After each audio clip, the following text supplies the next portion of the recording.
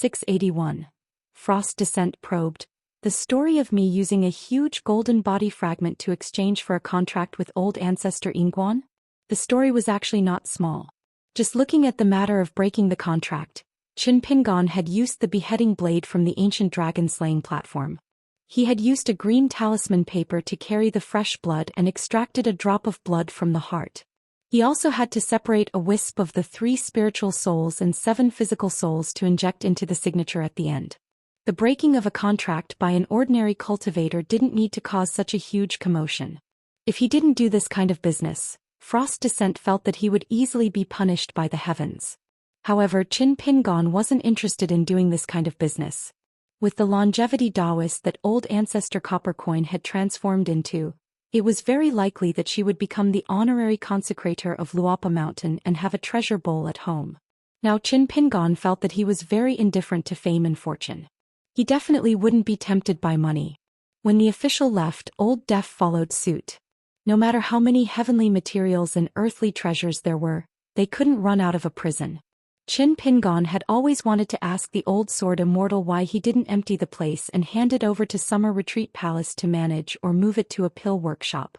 Unfortunately, the old sword Immortal didn't give him the chance. Every time he showed himself, Qin Pingon's outcome wasn't good. Even a clay bodhisattva had some anger. Why couldn't the bag shop open? Other than that, there might be no end to the years in the future. He had to find something to do, such as counting money or refining items. Qin Pingon flipped his wrist and took out the 5 thunder spell seal made of strange materials. He held it in his palm. Even though it was only the size of a date pit, there was a faint rumble of thunder and colorful flowing light. It had a solemn atmosphere and naturally suppressed ghosts and filth. Just like the imitation of the Baek Okekyung building pagoda and the sword Immortal banner, Qin Pingon didn't dare to make it his natal item. He only refined it to a medium level. Firstly, there was no need for it to be refined greatly. Secondly, he didn't dare to act rashly. After all, it was something he had obtained from Li Zhen, so he had to be careful. For example, Song Zhen and Kulei had been in his possession for a long time before they were refined to great refinement. Of course, it was not that he did not trust Lu Jinglong and Yuanling Palace. It was just that a highly refined object was not ordinary. Not only would it occupy an entire natal acupoint, but it would also take away a practitioner's aura.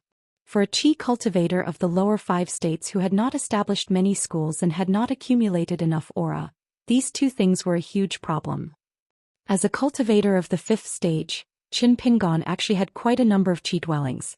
However, for the sake of refining the longevity bridge, he had divided them into 5 Qi dwellings, all of which required diligent refinement of spiritual energy. How much spiritual energy could he possibly have left that could be used by Qin Pingon to reward his officials? As the saying goes, even the cleverest housewife could not cook without rice. Otherwise, with Qin Pingon's lucky encounters during his long journey, the boys in green would not be so idle. For example, the supply of the bottle of Mirage Water Elixir.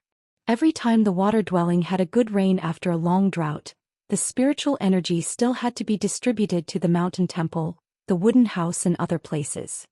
However, even if he had to refine this seal, Qin Pingon believed that with this treasure on the mountain alone, he could be an immortal master who could slay monsters and devils in a small vassal state of the Aquarius continent. Moreover, even if he walked in the mountains and swamps, he would be regarded as an immortal master. Because practicing the 5 thunder spell, if the spell was not authentic enough, it was easy to hurt the internal organs. Over time, the body would be damaged and irreversible. For example, the blind Taoist Jiaqing had hurt his eyes because he practiced the unorthodox thunder spell. Thinking of this, Qin Pingon could not help laughing. Qin Pingon suddenly asked, "Not golden sand?" Shuangjiang took out a piece of golden body the size of a citrus and tossed it lightly. This kind of treasure was not commonly seen. Chiseling a mountain to get the treasure was very tiring. Qin Pingon's left hand controlled the 5 thunders spell seal while his right hand grabbed the piece of golden body from the hands of the extraterrestrial demon. After a while, he used the 3 mountains spell seal to refine the piece of golden body into a drop of golden water.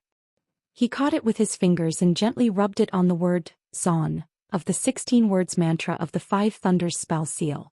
It was like a temple attaching gold to a statue. During the process of attaching gold, There was a trace of spiritual energy flowing in Qin Pingan's 5 natal acupuncture points.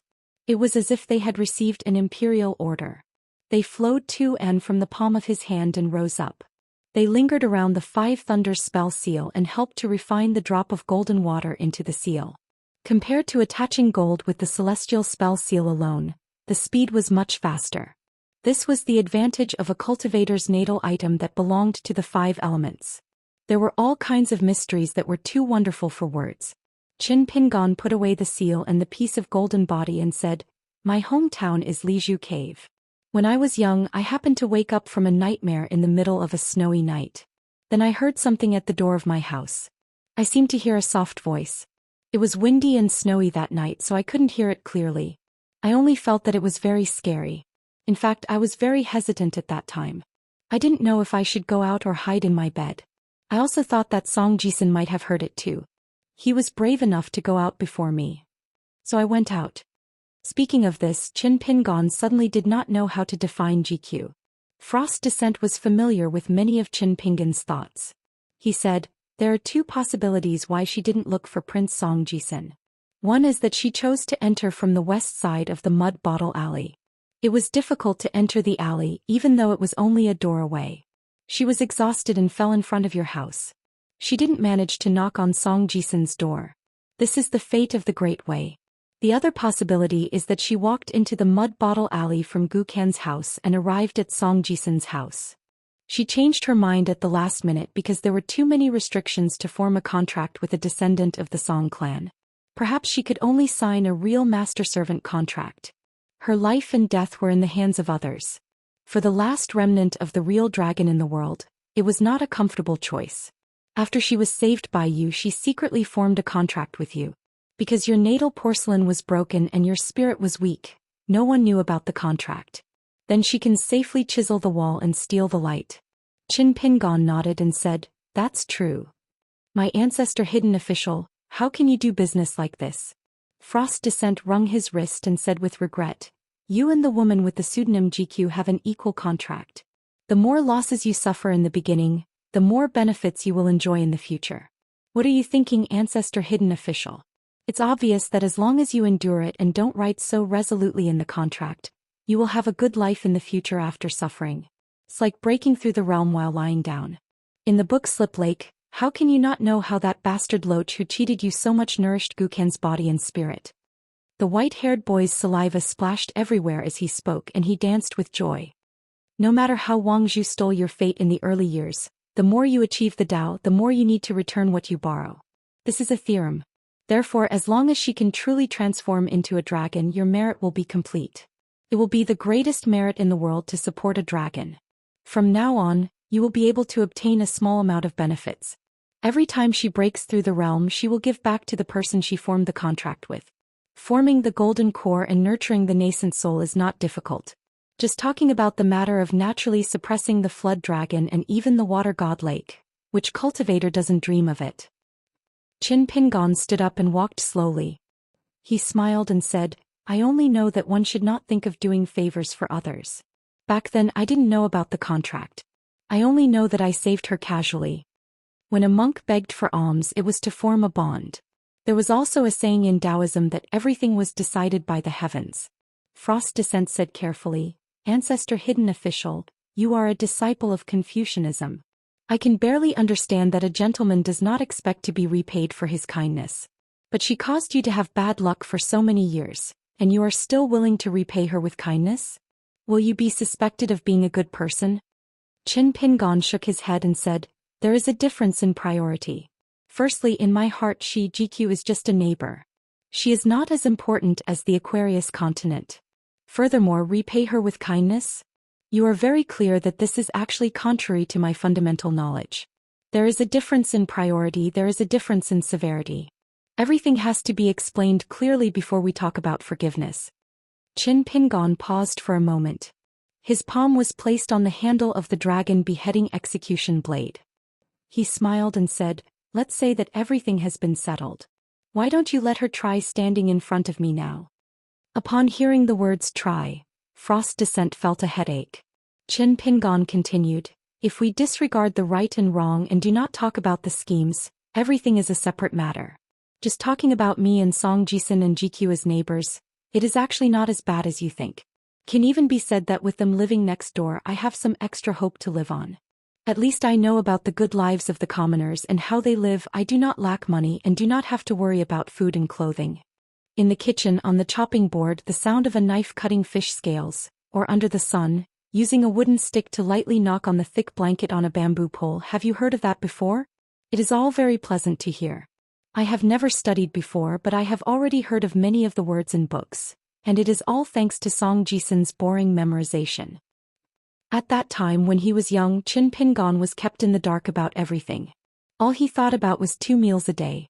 In the summer he was afraid of heat stroke. In the winter he was most afraid of the cold.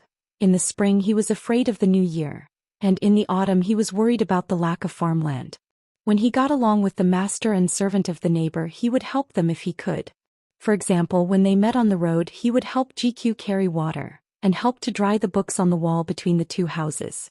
At that time, as the illegitimate son of the supervisor, Song Jisun seemed to have endless money. That money seemed to fall from the sky. No matter how much money Song Jisun spent he did not feel any heartache. He could even spend it without blinking his eyes. Mud Bottle Alley was too narrow. And Song Jisun was a person who liked to enjoy life and was also afraid of trouble. He would only ask GQ to buy a cart of firewood and charcoal, once and for all, to deal with a cold winter. Qin Pingon saw it. He would also help.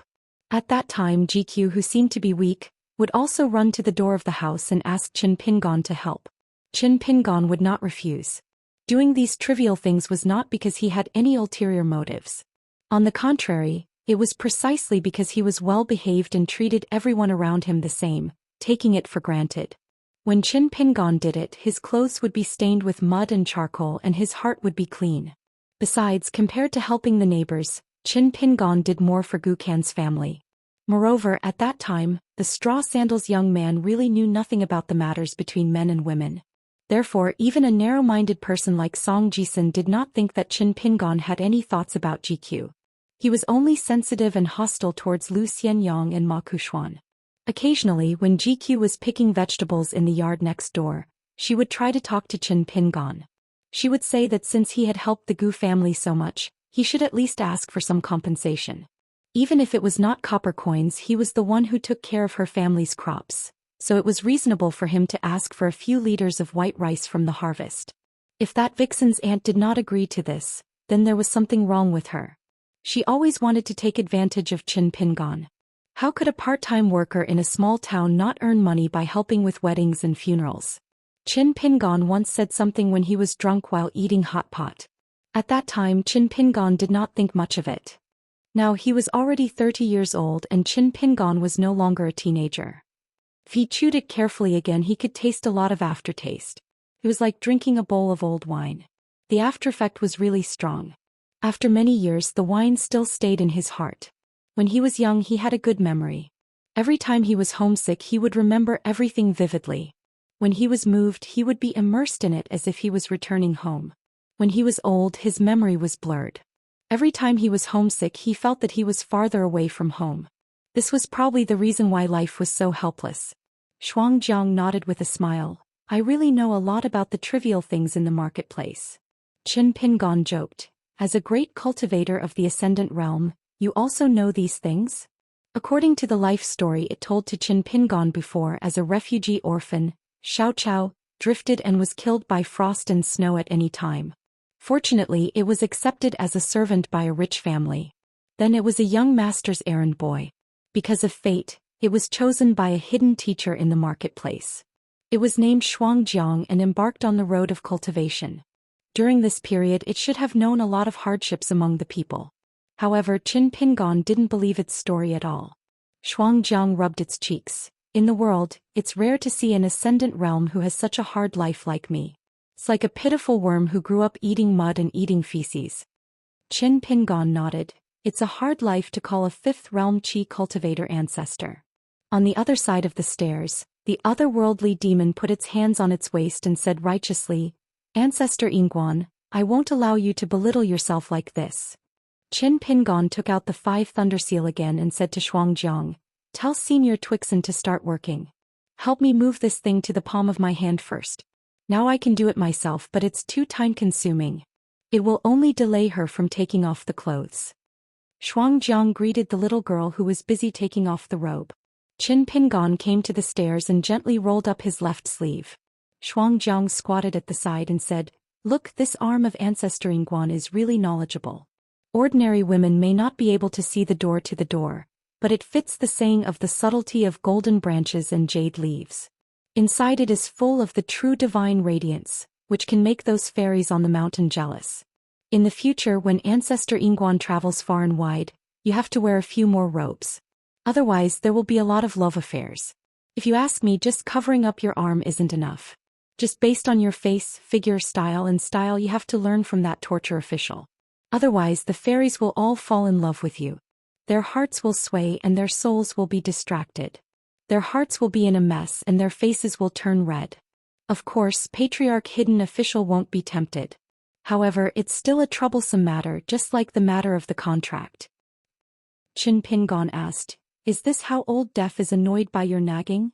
Xianxia laughed and said, "That grandson's cultivation heart is not enough. He's a good-for-nothing."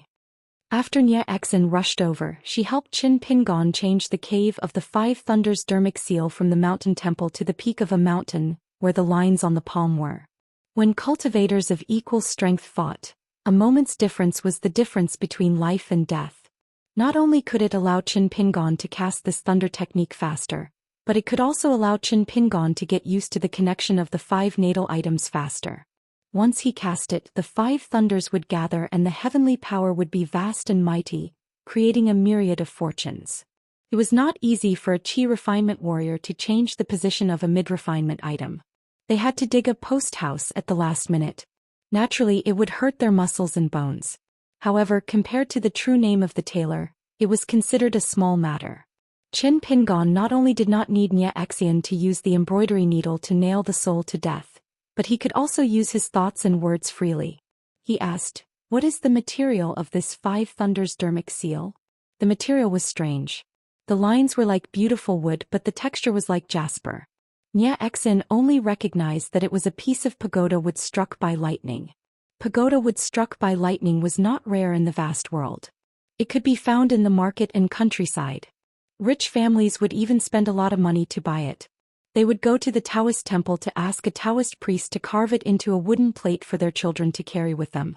This way they would not be contaminated by anything and could suppress evil spirits and ward off evil spirits. It was like inviting a door god. Qin Pingan's inquiry was fruitless. He turned to look at the confident extraterrestrial demon. Frost's descent was indeed an ascendant realm. He was experienced and knowledgeable. He smiled and said, "It's pagoda wood struck by lightning, but it's not simple." Speaking of this, Frost's descent pretended to be deep in thought. Qin Pingan said, "A piece of snow costs money." Although it was just a piece of meat, it was not easy to make money from Qin Pingan. Frost's descent patted his head and said, "It's not an ordinary pagoda wood or a common pagoda wood.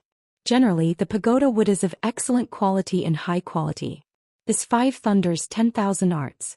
Cut off the 5 drains, cardinal of heaven and earth, should be engraved on the 4 sides. Otherwise, it can't bear the true meaning of the thunder art. The secret is that this pagoda wood used to be the location of a Huai manor. It's like a pocket-blessed land where ghosts gathered and snakes gathered. Therefore, it must be a person who was proficient in the 5 thunders righteous method, who used all his strength to subdue demons and devils to create this great opportunity. Then that person picked up this locust tree from the ruins and carved it into a seal, engraved the 16 characters of insect bird seal script, and only used it as the foundation of one of the cardinal of heaven and earth." Qin Pingan turned his head and stared at the seal that was walking in his meridians. It went from the temple to his shoulder and then along his arm. Xianxia guided the seal all the way to his palm and took root. This process was like plowing the land and reclaiming the land, but it was the flesh and blood of a cultivator. Frost's descent held his cheek and said slowly, "The seal has 6 sides and is ancient. Because it has seal script patterns, it belongs to the extremely rare 6 full seal, also known as the moon full seal. Otherwise, this kind of seal would be too tyrannical. Everyone on the mountain would have had one a long time ago. Therefore, if the ancestor of hidden official used this against a strong enemy, It would cost a lot. It would cause the thunder art of the Dharma seal to weaken, its divine light would dim and its true meaning would weaken.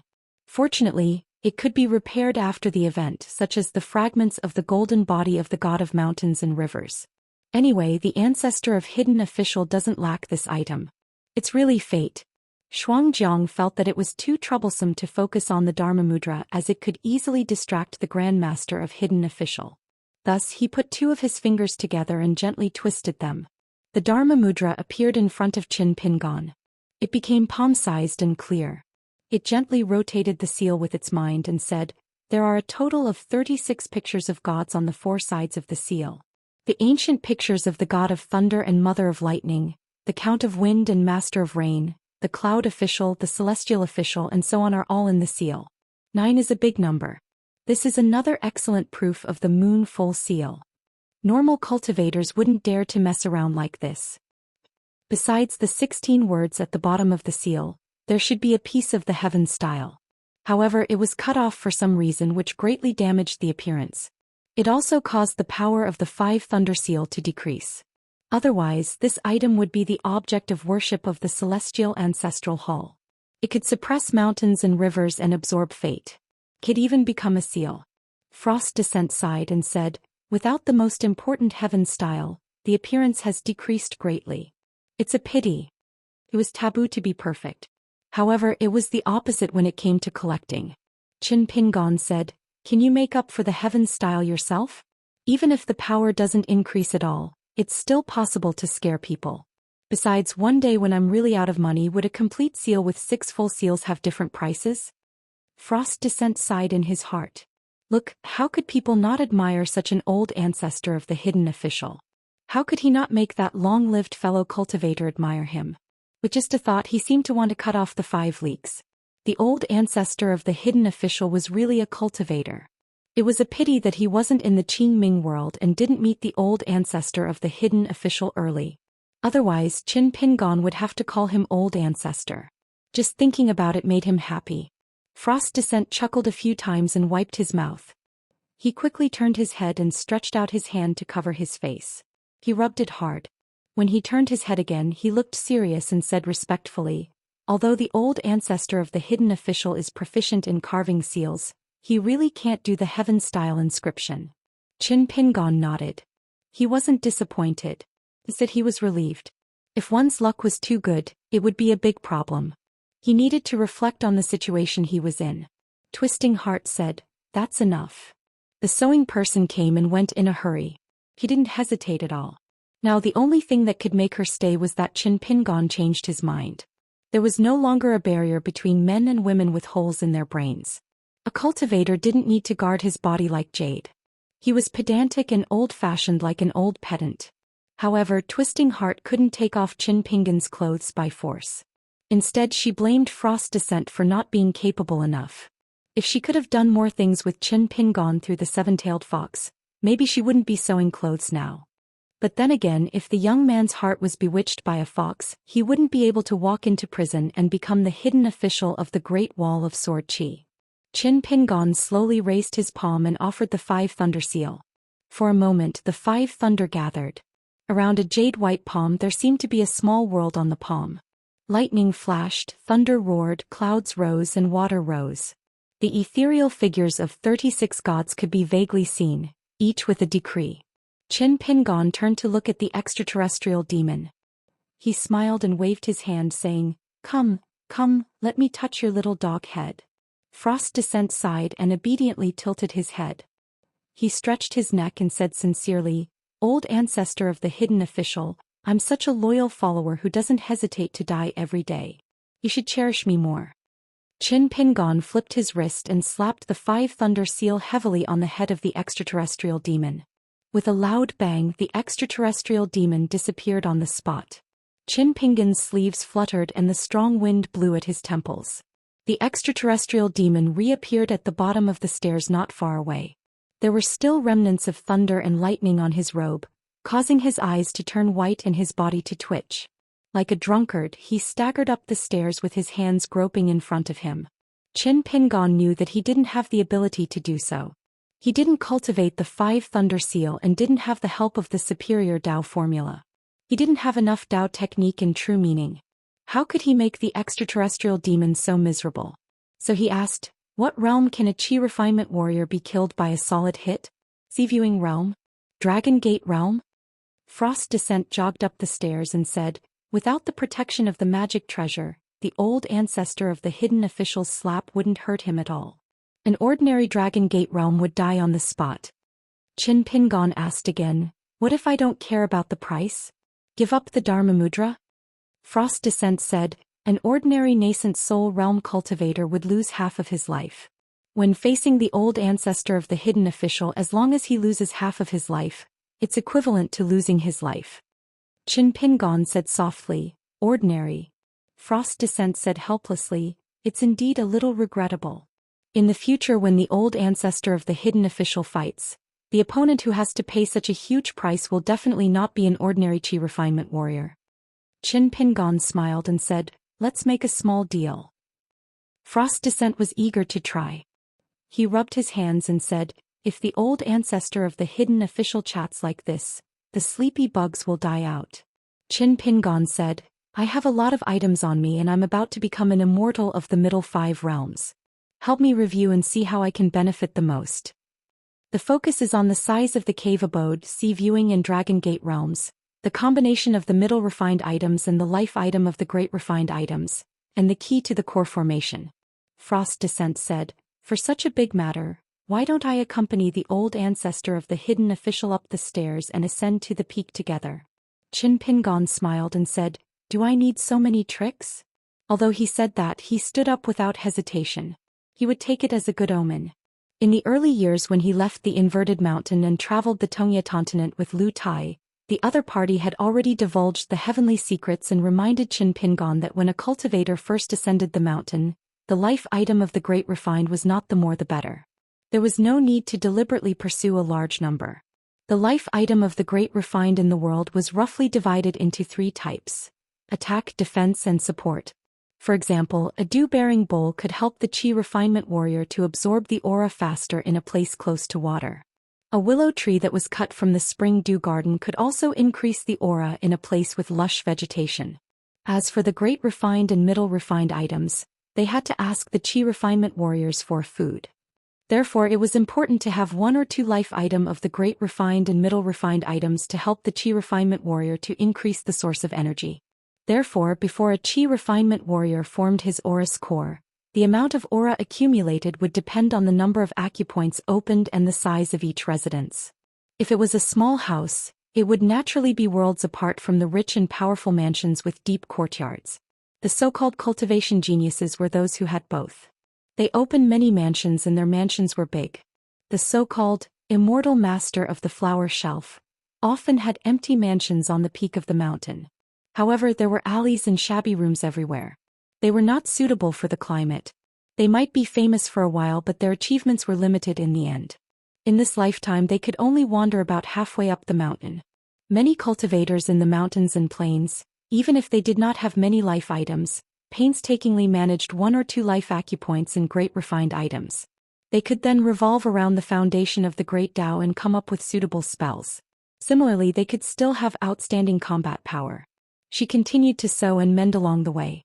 Even though she was walking on a winding mountain path, she still stumbled and stumbled. She could reach the top of the mountain and see how small the mountains were. Qin Pingon had 3 acupoints where 3 strands of tiny sword qi had once lingered. They were respectively placed on the 1st and 15th acupoints, as well as Songzhen and Kulei. Because the latter 2 were only imitations of sword immortals, and his qi mansion was extraordinarily large, it was not a problem to squeeze 2 imitations of Hateful Sword Mountain into 1 room. Moreover, looking at Qin Pingon's posture, it seemed that it would not be a problem to have 1 more imitations. However, the intrinsic flying sword of the illustrious glory sect's demonic sword cultivator, Heavenly Sound, and the short sword given to Qin Pingon in exchange for Frost Descent could only be nurtured in the blade's strengthening gourd like Heavenly Sound. There really wasn't any extra qi manner to accommodate them, and Qin Pingon also didn't feel that they were suitable for refining.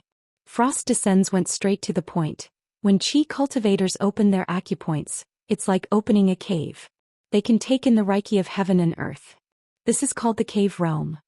The 356 acupoints in the human body were equivalent to 365 heavenly paradises, where the sun and the moon alternated, day and night alternated, and yin and yang blended. The wealth that these people were born with had made countless demons and ghosts envious. After entering the cave realm and opening 9 acupoints, one can enter the sea-viewing realm. Female chi cultivators need to open 15 acupoints. Now that you have the natal item of 5 elements, you already have the 5 acupoints cave.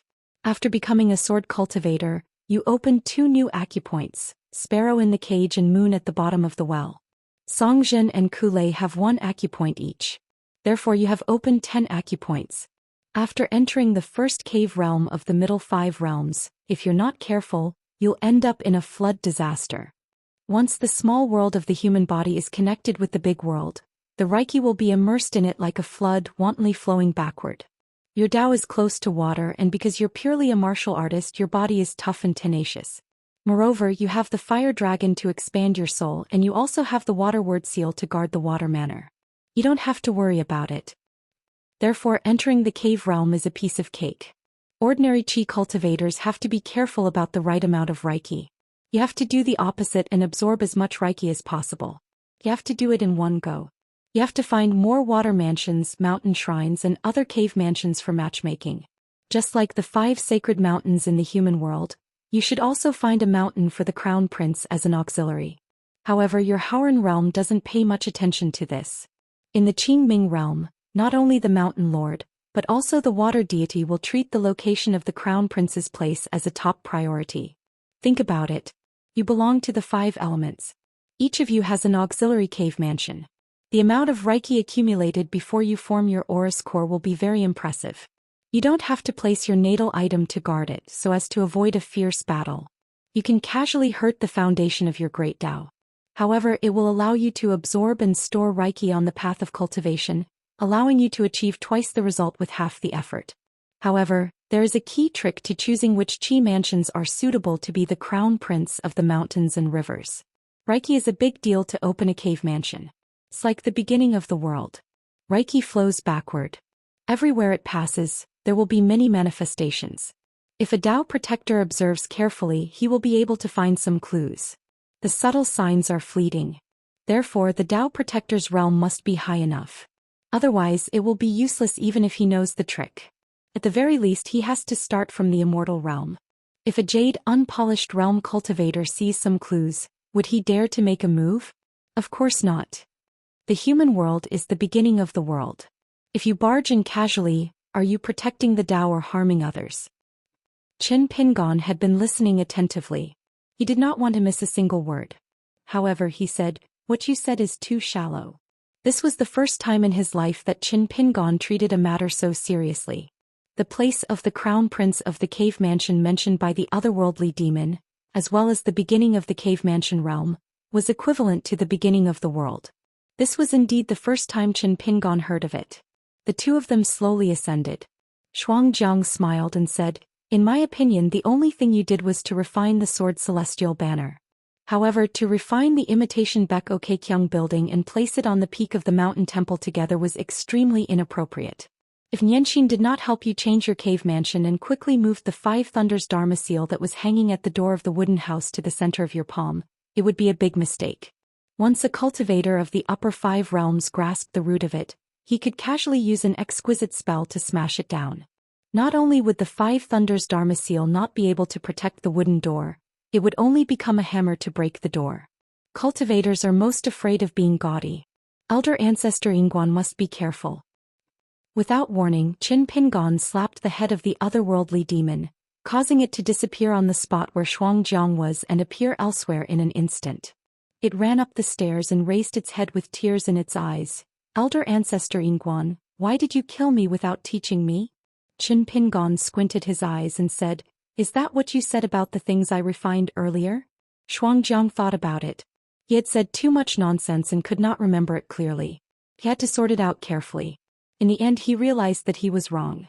However, this elder ancestor Ingguan was too good at keeping records. He had to find a way out for himself and said flatteringly, "At that time I was the elder ancestor Ingguan. Now I am the elder ancestor. It is different. That old deaf also called me elder ancestor Ingguan. He was not sincere at all, right?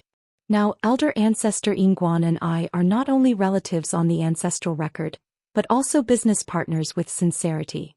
Our relationship is solid. Qin Pingon looked relaxed, but in fact he was scared. After refining the items, once he fought with others, his body and soul would be severely injured, his acupoints would be broken, and the major and middle refinement items would be destroyed. It was a typical case of a fire at the city gate affecting the fish in the moat. According to the quality of the natal item, the foundation of a qi cultivator's Dao would be damaged to different degrees.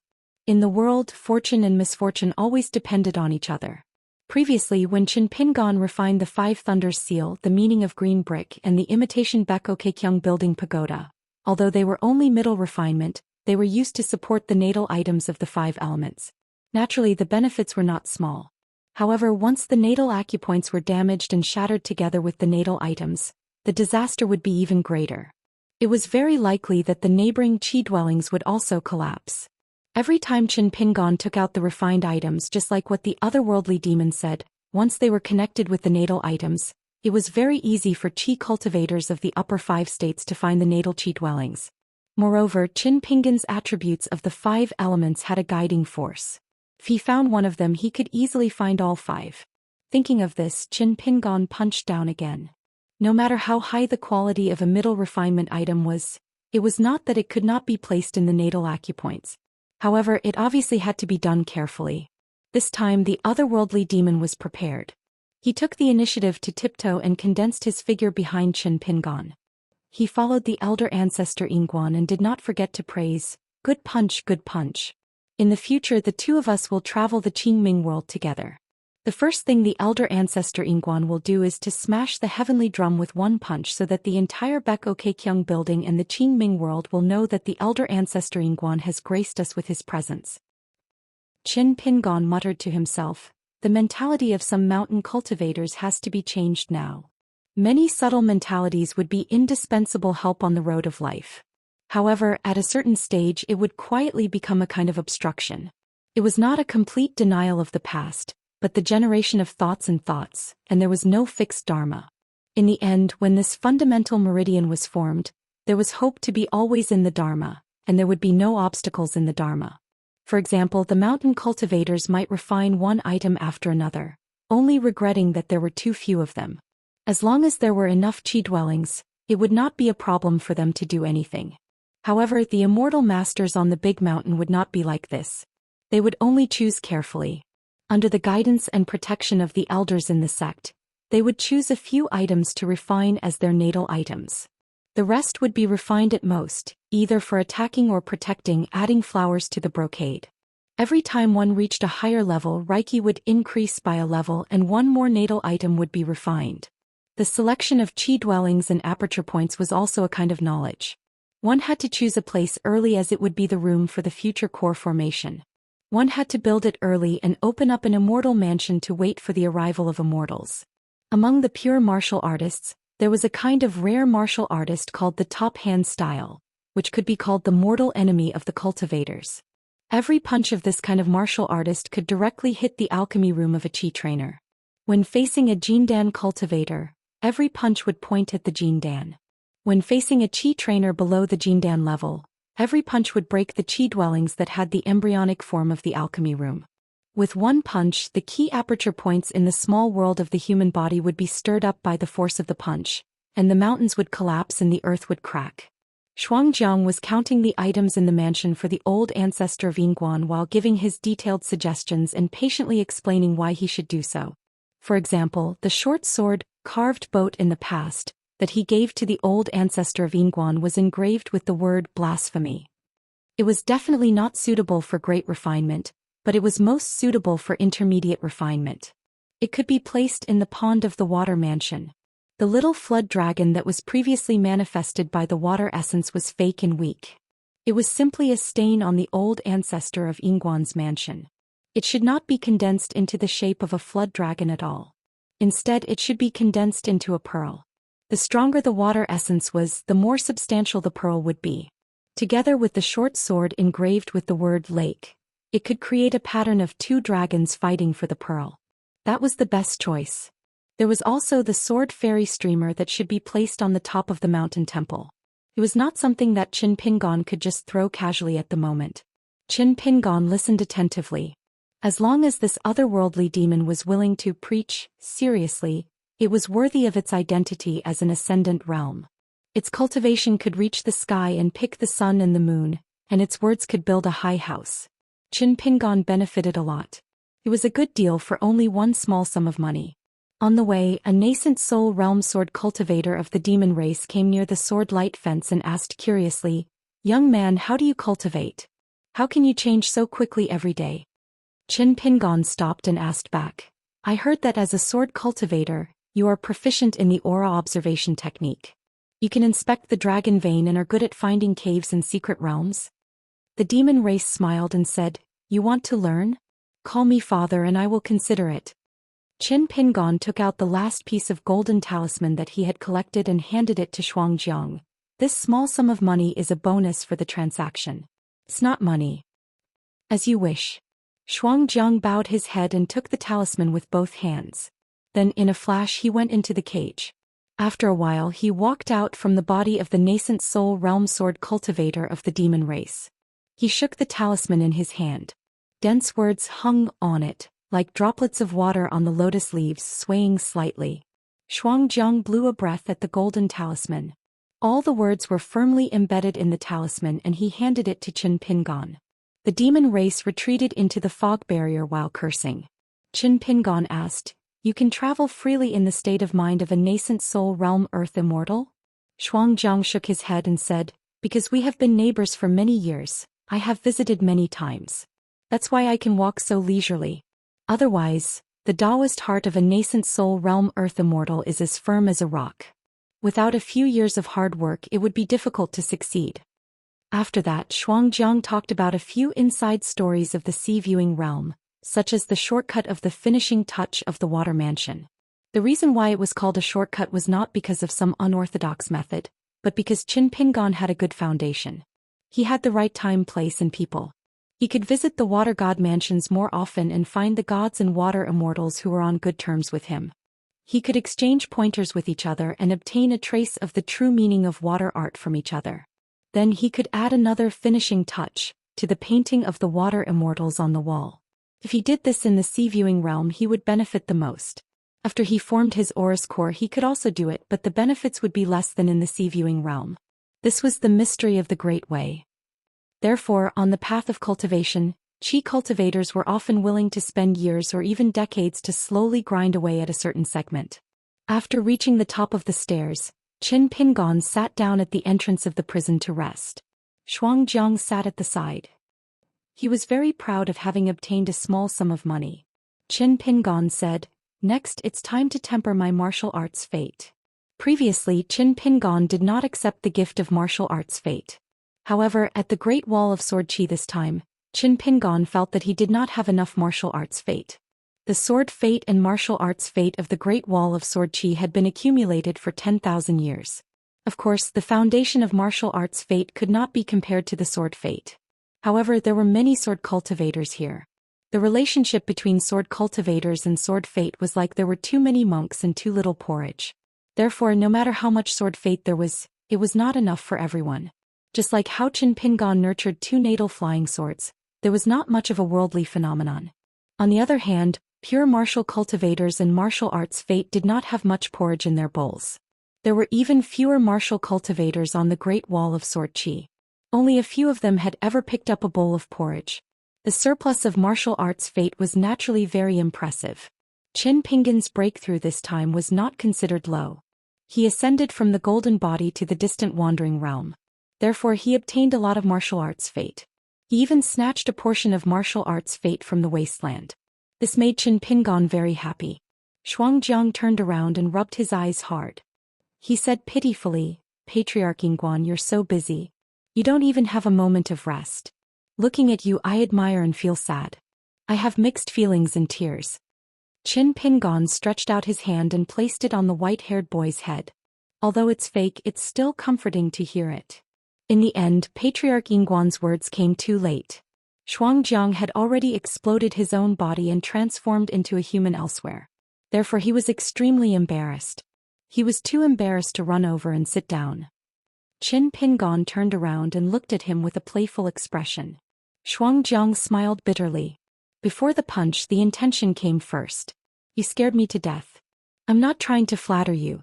In the future, when Patriarch Yingguan travels to other worlds, no matter if it's the Wasteland, Howren or Qingming world, one look from him will be enough to make even the Earth immortals and demons kneel down. They will obediently stretch out their necks to be killed. Qin Pingon retracted his gaze and smiled. Then I'll count on your auspicious words. According to Senior Li Air, there were 639 muscles in the human body. They could all be regarded as mountains, big peaks and small hills. They could temper the martial arts fate just like mountain opening. Could strengthen the mountain roots of a pure martial artist. The amount of martial arts fate determined the number of mountain openings. If there was no martial arts fate as a gift, it would be fine. Martial artists fought to the death and fought to the victory and defeat. Both could temper the mountains. The foundation of a martial artist's fist art was only the fist art itself. He could not be greedy for the martial arts fate. Without the martial arts fate, the sky would not fall down. Even if it did, he would have to practice his fist art before he punched. Qin Pingon asked, "What do you know about the martial arts fate?" Xianxia shook his head. "I only cultivate Taoism.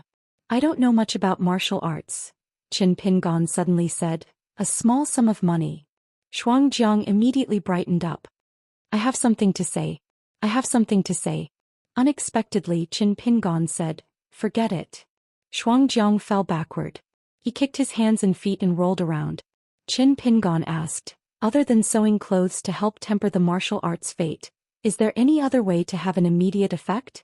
If a martial artist could break through the realm in the strongest way, it would be a great honor. It was equivalent to being recognized by all the martial artists in the world. However, this kind of breakthrough was only compared to other martial artists in the same realm. Chao Ci's breakthrough was the strongest. He had a lot of martial arts fate. Yu Zhuanfu's was much inferior. Qin Pingon met the strange man in the Mirror Mountain in the Ghost Valley of the North Continent. He called himself Zhou Xian.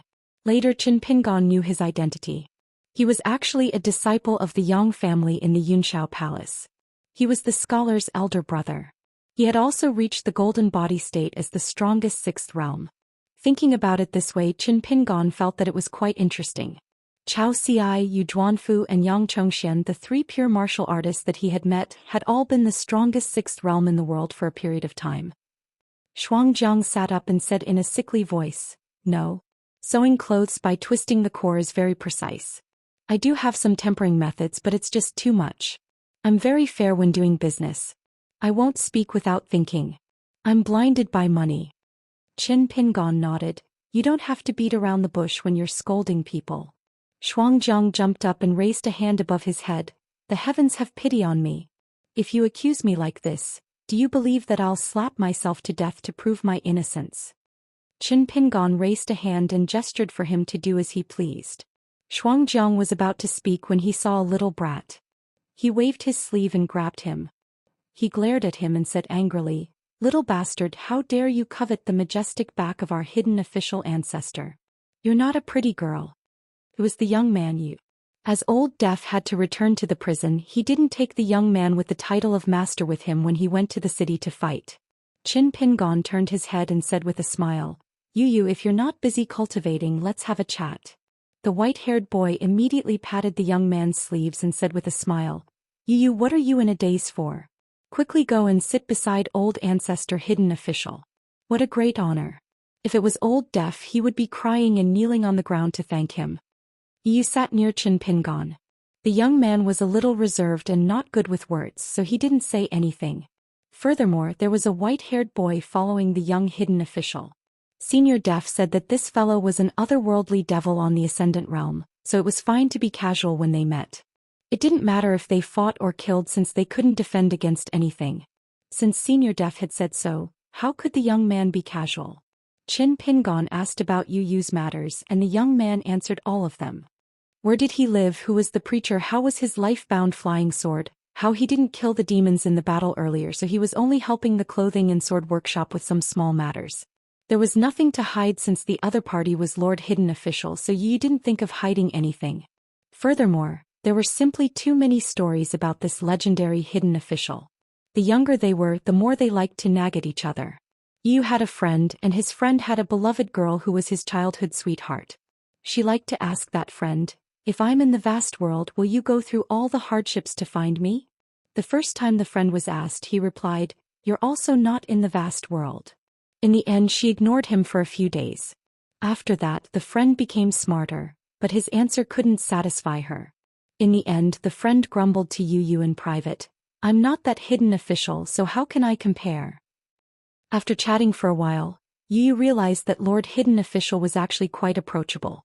When both of them were talking, no matter who was talking, the young hidden official was very serious. His gaze would never wander and he wouldn't be absent-minded.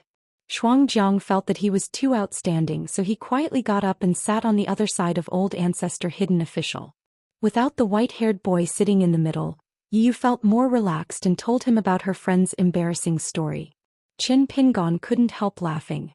"Yu, the next time you see your friend, you can ask him to tell his beloved girl. He only needs to say one sentence, 'Don't be separated.' We're in two different worlds, so how can I bear to part with her? Just thinking about it makes me sad, but if they really have to separate, ask her to wait for him. She must wait for him." Yu asked softly, "Will it work?" Qin Pingon covered his sleeves with his hands and nodded gently with a face full of smiles. Yu nodded vigorously and felt that it was feasible. Shuangjiang leaned forward and kept poking with his fingers, indicating for the young man to scram and not delay old ancestor hidden official's cultivation. In the end, Qin Pingon didn't even turn his head and punched him in the face. The young man held back his laughter and got up to leave. Qin Pingon stood up and said goodbye to the young man. Qin Pingon walked down the stairs and returned to the bottom of the prison. Shuangjiang started walking in front of him again, muttering along the way, "Old ancestor hidden official, be careful of the stairs." Qin Pingon asked, "Do you think it won't be too late to break through to the cave-dwelling realm here or outside?" Shuangjiang said, "It's really up to you." Qin Pingon's Bridge of Longevity had been rebuilt. He could reach the middle 5 realms anytime. If Qin Pingon was said to be a pure martial artist, tempering his martial arts fate would be considered as opening a mountain, then crossing a huge threshold and entering the cave-dwelling realm would be considered as opening a mountain. He could either become an immortal in the middle 5 realms in the prison or leave the prison. The opening of a cave-dwelling realm cultivator was far from comparable to the opening of a far-roaming realm cultivator. This was especially so in the Great Wall of Sword Qi. It was probably like throwing a pebble into a lake. No one would care. However, if Qin Pingon didn't become a sword cultivator, he wouldn't dare to open his mansion opening and reach the cave realm. The reason was simple. The Great Wall of Sword Qi was too heavy.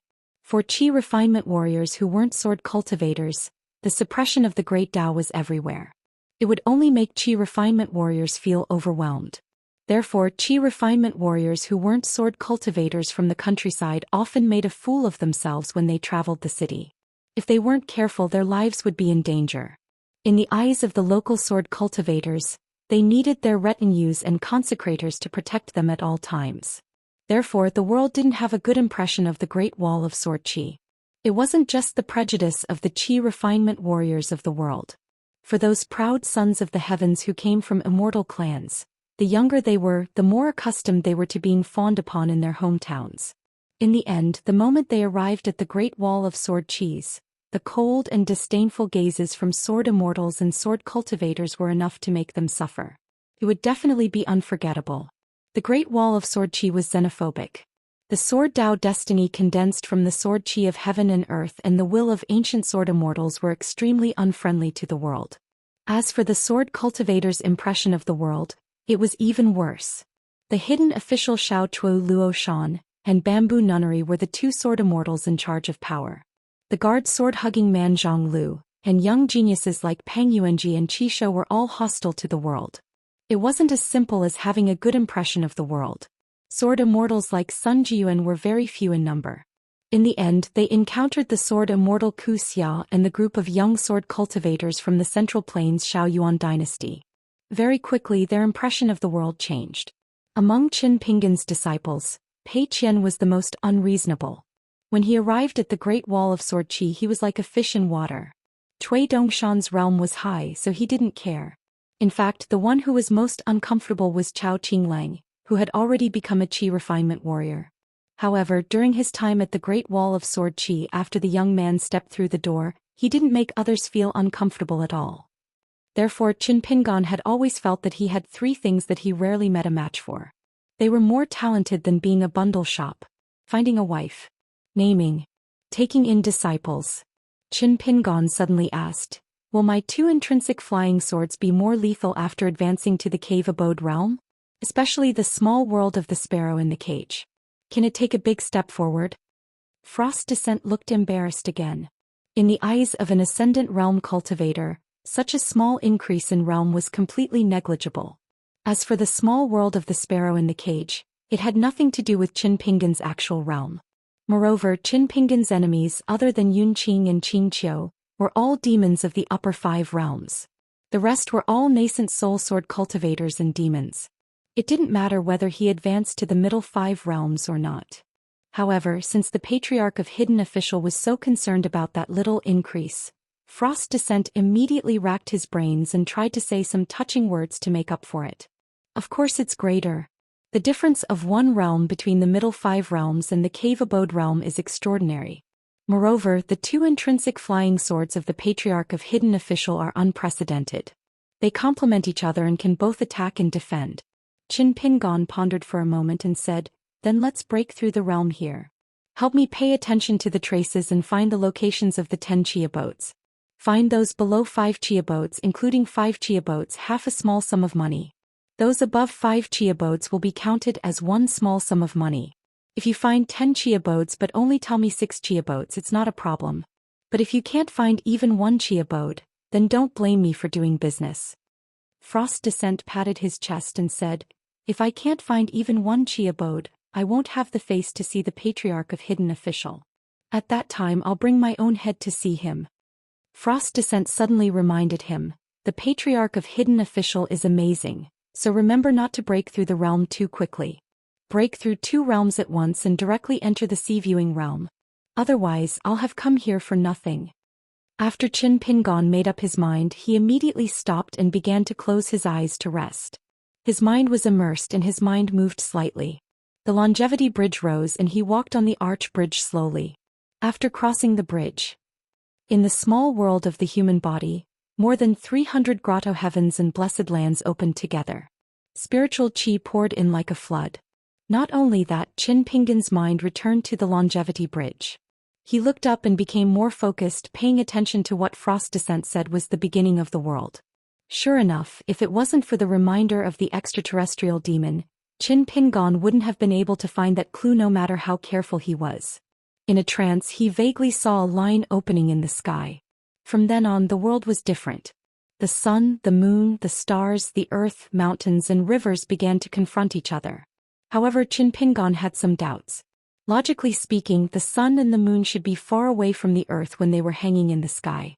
However, in the small world of the human body, the distance between the heaven and the earth didn't seem to be big. Or was it the case for all qi cultivators? Not only that, the stars in the sky rotated like pieces of broken mirror. All kinds of people and things flashed and disappeared. It seemed that Qin Pingon could reach out his hand slightly and he could recall the past. However, Qin Pingon suppressed the thoughts in his mind. He just stood there and restrained himself, not stretching out his hand. Qin Pingon tried his best to maintain a little bit of consciousness. He silently told himself that no matter how much he missed the past and the people who had left, he couldn't get them back. The white-haired boy who worked hard without complaint didn't dare to be negligent when it came to earning money. He flew away with all his strength. Above the torrent of spiritual qi, the azure snake and the extraterrestrial demon in robes narrowed their eyes and carefully observed the subtle movements of the flood hitting the doors of the many qi residences. The strange phenomenon dissipated. Qin Pingon withdrew his consciousness. In the end, he saw the extraterrestrial demon standing in front of him, holding a head in his arms. Qin Pingon had no choice but to start walking. Shuangjiang put the head back on his neck and laughed. "Hidden Official Laozu, 6 residences, 1 small sum of money." Shuangjiang said the names of the 6 qi residences in his mind. Qin Pingon knew that there were definitely more than 6, but he didn't care. The location of the Crown Prince's land was nothing more than building a foundation for the sea-viewing realm after reaching the cave-dwelling realm. It wasn't a big problem if there wasn't. Of course it would be best if there was. Therefore this small sum of money still had to be given to Xianxia. Next was where the hidden official's real duty was, to kill all the demons in the prison. No matter what method he used, he had to kill the demons of the upper 5 realms, and it would be best if it were Q-Sword and the 5 nascent soul realm sword cultivator demons. Only then could he succeed in sewing clothes and bear the established true names of all the demons. Qin Pingon wasn't interested in whether the disciplinary official stayed or left. In any case, Boss Sword Immortal would arrange it. Moreover, Qin Pingon was a hidden official, and he didn't have the qualifications to order around the disciplinary official who had the same official position. The only thing he was slightly interested in was how the young lady who was the incarnation of Zhou Xian was making money, and whether she would have a different natal magical ability than the longevity fellow Daoist who was temporarily staying by his side. Passing by a nascent soul realm sword cultivator demon's prison, the guy whose unique secret technique was stolen by Xianxia appeared again and asked, "Aren't you annoying? Why don't you directly ascend to the upper 5 realms? Swaying in front of me, what are you trying to show off for? If you have the ability, remove the bars now. Do you believe that I won't kill you with a sword?" Qin Pingon laughed. "What shall we bet? Using your natal flying sword? Let's make an oath now. You're the one who's winning and I'm betting half my life with you. If I were you, I'd definitely bet if I had the slightest bit of heroism." He had just entered the cave-dwelling realm and his chi wasn't stable yet. His spiritual energy was surging and he was traveling between 2 worlds, so it was normal for him to be seen through by a nascent soul realm cultivator. The nascent soul realm sword cultivator glanced at the white-haired boy at the side, cursed him and retreated into the fog barrier. Qin Pingon said, "It won't attack." The nascent soul realm cultivator immediately returned, "Really?" Qin Pingon nodded. "We can polish the details of the oath and when both sides agree we can bet." The nascent soul realm sword cultivator was really interested. Since he was going to die anyway, he might as well have some fun and take advantage of this young man. Xianxia tried his best to keep a straight face, but his eyeballs moved left and right, and he was determined not to say a word. Qin Pingon began with whether to kill himself with a sword, and began to finalize the details with the nascent soul realm sword cultivator senior, so as to prevent the gambling table from being unstable and unfair. In the end, just when the nascent soul realm demon felt that he could take the gamble, he glanced at the white-haired boy who had been very quiet from the beginning to the end, and suddenly changed his mind and retreated into the fog barrier. Qin Pingon was a little caught off guard. When chi refinement warriors made an oath, once broken, it would indeed hurt the foundation of their soul, and the consequences were extremely serious. However, who was the founder of Luopa Mountain's ancestral hall? The other demon also didn't know about his cultural heritage. Therefore, as long as Qin Pingon had the otherworldly demon to guard his heart lake, he had many means. To make Qin Pingon swear on the Wasteland Mountain Pact was simply what he wished for. Qin Pingon believed that on his side, the change in his tone, the subtle changes in his expression, and the struggle in the contents of the oath, there was not a single flaw. Therefore, the problem was only with the otherworldly demon. In the past he was too active, but today he was too honest. Damn it, at least use some camouflage. How could he be the otherworldly demon? Xianxia hugged his head with both hands and wailed, "Hidden official grandmaster, you can't blame me."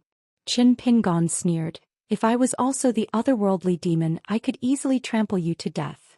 Xianxia felt wronged. The means of the otherworldly demon also depends on the depth of the cultivator's Dao heart when he was alive. I was too simple and honest when I was alive. Qin Pingon sighed and didn't care about the gains and losses of a natal flying sword. He still didn't have enough blade strengthening gourds. It was just a small gamble for fun, and whether it succeeded or not was not a big problem. Moreover, if the Q-sword succeeded, he would benefit the most. Nian Exen was still sitting where she was, dismantling the magic robe. She did not know fatigue and was especially focused. If one did not look at the scene below her head, she was actually exactly the same as an ordinary girl. Qin Pingon did not disturb her and went to the pavilion. He sat cross-legged and placed his hands on his abdomen. He breathed slowly, stabilizing the atmosphere in his small world and slowly stabilizing his realm. At the same time, he was distracted. In the summer palace now, there would not be any major decisions. All the established arrangements, outlines and details were all in place. The hidden official's line of sword cultivators was nothing more than doing things step by step. Even if there were any unexpected situations, the Zhou Miao sword immortal would handle it without fail. The Zhou Miao was an existence worthy of Qin Pinggan's complete trust. The path of retreat for the young children and young girls had long been planned. It required the foreign sword immortals to be willing to take in disciples. It also needed to consider the temperament of the master and disciple, as well as the customs of the continent where the sword immortals were from. It also needed to be clear of the family traditions of the sword immortals as well as their temperament, and whether they had any natural enmity towards the world. Naturally, there would be a lot of misgivings. As for the foreign sword immortals who had returned to the vast heaven, putting aside the seniors who were born as wild cultivators for the time being, an immortal family with the word sect in its title, regardless of whether it was the sect master, patriarch, consecrator, or guest elder, as long as they were sword immortals, they would be able to protect one or two of their direct disciples. The sect was a protective talisman. However, when there was a conflict within the sect with the children, the master sword immortal would be another protective talisman. Moreover, only sword immortals had the confidence to challenge any sect master and fight for justice for their disciples. However, if it was a nascent soul realm sword cultivator like Deng Liang, who was considered a top immortal even in the 9 continents of the world, Qin Pinggan still did not dare to be assured. There were many reasons. For example, Deng Liang himself needed to break through the realm and cross a natural chasm. Moreover, Deng Liang was young and needed to cultivate diligently. He was also heavily relied on by the sect. Moreover, being young meant that he was inexperienced and did not have many connections on the mountain. There was also a hidden danger that was not easy to detect. Within the sect, an existence like Deng Liang would definitely attract jealousy and hatred. All kinds of schemes would be made in a roundabout way. Deng Liang, the disciple of the Great Wall of Sword Qi, was the best target. When Deng Liang was in power, it was not obvious. If there were any setbacks, they would not do anything to Deng Liang. However, it was extremely easy for them to take action against their disciples. It was not that easy to form good karma and bear good karma by doing something. Any careless thinking in the Summer Palace would cause the great Tao of this pair of sword cultivator master and disciple to be affected. For every child who went to the world to cultivate, the Great Wall of Sword Qi in their hometown would have 2 barriers. One was in the eyes of outsiders, and the other was in the heart of the sword cultivator. Apart from that, there was also the matter that the eldest sword immortal had been planning for a long time, the ascension of the city. This was also the most important matter for the hidden official lineage of sword cultivators. They would go to key places to keep an eye on it to prevent any accidents. Qin Pinggan opened his eyes and gently exhaled a mouthful of turbid qi. It seemed that he had done everything within his power that he could. It was useless to think about what he could not do. It was just that it was hard to not think about it. Therefore, Qin Pinggan, who was used to calming his mind with the 6-step stance and the sword furnace stance, began to practice the porcelain burning and pulling embryo in the pavilion. Frost Descent sat on the steps. The hidden official ancestor was very busy, which made him seem even more lazy. I actually had a question now. Could it be that Qin Pinggan already knew its true origin? Miyu set off for the Great Wall of Sword Qi. The Summer Palace sent a flying sword message to the Spring Banner House, asking him to take charge of the Mirage Pavilion for a period of time. Miyu's heart was heavy. There was no seal of the hidden official on the secret letter. It was normal. The hidden official had disappeared for a long time, and the Summer Palace had been handed over to Zhou Miao. However, why was it not Zhou Miao but Dong Buji and Su Ning who were giving orders? Wei Wenlong anxiously followed beside Mi Jianxian. Because Wei Wenlong had never been to the Great Wall of Sword Qi, Miyu dragged this Aurus core cultivator who had spent his whole life in the inverted mountain. Wei Wenlong declined several times at the beginning. His main concern was that the Great Wall of Sword Qi was heavily guarded. Those who crossed the line would not have a good ending. After all, he was not a true sword cultivator of the hidden official's lineage. He was worried that he would hurt Miyu's reputation. It was against the rules to let an outsider enter the Mirage Pavilion. It would be easy to cause trouble. After passing through the gate, Wei Wenlong felt slightly suffocated and uncomfortable. His breathing was extremely labored. The circulation of his natal item would be at least 20 to 30% slower than when he was in the inverted mountain. Wei Wenlong was slightly shocked. If he were to confront a Aorus core cultivator, wouldn't he lose his life in a single strike? Miyu said, in the past, a Aorus core cultivator would not be able to suppress him. Naturally, it was because of the fierce battle. The chi of heaven and earth was in chaos. The sword chi and sword will became more and more fragmented. It was like the willow catkins in the city making the passers-by suffer. The city had already activated the mountain and rivers formation. It was enveloped by the majestic sword chi. Other than that, the clothing, sword, and pill workshop were in a similar situation. As there would often be great demons uprooting mountains and smashing them into the great wall of sword chi from above, some fish that escaped the net would cross the city walls and smash into the city's mountain and rivers formation. Most of them would be destroyed by sword immortals with their swords, causing rubble to tumble down. The private residences of sword immortals outside the city that were not protected by the formation were in shambles. The entire Great Wall of Sword Chi began to be sealed. This was the third time in history. It was easy to leave but difficult to enter. The resources that were transported into the Great Wall of Sword Chi from the inverted mountain crossing were guarded by sword immortals at every checkpoint. It was only when Wei Wenlong entered the Great Wall of Sword Chi that he realized the power of the words Hidden Official. Miyu had only said that Wei Wenlong was a guest of Lord Hidden Official. It was a verbal statement, but both parties were unimpeded. In the past, Qin Pingon was the one who made Wei Wenlong feel the most relaxed when they were in the Spring Banner Zhai's accounting room. Wei Wenlong didn't expect that after they moved to a new place and Qin Pingon wasn't by his side, Wei Wenlong began to compare Qin Pingon to the Hidden Official. Fata Morgana was a layered building. It occupied a large area and was extremely tall. There were more than 3,000 big huts, which were once the storefronts and private residences of the shopkeepers who set up shops here. Above Fata Morgana, there were young men and women looking at it from the railings. Wei Wenlong raised his head and coincidentally exchanged glances with the young lady. Wei Wenlong only felt that it was strange. Why did the young lady look so amiable as if she was flipping through an account book? Du Shanin laughed softly. Miss Ji Qing, is the person beside sword deity me someone with fortune? The young maid with bright eyes and white teeth nodded her head. In reply to young master, this person is indeed blessed with fortune. Miss Ji Qing, can you impart your aura-gazing divine art to others? This is my and elder sister Changming's natal divine art. We don't need to learn it so we can't teach it. Please forgive us, young master. Du Shanin was a little regretful.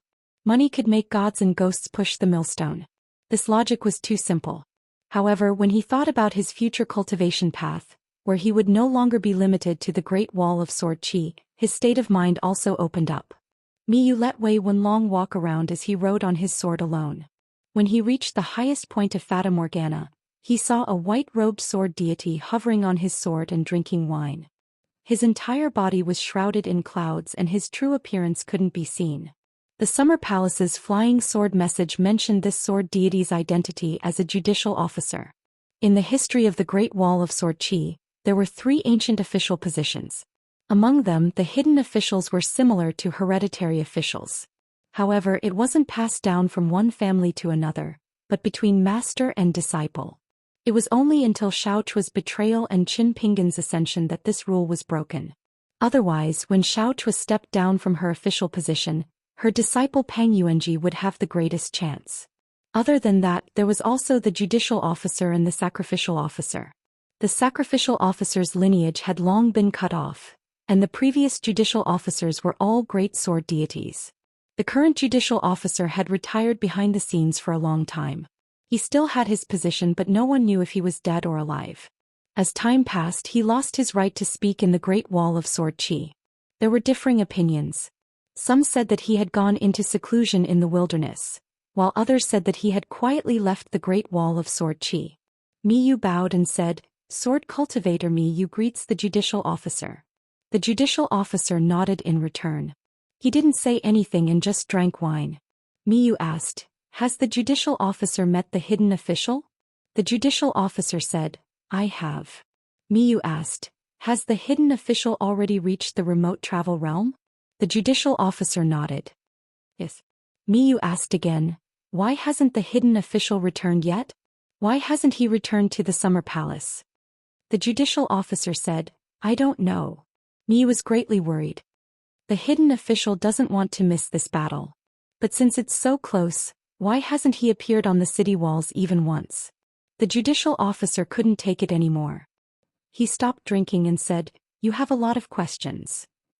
Miyu asked the last question, "Why is the judicial officer staying out of this?" The judicial officer said indifferently, "Who is the great sword deity with outstanding military achievements that spoke to me?" Miyu was speechless. He missed the hidden official very much. A huge rock that had been smashed by a sword deity on the city walls smashed towards the city's formation. Miyu frowned slightly and flashed over. He lightly touched the surface of the Mountain River Grand Formation sky screen and bent down to draw his sword. He continued forward and slashed the sword into pieces. After that, he sheathed his sword and flashed back to Fata Morgana in a natural and smooth manner. Wei Wenlong happened to see this scene. He didn't understand why a sword deity like Miyu was looked down upon in the Great Wall of Sword Qi. Then Wei Wenlong saw that outside the city walls, a true body dharma form of a great demon suddenly appeared. It hammered the city walls with both hands. Its momentum was earth-shattering.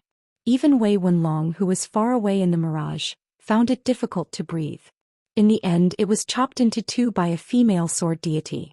In the prison pavilion, Qin Pingon held his saber across his knees.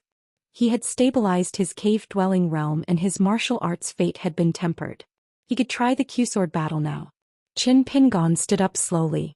Shuangjiang had been waiting at the stairs for a long time. Both of them walked up the stairs. Shuangjiang smiled and asked casually, "Ancestor hidden official, since cultivation isn't for immortality and longevity, why do you cultivate so hard?" It was a casual question. Actually, the demon of external transformation didn't expect the young man to give an answer. Qin Pingon answered, "We want to become strong. We want to do something for this world." Shuangjiang was stunned. "We?" Qin Pingon nodded and said, "Everyone." 682. A ferry from the central divine continent docked at the inverted mountain in the middle of the night. However, it did not unload its cargo. More than 100 Qi cultivators disembarked from the ferry. They were all accomplished cultivators who abided by the rules. At the Spring Banner House, Nailan Saihuan and Xiao Yunyan welcomed them personally. They walked them all the way to the gate. These cultivators were from the school of Yinyang and the school of Moism. However, they would not enter the city to fight. They split into several groups and went to the Mirage, the Summer Palace and the Winter Palace. There were also a few private residences of sword immortals.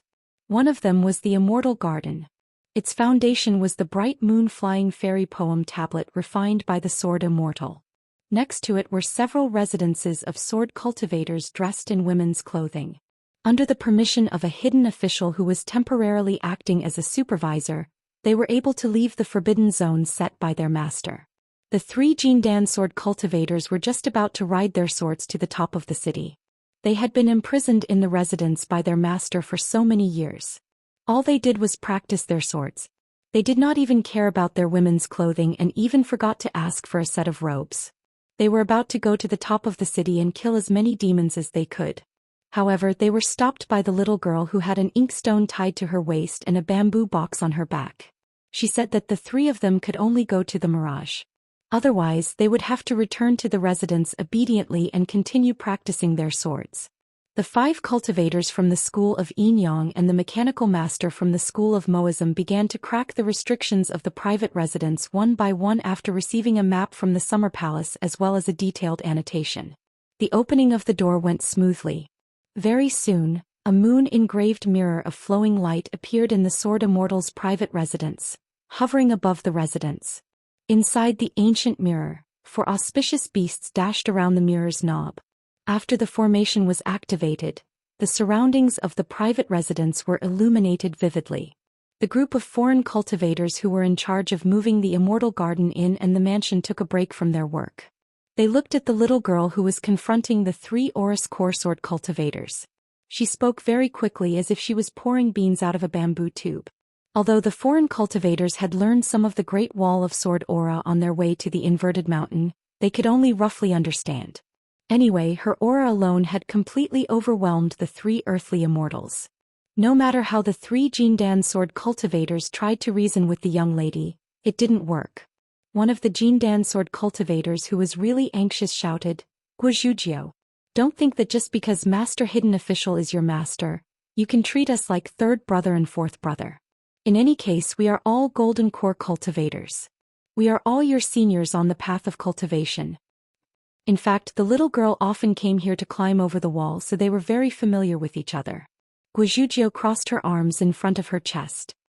In any case, as long as you dare to go to the top of the city, my hidden official's flying sword will arrive even faster.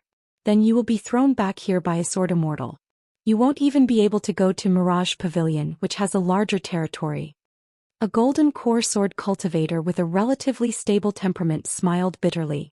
Is there really no room for discussion?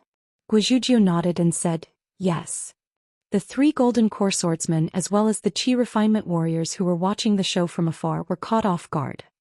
Guizhujiu said, as long as you don't go to the top of the city, you can kill all the demons that cross the city. However, you are not allowed to die in battle. If one of you dies, the other 2 will be grounded by a sword immortal for 100 years. Guizhujiu pointed in the direction of Mirage Pavilion. With the punishment officer and the leader of the hidden official's lineage, sword immortal Zimi, around mere golden cores like you won't have a chance. The 3 swordsmen looked at each other and smiled. It was better than being a bystander in Mirage Pavilion. Guizhujiu suddenly said, don't die. 3 sword gleams flashed and disappeared. Those Qi refinement warriors who were not of low realms had heavy hearts and were puzzled. Why did the sword cultivators of the Great Wall of Sword Qi not care about their lives in the Great Tao? It was not rare to have no regrets in the world even if they had no choice but to die. However, how could there be Tao cultivators who were willing to court death when they could avoid death? Guizhujiu turned and looked at the 3 sword gleams that disappeared into the distance. She did not retract her gaze for a long time. She was afraid that they would go to the top of the city on impulse. She was even thinking that if they went to the top of the city she might as well follow them. Guizhujiu kept looking at the top of the city, secretly looking for the figures of her parents. However, she could not find them. Teachers, parents, children, partners, grandmasters, juniors, good friends. Which sword cultivator in the Great Wall of Sword Qi did not have a good reason to kill demons? There were also many sword cultivators below the level of sword immortals who were willing to kill demons but were not willing to die. The eldest sword immortal and the Summer Refuge Palace did not force them now. They just had to go to the top of the city and guard it. If they saw that the situation was not good, they would retreat from the top of the city. If they felt that it was more stable, they would return to the top of the city. Now that the Great Wall of Sword Qi, Sage Junzi of the Confucian School had already resigned from his position as the battle supervisor, the hidden official lineage of the Summer Refuge Palace rarely sent flying swords to the top of the city. Guizhujiu turned and smiled. Seniors, it's been hard on you. When they came here, the Sword Qi was too heavy and the pressure was too much. The Qi refinement warriors who were originally resentful were speechless in the face of the sincere gratitude of a young lady carrying a bamboo box. After all, they were here to earn some hard-earned money. This was not the most important thing.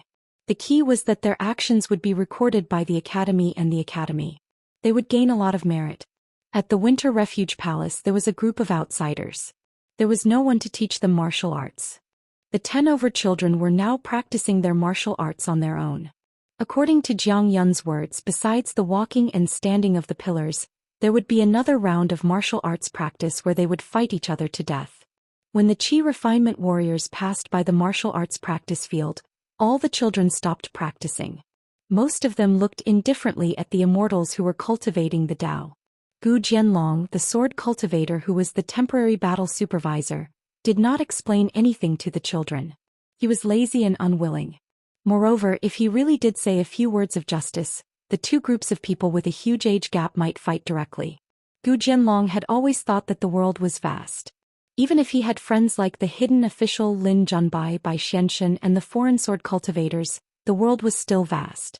At the sword workshop, Luo Zhini sat on a step. He closed his eyes and focused on nourishing his flying sword. A young foreign golden core cultivator who was working with the elders of the sect gathered his courage to talk to the lady. However, before he could speak, the lady said, "Thank you for your hard work," and then added, "Scram." There were 2 ways of saying it, one for the matter and the other for the person. At the clothing workshop, Wang Xinshui raised his eyes and looked at the city wall. An old foreign cultivator smiled and asked, Little brother, can you ask about my age and realm? I'm really curious. Wang Xinshui greeted him politely. He turned his head and smiled. It's not worth mentioning in the Great Wall of Sword Qi. Seeing that the old man did not believe him, Wang Xinshui added, I'm not being humble. The old man smiled and said, it's already a pleasant surprise to be able to talk to you peacefully. Wei Wenlong had already returned to the Spring Banner House from the Mirage. He told him about the fierce means of the sovereign stage demon. For example, the demon named Huang Wan seemed to have lost her mind. She smashed 50 to 60% of the pavilions on the city wall. There were many earth immortal demons hidden in the small worlds that Huang Wan had carefully refined.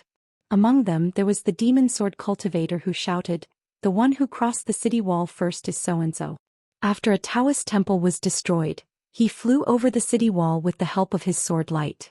After being hit by a sword immortal, he was lucky enough to cross the city wall and escape to the city's great formation. In the end he was slashed by Mi Yu's sword. Even his golden core and nascent soul were split into two. Nayland Saihuan looked at Wei Wenlong's admiring expression and said angrily, no matter how good Mi Yu is, he's still a jade. It's more than enough to deal with a severely injured nascent soul. Xiao Yunyan smiled and asked, who's that so-and-so? He was a sword immortal who was in the same realm as Mi Yu. In fact, his actual combat power was slightly inferior. Xiao Yunyan's reputation in the inverted hanging mountain was not small. Poor Mi Yu in the Great Wall of Sword Qi could only be casually ridiculed by a nascent soul sword cultivator like Nayland Saihuan. Wei Wenlong shook his head and said, I don't understand the official language of the wilderness. After that Mi didn't say the name of the other party. He only said, the one who crossed the city wall first. Xiao Yunyan said with emotion, Grandmaster Yun Qian of the Water Fairy Palace should be coming to visit soon. Nayland Saihuan said sarcastically, Master Hidden Official has a good eye and means. Only Qi cultivators like Yun Qian don't treat their jade as the upper 5 realms. If it were the grandmasters of the upper 5 realms of other sects, they wouldn't be so restrained. Xiao Yunyan was a gentleman who rarely showed his sharpness. Today he argued with Nayland Saihuan and said, Yun Qian's Daoist heart is higher than mine. In other words, I, Xiao Yunyan, was a sword immortal while you, Nayland Saihuan, were only in the nascent soul stage. Naturally, my Daoist heart is higher than yours. Nayland Saihuan raised her eyebrows and said, so what if her Daoist heart is higher than mine? If we fight to the death, can Yun Qian survive? Xiao Yunyan smiled and said slowly, so what? Her Daoist heart is higher than yours. Wei Wenlong cheered for his master in his heart. This so what was really wonderful.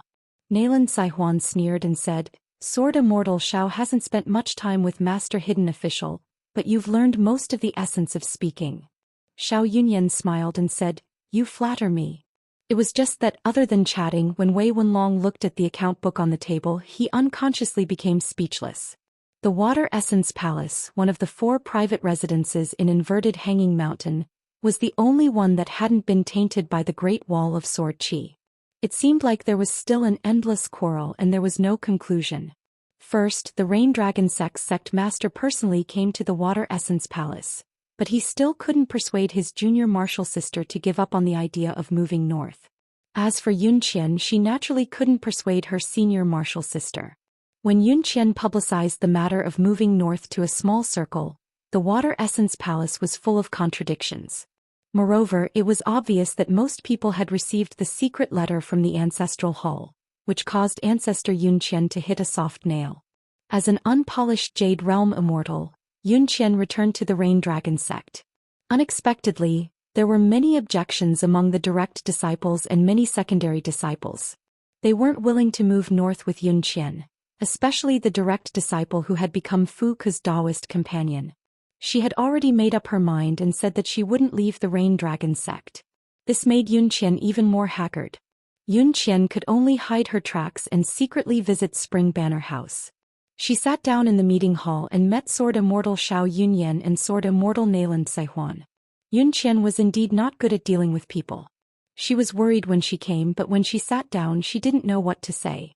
Xiao Yunyan didn't want this Rain Dragon sect's ancestral master to be too embarrassed, so he took the initiative to say, does the Rain Dragon sect's ancestral hall feel that even if the Great Wall of Sword Qi can't be defended, It won't be too hasty to discuss the matter of retreating? Because the Rain Dragon sect's ancestral hall is still a long distance away from the inverted hanging mountain. If the situation is really dangerous, we can learn from the people of the pugilistic world and pack up some important items and valuables. We'll still be able to leave. Moreover, we can gather things that are close to us. In addition to your sect master's heaven and earth in sleeve, it'll be enough to protect the sect's vitality. Yun Qian was silent and nodded slightly. Xiao Yunyan continued, but if we move now, it'll affect the foundation of the sect and the water flow, and destroy the mountain river formation. It'll be difficult to restore it. In short, there are many difficulties and it's not worth it. It's better to wait and see. This is the Rain Dragon sect's ancestral hall's decision after careful consideration. Nayland Saihuan suddenly said, Sword Immortal Xiao, you've underestimated the Rain Dragon sect's business acumen. Now they've begun to secretly buy up shops on the inverted hanging mountain. Well, with this, many shops that originally wanted to give up their ancestral businesses are unwilling to do so. The Rain Dragon sect is really doing a good deed. Xiao Yunyan glanced at Nayland Saihuan. Nayland Saihuan leaned back slightly against the chair, indicating to Sword Immortal Xiao that she would just be a mute from now on. Actually, these weren't harsh words. She didn't even say the words that really hurt. For example, there were definitely people with high status in the Rain Dragon sect, and there were more than one or two of them. They would want to make a bigger deal when the world was turning upside down and the mountains and rivers were changing. Not to mention Luhua Island, which Yun Qian shamelessly seized. There was even a chance to carve out a large piece of land in Tongye continent as the location of a lower sect. Xiao Yunyan said, at present, it's obvious that the Rain Dragon sect's ancestral court won't move north. The reason why there aren't many cultivators following fellow Daoist Yun Qian isn't that they're short-sighted. On the contrary, it's because they've made a shrewd plan. First, the cultivators who follow fellow Daoist Yun Qian to the north are all suspected of splitting up the Rain Dragon sect. Once the ancestral hall is angered, your senior sister can directly issue a decree, and they'll be reduced from a sect to a group of wild cultivators. This is a real worry that's close at hand.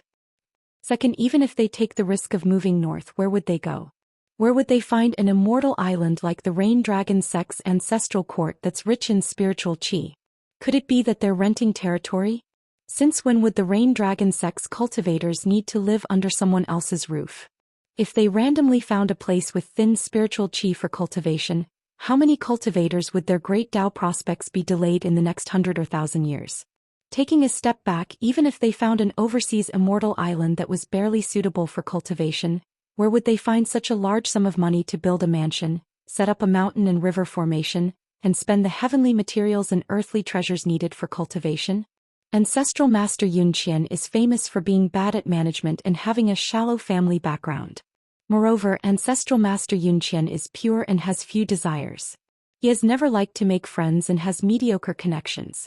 It's not a good decision to follow such a great cultivator who only has cultivation but no way to make money. Yun Qian was speechless and didn't even nod. Nayland Saihuan finally said, "What should we do?" Xiao Yunyan stretched out his hand and rubbed the space between his eyebrows. Fortunately, it was Yun Qian. If it were an ordinary cultivator of the upper 5 realms, they would have left in anger at this moment. Nayland Saihuan glanced at the indecisive female cultivator of the upper 5 realms and asked, Yun Qian, how many people can you take with you? Yun Qian said, 62 people including 3 earth immortals. Nayland Saihuan said, so many? Yun Qian blushed. She mistakenly thought that Nayland Saihuan was mocking her again. Nayland Saihuan suddenly said, I can lend you all the immortal money I've saved. Xiao Yunyan was greatly surprised. Nayland Saihuan lending money to Yun Qian was not in the plan. Yun Qian was puzzled. Why is that? Nayland Saihuan said, the world is in chaos. The money below the mountain is worthless, but the money on the mountain is more valuable. I only have one request. Yun Qian nodded. Please say. Nayland Saihuan said, Yun Qian, if you leave the Rain Dragon sect one day and establish your own sect, I'll be the sect master. Don't worry, I'll definitely be a sword immortal by then. If not, you'll still cling to your identity as a cultivator of the Rain Dragon sect. 100 years later, you'll return the money according to the rules of the mountain. Yun Qian thought for a moment and nodded. It's a deal. She finally had some courage that an upper 5 realms cultivator should have. Xiao Yunyan knew that cultivators like Yun Qian were born to be second in command and couldn't be the sect master. Nayland Saihuan turned and said with a smile, "Sword Immortal Xiao, if there's a chance, how about you be the chief consecrator?" Xiao Yunyan said without hesitation, "Sure." The relationship he formed with Nayland Saihuan in Spring Banner House was unusual.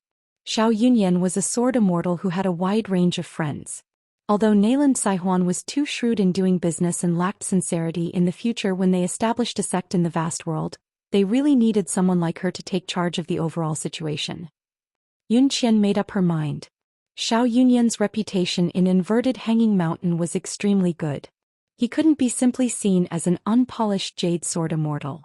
Moreover, at a moment of life and death, one's character could be seen even more.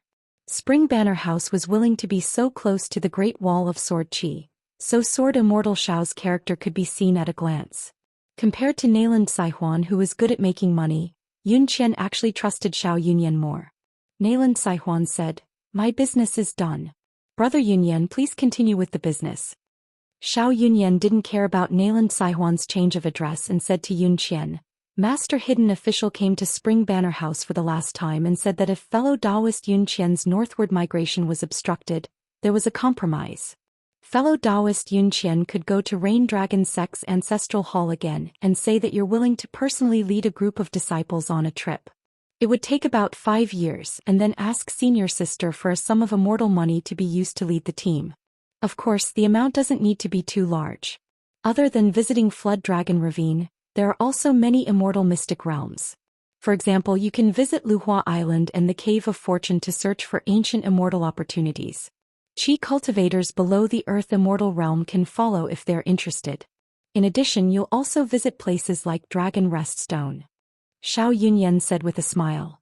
Master Hidden Official thought that fellow Daoist Yun Qian could only take 30 people with him, but he didn't expect to double that. It's actually a little troublesome. If 62 people leave Rain Dragon Sect and Water Essence Palace together, fellow Daoist Yun Qian's senior sister and the entire Rain Dragon Sect's ancestral hall will be embarrassed. Yun Qian fell into a dilemma again. Nayland Saihuan really couldn't stand this female cultivator's ignorance of the world. Some cultivators were really only suitable for Dao seeking. She couldn't help but say, "It's not difficult. You can reflect on yourself in the ancestral hall and say that you've given up the absurd idea of moving north. You're willing to make up for your mistakes and do your duty as an ancestral master for the disciples of the sect. Then, let the cultivators who were willing to follow you to move north find some good reasons to take the cross-continent ferries of the Hassa continent and the Aquarius continent. For example, you can say that you're traveling to meet friends. Remember, you must make them leave in batches. Moreover, these people must go first and leave at intervals. Otherwise, with your senior sister's temper, after you lead the team to travel far away, she'll secretly imprison them. She'll do this kind of thing." Yun Qian nodded slightly. After the deal of the 100-year agreement was settled, Nayland Saihuan looked at Yun Qian's weak and ignorant appearance again and suddenly found her cute. Such a great cultivator who stood aloof from worldly affairs would not easily cause trouble for the sect master. There were many immortal mountains in the world that were destroyed by their own people. For example, after a cultivator rose to the top of a mountain, he would be ambitious and blinded by his desire for power, and there would be a competition between sections. Xiao Yunyan said, "Mobilizing so many people, tearing down houses and moving north are actually treating the symptoms but not the root cause. The 3 things I mentioned earlier, Master Hidden Official has actually been worried about them for a long time. However, at that time, we didn't speak openly and sincerely. He was worried that fellow Daoist Yun Qian would misunderstand our intentions, so it wasn't convenient for him to speak openly. At that time, the result he wanted was nothing more than to help fellow Daoist Yun Qian leave some cultivation seeds for the Rain Dragon Sect. However, Master Hidden Official also said that there was no good plan for the migration. He could only fight for it. Fellow Daoist Yun Qian, please consider what I'm going to say next. The so-called traveling is of course fake. Giving up on moving north is real. Only then can the Rain Dragon Sect be at ease and let them pass." Xiao Yunyan sighed when he said this. Yun Qian's expression was focused. "Sword Immortal Xiao, please enlighten me." Xiao Yunyan said with a smile. "After you travel through Luhua Island's Cave of Creation, You will head east and finally reach the shore of Tongye continent. Previously, Master Hidden Official wrote, "Firewood is in the mountains" in the letter. It means that as long as the mountains are there is no need to worry about firewood.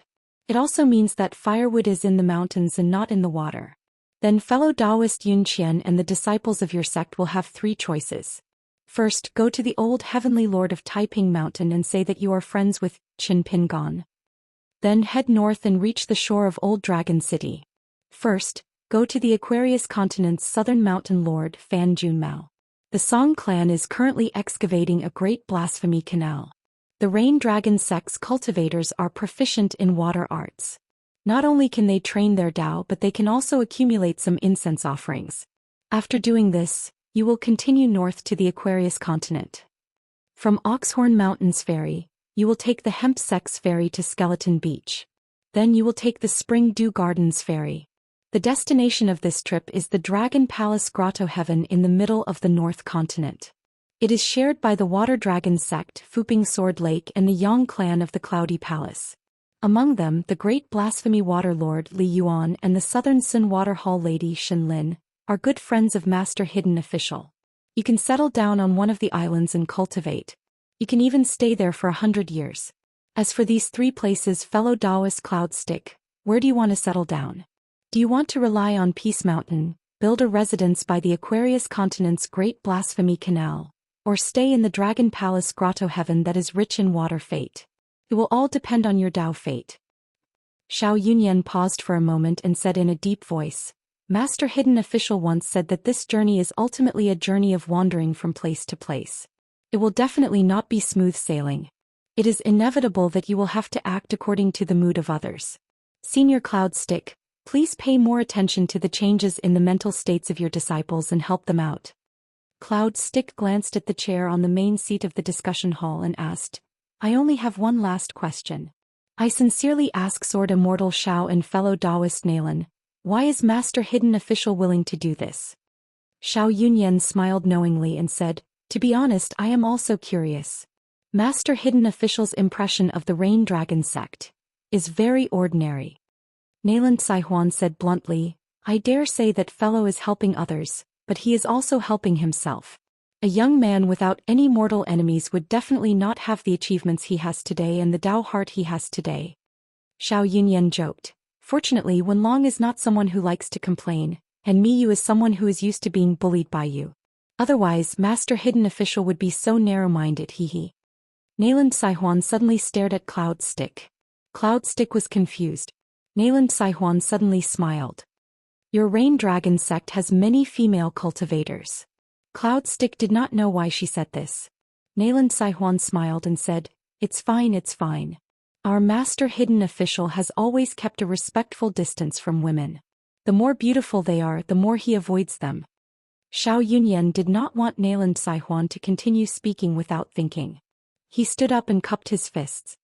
I wish fellow Daoist Cloud Stick a smooth journey. Cloud Stick stood up and returned the greeting. Sword Immortal Xiao's kindness in planning and fellow Daoist Nalan's kindness in lending me money will be engraved in my heart. After Cloud Stick left, Nalan Saihuan and Xiao Yunyan walked to the accounting room together. She asked, do you know about Qin Pingan's situation in his hometown? Xiao Yunyan shook his head. He was thinking about something. According to the young Hidden Official's prediction, the possibility of Cloud Stick and the Rain Dragon sect cultivators choosing the Tongyi continent seemed to be the smallest, but in fact, it was the most likely. The reason was simple. The Tongyi continent was most likely going to be fragmented. Not even a tenth of the immortal forces would survive. However, Cloud Stick would go to the other 2 continents first. Nalan Saihuan laughed angrily. Qin Pingon and I are neither friends nor enemies. You won't die if you tell me. Don't forget we might be on the same side in the future. Xiao Yunyan smiled. Whether or not we're friends with Qin Pingon depends on our own preferences. As for being enemies, I don't think so. Xiao Yunyan really did know a lot about Qin Pingon. Because Xiao Yunyan would follow Lu Ji and Madame Huanyan to the South continent, Qin Pingon hoped that Xiao Yunyan would meet Lu Xianyang once when he arrived at the South continent. As for his direct disciple Wei Wenlong, it was certain that he would be Luopa Mountain's consecrator. Therefore both sides were very frank. When Qin Pingon appeared at Spring Banner House for the last time, they talked more about the inside story of his hometown. The young secluded official was in the Great Li dynasty that occupied a continent. If he asked about the matter of Xinjiang Mountain, it would affect the whole situation. Once he fell out with the Great Li dynasty, Luopa Mountain would be surrounded by enemies everywhere. There would be nowhere to hide. There would be no way to move the ancestral hall of Jisei Peak.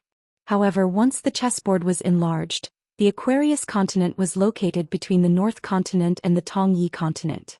The North Continent had the Skeleton Beach, the Hemp Sect, the Taihui Sword Sect, the Floating Duckweed Sword Lake, the Spring Dew Garden, and so on. The Tongyi continent had the Yugui sect that was overseen by Jiang Shangzhen.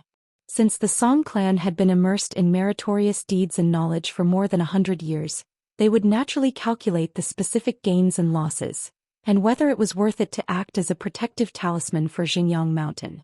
Lu Xianyang's method of asking the sword was certainly desirable. However, Qin Pingon hoped that one day the old bastard mountain-moving ape would be besieged and killed by the people of Xinjiang Mountain.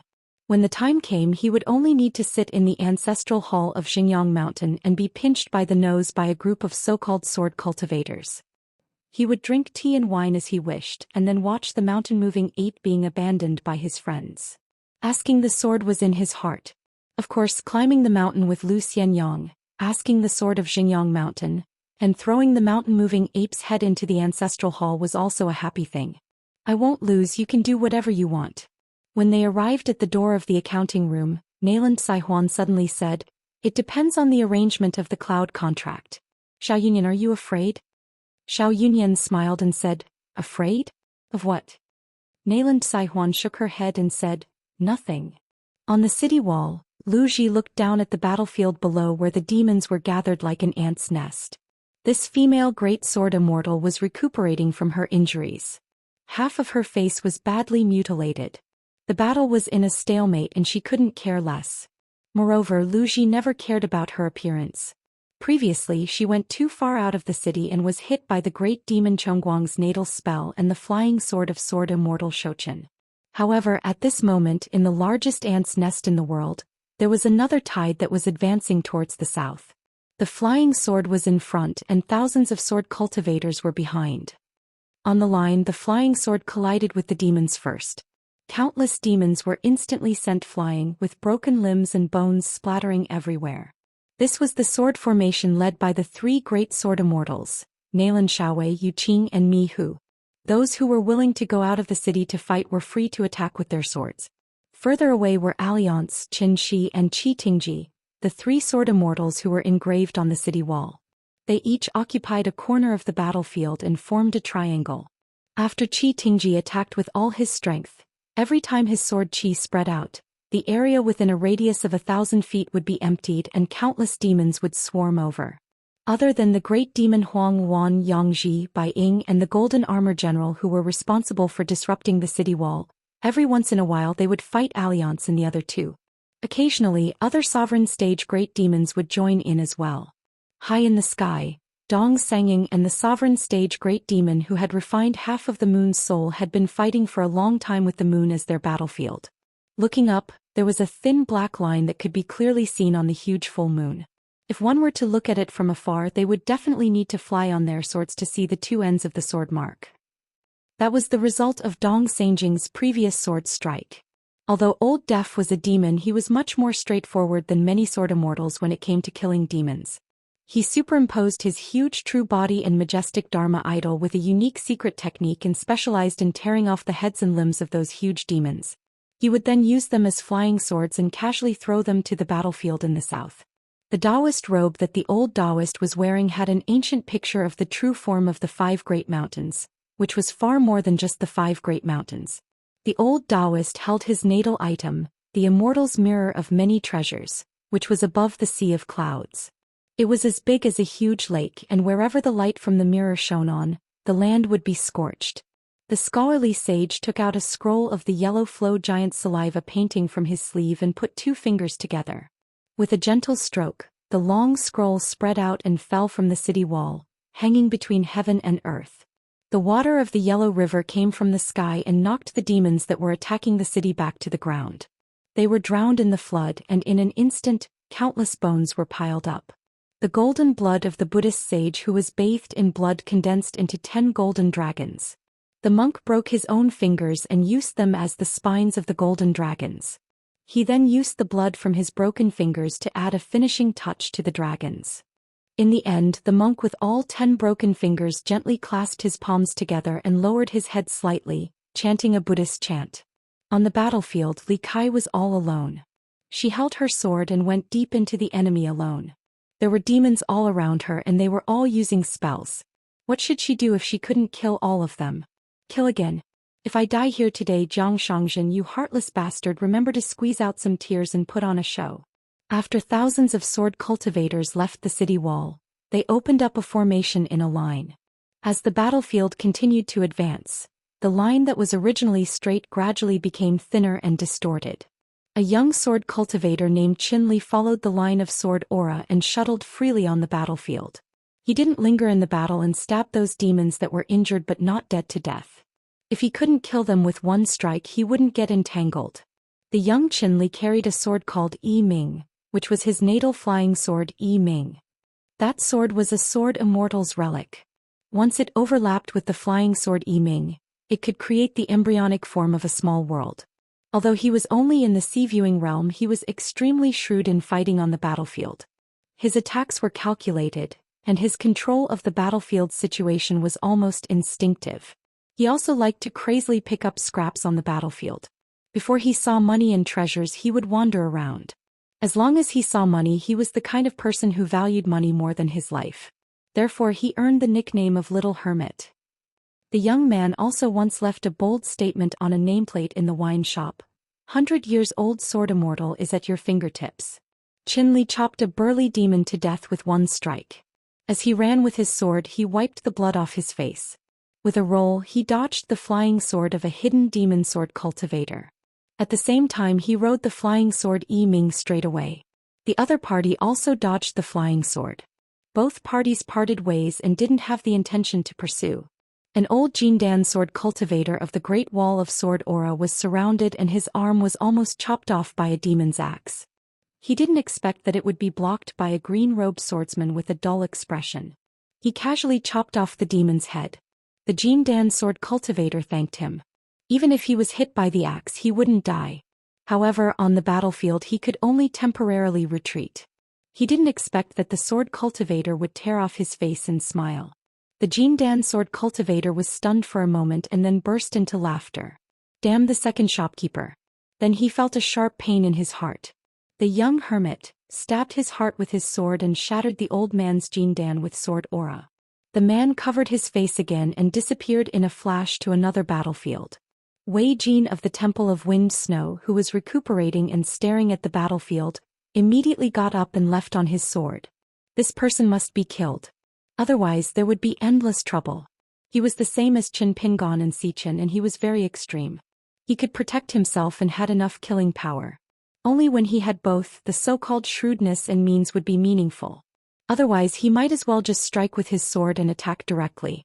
In the heart of the battlefield, there was a burly armored warrior riding a fine horse. He held a long spear in his hand, and the long spear had pierced through the corpses of 3 sword cultivators. This great demon held the reins with one hand and the warhorse spun in place. The burly armored warrior, whose face was covered by a helmet, seemed to be patiently waiting for the sword immortals. A young sword cultivator had his chest pierced by the fists of a militarist demon with a human head and an ape body. After he fell to the ground, his head was smashed by a foot. Just as the demon raised his head, a sword beam from afar blasted his entire head apart. A young female sword cultivator whose intrinsic flying sword had been destroyed stumbled in retreat. She was grabbed by the arm by a demon that had charged at her from the side. With a punch to her neck, her entire arm was ripped off. The demon placed it in his mouth and chewed on it. The demon jerked his chin at the 2 female sword cultivators' companions far away, indicating for them to focus on saving the girl. Lying in a pool of blood, the young girl's face was covered in blood and her vision was blurry. She tried her best to look at her childhood friends in the distance. She picked up a broken weapon nearby and stabbed it into her heart. The demon frowned and threw away the half-chewed arm in his hand. Just as he was about to attack the 2 young sword cultivators, His body was smashed to smithereens by a sudden punch. He did not even see the face of the female martial artist until his death. He only knew that she was an inconspicuous, thin old woman. At the entrance of the Jiazi tent, the gray-robed elder looked at the battlefield with a calm expression. The bearded man Lu Cha stood beside the elder and asked, "Are we going to let the Great Wall of Sword Qi drag on?" Since the other party did not choose to retreat to the righteous world, Qin Qingdu clearly wants to leave behind a bunch of Sword Dao seeds even if he doesn't want the Great Wall of Sword Qi. The gray-robed elder laughed. "Retreat to the righteous world? I'm more than willing. As long as I'm left with this Great Wall of Sword Qi, these sword cultivators can go wherever they want. As long as they leave this place and head to the inverted mountain, the righteous world's Qi refinement warriors will be exposed. In the South Pasua, Fuyao and Tongyi continents, we might not even have to do anything." Unfortunately, Qin Qingdu is not stupid. Otherwise, if the sword cultivators of the Great Wall of Sword Qi retreat today, the South Pasua continent tomorrow, the Tongyi continent and Fuyao continent the day after tomorrow, the cultivators of the 8 continents might as well retreat to the Middle Earth Divine Continent. "I won't stop them," Lu Cha said. According to the message from the sacrificial warriors who crossed the city wall, the Great Wall of Sword Qi has mobilized a large number of Yin Yang School and Mahis School mechanical engineers. They plan to ascend with the entire city. The gray-robed elder nodded and said, "If that's the case, it's a little troublesome. Even with the Mirage as the tip of the heaven-opening sword and the help of those sword immortal residences, the Great Wall of Sword Qi's array formation alone won't be able to hold the entire city." The elder smiled and said, "Is Qin Qingdu's actions considered desperate?" Lu Cha did not say anything. On the inverted mountain, the young manager of the Storken sat at the door and basked in the sun. Year after year there was nothing new, but it was better than being beaten by the wind and rain. At the old door the little Daoist was still flipping through the book. The sword-wielding man squatted at the side and complained that the book was flipped too quickly. When the great heavenly lord came out of seclusion, he received a decree from his master. The Jingjian pavilion had long been closed. The shops that were still open at the Elk Cliff were also deserted. The Lingji pavilion was almost empty and there were no more bustling people. Most of the cultivators of the Rain Dragon sect still felt that the sky would not collapse. The children of Luhua Island were still pestering the old man to ask about the strange people on the land. On the fifth world, an old scholar was urging the most proud scholar in the world to be more straightforward, more domineering and more elegant.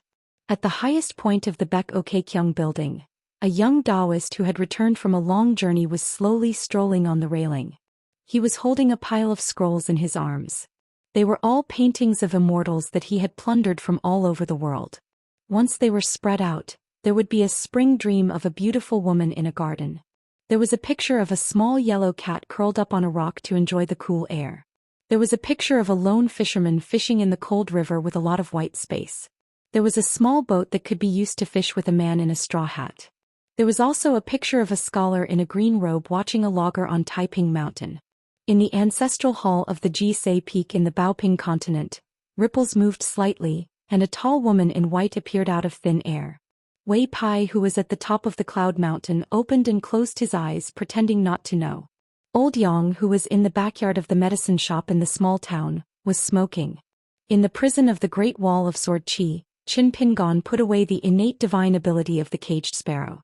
He was holding the bloody head of a demon clan sword cultivator. A golden vortex appeared where the sword had pierced through the heart, but there was no trace of blood at all.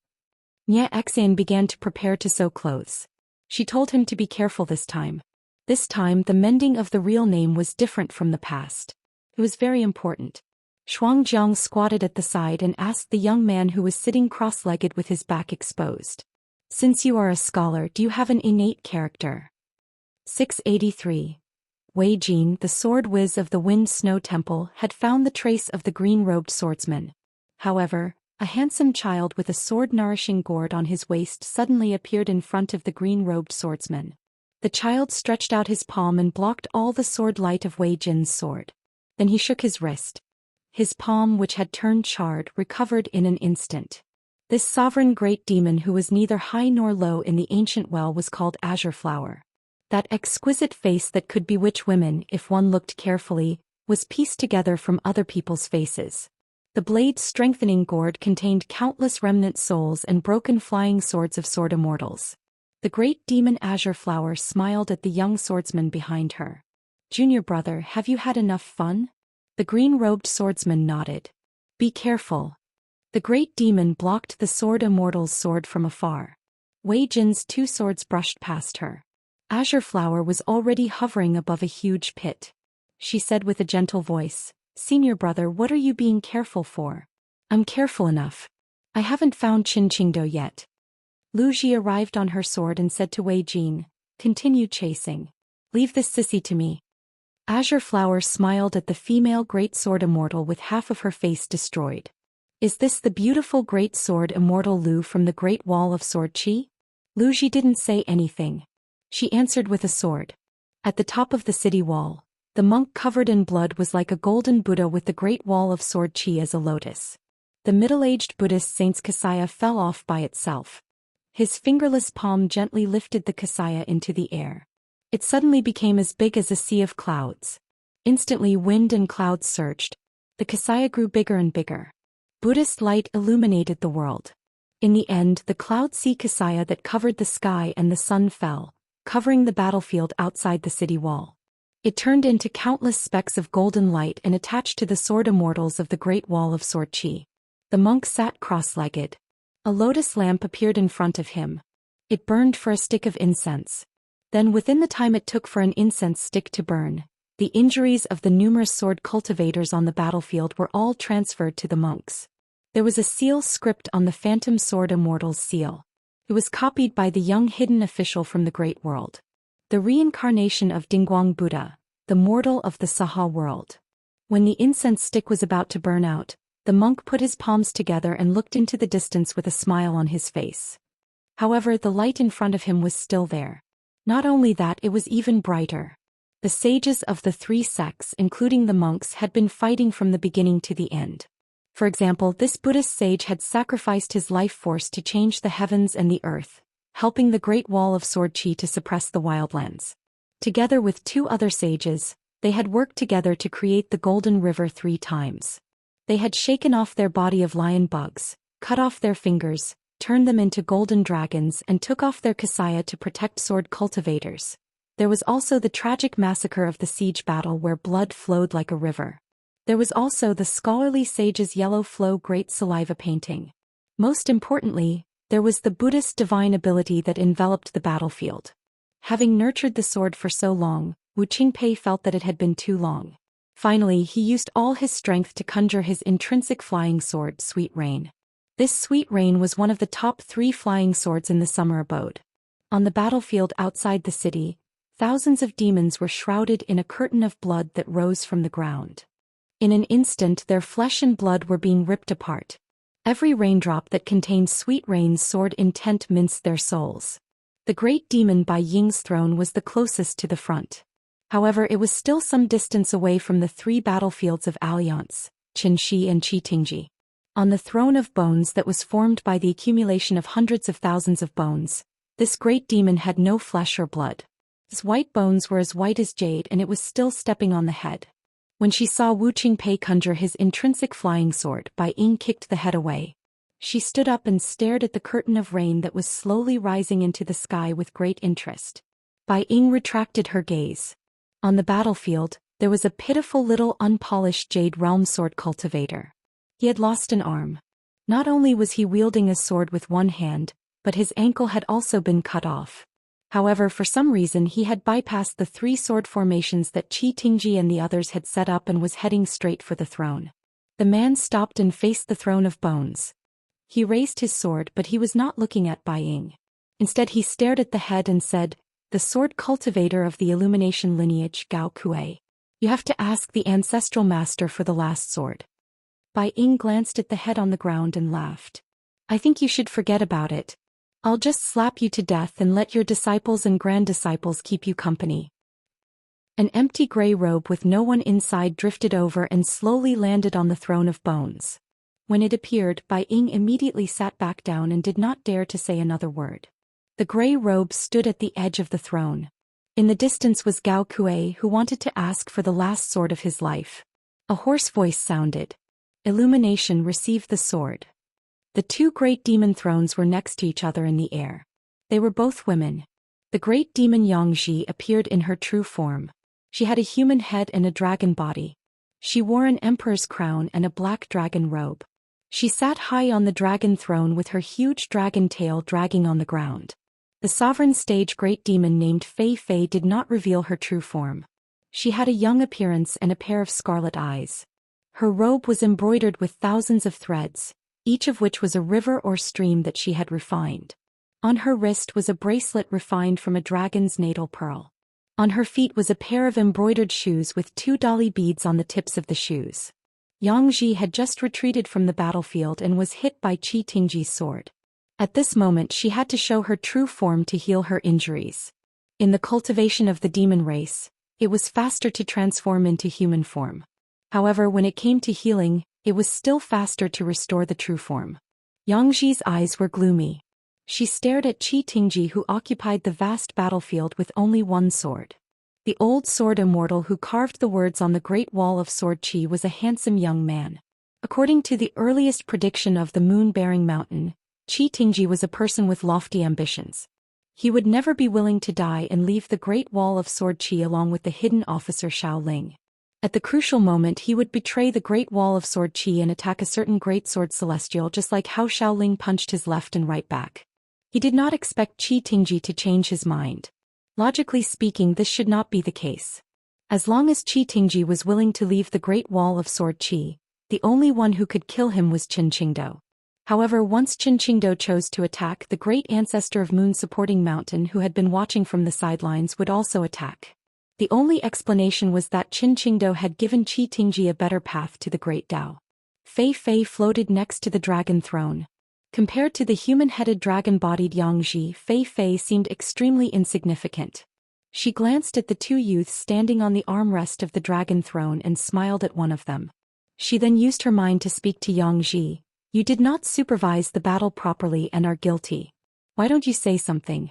Look at how tactful Huang Wan is. Xianxia's face turned even nastier. She lightly slammed her tail against the ground, causing the earth for 1,000 feet around to tremble and shatter. She and Huang Wan were in the worst possible situation.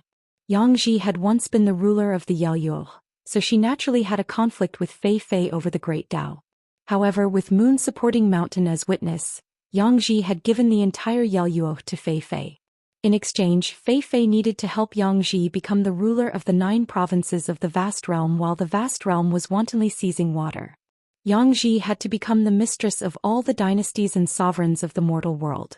The conferment of the 5 peaks, the burning of incense in the mortal world, the life and death of gods, and the flow of martial arts would all be decided by Xianxia. And Xianxia also needed to help Fei Fei fulfill her greatest wish. That was to have Fei Fei devour the last embryonic true dragon and make up for her great Dao. In the future, all the water in the vast realm and the vast realm would be under Fei Fei's control. Thus, the two sides went from an endless struggle for the great Dao in the vast realm to an alliance of mutual assistance. On the armrest of the dragon throne stood the 2 embryonic sword immortals of the first divine tent, Wuxia and the youth. Wuxia had only learned of this after the battle. Shoal was actually Xianxia's direct disciple. And Shoal had only just learned that Wuxia had been addressed as young master by Fei Fei. After that, the atmosphere in the first divine tent became rather strange. Except for Wooden Clog, the rest of the colleagues found it difficult to get along with them calmly. Everyone looked at them with a few more uncontrollable and difficult to hide fear. So today the 2 sword cultivators agreed to come here to relax. Shoal said, "It seems that there has been no trace of Qin Pin gone." Wuxia nodded and said, "Then it will be difficult to avenge Liu Bai." Wuxia wore a black robe, but his hair was tied up with a white satin. The black and white were distinct and he looked very handsome. Shoal looked gloomy. Sister Liu Bai changed her physique, but her sword heart is a little unstable. Wuxia knelt on one knee and looked at the battlefield in the distance. If it was me, it would also be difficult to maintain the previous clear sword heart. Shoal gritted his teeth and said, "I must kill Qin Pin Gon." Wuxia smiled and said, "Count me in." He turned his head to look at Fei Fei. She smiled and said, "Once we destroy that rotten fence, I will find that young hidden official for young master." Xianxia hesitated for a long time and glanced at the top of the city wall. The scholarly sage had taken out the yellow stream great saliva painting, causing a steady stream of water to pour onto the battlefield from the top of the city wall, preventing the monster race from besieging the city. She took out a painting scroll from her sleeve, reluctant to part with it. As the former ruler of the Yaoyuo, before handing over the Yaoyuo, she had first refined 3 10,000-li-long rivers, one of which was the Wooding River filled with white bones and ghosts. Xianxia threw the scroll at the great wall of sword qi, dodging the flying swords of the sword cultivators and rolling to the ground.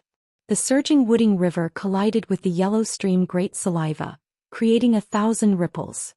In the previous battle, the great Yao Jia, who had not taken action even once, looked up at the old Daoist from the blue heaven world.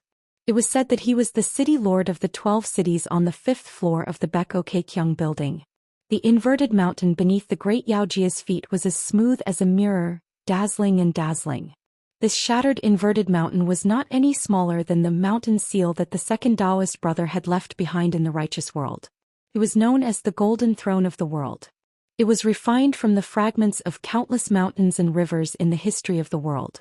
As a result, it needed to be forged from the bones of the great Yao to connect the golden stones of various sizes.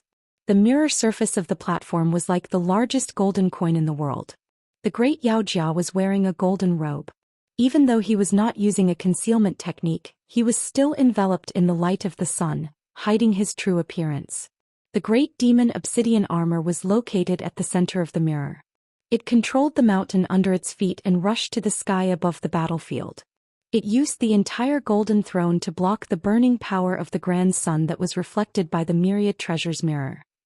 Previously, the old Daoist had used the myriad treasures mirror to connect with the sun of the world and aimed it at a pure jade realm demon military cultivator. Not only did he burn the demon's tough body to death, he also used the immobilization technique.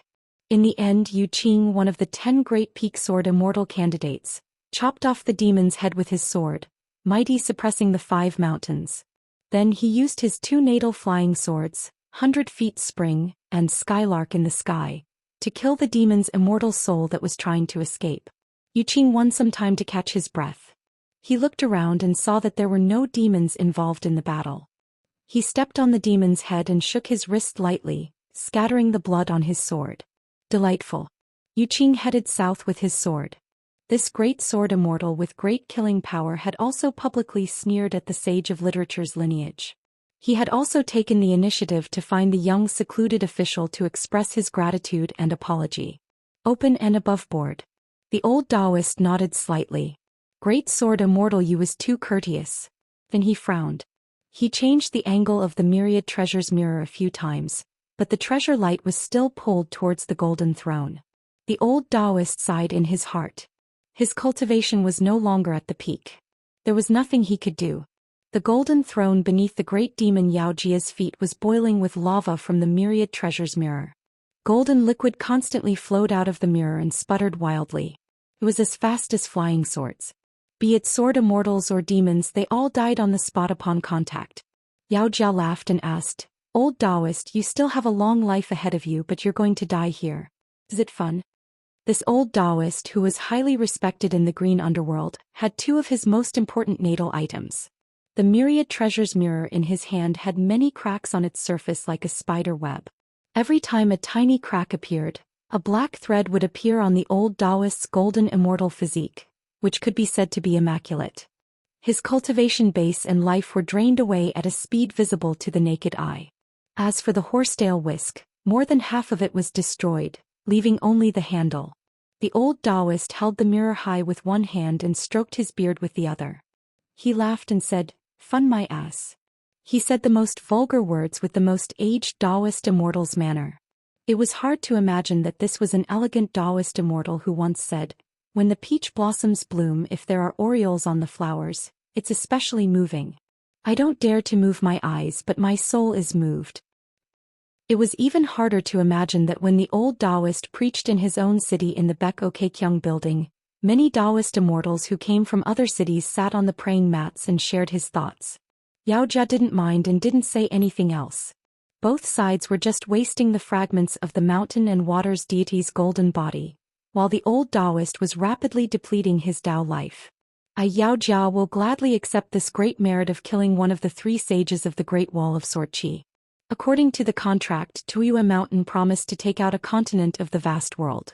On the territory, all of the vast world's Confucian academies, orthodox mountain and river deities conferred by the dynasty, as well as the large and small deity statues, would be smelted by this mountain.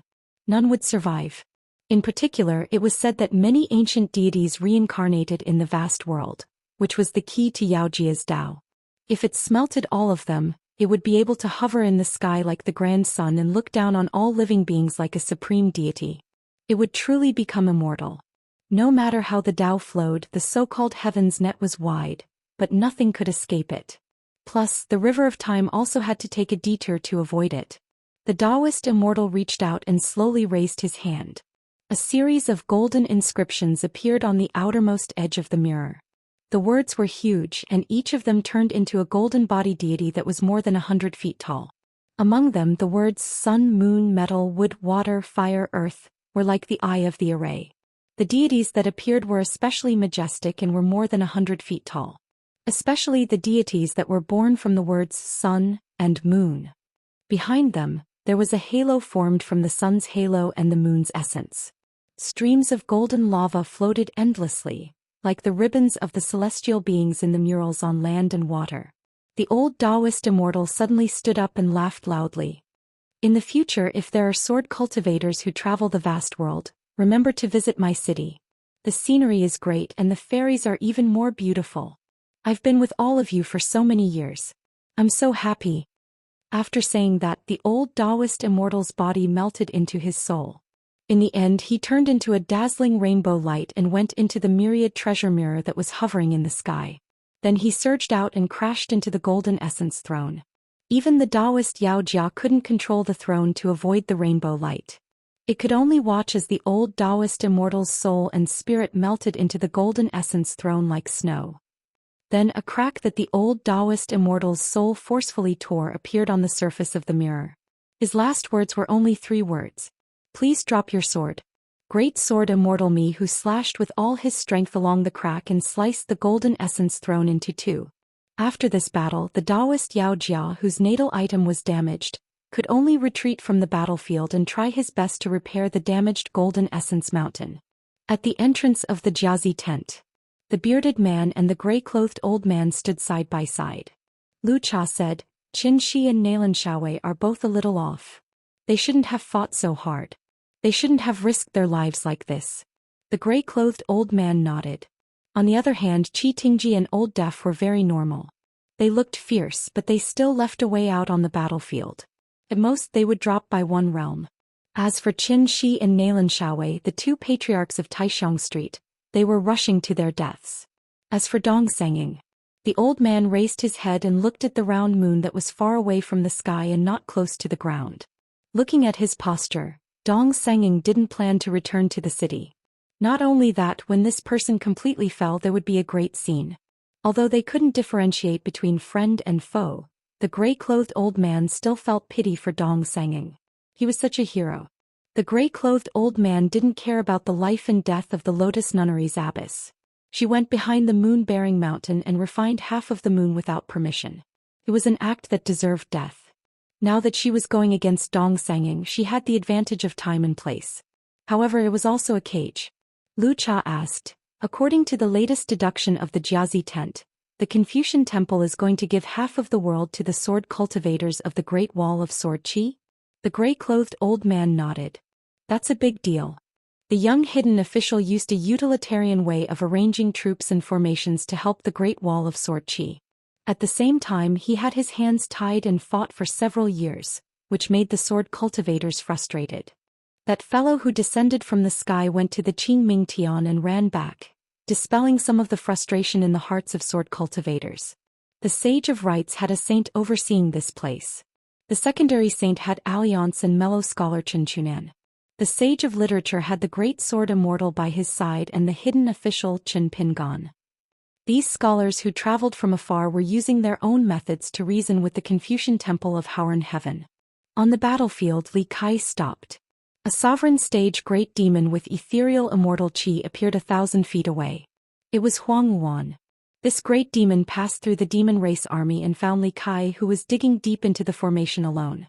Huang Wan smiled and said, "You're Li Kai? I heard you bought the frozen cloud in. What a coincidence. It's mine now. Put away your sword and kneel. Be my servant and I'll spare your life." Huang Wan was silent for a moment. Then she narrowed her eyes and said, "What I'm saying doesn't sound good for a female sword immortal. Just call me a sword attendant." Together with Li Kai's cloud stopping in, which was carved entirely out of jade, the Thousand Ravine Inn, the Elm Immortal Inn, the Armor Warehouse and so on, all the private residences left behind by sword immortals should be his spoils of war. Li Kai's body was riddled with wounds, but most of them were concealed by the Daoist robes she was wearing. Her cheekbones had been smashed apart by a demonic cultivator from the school of the military. Her skin was mangled and her bones were exposed. Li Kai spat out a mouthful of blood. She smiled and said, "You even know that I bought the frozen cloud in?" Huang Wan nodded and said, "There are still some sword cultivators who are afraid of death." Rong Kai sheathed her sword. Her movements were swift and violent. Her sword will surged and a ripple as tall as her and the others spread out. In an instant, countless heads of the demon army that surged forward from both sides of her and the great demon Huang Wan rolled down. Huang Wan put 2 fingers together and stretched out her hand. She shook it lightly and dispersed the invisible sword intent. "Since you're already at the end of your rope, don't show off."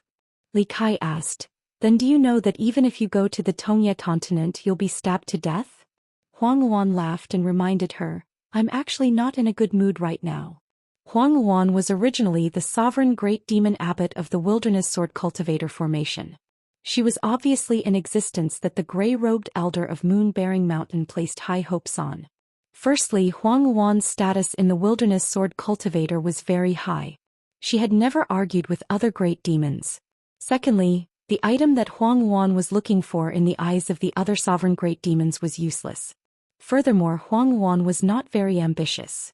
In the words of a certain great demon, Huang Wan was just a trash collector in the Wilderness Sword Cultivator formation. That was why Zhou Xian handed the battle that was in the limelight to Huang Wan. However, that exchange of swords, which was likely to be unprecedented in history, should have been an earth-shattering battle. 2 groups of sword cultivators, numbering in the tens of thousands, had used flying swords against flying swords, and a torrent of sword qi against a waterfall of sword qi. Not only had the wilderness of sword qi failed to suppress the Great Wall of sword qi, it had even suffered greater losses than expected. In the end, Huang Wan and the Great Demon could only go to the Wilderness Sword Cultivator formation at the back of the battlefield to kill those sword cultivators who were trying to reinforce the Great Wall of Sword Qi. Not only that, Huang Wan had to throw half of the jade palaces and pavilions that she had painstakingly refined and collected at the Great Wall of Sword Qi. It was obvious that the gray-robed elder was not very satisfied with Huang Wan's performance. Li Kai looked back. Unknowingly, she was a little far away from the Great Wall of Sword Qi. It could be seen that her swordsmanship was very good. Huang Wan said, "I'll give you one last chance to live." Li Kai thrust out her sword. Huang Wan reached out to grab the sword light and broke it. The sword light splashed out from her palm, but it did not hurt Huang Wan at all. Li Kai bent down and dashed forward, instantly unsheathing her sword. Huang Wan's robe spread out. The small world was snow-white. Li Kai's spiritual qi was forcefully raised to the peak, but it only broke Huang Wan's small world. Huang Wan said that she was an arrow at the end of its flight. It was absolutely true. Li Kai, who could not attack a second time, retreated and vomited blood. Huang Wan did not look at the woman's pitiful state. She lifted a sleeve that had been torn to shreds and looked at it. She felt a little sorry for her. She raised her head and smiled. "Your sword will is really not bad. You are indeed a sword cultivator from the North Continent. I'm definitely going to take you as my female sword servant. After I take you down, I'll have Bai Ying refine your soul into a new one. When we get to the Tongyi continent in the future, you'll be able to see if anyone can kill me with a single stab of their sword." As she spoke, Huang Wan pressed down with one hand. In a flash, a huge vortex appeared in the sky. A mountain-sized pavilion came crashing down on Li Kai's head. Li Kai was about to attack with her sword when she realized that an elder had come to her side. He said that he had offended her and pulled Li Kai to the back. At the same time, the elder threw the long sword in his hand towards the pavilion. The long sword and the sword light went straight up and stopped the pavilion, as if a single tree was supporting a dangerous building. Yao Chengdao's name was Lianyun. Perhaps it was because the Yao family head liked the word Lianyun so much that his sword and natal flying sword were named Lianyun. Immortal realm.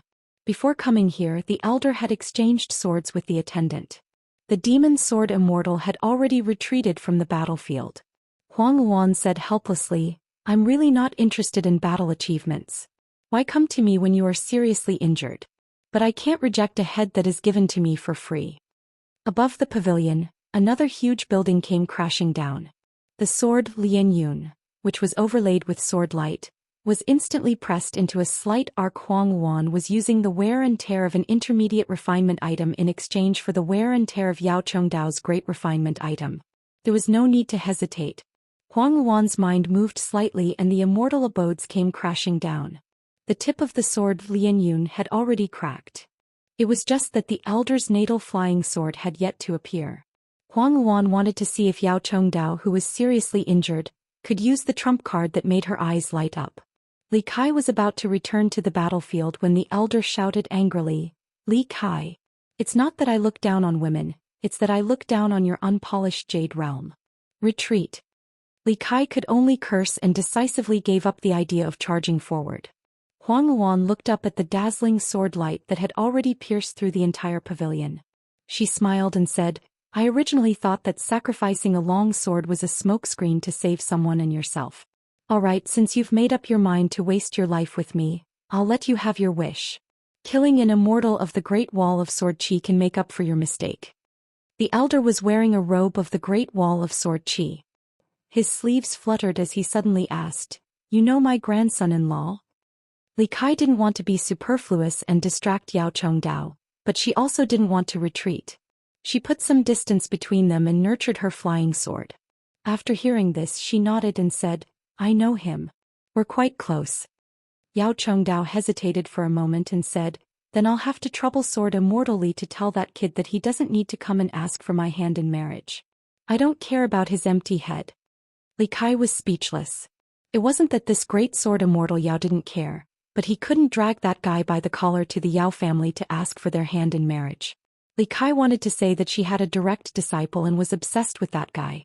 However, when the words were on the tip of her tongue, she decided not to say it. Li Kai said, "Senior Yao, I can exchange places with you. If there's a chance we can retreat together."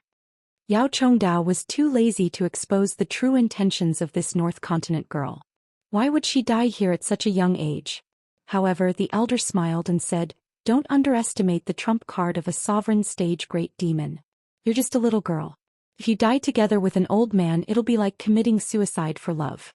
What would that be?" The elder leaped up lightly and sat down cross-legged. Clouds appeared under his feet. He placed his hands on his abdomen. Clouds rose from his palms and a snow-white pocket-sized flying sword slowly rose. Huang Luan's expression was calm. Yao Chengdao's natal flying sword was suitable for large-scale battles. It was very similar to Wu Qingpei's Sweet Rain and Yu Qing's Skylark in the Sky. Its strength was not in close combat. Huang Luan exhaled a mouthful of colorful fog. It disappeared in a flash. There was not much of a scene. However, it made Li Kai, who was far away from the battlefield, feel terrified. Any sovereign stage great demon was a monster who had lived for a long time. In the long years, Huang Luan had refined hundreds of natal items of the 5 elements.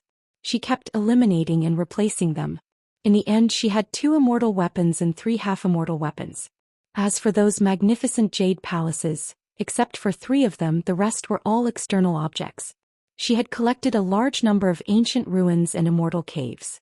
It was nothing more than a hobby to relieve her boredom. Yao Chengdao said to himself, "Little Ning, from now on, I'll leave her to you to protect. Don't not protect her just because she's strong enough. There's no good man in the world who won't protect the woman he loves. It's good that you can stop little Ning and go out of the city to fight with Li Zhen. It's good that you can still live after defeating Li Zhen. So there's nothing to worry about. I'm very relieved." In an instant, the old man's forehead, temple, neck, chest, and abdomen seemed to have been pierced by 5 colorful flying swords. After being pierced, the old man's bones, blood, flesh, soul, and sword intent were all madly absorbed by the 5 inconspicuous holes. Huang Luan was obviously not too willing to let Yao Chengdao's sword light destroy too many buildings. Except for Li Kai, who was clearly determined to deliver the next sword, even at the cost of her own life. In the distance, a young woman had already rushed over on a flying sword. Her momentum was like a rainbow. It was Ningyao. The old man shattered his natal flying sword without warning. He closed his eyes and smiled. Although I didn't use my sword, I died a worthy death. The mountain was covered in clouds and mist.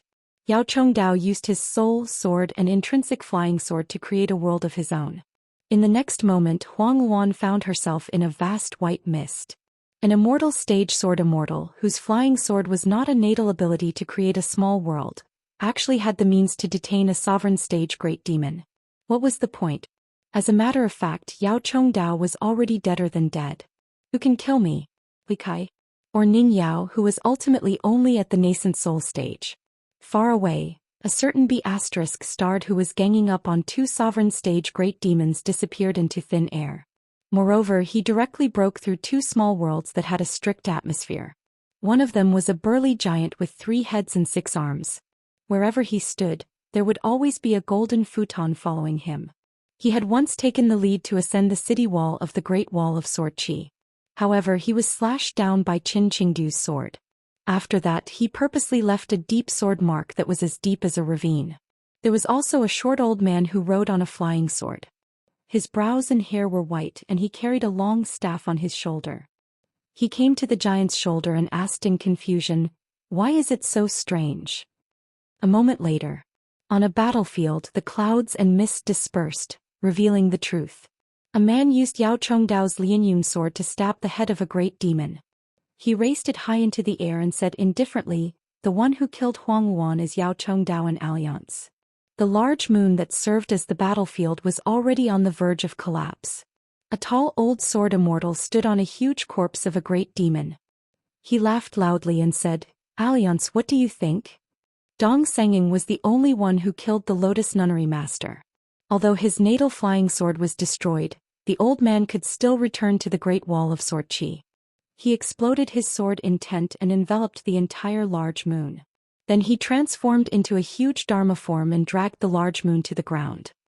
He smashed it towards the place where the great demon army of the desolate land was gathered. The bright moon began to shatter, and the old sword Immortal's figure gradually dissipated. The large moon crashed to the ground with such great momentum that the 6 great demons, including Yangji and Fei Fei, had no choice but to face the bright moon and the old sword Immortal with the surname Dong. Alliance raised his arm high and gave a thumbs up. 684. Twisting Heart was furious. "Qin Pingon, what's wrong with you?" Squatting on the side, Shuangjiang sighed softly. He couldn't blame the little girl for being hot-tempered. She was used to the hidden official patriarch's tenacity. She had been through all the previous sewing sessions, so she was used to accidents big and small. No matter how dangerous the process was, she always seemed to succeed. Therefore, this accident was very unexpected. In this cage, after killing another nascent soul realm demon sword cultivator, Twisting Heart needed to inscribe the real name of an ancient ferocious demon and use her natal item, the embroidery needle, to pierce through Qin Pingon's back. She also needed to connect his spine. With only 2 strokes left, she failed. If Twisting Heart didn't withdraw her knife in time, Qin Pingon's spine would have been broken into 2 pieces. The surging aura of the real name of the demon surged crazily into Qin Pingon's heart. If Qin Pingon didn't have a few words left in his heart that Twisting Heart was familiar with, Qin Pingon's body and soul would have exploded like a string of firecrackers. He would end up like the Earth Immortals who self-destructed their Jindan and nascent soul. The young hidden official patriarch fell to the ground and couldn't get up. Most of his skin was peeled off and his spine was exposed. The young man curled up on the ground and twitched. The ground was covered in blood, and the remaining aura of the real name of the demon lingered in the blood. Vaguely, the aura of the real name of the demon gathered into a Jindan. It wanted to use the blood as a cultivation ground, hoping to become a nether spirit. If it was left alone in the vast world, a Jindan stage ghost might be born in the blink of an eye. Then it could find an ancient battlefield site with enough aura of evil to gather nether soldiers, build a nether house and build a tree king banner. It would become a ghost king who could bring chaos to thousands of miles. Xianxia also ended up in a miserable state. She spat out a few mouthfuls of black blood. This time she did not forcefully swallow it back into her stomach. Instead she turned her head and spat it out on the ground. The air-green snake turned into an otherworldly demon. With a wave of his sleeve, the real name Nether Spirit, which was rapidly growing into a mustard seed, was separated from the blood on the ground and suspended in front of him. Frost Descent stretched out 2 fingers and gently crushed it. The filthy evil chi, which was enough to turn a cultivator in the lower 5 states directly into a puppet of the Nether Spirit, completely disappeared. After a while Qin Pingon sat up. His soul was trembling and his muscles, bones, blood and flesh were trembling slightly. It was as if there was a fish flipping its back under the ground. The blood in his body was boiling like a flood. Fortunately, the 5 elements natal items began to operate on their own, helping to calm the phenomenon. Fortunately, Qin Pingon was able to maintain his physical body. He said apologetically, "I really can't take it anymore." Frost Descent winked at Xianxia, hinting that the little girl should not add salt to the wound. Although Xianxia was no longer scolding, she still looked displeased. She said in a low voice, "We're about to attack Yunqing and Qingqiu. If you're still so useless, I advise you to stop here. After all, this real name garment is barely usable now." Qin Pingon nodded. Xianxia helped Qin Pingon roughly sew his skin and disappeared in a flash. Her accidentally superfluous actions, Xianxia pretended to be careless, Qin Pingon pretended not to exist, and Frost Descent pretended not to see. The 3 of them had a tacit understanding. After Xianxia left, Frost Descent advised carefully, "Elder Ingguan, it's already not easy for your body to be on the verge of collapse every time you use the method of exchanging life for life. If you want to sew the clothes immediately after killing the demons, it's not appropriate." Once the clothes were not sewn, Qin Pingon's body and mind recovered very quickly. He was like a sick person who had just recovered from a serious illness. He was also like a person who had been blind for a long time and finally saw the light. He was immersed in a relaxed and comfortable small world. Qin Pingon could already stagger up and walk slowly with his body hunched. After Frost Descent cleaned up the real name demon, the large pool of blood on the ground had already been kept by Xianxia into her embroidered bag. Frost Descent praised her inwardly. "What a thrifty sewing girl." She said nice things in return. Qin Pingon said, "The matter of sewing clothes now is too painful. Every time I kill a demon, my heart trembles when I think about it. I want to finish it in one go." Moreover, Xianxia said that the more painful it is, the deeper the memory and the better the effect.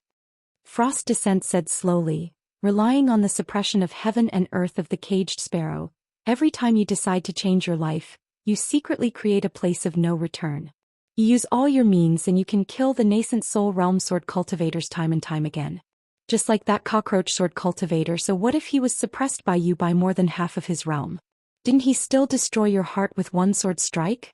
If it were someone else, they would have died after being hit by that dripping sword.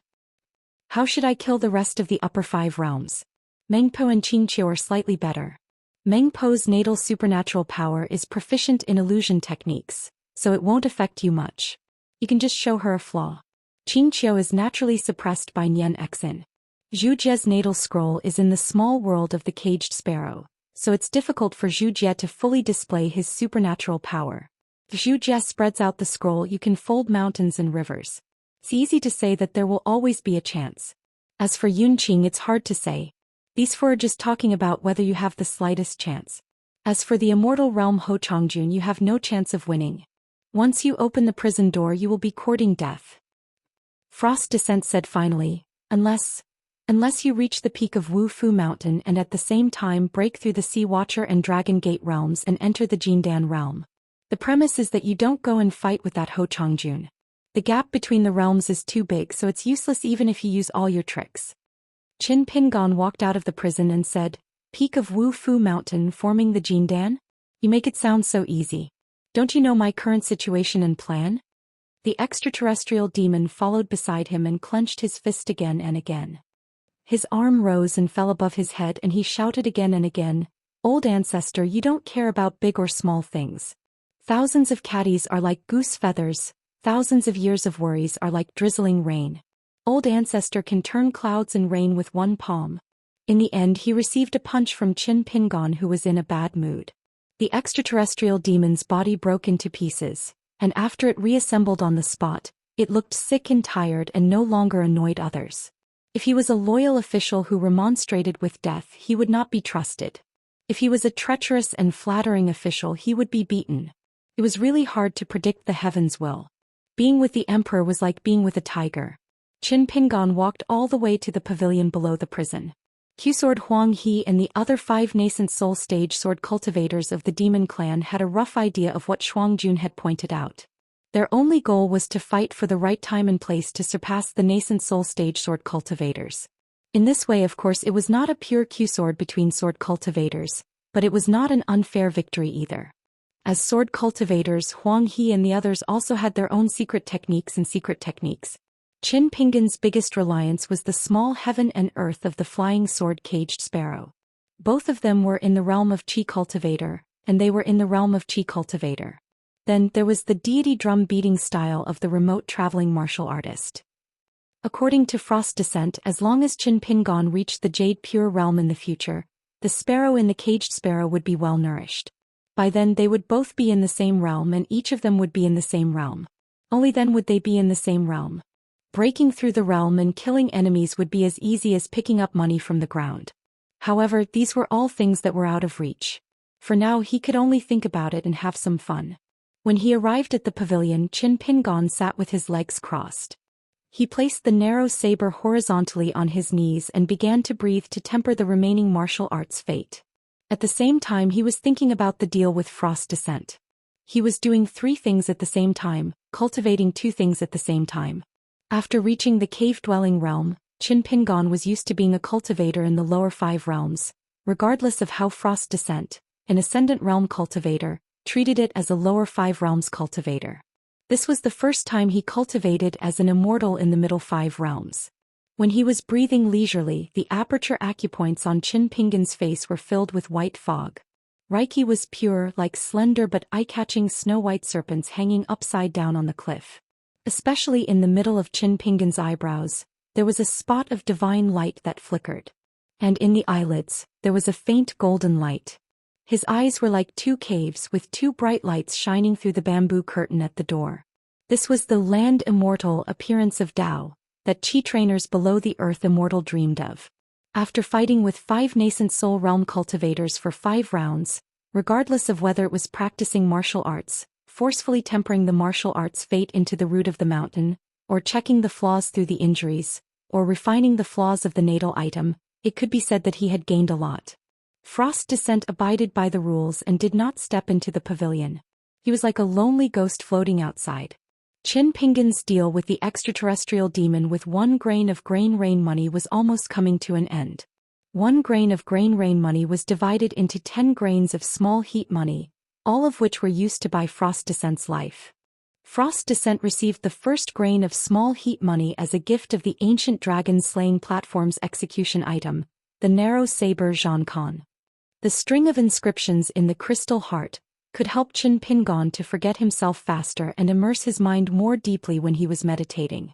Its effect was similar to that of a cultivator sitting on a cushion in a fairy's house and lighting up the mountain and water incense in the cave. Although it was a method of dripping water to penetrate a stone, it could not be underestimated.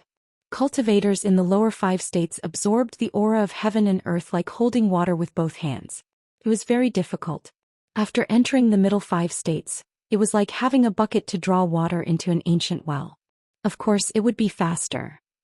Qin Pingon not only received a treasured saber that could defeat the flood dragon, but it could also benefit his cultivation in the future. It was very profitable.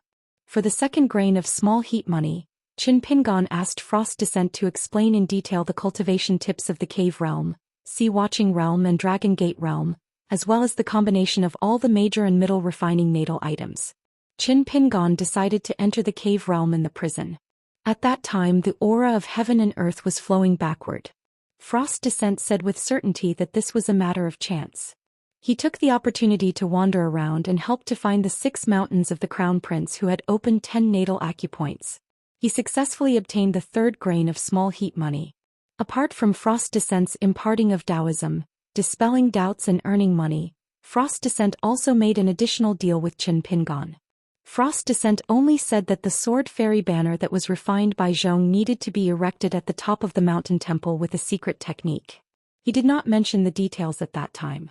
Therefore Qin Pingon obediently took the bait and made money by transforming the extraterrestrial demon. The Grandmaster Yinguan, a chi cultivator of the cave realm, had an additional cultivation technique to add to the brocade. In addition, the imitation of the Baek Kekyung building pagoda could be used as an important supplementary natal item after opening a new acupoint in the sea-watching realm. The natal item of the 5 elements could absorb the aura of heaven and earth. And the aura of the 5 elements naturally produced in the small world of the human body could be refined by the Baek Kekyung building. Could be used to nourish 5 natal items with half the effort. This was Frost Descent's timely help.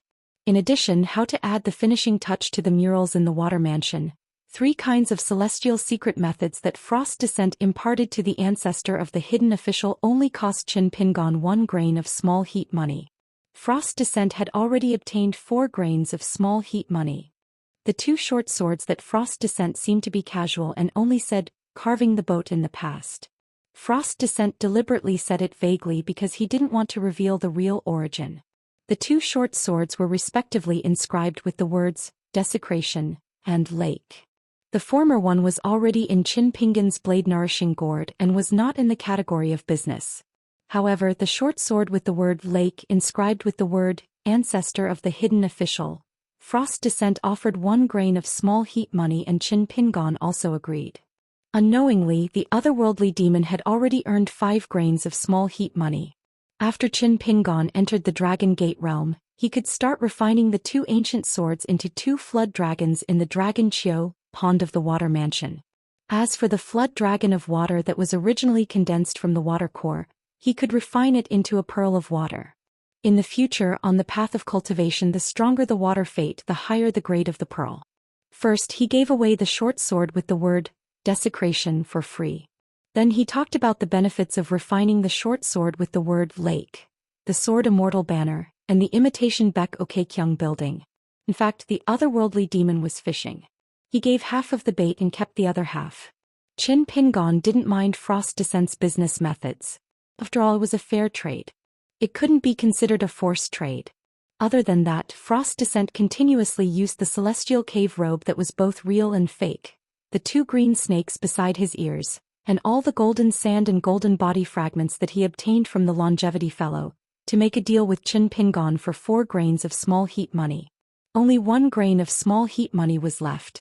After pooling 1 grain of grain rain money, according to the agreement, the otherworldly demon Frost Descent could immediately leave the prison and obtain unfettered freedom. Moreover, once it left the prison, Qin Pingon and Qin Qingdu could no longer target it. As long as it didn't follow the demon race into the vast world and didn't harm any sword cultivators in the Great Wall of Sword Qi, it could go to the wasteland to be an overlord, or go to the vast world to hide its tracks, support puppets and establish a sect.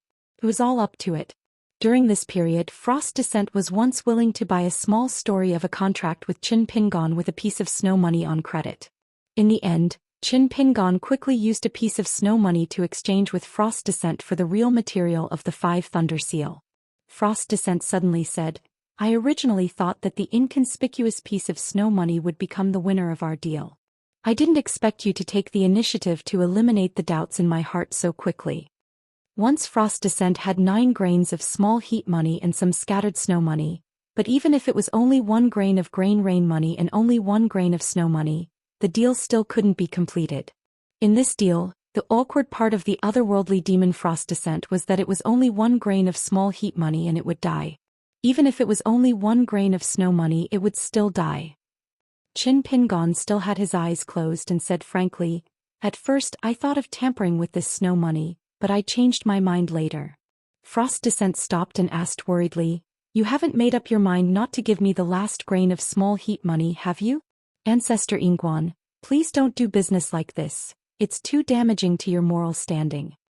Qin Pingon opened his eyes and shook his head, of course not, I'll do the first grain of small heat money with you and you can live. Frost Descent nodded gently and said doubtfully, I know about this but I've never dared to believe it. Qin Pingon said, Do you want to see Frost Descent so much? For a otherworldly demon who has obtained pure freedom, do you still need to be so obsessed? The two of them were silent. Qin Pingon continued. You are no longer an immortal couple. Moreover, with your cultivation and state of mind, aren't you always together with the great cultivator Frost Descent inseparable? Because the inner demon of Frost Descent was his beloved woman. It should be a Dao fate after Frost Descent reached the upper 5 states. It was not until Frost Descent reached the Ascendant Realm, or even when he was trying to reach the Lost Realm, that this otherworldly demon really appeared. However, Frost Descent had never been able to completely eliminate this inner demon. In the end, they were separated from each other. It was estimated that Frost Descent used some mysterious Daoist magic to only expel the inner demon, but he couldn't really subdue, refine, or kill this inner demon. However, these were all baseless speculations. Only God knew the truth, unless Qin Pingon went to the Qingming world in the future and could see the real Frost Descent. The otherworldly demon squinted and asked, "How did you guess it? Was it the embroidered handkerchief of the woman's boudoir that revealed my origin, or was it my instinct to avoid you when you touched my head?" Qin Pingon asked back, "Guess what? Didn't you deliberately want me to know the truth?" The otherworldly demon, who had the appearance of a white-haired boy, smiled sweetly. She floated in the air and clapped her hands lightly. She praised from the bottom of her heart, "What a great patriarch hidden official. Qin Pingon has never disappointed anyone." Qin Pingon said, "The last small sum of money, let's make a promise of 100 years. Before you and I meet again, you help me secretly protect a person." The white-haired boy gently flicked the green snake beside his ear and said, "The 5th world only allows Qi cultivators below the upper 5 states to enter. I don't dare to violate the rules of Confucianism. I want to, but I can't. This deal is difficult for me." Qin Pingon, are you being unkind? Are you deliberately making things difficult for me? Qin Pingon shook his head and said, "My master is there. I believe that the scholarly sage who guards the pass will turn a blind eye to you in the end. However, you only have one chance to act. After that, you will be expelled by the scholarly sage at most. At that time, you will have to listen to my master's arrangements. Whether it is returning to the vast world, settling down in Luopa Mountain, or being imprisoned in the Forest of Merits, I will find you. No matter what price I have to pay, I will keep my promise and restore your freedom. If you don't act, you and I will meet in the 5th world." The white-haired boy asked, "What if?" Qin Pingon said in a deep voice, "What if I can't keep my promise to find you? After 100 years, no matter what, you will still be free." The white-haired boy began to wander around the pavilion as if he was weighing the pros and cons. He began to discuss the details with the young hidden official. "Scholars care about their reputation the most. It's not much of a secret for me to hide in a sword cultivator's soul. Even if that teacher of yours helps me, it's still inappropriate, isn't it? If Twisting Heart can go to the 5th world, her soul is deep enough. However, she is in the unpolished Jade realm and can't go. You can't blame me for this. First, that great demon who caught the pavilion has its own specialization. Second, it can hide in the depths of the soul of a Jindan sword cultivator and successfully hide from the sword cultivators. Obviously, it can't be done in a day. If you give me 3 to 5 years of time, I am confident that I can find a Jindan cultivator and take over the nest of a magpie." Qin Pingon said, "I will help you find a place to hide." The white-haired boy said with emotion, "The hidden official's plan is flawless. There are thousands of words in my heart, but when they reach my mouth, they become speechless." Qin Pingon stood up and hung the saber on his waist again. "If you agree to this, please don't do anything unnecessary in that brand new world in the future. Don't try it again. Otherwise, you will have to burn incense every day and beg me to die in this great wall of sword qi." Qin Pingon smiled and squinted. "Before every fight, I never like to say harsh words to people. Today I will make an exception for you. Please cherish it." The white-haired boy no longer had a mischievous expression.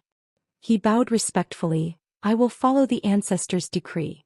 From now on, the deal of 1 grain of grain rain money is considered complete." Qin Pingon leaned back and fell to the ground. He put his hands behind his head and said, "I will go back and test the depth of Mengpo and Qingqiu's cultivation. If I can't even deal with them, I will have to trouble you to use the Dove Fairy technique to fight for me."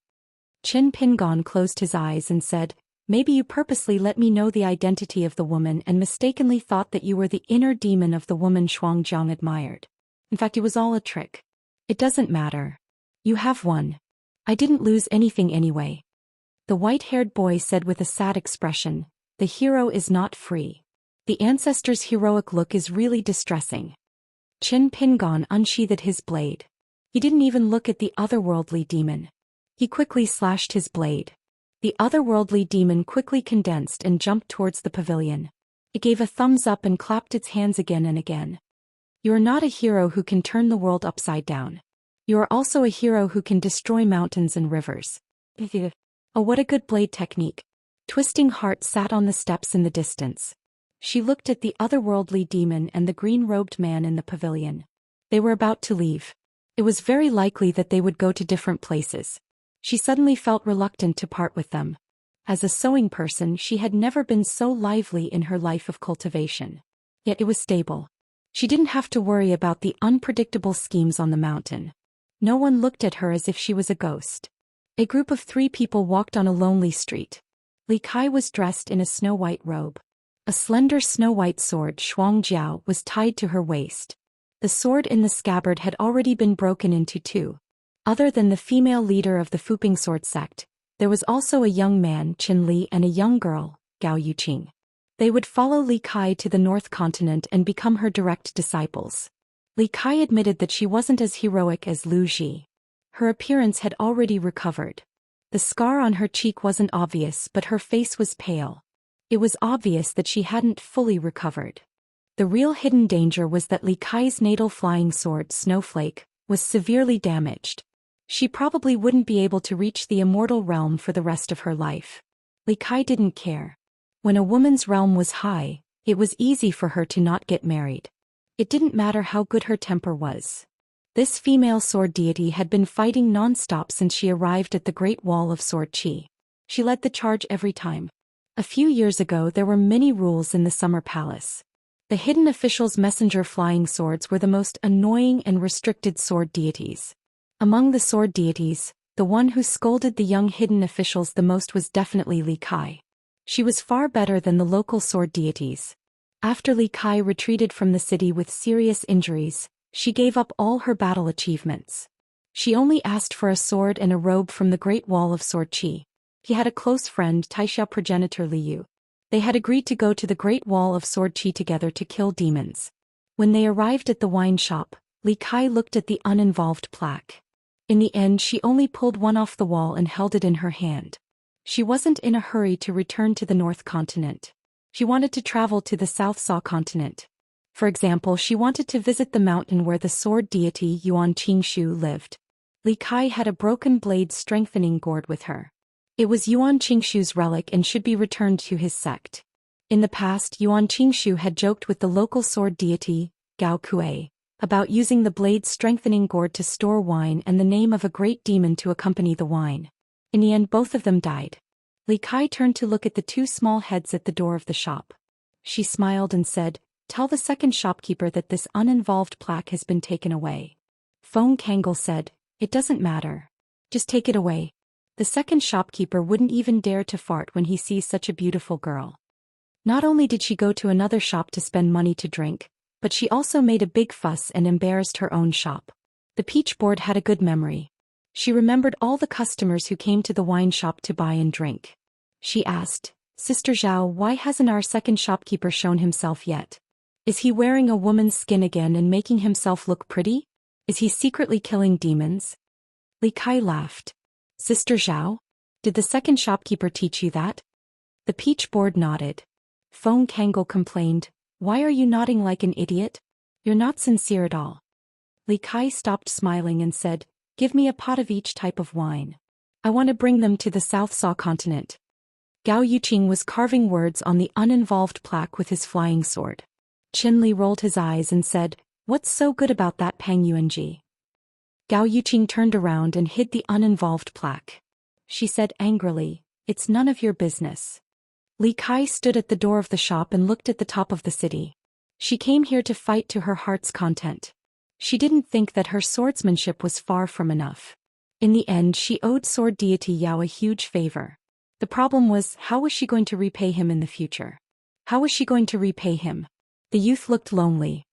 Master, am I going to be a disciple of the Fuping sword sect from now on? Li Kai said, then learn from the second shopkeeper. Vast world, hidden official Chen Pingon. Great wall of sword Qi Chen Li of Fuping sword lake. Don't delay each other. Home comes first, cultivation comes second. Don't forget your roots. The youth nodded. That was a good idea. Li Kai finally left the Great Wall of Sword Qi with the youth. There were no cross-continent ferries from the North Continent to the inverted hanging mountain for the time being. They found an Immortal inn to stay in. Li Kai drank alone. Li Tumi Tao Wen Zhou Qing Nalan Yexing, Gao Kue Yao Chong Dao Dong Sanging Zhang Jiao and Li Ding of the White Mountain Continent, Yuan Qingshu of the South Sa Continent, Han Huizi of the Taihui Sword Sect, Xie Ji of the Fuyao Continent. There were so many young sword cultivators. Many of them were around the same age as Qin Li and Gao Yuqing. There would only be more and more of them. Li Kai's eyes were hazy with drunkenness. She leaned against the window. Let's just drink to death in this *T unpolished jade realm. Gao Yuqing stayed next door. The girl was still adapting to the environment of the inverted hanging mountain and the Great Wall of Sword Qi. The difference between Spirit Qi and Sword Qi was like heaven and earth. Qin Li was a careless person. While practicing his sword, he was at a shop in the inn that specialized in selling treasures on the mountain. He was weighing his money bag. Because the entire Lingjizhai had already moved away, the various factions familiar with the inverted hanging mountain had previously cleared out their inventory and sold many low-grade spirit artifacts at a low price. This inn was one of them, so there weren't many transcendent artifacts. At first glance, there was a dazzling array of dazzling artifacts. Li Kai, who had been paying attention to Qin Li's sword intent in the distance, frowned. Her murderous aura surged as she rushed over.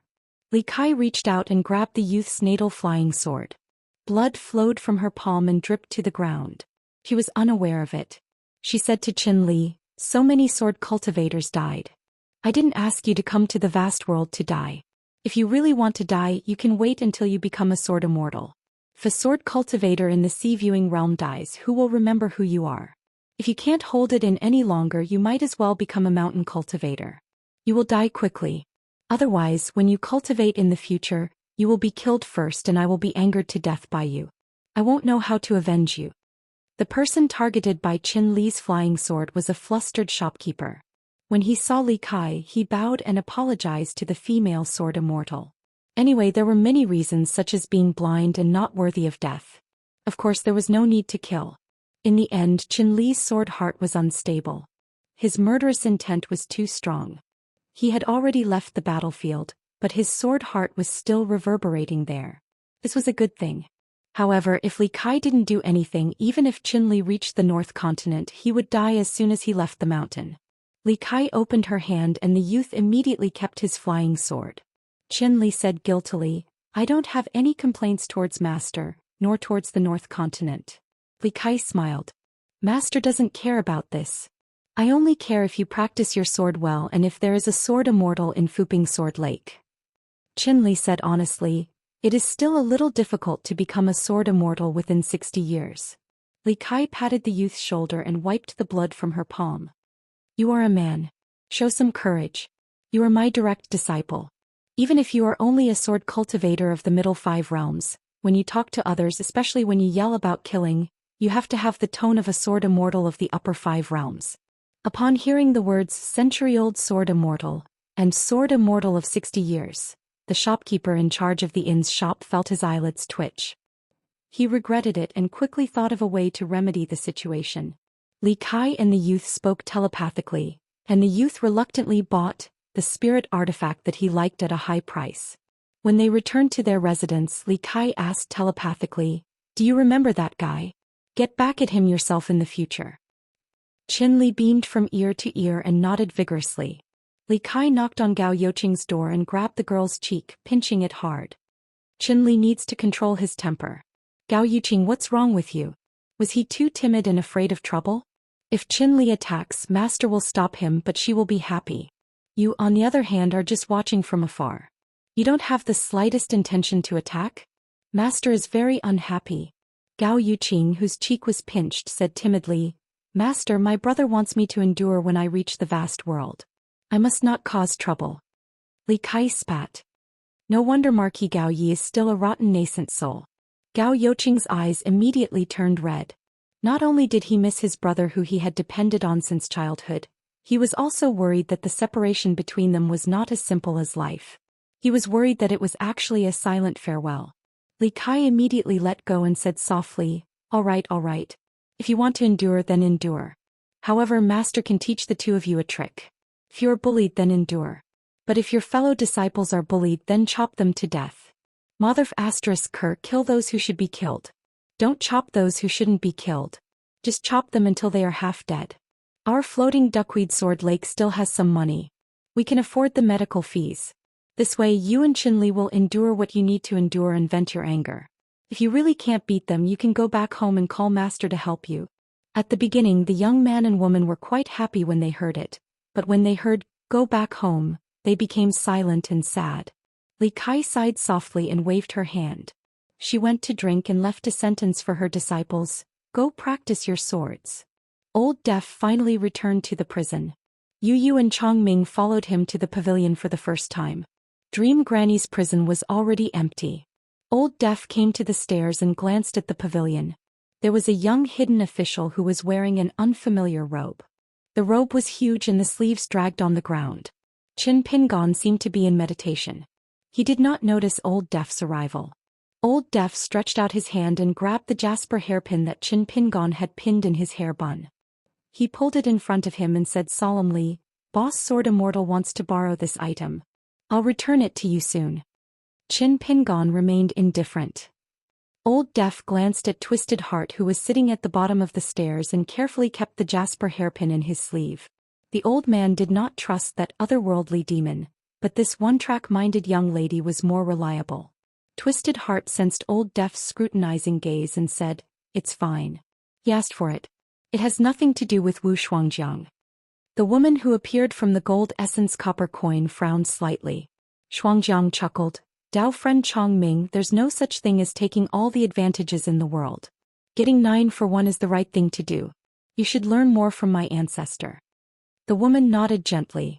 Yu did not know why, but when she looked at the young hidden official's figure, she felt a little apprehensive. Old Deaf rushed over and disappeared in a flash, leaving the prison. The young man and woman walked up the stairs together. Shuangjiang followed behind.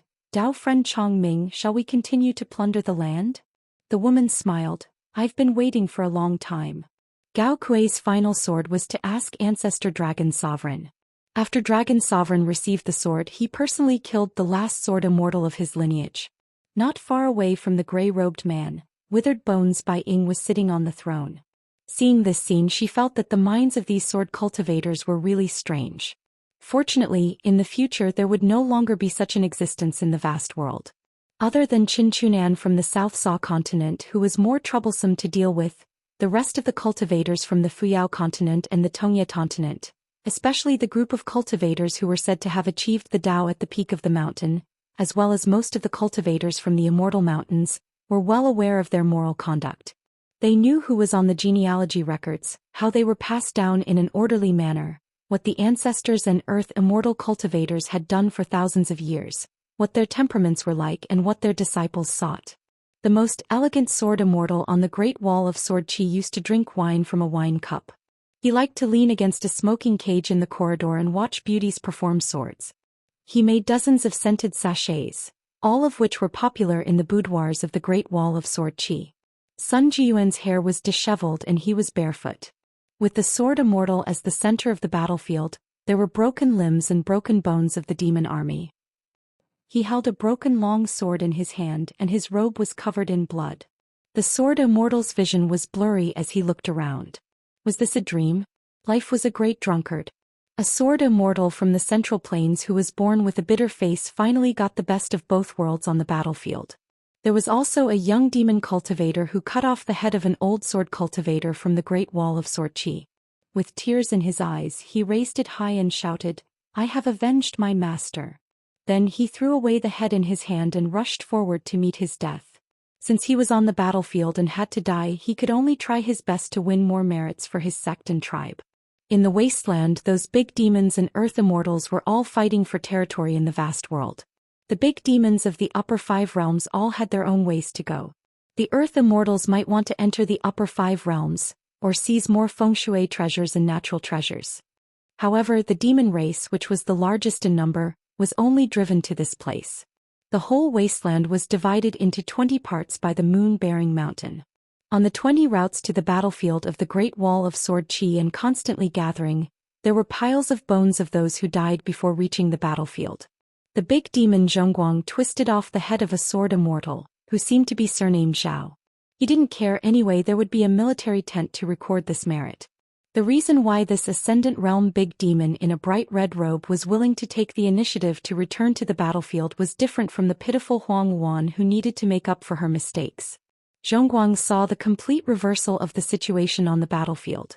After the scholar, the last sage of the three sects, shattered his natal word and died, the wasteland had completely suppressed the Great Wall of Sword Qi. The sword cultivators who went out of the Great Wall of Sword Qi had no choice but to retreat to the top of the city. Just like the military tent predicted, as the battle continued, more and more sword cultivators died faster and faster. Alliance was besieged by 3 sovereign realm big demons in a world. He disappeared from the sight of the top of the city, and no one knew where he went for a long time. Lu Cha defeated Qi Tingji. In the center of the battlefield, only 2 sword immortals, Qin Shi and Nalan Xiaowei, were left. Then there were Lu Ji, Yu Qing, Mi Hu, Guojia, Yan Ming, and the sword immortal Chou Miao from the hidden official's lineage. They defended the front line to win a chance for the sword cultivators behind them to retreat to the top of the city. Apart from the sword immortals, there was also a short old woman. She had already punched through the heads and bodies of countless demon cultivators with her fists. The enemy facing the old woman at the moment was a burly demon cultivator from the military school in golden armor. His armor shone brightly and golden light drifted around him. He held a blade with both hands, and there was another blade at his waist that had never been unsheathed. The demon had obviously been eyeing that female warrior for a long time. Far away from the battlefield, he used the power of shrinking mountains and rivers. After a sudden slash, the old woman's entire back was slashed open. The short old woman took a few steps to the side, and forcibly raised her fists again. If I was still at the 10th level at my peak, I, by Lianshuang, would be able to crush a mere nascent soul cultivator with one punch. A ray of white sword light that had been searching for the old woman's figure surged over. The sword split the military cultivator apart with his body and armor. The young woman flew to the old woman's side and said, "Let's go back together." In the distance, several big demons began to show themselves. "Young lady, that's it. Just let me take a break from now on." The old woman said softly, "Young lady, please go back quickly.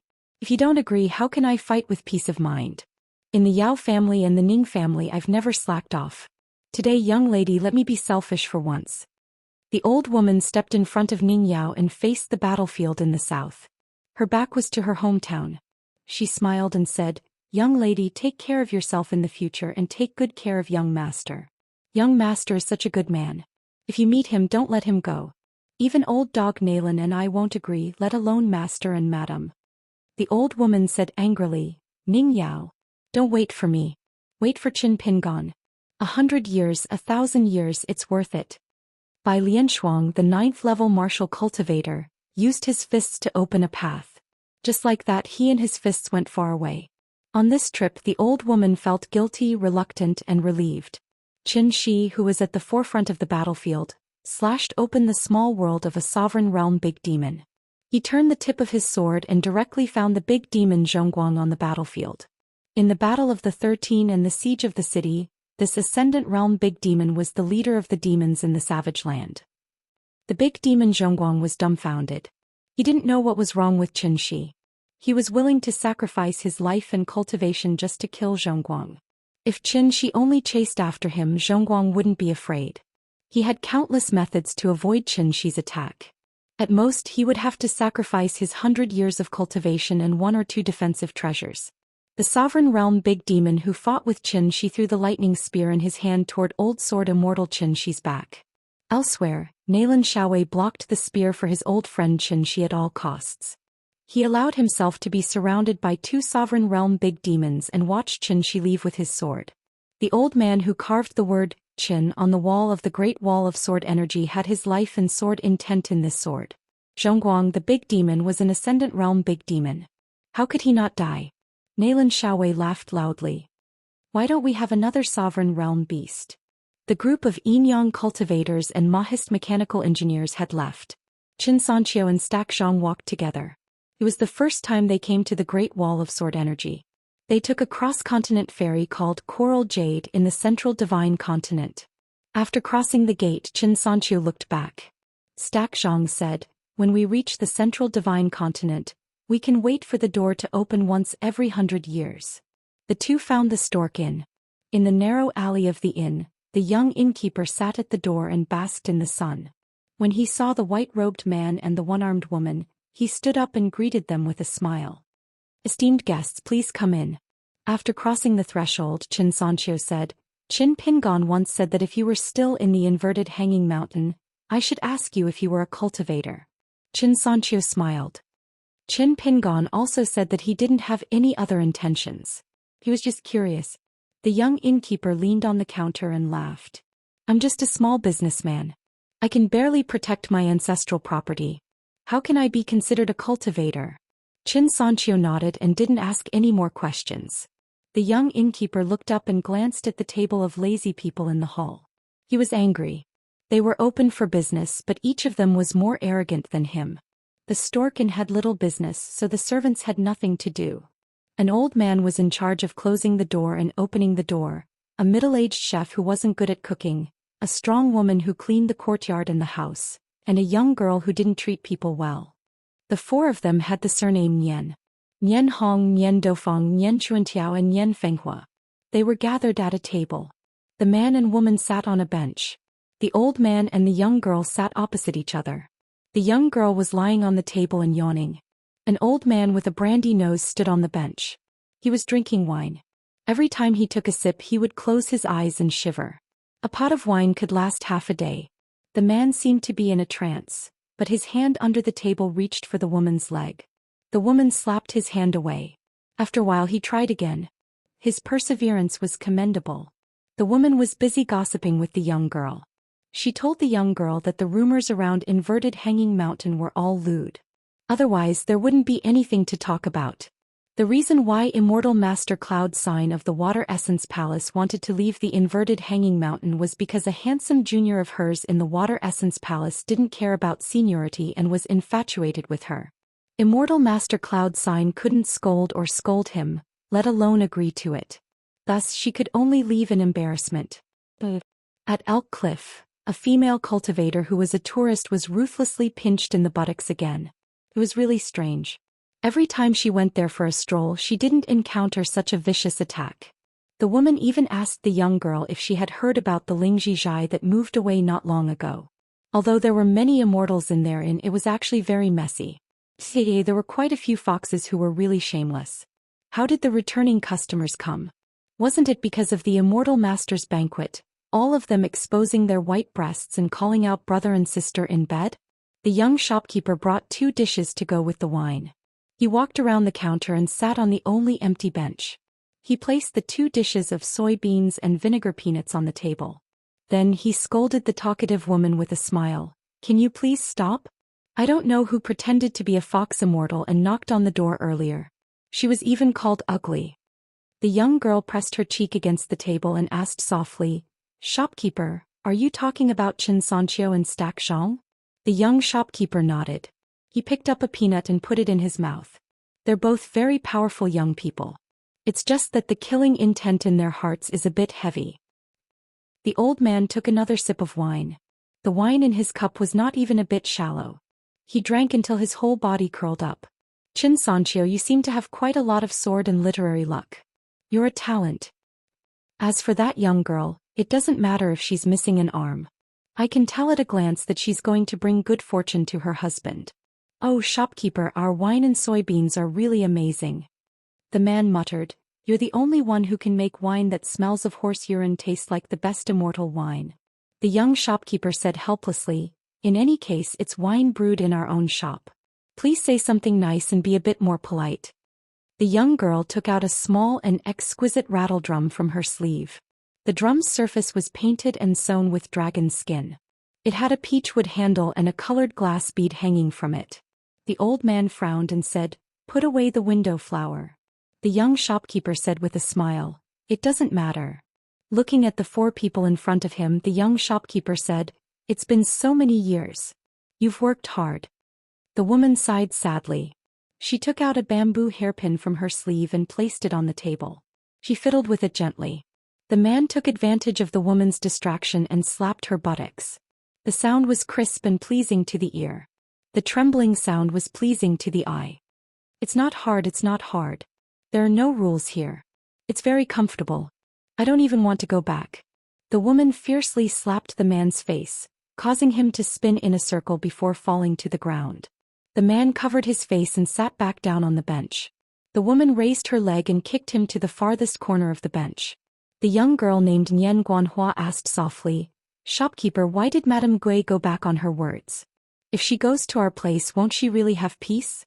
When the time comes, we'll introduce her to Baek Okekyung building." The young shopkeeper waved his hand, signaling the young girl to stop talking. The young shopkeeper looked out of the door and sighed, traveling against the wind alone without sleep. When did the guest's heart turn mournful? Holding a candle to check the hair on the temples, white snow gradually accumulates in another year. The man slapped the table and cheered loudly. The old man quickly took a sip of wine. "Amazing, amazing, I'm drunk." The young girl who had her face on the table was furious. She grabbed the edge of the table with both hands and only revealed her head above the table. He kicked the man with all her strength. The young shopkeeper smiled brightly and raised his hand to thank her.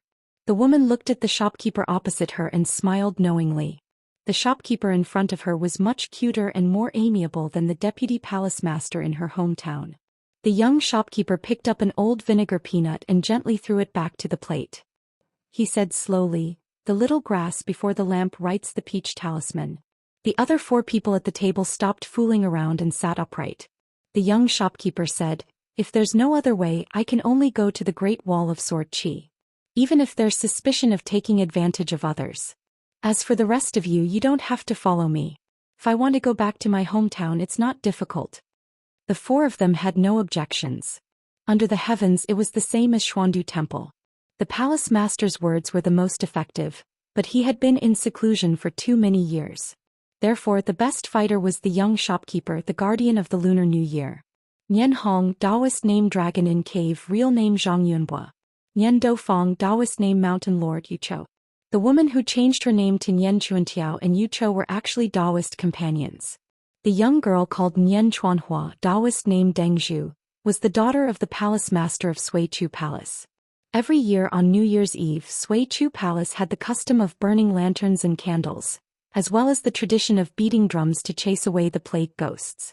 It was all done by the young girl. Of course, it wasn't because of her identity, but because of her cultivation. In terms of seniority and realm, not counting the number of people, half of Suichu Palace was in this small Stork Sparrow Inn. However, apart from the young shopkeeper, the other 4 people traveled far away. They didn't have complete souls, and their true bodies and yang spirits were still in Suichu Palace. Their Yin deity's journey could be said to be extremely far. The ferry docked at the inverted mountain. Xianxia and Stack Zhang left the inn and boarded the ferry. The name of the ferry, Shanhu Jade, made Xianxia grab onto the railing tightly. He had read too many books, his realm was too low and his swordsmanship was too weak. Since the courier had arrived, Baojue had just arrived. He knelt down with the box in his hands. His internal organs were shocked. Xianxia smiled miserably. He subconsciously reached for the wine pot at his waist, only to remember that he had already quit drinking. He didn't bring any wine with him when he left his hometown. Stack Zhang didn't know how to comfort Xianxia. In the past, she was a single-armed young woman who had no relatives or friends, so she was completely carefree. Actually, she occasionally envied the bustling Qin clan estate on Elephant Street. But now she didn't know who should be envious. Xianxia thought of Sister Ning, Fatty Yen, Dong Haitan, and the little girl Guizhujio. Each of them hung a nameplate on the wall of his wine shop. The girl who didn't cry even when her arm was chopped off immediately raised her remaining arm to cover her eyes. The nascent soul sword cultivator Qing Quan led the group. He carried a sword box wrapped in cotton cloth. The old man brought a dozen young people to the inverted mountain. Among them were Yen Ming and Dong Huafu, who were at the bottleneck of the Golden Core realm. They met the old perfected one who was holding a horsetail whisk with dragon whiskers. Chen Quan handed the old perfected one a personal letter from the Daoist saint and a family letter, with many restrictions.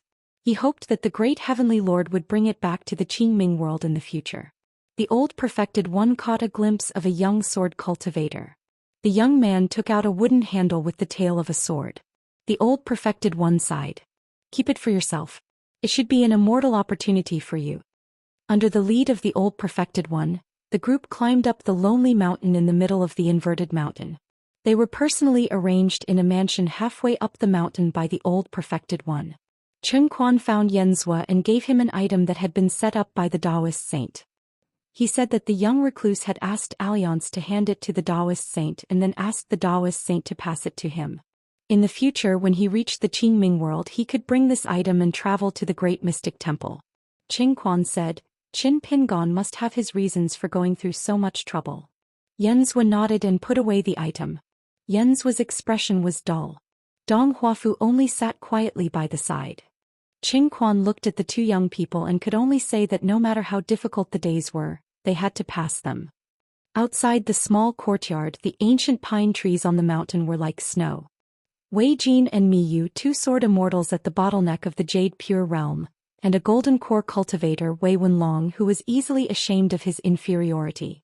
They took the cross-continent ferry from Old Dragon City to Osmanthus Island and left the inverted mountain. The entire Spring Banner House disappeared overnight. Of the 4 private mansions on the inverted mountain, Yuan's mansion had been demolished into an empty frame. The Plum Blossom Garden and Spring Banner House were no longer there. Only the lonely Water Essence Palace was left. Furthermore, Ancestral Master Cloud Sign, who was originally in charge of this immortal mansion, had already brought a large group of young disciples to visit immortals. Wei Wenlong's senior and junior brothers would follow sword immortal Xiao Yunyan to the south swirling continent. Previously, Wei Wenlong had followed Mi Yu to the Great Wall of Sword Qi for the first time. This time he followed Mi Yu to leave the inverted mountain. Yan Ming had gone to the battlefield. Nayland Saihuan took the Nanji ferry from the Shanshui cavern to the Fuyao continent. She might not take root there. She might head further north to the Golden Armor continent or even the Drifting Dawn continent. The Haoyang Blade Strengthening Gourd was secretly handed to Xiao Yunyan by the young secluded official and handed to Mi Yu. Mi Yu planned to give it to the charcoal lass named Pei Qian in the name of the young secluded official. In fact, his brother's Blade Strengthening Gourd had originally belonged to Qin Pingon. The 3 of them stayed in the small courtyard of the Gui lineage that belonged to the young secluded official. When the ferry passed by the Rain Dragon sect, Mi Yu took a few glances from afar. The corner of his mouth twitched. On Osmanthus Island, whether it was the few returning passengers or the many ferry members, other than the graceful Madame Gui, everyone was in a state of panic. Wei Jin discussed with the 2 of them. When returning to his hometown, the Aquarius continent, they would disembark from Old Dragon City. They would first go to the Snow Wind Temple's Immortal Plateau. He needed to offer wine at his master's grave. Then they would head straight for Luopa Mountain. After that, Wei Wenlong would stay at Luopa Mountain while Mi Yu would head to the North Continent's Tai Hui Sword Sect. Wei Wenlong had no objections. However, Mi Yu said that it would be best if the Tai Hui Sword Sect was willing to take him in as a registered consecrator. They were giving him face. If they were not willing, then so be it. He had already decided to eat and drink at Luopa Mountain. The peak of Osmanthus Island was suitable for viewing the scenery. The sunset was brilliant. The jade unpolished realm sword immortal with his intrinsic flying sword Rosy Skies was sitting alone on the railing. He had the Haoyang blade nurturing calabash hanging by his waist. He held a flask of osmanthus wine in his hand, its fragrance assailing his nostrils. For some reason Guizhuzhou did not follow him to the Aquarius continent. She was also a sword cultivator of the Hidden Official's lineage. Guizhuzhou was also an official disciple of the Hidden Official. Furthermore, Mi Yu wished to have someone from the same hometown as him. He had heard the young Hidden Official mention that the manager of the Osmanthus Island ferry, the Jindan stage sword cultivator Ma Ji, was a senior worth befriending. As for Madame Gui's only disciple Osmanthus Lady Jin Su, Mi Yu had heard of her before. But now Mi Yu only wanted to drink. He was too lazy to think about anything else. Because the business of the ferry had become more and more pure, the number of visitors to the inverted suspended mountain decreased year by year. This caused the business of the painters on Osmanthus Island to deteriorate. Over time there was only one painting stall left under the Osmanthus tree. Many painters of the Fan clan had already left Osmanthus Island. They had gone to Old Dragon City to find a way out. The one who stayed behind was a middle-aged painter. His cultivation talent was not good. He was a chi cultivator of the lower 5 realms. If he was in the vassal states of the Aquarius continent, it would not be difficult to be a court painter. But he was living under someone else's roof and did not earn much. One painting was sold for a few hundred to a few thousand silvers. In the painting circle of the secular dynasties, it was considered a sky-high price. But compared to the money of the gods, it was nothing. Seeing the man sitting at the railing in a daze, the painter took a bottle of wine from Old Dragon City. He could not afford to drink Osmanthus wine and walked towards the unknown man. Drinking with friends, who knows, he might be able to get some extra business. The painting stall was not open for business. It had been a long time and it was unbearable. Miyu turned his head and looked at the painter of the Fan clan who stood beside him for a long time. He did not know what to say. He asked, "I heard that to paint here one painting costs 30 snow coins. If you want 3 paintings it will be cheaper. Only 25 snow coins?" The painter nodded his head. "In the past when business was good, we could get 5 snow coins for the 25 snow coins. Now that business is hard to do, the Fan clan is generous and gave it all to the painter." The guest did not speak the language of the Aquarius continent fluently. But he heard that this handsome young man was the friend of the Wind Snow Temple's sword immortal Wei Jin. Then he should be at least an earth immortal? Miyu laughed. "Don't tell me you are called Su Ting." The painter was surprised. "How do you know my name?" Su Ting knew that his painting skills in the eyes of the immortal masters on the mountain, even if it was not unsightly, it was definitely not a painting expert. Miyu laughed. "Does the 10% discount still count? If it does, I will ask Master Su to paint 3 paintings for me." Master Su. Adding the word "sure" to the surname, just like adding the word "he" to the surname, was a very commendatory way of saying things on the mountain and at the foot of a mountain.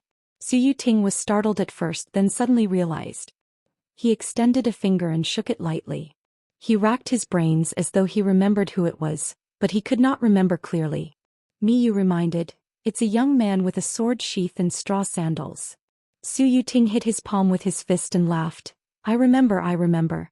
That mister was a little restrained at first, but after drinking wine he became very spirited." Su Ting blushed with shame. "I did not expect that mister to still remember me." Miyu nodded and said, "He mentioned you to me before and praised you a lot. He said that Mr. Su's paintings are lively and colorful, subtle and meticulous, just right. So he told me that if I have the chance to go to Osmanthus Island in the future, I must ask you to paint. It will definitely not be a loss." Su Ting blushed and whispered, I don't deserve it. Miyu jumped down the railing and went to the ancestor Osmanthus tree. Dusk gradually passed. Dusk gradually arrived. Miyu looked up. Under the tree he waited for the moon. Lu Ji, beside her was Madame Wu Yan, who wore a hedgerow to cover her face. Walking out of the great wall of sword chi from the new door, sword immortal Xiao Yunyan was followed by a few Spring Banner House direct disciples. They left inverted hanging mountain together. At the old door, the little Daoist boy glanced at the lonely mountain, kept the book and praying mat and said, "Let's go." The sword-wielding man squatted on the spot and nodded, "Yes." The little Daoist boy asked, "Are you really not going to follow me to the green netherworld?" Zhang Lu shook his head. "I want to open my eyes wide and look at the vast world. I want to see if I can still treat the Great Wall of Sword Chi as a joke in the future." The little Daoist boy flashed and came to the foot of the Water Fairy Palace mountain. He used his divine power, bent and straightened his back, and flipped the entire Water Fairy Palace from inverted hanging mountain into the sea. On this day the great heavenly lord threw out his master's decree at the mountain peak. He turned into a rainbow light and went straight to the sky screen. Then he activated the array. This world's largest mountain, seal broke open the sky screen. Then a few Bakokekyung building Daoist immortals pulled inverted hanging mountain into the green netherworld from the vortex of the sky screen at the border between the two worlds. At the original location of inverted hanging mountain, only the old door of the savage world and the vast world and the great sword immortal who betrayed the great wall of sword Qi Zhang Lu were left. Qin Qing revealed his Dharma form and split open the sky with a sword. The entire city ascended. The demon army had already rushed to the top of the Great Wall of Sword Qi, which was no longer guarded by anyone. All the demon sword cultivators in the savage world, regardless of whether they were sword immortals or sword immortals, attacked with their swords to stop the city. Most of the sovereign stage demons in the savage world, as well as many of the upper 5 realms, chose to attack the Dharma form of the sword immortal. The grand ancestor of the moon-bearing mountain, the gray-robed elder, sneered, "How pitiful. This is your last sword. In this war, when it comes to killing demons, you Qin Qing can't even compare to a sword immortal of the lower 5 realms." The gray-robed elder took a step forward. His Dharma form was majestic and his figure was even taller than the Great Wall of Sword Qi. He clenched his fists and borrowed the power of the great Tao of the entire savage world to punch at the center of the Great Wall of Sword Qi. He directly punched a huge hole in the Great Wall of Sword Qi, which even Qin Qing couldn't block with his sword and protect with all his might. The gray-robed elder's Dharma form stood in the middle of the hole and smashed its fists on both sides of the wall. With every punch, Qin Qing's Dharma form, which was still indestructible despite being hit by the sovereign stage demon's natural mystique, became a little more blurry. The sword immortal's Dharma form only stood where the city was. After breaking through the sky with his sword, he stood upright and used his hands to tear apart the whirlpool, not allowing it to close. Since the Great Wall of Sword Qi was built, this was the first time it had suffered such a huge damage. Furthermore, the city wall was directly split into 2. At the prison, a person walked out with his head lowered and his back bent, swaying as he walked. The silhouette of that person could be vaguely seen. Only a pair of golden eyes were shining brightly. The rest of the silhouette was blurred, as if the person's entire body was made up of thousands of fine black lines. That figure rose from the ground and landed heavily on the top of the city wall, causing countless demons to be shaken off. Some of the demons with sufficient cultivation base also instinctively chose to avoid that strange existence. The black figure that landed on the top of the city wall raised his head and looked up. He raised his arm high and bid farewell to her. It was as if his sweetheart was Tianyu, and they were completely different from now on. The black figure turned around and turned his back to the city that was slowly ascending. He turned his back to the sword immortal Qin Qing. Qin Qing's Dharma form said loudly, "Kid, remember the agreement. I can break the contract, but you can't defend half of the Great Wall of Sword Qi. If the wilderness wreaked havoc in the vast world for 10 years or 100 years, then he would defend it for 10 years or 100 years. If it was 10,000 years, then Qin Pingon would have to sit here for 10,000 years." Qin Qing's remnant soul came to the side of that figure and said, "Thank you for your hard work." The black figure shook his head gently and then nodded. The sword immortal smiled and patted the young man's shoulder. The black figure took a step back and bowed to bid farewell to the sword immortal. As they spoke, the sword immortal's soul had already dissipated. He had truly merged into the half of the Great Wall of Sword Qi beneath their feet. Qin Qing no longer existed in this world. The ethereal black figure still did not say a word. He stepped onto the top of the southern city wall, put 2 fingers together and suddenly swiped. On the top of the city wall, the sword immortal true spirits that walked out of the venerating sword pavilion's painting appeared one after another. The sword immortals in the painting did not have intelligence. They only knew that apart from the black figure, anyone who ascended to the top of the city wall would be killed. As long as half of the Great Wall of Sword Qi remained, these sword immortals would not die. After doing this, the black figure instantly came to the gap in the city wall. The demons that tried to intercept him midway, whether it was the cultivator's true body or the offensive magic treasure, were instantly turned into dust. The black figure stood on a cliff, facing the gray-robed elder who was standing on the other side of the city wall. The black figure's golden eyes stared at the other party. The gray-robed elder shook his head and said, "Why bother?" Under the feet of both parties, the gap between the 2 sections of the city wall was like a wide road. Countless demon armies swarmed through it. The black figure disappeared into thin air. After appearing in the distance, he pulled down a jade unpolished realm demon that had crossed the city wall. He grabbed its head with one hand and the demon's forehead was instantly mangled. Just like that, the black figure lifted it into the air. Remember this, Qin Pingon is still guarding the city walls in this world. 685. Lu Cha carried a sword and a saber on his back like a bearded ranger. He came to the side of the gray-robed elder and asked, "Aren't we going to touch the words on the city wall?" Half of the great wall of sword aura had fallen into the wilderness. It would soon be completely refined by the great ancestor of the moon-bearing mountain. The gray-robed elder smiled. "Keep it. The immortals of the vast world don't know how to respect the strong. Let us do it."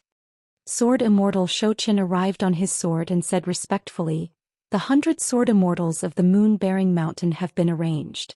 There were some sword cultivators whose names weren't on the register. They weren't satisfied because they had some minor military exploits. "I killed 3 of them before I stopped." Li Zhen and several other potential sword immortals also came to join in the fun. Li Zhen smiled. "Bad habits can't be spoiled. Good job, sword immortal Zhou Xian." Other than Li Zhen, Zhu Jing, you see? Tan and the female sword cultivator who changed into a new skin, Lu Bai, were all gathered here.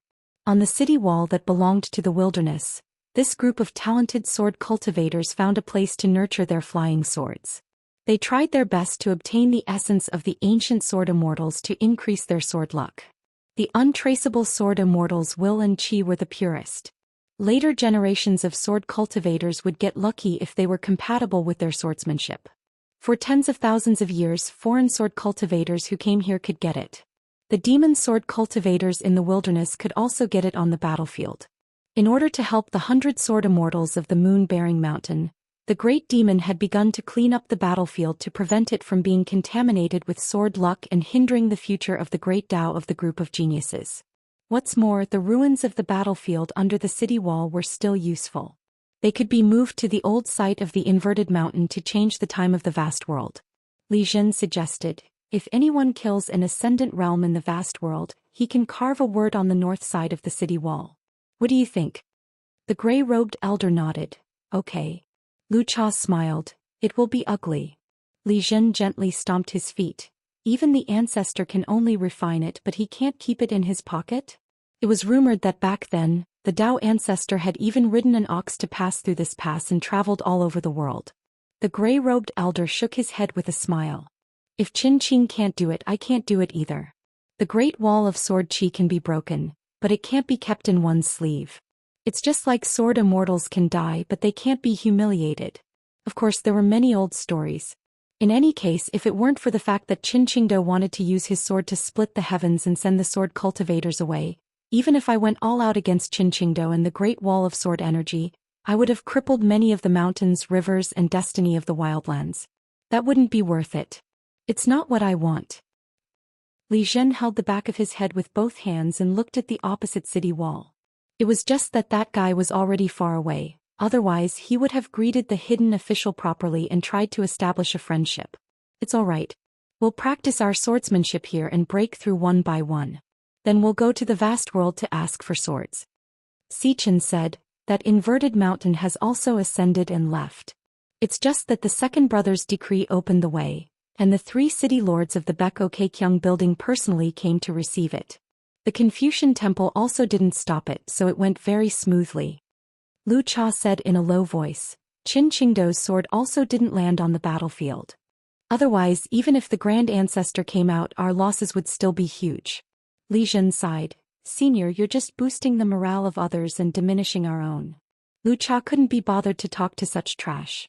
Lu Bai came to senior brother Xichen's side and asked softly, "What's wrong with that person?" Xichen shook his head and said, "You'll have to ask the Grand Ancestor."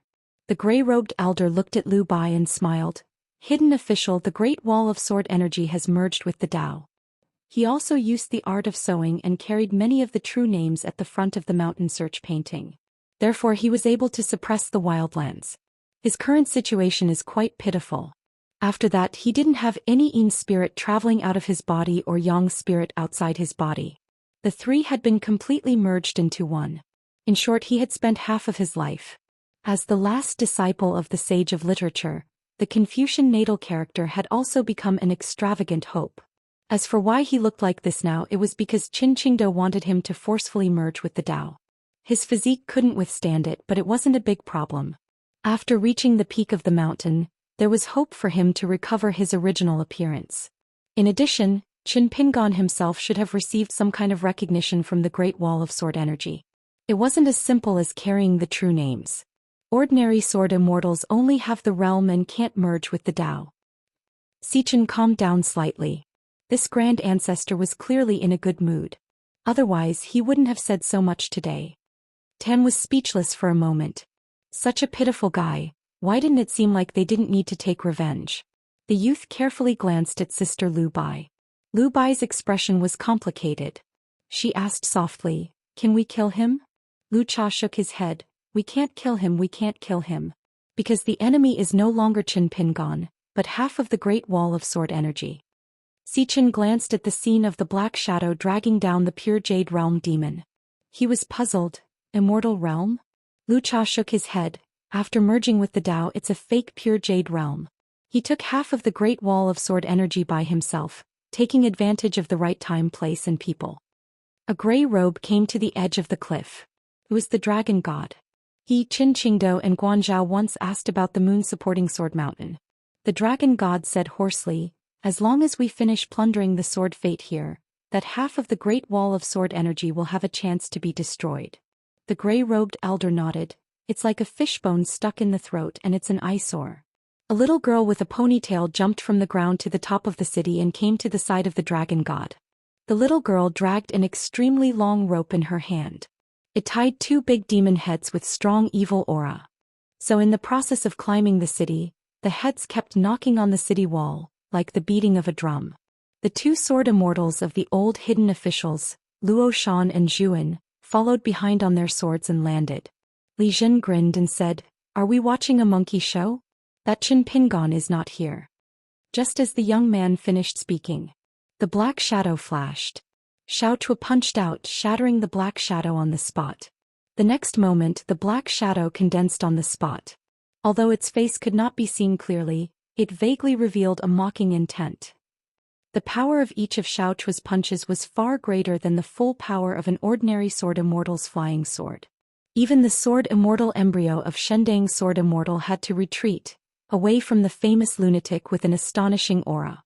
Especially Lu Bai, whose physique was still weak, needed to be protected by his senior brother, Shi Chen. The gray-robed elder smiled. "Stop fighting. If you continue fighting, you'll be helping him temper his physique for nothing. If he reaches the peak of the mountain, there might be some trouble. This guy is deliberately baiting you to punch." Xiao Chua just kept punching, ignoring the words of the master of the wasteland world. In the end, it was really boring. Xiao Chua stopped punching and asked, "Why didn't you stop me?" The gray-robed elder said, "I'm not Qin Qingdou. I don't have so many rules to restrain the strong. Moon-supporting mountain cherishes strong people like you very much." Xiao Chua shook the rope in her hand. Two heads jumped high and smashed heavily on the city wall. "I used the bodies of two ascendant realm demons in the rat hole to create a throne. The position is a bit high." The gray-robed elder smiled. "Very good. As long as Zhou Mi and Lu Cha don't mind, it doesn't matter." Lu Cha said, "I don't mind." The gray-robed elder said, "Don't bother about that alliance. The entire moon-supporting mountain is used to suppress one person. It's not that easy to break." Lu Cha nodded. "When I'm free in the future, I'll find him for a drink." The gray-robed elder smiled. "You swordsman's elegance can't be envied by others." Xiao Chua said, "Boring, I'll play by myself." She jumped off the city wall, but did not continue to drag the heads of the two ascendant realm demons. She found it annoying, so she left them on the city wall. Anyway, no one dared to move. Along the way, the city had been uprooted and many sword immortal residences had been reduced to ruins. Everything was gone. Wherever Xiao Chua passed, the surging waves of the demon race army automatically retreated. Otherwise they would die. The old gate at the old site of the inverted mountain was torn bigger and bigger by the two sovereign realm demons, the dazzling armor and the golden armor divine general. As for Yang Ji and Fei Fei, who were the first to enter the vast world, they began to pave the way as a gathering place for the demon army. Then they needed to build 3 roads to go to the nearest Hassa continent, the southwest Fuyao continent, and the southeast Tongya continent. There were also a large number of moving mountains monsters assisting the 2 sovereign-level monsters. They smashed the refined pocket-sized mountains into the sea. Then the monster cultivators laid down the roots of the mountains, causing them to suddenly become towering mountains. They were extremely stable places to stand on. The other sovereign realm demons also went to the sky screen one after another to find trouble with the scholarly sage. The sword-hugging man was still sitting on the hitching post, but the hitching post was moved to the place where the little Daoist child used to sit. A Yao cultivator spat on the ground and grinned. What bullshit, great sword immortal. He had seen those who died in battle and those who were beaten back by the great demons on the battlefield, but he had never seen someone who would obediently guard the door without drawing a single sword. Great sword immortal Zhang Lu turned a blind eye to this. In the end, this demon was casually punched in the head by Xiao Chua, who was striding through the gate. His golden core and nascent soul exploded at the same time, implicating a large number of demons at the gate. What an unexpected disaster. After a military commander in the distance caught a glimpse of the culprit, he pretended that nothing had happened. Xiao Chua came to the hitching post and threw out a jar of good wine from a secular dynasty in the vast world. Zhang Lu took the jar, opened the mud seal and sniffed it. Good wine. Xiao Chua asked, Zhang Lu, why don't you come with me to take a look? South Hassa continent, Tongye continent, Fuyao continent, you can choose. Let's find wine to drink together. There are many immortal wines there. Zhang Lu smiled and said, I'm not going anywhere. I'll just watch from here. I'm a lazy person by nature, so I can't raise my spirits no matter what I do. In the past, I worked hard to cultivate and break through to the next realm just to increase my lifespan. Master Hidden Official, remember to send some wine back for me every time you destroy a sect. Xiao Chua complained, you don't do anything and still want me to send you wine. You're so arrogant. Zhang Lu smiled and said, lazy people have good fortune. Xiao Chua frowned and asked, where did my disciple go? Zhang Lu joked, I really don't know about that. You can ask Hidden Official. Xiao Chua said in annoyance, seeing him annoys me. I gave him a few punches when I saw him. That kid is very vengeful, so I probably won't be able to get anything out of him. Zhang Lu rubbed his chin. Back then, the youth with the sword case and straw sandals left Inverted Hanging Mountain and came back.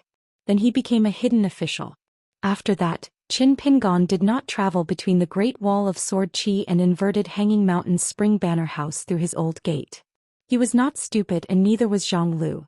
He hoped that Zhang Lu would change his mind, so he deliberately used this method to remind Zhang Lu.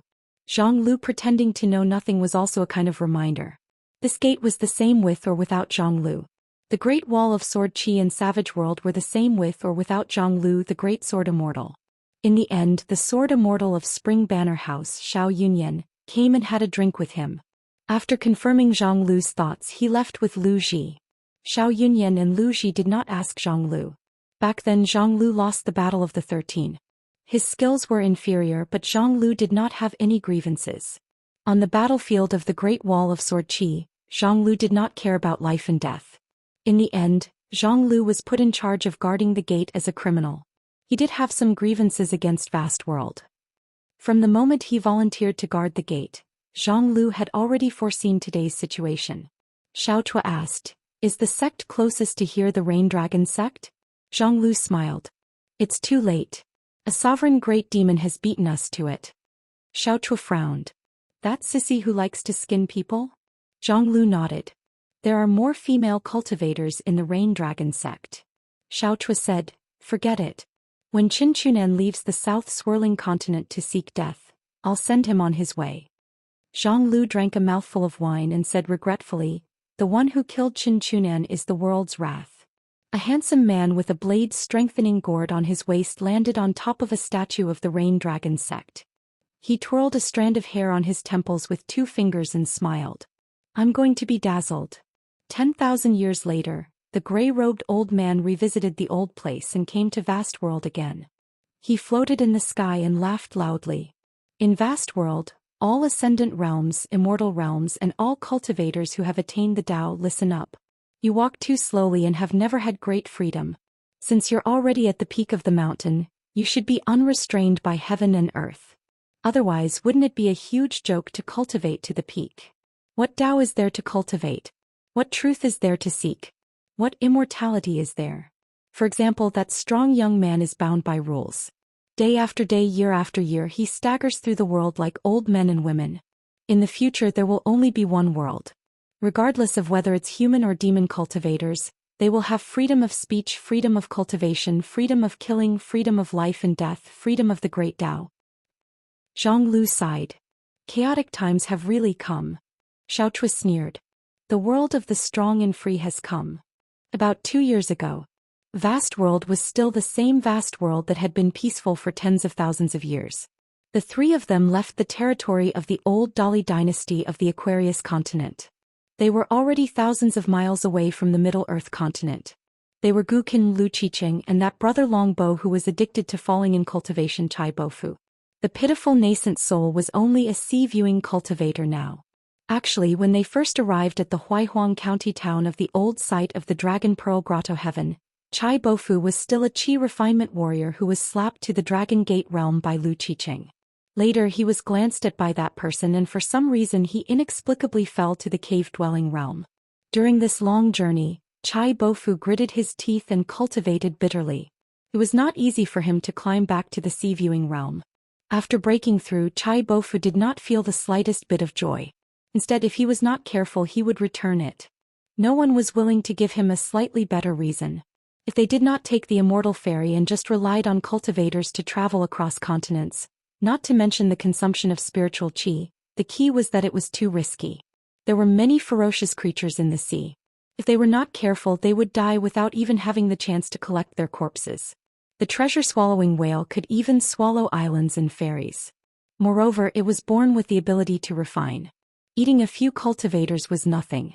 Once they entered its stomach, it was like being in a small world cage. How could they escape?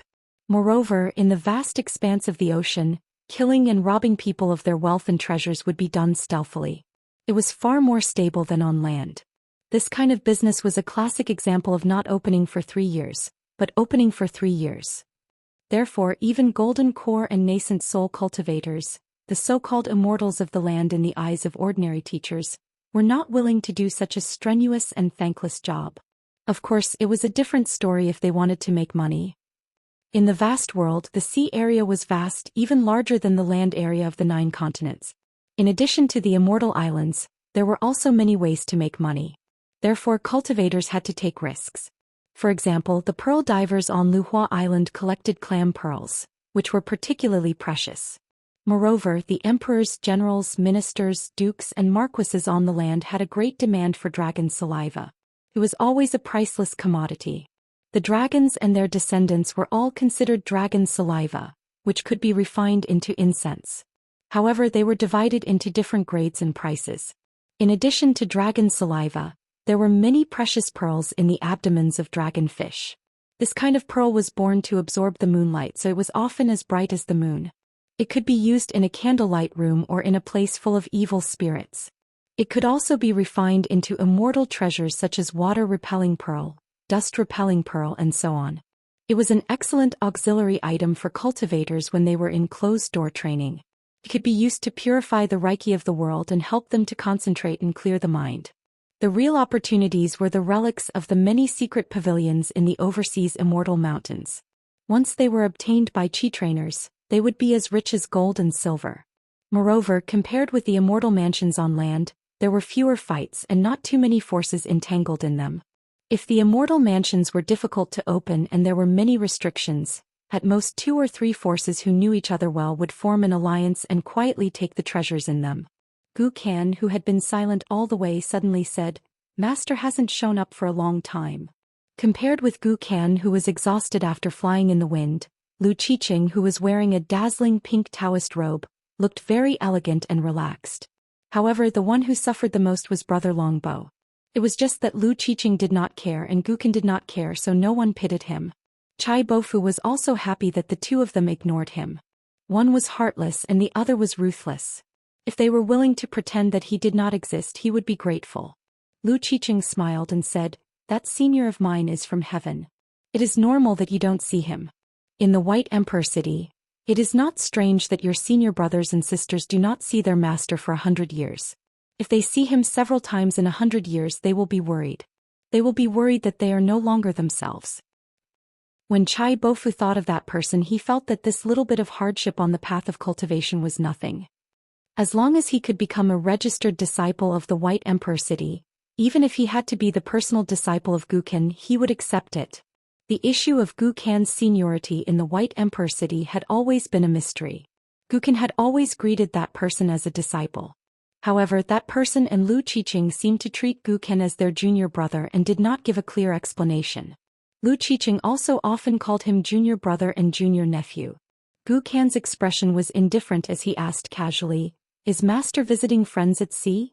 Lu Qiqing sneered and said, "What a joke. Who is worthy of senior brother visiting?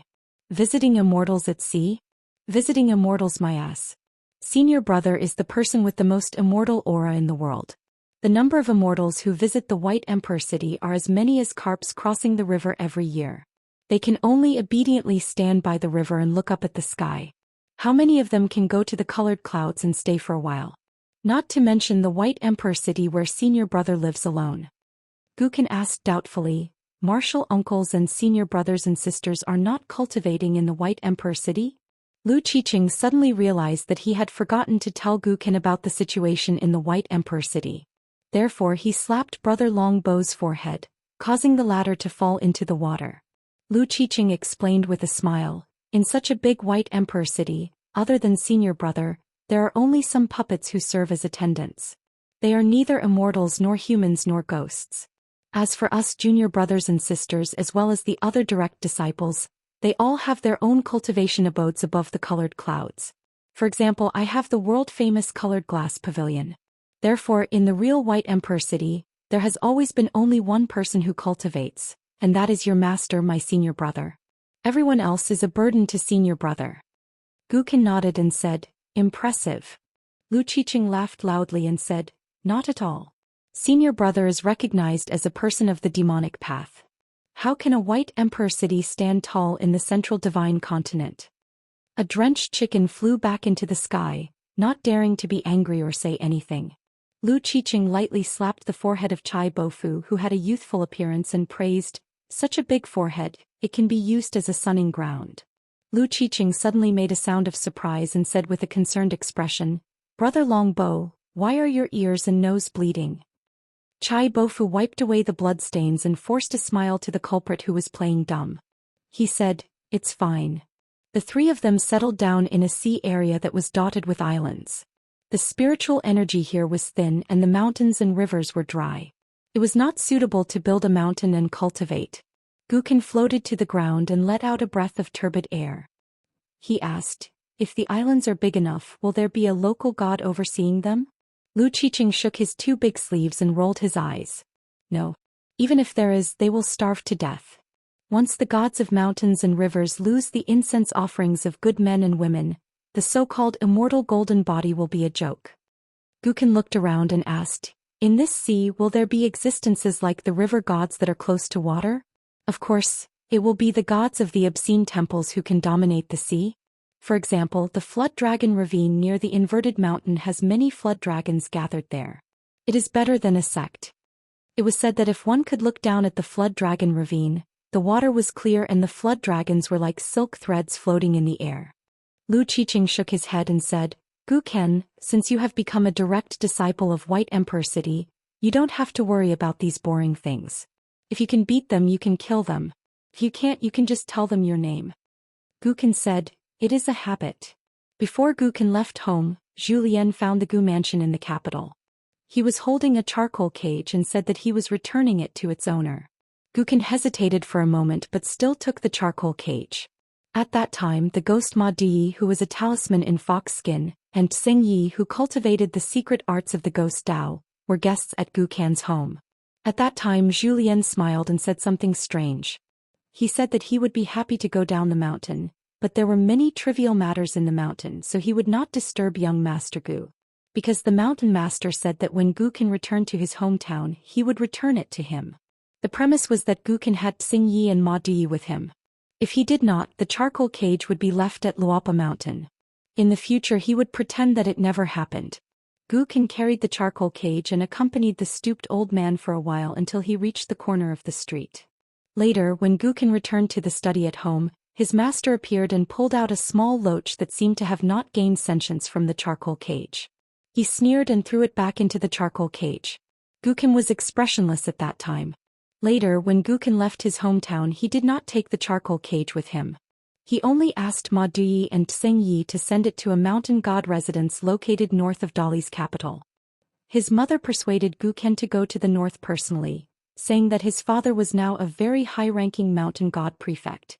That mountain god temple used to be the immortal residence of the old Dali's mountain god lord, and had just been promoted to the crown prince of northern mountains Mount Biyun.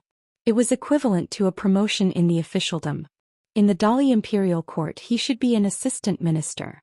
How could a governor or a supervisor compare to him? You can't blame your father for not going home to see you. He has a lot of responsibilities and cannot leave his post without permission. Moreover, there are many rules on the mountain and there are too many strange taboos. Therefore, as a son you should visit your family and congratulate them. Guken was silent, but he refused to nod. The woman secretly wept and did not want to persuade him anymore. As she wiped her tears with an embroidered handkerchief, she secretly glanced at her son's face. The woman really did not dare to persuade him anymore. That person appeared on the shore of the sea. Chai Bofu's heart tightened and he did not even dare to breathe loudly. Lu Qiqing also did not want to go over. Senior brother was a deity and it was better to watch from afar. Guken rode the wind and went there alone. He found the city lord of White Emperor City squatting by the sea and scooping up a handful of water. Guken was puzzled. "This is," the man said, "a bucket of seawater." Guken asked again, "What's the meaning?" The man smiled. "Must it be meaningful?" He let go of his hand and stood up. After a short moment, Guken vaguely saw a white horse suddenly appear on the surface of the boundless sea. The horse rode on the waves at lightning speed, and it left behind an extremely long, colorful and lustrous trail behind it. There was a red armor on the horse's back which was undulating with the horse's back. There was no person in the armor. When the horse came to the island it suddenly stopped. When the horse stopped moving, it seemed as if the sea had frozen. Lu Qiqing could not wait. He came to senior brother and Guken and said with a smile, "We are lucky to meet a lone rider of the southern sea in the vast sea. This is no different from finding a needle in the sea." Guken had never heard of a lone rider of the southern sea. But he saw that the rider had a golden spear, and the tip of the spear was pointed at the island, as if he was asking about its origin. Then in an instant the lone rider of the southern sea put away his spear, turned his horse around and galloped away. Guken found that the man beside him had disappeared. Lu Qiqing smiled and said, "The big demon of the Lushui pit is going to be miserable. Senior brother can't break the restriction that Fire Dragon Immortal can't break by force." Guken asked, "Does Master have a grudge against the big demon of the Lushui pit? Or did he kill the big demon just to accumulate merits?" Lu Qiqing said, "Don't make wild guesses. Senior brother does as he pleases." Guken frowned and did not say anything. Lu Qiqing gloated. "Your state of mind is too suppressed by Qin Pingan's principles. Be careful not to annoy my senior brother." Guken turned a deaf ear to him. The three of them rested on the island for a while. Chai Bofu accumulated some spiritual qi with great difficulty and began to follow the two of them on their journey. When he was in the nascent soul realm, the cave and acupoints were like the mansion of a wealthy family. The spiritual qi was like a hall full of gold and jade. It was inexhaustible and could be squandered wantonly. Now that he was in a small family he could not afford to be extravagant. The waterway was endless. When they passed by a place Lu Qiqing was overjoyed. Guken, you are really lucky. Following you around I will have many adventures. First I met the lone rider of the southern sea and now I see this place." Chai Bofu was like falling clouds. As far as the eye could see, the sea was vast and there was nothing mysterious. After Lu Qiqing waved his hand to break the barrier, an island appeared in Guken's vision. It was barren and rugged. Lu Qiqing smiled and said, "This is a dragon rest stone. It will migrate with the water and not take root." During the ancient era there were 4 of them. One was destroyed and another was refined.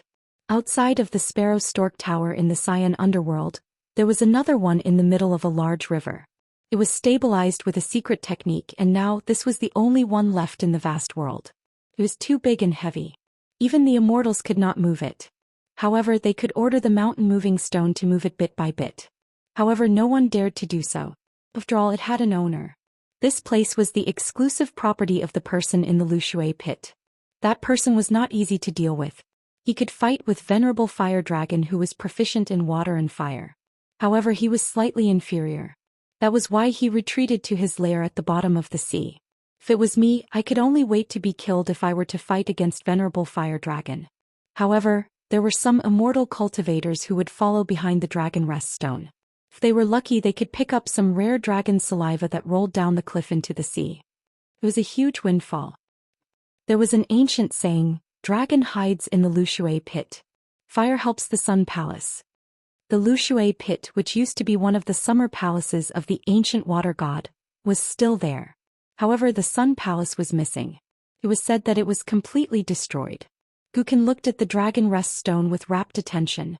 There was not a single tired flood dragon entrenched on the mountain. However, when the restriction was lifted, a scene appeared. At the intersection of the mountains and rivers, there seemed to be a thick foreign substance flowing from the shore into the sea. The fragrance spread far and wide. Occasionally, there would be a bit of spiritual light blooming on the mountain. It was fleeting, as if there were pearls falling between the cracks of the rocks. Lu Qiqing smiled and said, "What are you afraid of? Go closer and take a look. My senior martial brother has already killed his way into the Lushui pit. I am also protecting him. What are you afraid of? You should be thinking about how to take this object into your pocket. Don't forget that in our White Emperor city, there is the yellow river flowing from the sky. There is also the magnificent scene of carps leaping over the dragon gate. If you move this object over there as a resting place, how many people in the water will remember your kindness?" Gukin said, "It's fine to look at it from afar. It's just an external object. If I covet the so-called kindness, it will only delay my cultivation." Lu Qiqing said helplessly, "Look at the path of cultivation. How many people who have achieved the Tao will still choose one or two things, whether it's wine or beauties or the zither, chess, calligraphy and painting to pass the time?" Gukin said, "Then let's wait until I achieve the Tao." Chai Bofu said cautiously, "It seems that no one is looking after this dragon rest stone. There are so many heavenly materials and earthly treasures. Why won't the heavens take them?" As a mountain cultivator, if he didn't open his eyes when he saw money, he would be blind. Moreover, Chai Bofu cultivated the great Tao of water.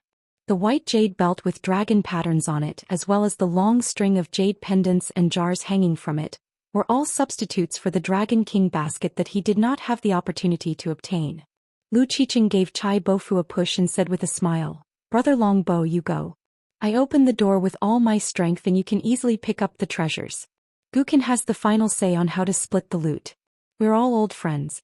I think Gukin won't treat you unfairly." Chai Bofu was resentful. He was very courageous when the three of them were together. After all, he had White Emperor City as his backer. However, if he was alone, he wouldn't dare to climb the dragon rest stone of the ancient ruins. Gukin said, "Go." Chai Bofu's knees went soft. As a result, Lu Qiqing grabbed his neck and threw him to the top of the dragon rest stone. Chai Bofu shook off the dust on his body. He felt a headache coming on. Even when he was a nascent soul cultivator, he only dared to try to catch a small dragon or dragon. Now he directly fell into a dragon's nest. What was going on? That being said, Brother Longbow, who had a youthful face and figure, followed the trace of a treasure light that flickered for a moment. He jumped more than 10 feet like a hungry tiger pouncing on a sheep and dug out a pearl the size of a date pit from a crack in the rock. Chai Bofu was stunned. He rubbed his hands hard to get rid of some dirt and dust on the pearl. Then he gently exhaled and used the water Tao to guide the spiritual light of the pearl. Immediately, it bloomed with light and water vapor filled the air, refreshing the mind. Chai Bofu carefully examined the strange treasure in his hand. With an excited expression, he murmured, "It's really a dragon pearl. Its quality is extremely high.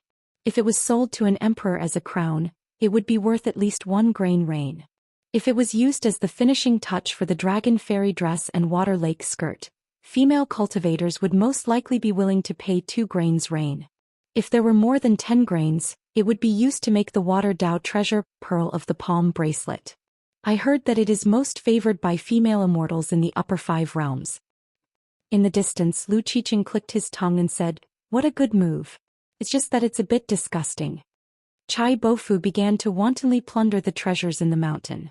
He even knocked on the stone texture of the different parts of the cliff one by one to confirm it carefully. Gukin said, The path of cultivation is not easy to walk. It's full of hardships and difficulties. It's not worth telling outsiders. Lu Qiqing said with a smile, "You're in the same boat?"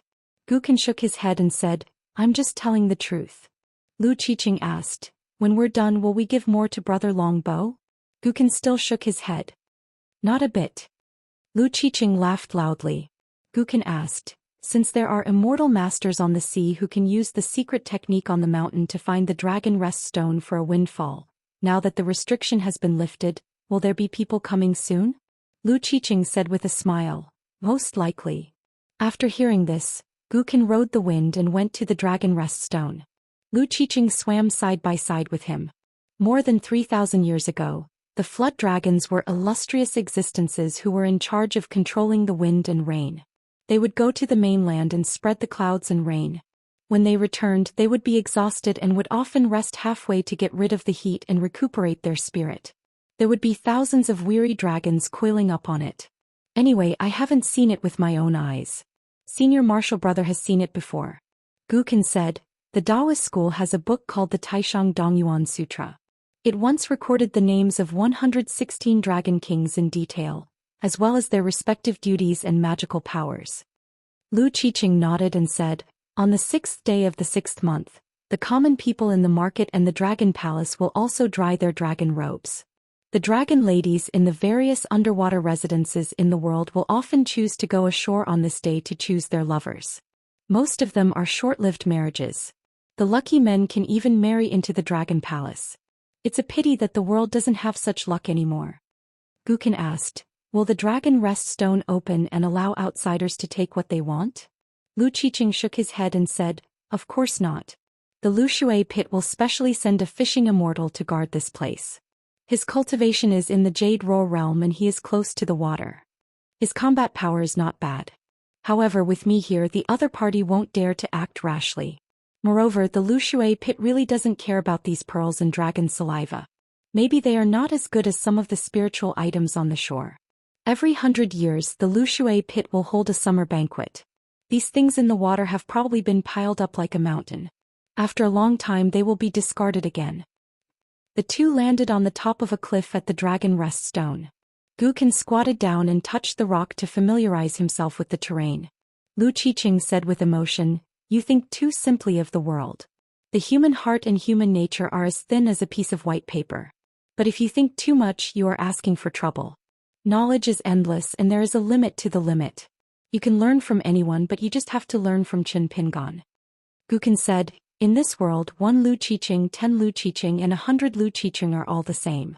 But with or without him, the world is different. At least it is so for me." Lu Qiqing didn't want to talk too much about Qin Pingon with Gukan. It would be easy for him to bear a grudge. Lu Qiqing suddenly laughed and said, "We have a group of immortals coming. Oh, there are also 2 beautiful sisters." Gukan glanced at Lu Qiqing. Lu Qiqing sneered and said, "If there is any chance, I will work like an ox for Brother Longbow every day." And that Brother Longbow is still looking for treasures in the mountain diligently, but he is destined to not be able to get a single snow. Sun Yuan and Jiang Shangzhen, the old and new sect masters of the Jade Gray sect, left the mountain together and came to the border of the Great Quan dynasty in the center of the Tongyi continent. Both parties concealed their auras. After descending, they walked towards the inn near Huer town. Sun Yuan said, "They are willing to go alone. How strange." Jiang Shangzhen said with annoyance, "I didn't expect Madame Huanqi to be right under my nose, but I didn't even see her. I deserve to die." Sun Yuan said, "The 9-tailed celestial fox is best at hiding her aura. I didn't notice it before, but the Great Fu Academy found some clues long ago. That's why the gentleman Zhong Kue came here to stay." Jiang Shangzhen glanced at the small inn in the distance and said with a smile, "There are 3 good things in a wine shop in the wild: beautiful women, few drinkers and local wine." Sun Yuan also looked a little nostalgic. He stroked his beard and smiled. Beautiful widow, knockout drug, long bench and small sharp knife. These 2 old and new sect masters naturally had their own stories. An Ascendant Realm cultivator and an Immortal Realm cultivator came to the Great Quan dynasty at the same time to confirm the true thoughts of Madame Huanqi. It would be best if she could be used by the Jade Gray sect. That was why Sun Yuan took Jiang Shangzhen with him. Dealing with women was Zhou Xian's innate ability since he was in his mother's womb. Sun Yuan suddenly changed his mind. I'll go to the capital of the great Quan dynasty first. Zhou Xian didn't care. After the old sect master shrank the mountains and rivers, he took out an oil paper umbrella from a nearby object. After a few steps, dark clouds covered the sky and it started to drizzle. He walked with the umbrella. As he walked, the magic robe on his body shone and changed into a green robe. Scholars had many encounters with women, so it was true. A shabby poster hung outside the shop. Zhou Xian missed the lotus flower blessed land. He wondered if his good friend Lu Feng had resolved the knot in his heart. An old hunchback sitting at the door of the kitchen was smoking a pipe and smacking his lips. He narrowed his eyes when he saw the customer who entered the house and put away the umbrella. A limping young man was wiping the table. He was a little surprised that the dog outside was taking a nap. He muttered that the customer had arrived, but it didn't inform him. He could really kill it and stew it. He only caught a glimpse of the oil paper umbrella in the customer's hand and then looked at the hazy rain outside. He cursed the changing weather. Facing the customer, the young man immediately put on a smiling face. "Dear customer, do you want a meal or a place to stay? Our green plum wine and roasted whole lamb are the best. The price is fair, but the wine is divided into 3 types. After drinking for half a year you won't lose out. After drinking for 3 years you won't want to leave. After drinking for 5 years, there will be no more wine in the world." Zhou Xian directly asked for a jar of 5 years wine and a roasted whole lamb. If there were side dishes to accompany the wine, he would bring a plate of each. The young man beamed with joy. The old hunchback opened the curtain and went to the kitchen. When the waiter brought the wine to the table, Zhou Xian asked with a smile, "I heard that it's not peaceful here. There are evil things in the town?" The waiter was stunned and remembered the time many years ago. He smiled and said, "Dear customer, you're talking about Hue town. There are no evil things and it's very peaceful now. Besides, there's Gujiajin town next to it. It's a place full of Yangqi, so no one died when Hue town was haunted. Dear customer, why do you ask?" Zhou Xian pointed at himself and said, "Can't you tell?"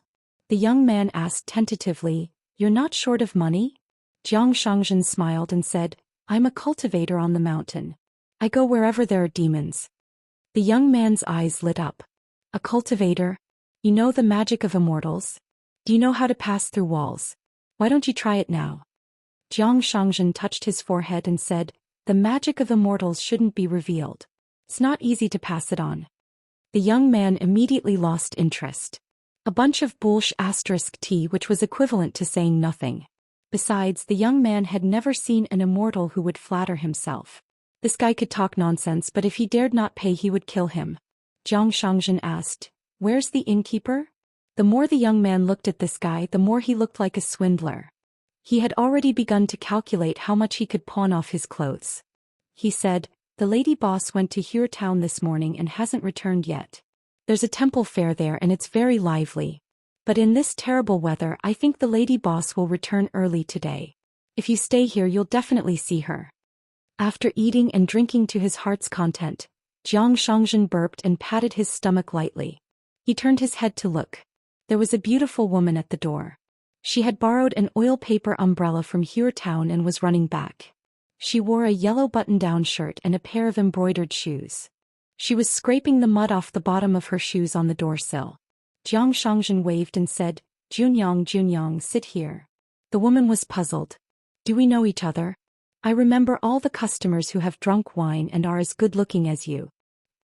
Zhou Xian smiled and said, "You don't know me, but I know you, Junyang. I'm good friends with Chen Pingon. My name is Zhou Fei." The woman's eyes narrowed into slits as she smiled. Her pair of watery eyes were bewitching as she called out to Big Brother Zhou. She quickly stepped over the threshold and tossed the oil paper umbrella to the waiter in the distance. She sat at the table and poured herself a bowl of wine. She drank it all in one gulp. "Big Brother Zhou, you're treating me like an outsider. If there was nothing, one could talk about it casually. If there was something, it was often hidden in one's heart and one was unwilling to touch it." Zhou Xian smiled and said, "In the end, I'm not as polite as Junyang." The woman was puzzled. Zhou Xian sighed. "My alias is Zhou Xian. Junyang has a broken tail, so even though she's in Hue town, She can't detect traces of me and Immortal. Xianxia smiled and said, Madam Huan Sha, why don't you call me Jianyang intimately? In an instant, the world was silent. The woman's 8 tails swayed behind her and her eyes were cold. She no longer looked drunk and seductive. I wonder if Sect Master Jiang has come from afar to kill or catch a demon. Jiang Shangzhen picked up his wine bowl and gently knocked it against Junyang's. He took a sip of wine. If old Sun came alone, Junyang, you're right to ask. The woman frowned and said, Sect Master Jiang, please speak your mind. Jiang Shangzhen put down his wine bowl and said, Old Sun wants you to agree to be my Jade Gui sect's consecrator before he stops. I think it's better to forget about it. I shouldn't be so rude to a beauty.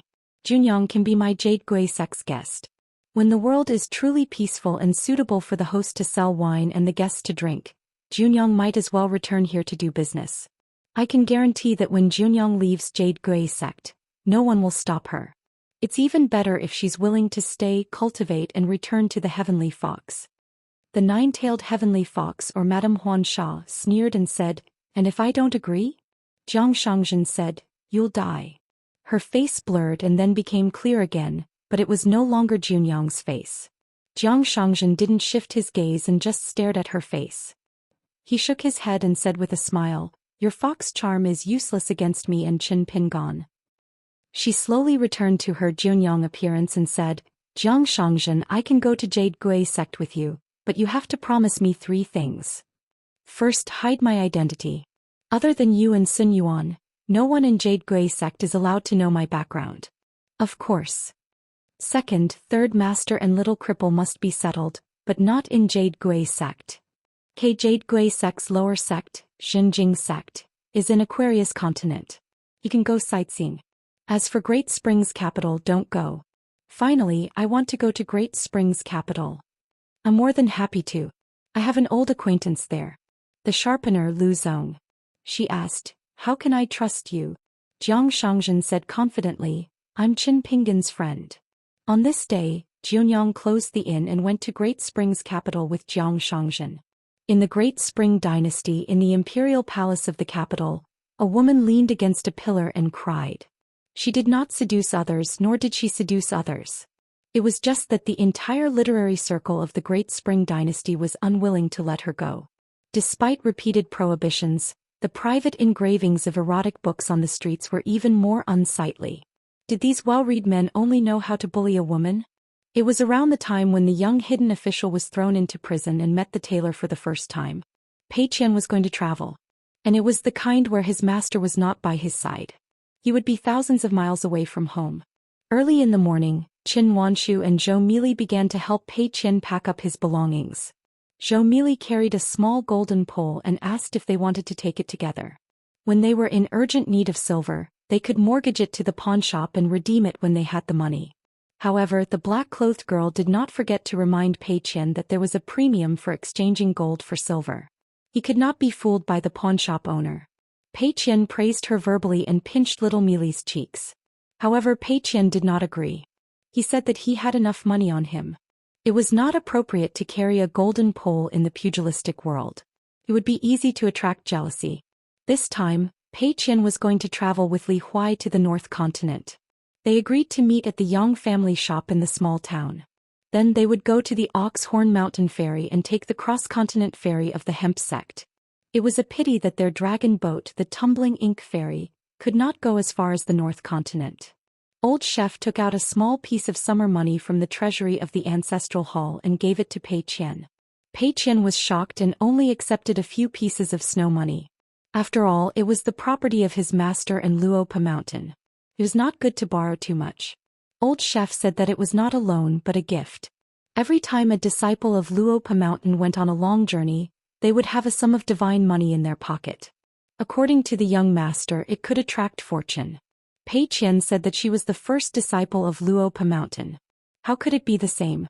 She was really worried that she would lose more money if she took more. Old Chef went against his conscience and gave her the nickname of a money loser. Did she know how many times he had called her that over the years? 72 times. Moreover, she had been living a good life with her master all these years. In addition, she received gifts everywhere. She was diligent and thrifty and was famous for being stingy. In fact, she had saved a lot of money. For example, for this long journey, she had specially prepared a small bag of gold leaves and a bag of broken silver. The mountain walking staff that her master gave her now had the ball of golden silk that sword deity Zhou Xian's sister gave her. Old chef specially invited Wei Shanjun to take a look and said that there was no problem. It was a good thing and there was no need to refine it.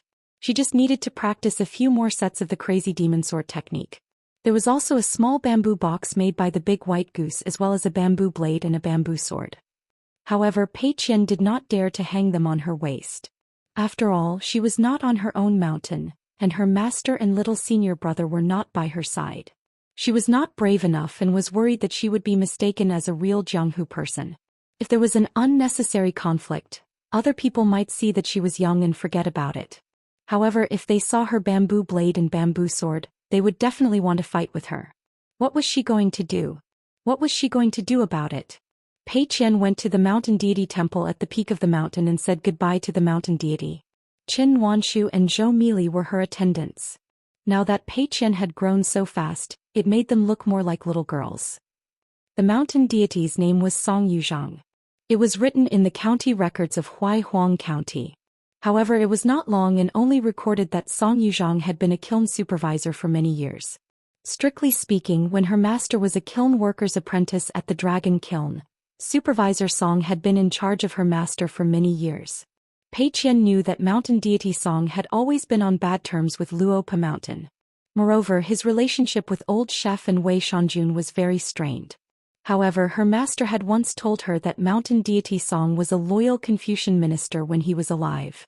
After he died, he became a god and a heroic spirit that protected a region. In the world, not everyone who did not get along with Luopa Mountain was a bad person. Pei Qian returned to the bamboo building and stood at the door of the second floor for a while. At first, Xiaomi wanted to follow Pei Qian to the second floor but was stopped by Nuanshu. She was pulled to the stone table by the cliff to eat melon seeds. Pei Qian walked down to the second floor. Between the bamboo building and the stone table, there were 2 additional small paths on the ground. The path was not long. Back then, her master had traveled to the North Continent and obtained a total of 36 green bricks. Before she went to the Great Wall of Sword Qi, she had paved 6 small paths. Each path was embedded with 6 floor tiles of varying distances to help pure martial artists practice the 6-step stance. Her master's original intention was for her master, her first disciple, old chef, Xing Dafeng, Lu Baixiang, and Xin Yuanji to each have 1 path. Later, the big white goose felt wronged, so her master gave his path to it. Pei Qian's path was next to the path shared by her master and her little senior brother, so they were neighbors. Old chef gave it to Chao Qinglang. He said that although she was not a pure martial artist, she could occasionally practice martial arts to calm her mind. Xing Dafeng did not accept the green brick and gave it to the youth Yuan Lai, who was also serious in practicing martial arts but liked to read more. Lu Baixiang gave it to his first disciple Yuan Bao. Although Xin Yuanji had paved a green brick path in the courtyard, he still liked to go up and down the mountain to practice the 6-step stance. To the north was the territory of Luopa Mountain, Huimeng Mountain. It was not as tall as Luopa Mountain, but it was bigger than Luopa Mountain. There were only 3 people there. One of them could not speak the small town's dialect and only spoke the Dali official language. His surname was Dugu, his real name was unknown. He used the name Xiaopoxian. He was accompanied by a servant girl called Meng Long who was always by his side. He was very arrogant. There was also a sister called Shiqiu. She was gentle and had a soft heart. Pei Qian naturally preferred the latter. At the westernmost sword reverence terrace, a man called Cui Wei practiced his sword. He did not like to talk and never went down the mountain. Zhang Zhezhen and Jiang Chu would occasionally go to the Dragon Rider Alley to help. Cui Wei was a golden core bottleneck sword cultivator. He came from the Great Wall of Sword Qi and was brought back by the big white goose. Pei Qian was very clear of the importance of a golden core earthly immortal sword cultivator in Aquarius continent. Sister Xiu's Dragon Spring Sword sect was an immortal sect. Master Wan had taken in 2 batches of disciples. Currently, there was only 1 golden core that held the opening ceremony.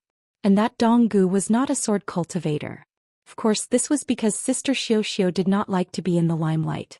But Cui Wei was always courteous to old chef. He was courteous to the point of respect and even fear.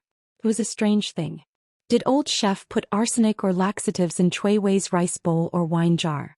Although old chef had indeed taught the embroidered river deity a lesson, but Cui Wei was a golden core sword cultivator. He did not need to be so reserved. Lu Zhongruan brought the direct disciples of the Patriarch Hall from Book Lake and Pearl Hairpin Island. They rented the crayfish back from Luopa Mountain. Both parties had a harmonious relationship. Pei Qian admired this Aunt Lu a lot. According to old chef, she was the princess royal in name and in reality. Pei Qian had read about this kind of things in books before, but now she had really done it. A few years ago, Lu Zhongruan had personally become the manager of the Dragon Boat Ferry. She sold immortal goods from Spring Dew Garden to Oxhorn Mountain. This Aunt Lu was loyal and professional. She earned a lot of money. According to Nguyen Shu, Luopa Mountain's money vault would receive a large sum of immortal money every season. The money earned was second only to the Oxhorn Mountain Ferry and Wei Shanjun. Compared to the two shops in Riding Dragon Alley, the money earned was much more. Sometimes Pei Qian would go to Riding Dragon Alley and see Shi Ro. He could not help but sigh. She was embarrassed for Shi Ro. How could she be the manager of a shop? Moreover, during every festival, Nguyen Shu would go to the Dragon Spring Sword Sects, Xianxia Mountain, Mount Gray, the Sword Reverence Platform, and of course Crayfish Back. He would visit and give gifts. They were all specialties of Luopa Mountain.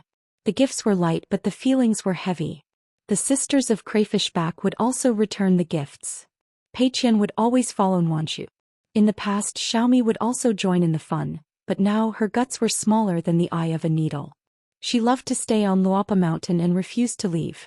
Every time she would find excuses such as spraining her ankle or having a toothache. Later on, her little brain, which did not like to think, was probably really hurting, so she secretly went to look for old chef. In the end, she got a big piece of paper filled with a long list of excuses such as checking the almanac. It was not suitable for a water-type great demon to travel far up the mountain today. This made Xiaomi overjoyed. Every day she would ask Nguyen Shu why she was not coming down the mountain to visit them. Pei Qian secretly hid that piece of paper one day. The little girl, who would take a look at it every day before she went to bed, was dumbfounded. She was so anxious that she even searched the square near the Jisei Peak's ancestral hall, the entire Luopa Mountain's main path, as well as all the secluded paths of various sizes. In the middle of the night, the black-clothed little girl opened her eyes wide and stared hard at the path under her feet. Pei Qian kindly helped her, but Xiaomi did not dare to say what she had lost. In any case, Pei Qian followed Zhou Mili and strolled around. Although Xiaomi had two short legs, she ran very fast. In the end, Zhou Mili teared up and said to Pei Qian, "Let's search again." However, Xiaomi quickly changed her mind and said, "If Branch Master is tired, you can sleep first. I'll look for it myself. I'm very familiar with the path." Pei Qian made a gesture with one hand and stomped his foot on the ground. He spoke a bunch of nonsense and then whispered the word, "Imperial." With a twist of his wrist, the piece of paper appeared in his hand. Xiaomi, who was stunned and opened her mouth wide, first clapped vigorously, then jumped up, grabbed the piece of paper and hid it in her sleeve. On the way home, she chattered around Pei Qian and asked him what kind of immortal magic this was. Why was it so effective? Did she ask him to come to her house as a guest? If it was possible, she asked the Branch Master to use his magical power and send the Mountain Master home together with the Imperial Edict. There was a big snake in Yellow Lake Mountain. Qin Lingjun used to go there to play. Sister Jira's master, the old Taoist Jia Qing, originally left the straw shop and went to Yellow Lake Mountain to cultivate. It was said that he inexplicably broke through the realm. According to Qin Lingjun, the old Taoist was so happy that he roared by the lake, making countless birds leave their branches and fish dive to the bottom. When Taoist Jia Qing came to Luopa Mountain, the old chef gave him a sum of congratulatory money. The old Taoist declined several times, saying that he couldn't accept it. After all, it was not a gold formation pill. They were all family, so there was no need to spend so much money. Pei Qian's eyes were sharp. When he saw that the old chef was about to go with the flow and not give the red packet, the blind old Taoist seemed to have opened his eyes. He took the first step and accepted the red packet with 2 small coins.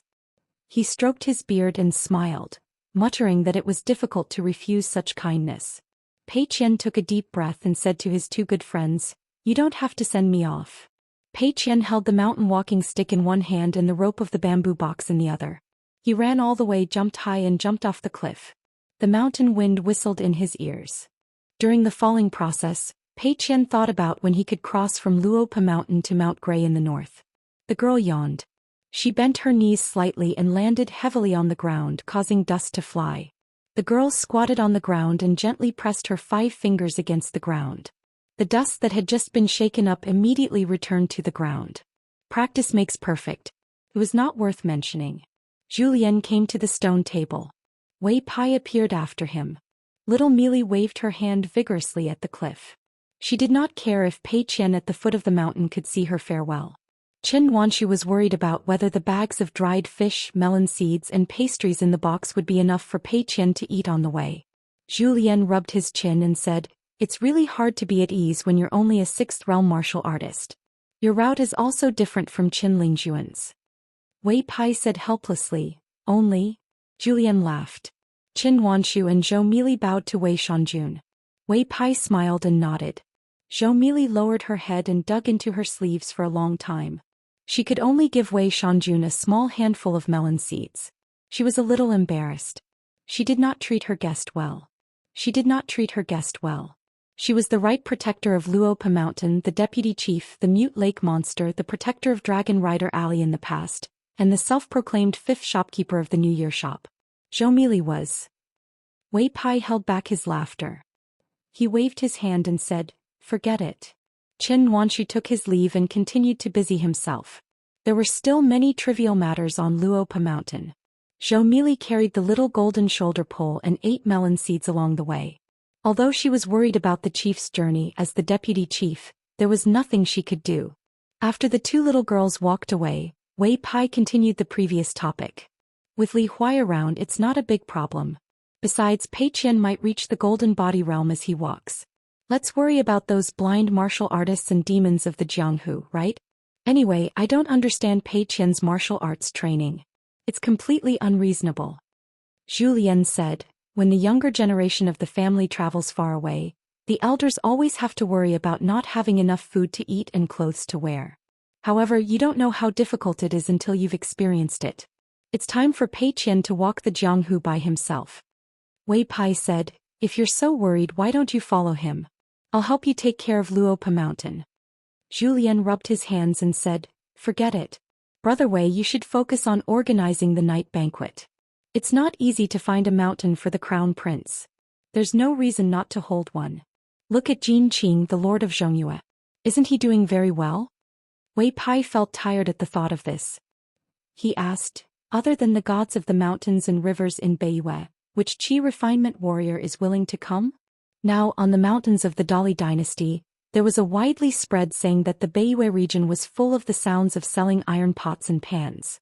Wei Pai suddenly said, that immortal Xiaope who has both the country's fate and the destiny of swordsmanship. If you're willing, I can help to pull some strings. Don't worry, Jin Qing is also someone who can hide things. Moreover, he is nostalgic for the Zhuang dynasty. Who knows, Jin Qing might help Luopa Mountain at the critical moment. Moreover, he might help regardless of the cost and without asking for anything in return. Zhu Lian shook his head and said, for some things, in order to achieve one's goal, one cannot be particular about the means. However, for some things one has to be more honest. Wei Pai nodded and said, Brother Zhu, you're indeed transparent. Zhu Lian spat and scolded, transparent my ass. It's easy for me to say that now. That little bastard dares to scheme against Luopa Mountain. I'm only tolerating that pair of master and servant on account of young master and Miss Shurchio's friendship. However, if something really happens, I'll make Immortal Xiaopa sell his ass for the sake of Luopa Mountain.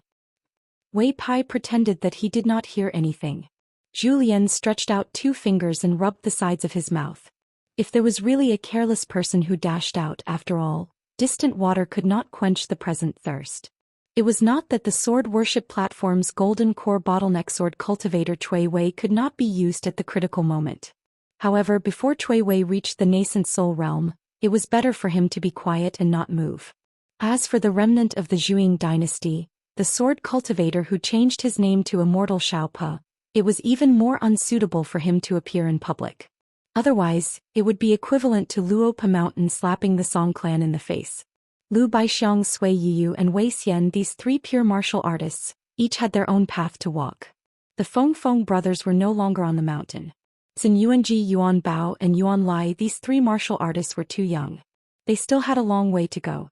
Moreover, compared to Lu, Sui, and Wei, who were a generation older, the gap between them in terms of aptitude and temperament was not small. Zhou Xian scratched his head and sighed. Our Luopa Mountain's foundation is still not thick enough.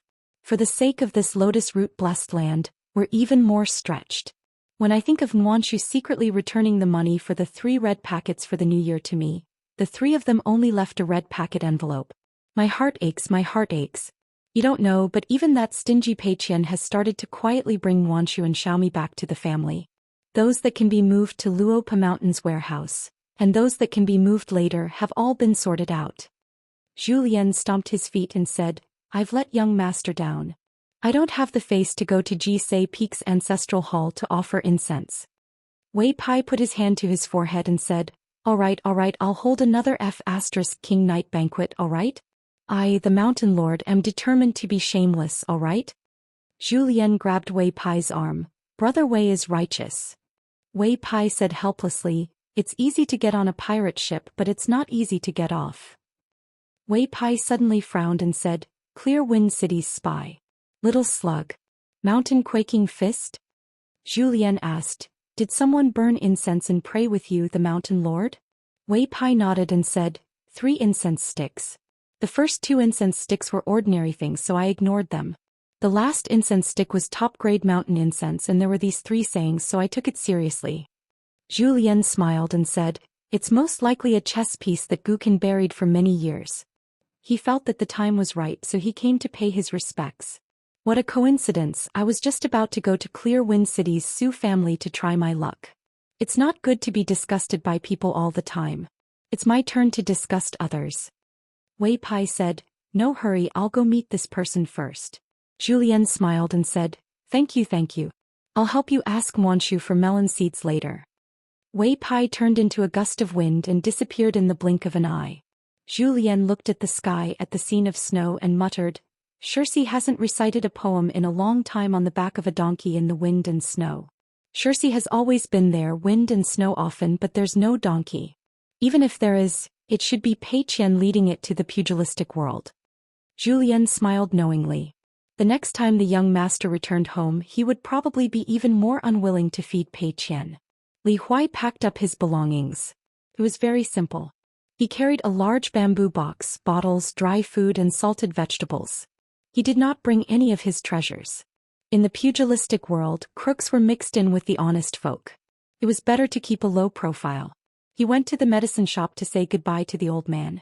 Old Yang gave Li Huai a set of clothes. It was a long green robe, something like bamboo gauze, a jade tablet without inscriptions, and a pair of boots. Li Huai did not want to accept it at first. The shop's business was a little too quiet. It was not easy for the old man to make some money. He guessed that after so many years he had not accumulated much. His father was not in the shop, and Uncle Jing had also traveled far away. The 2 new disciples of Su Dian and Shiling Mountain had also left. Li Huai was really worried. He was too embarrassed to accept the old man's things. However, the old man said that if Li Huai did not want it, it was fine. Please give it to the guy behind the counter in the front room. Li Huai almost lost his temper. If not for the fact that he was a Confucian disciple who had to act like a scholar and be more refined, Li Huai really wanted to put a gunny sack over his head and give him a good beating. This was the first time Pei Qian came to the Yang family's shop. This was the first time he met old Yang.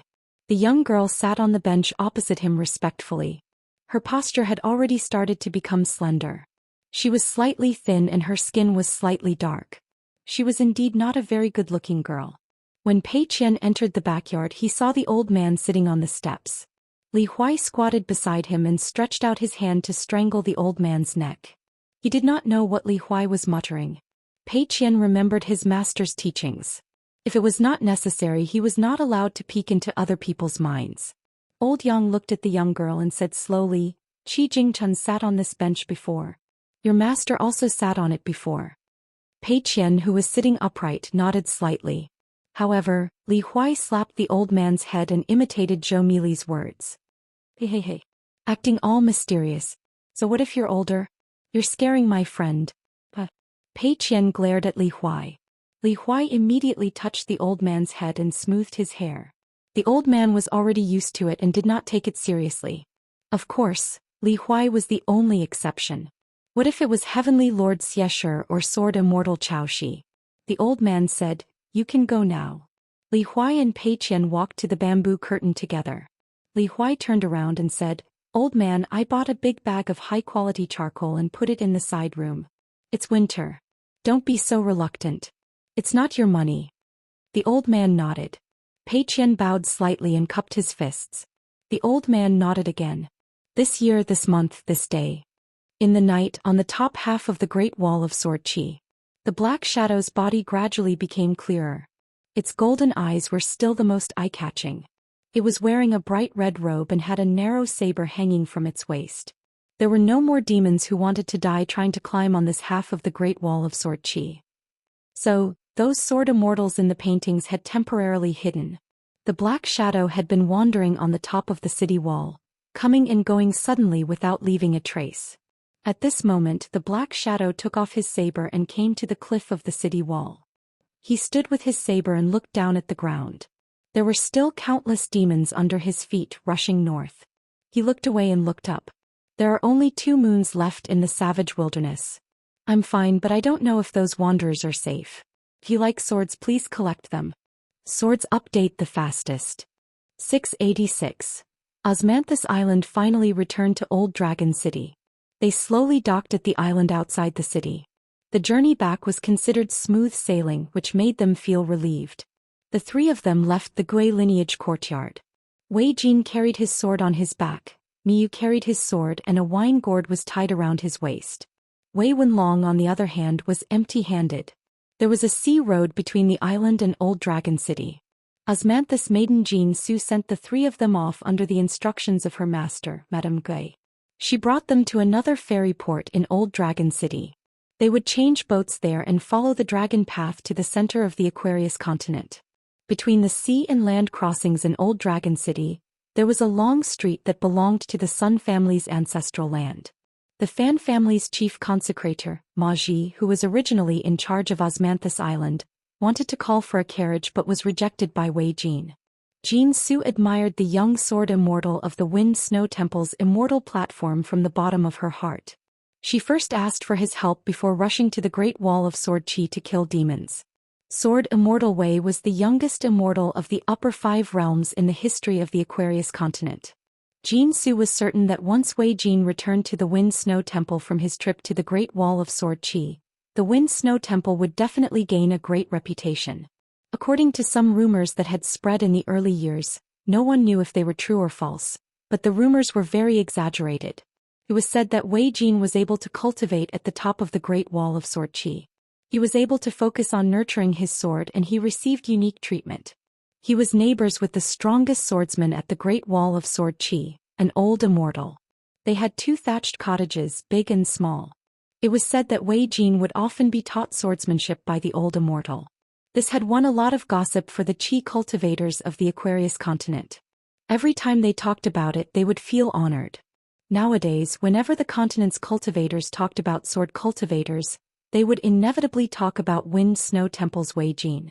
Our Aquarius continent is the smallest among the 9 continents, but isn't our fellow countryman Wei Jin an outstanding existence in the Great Wall of Sword Qi filled with sword immortals?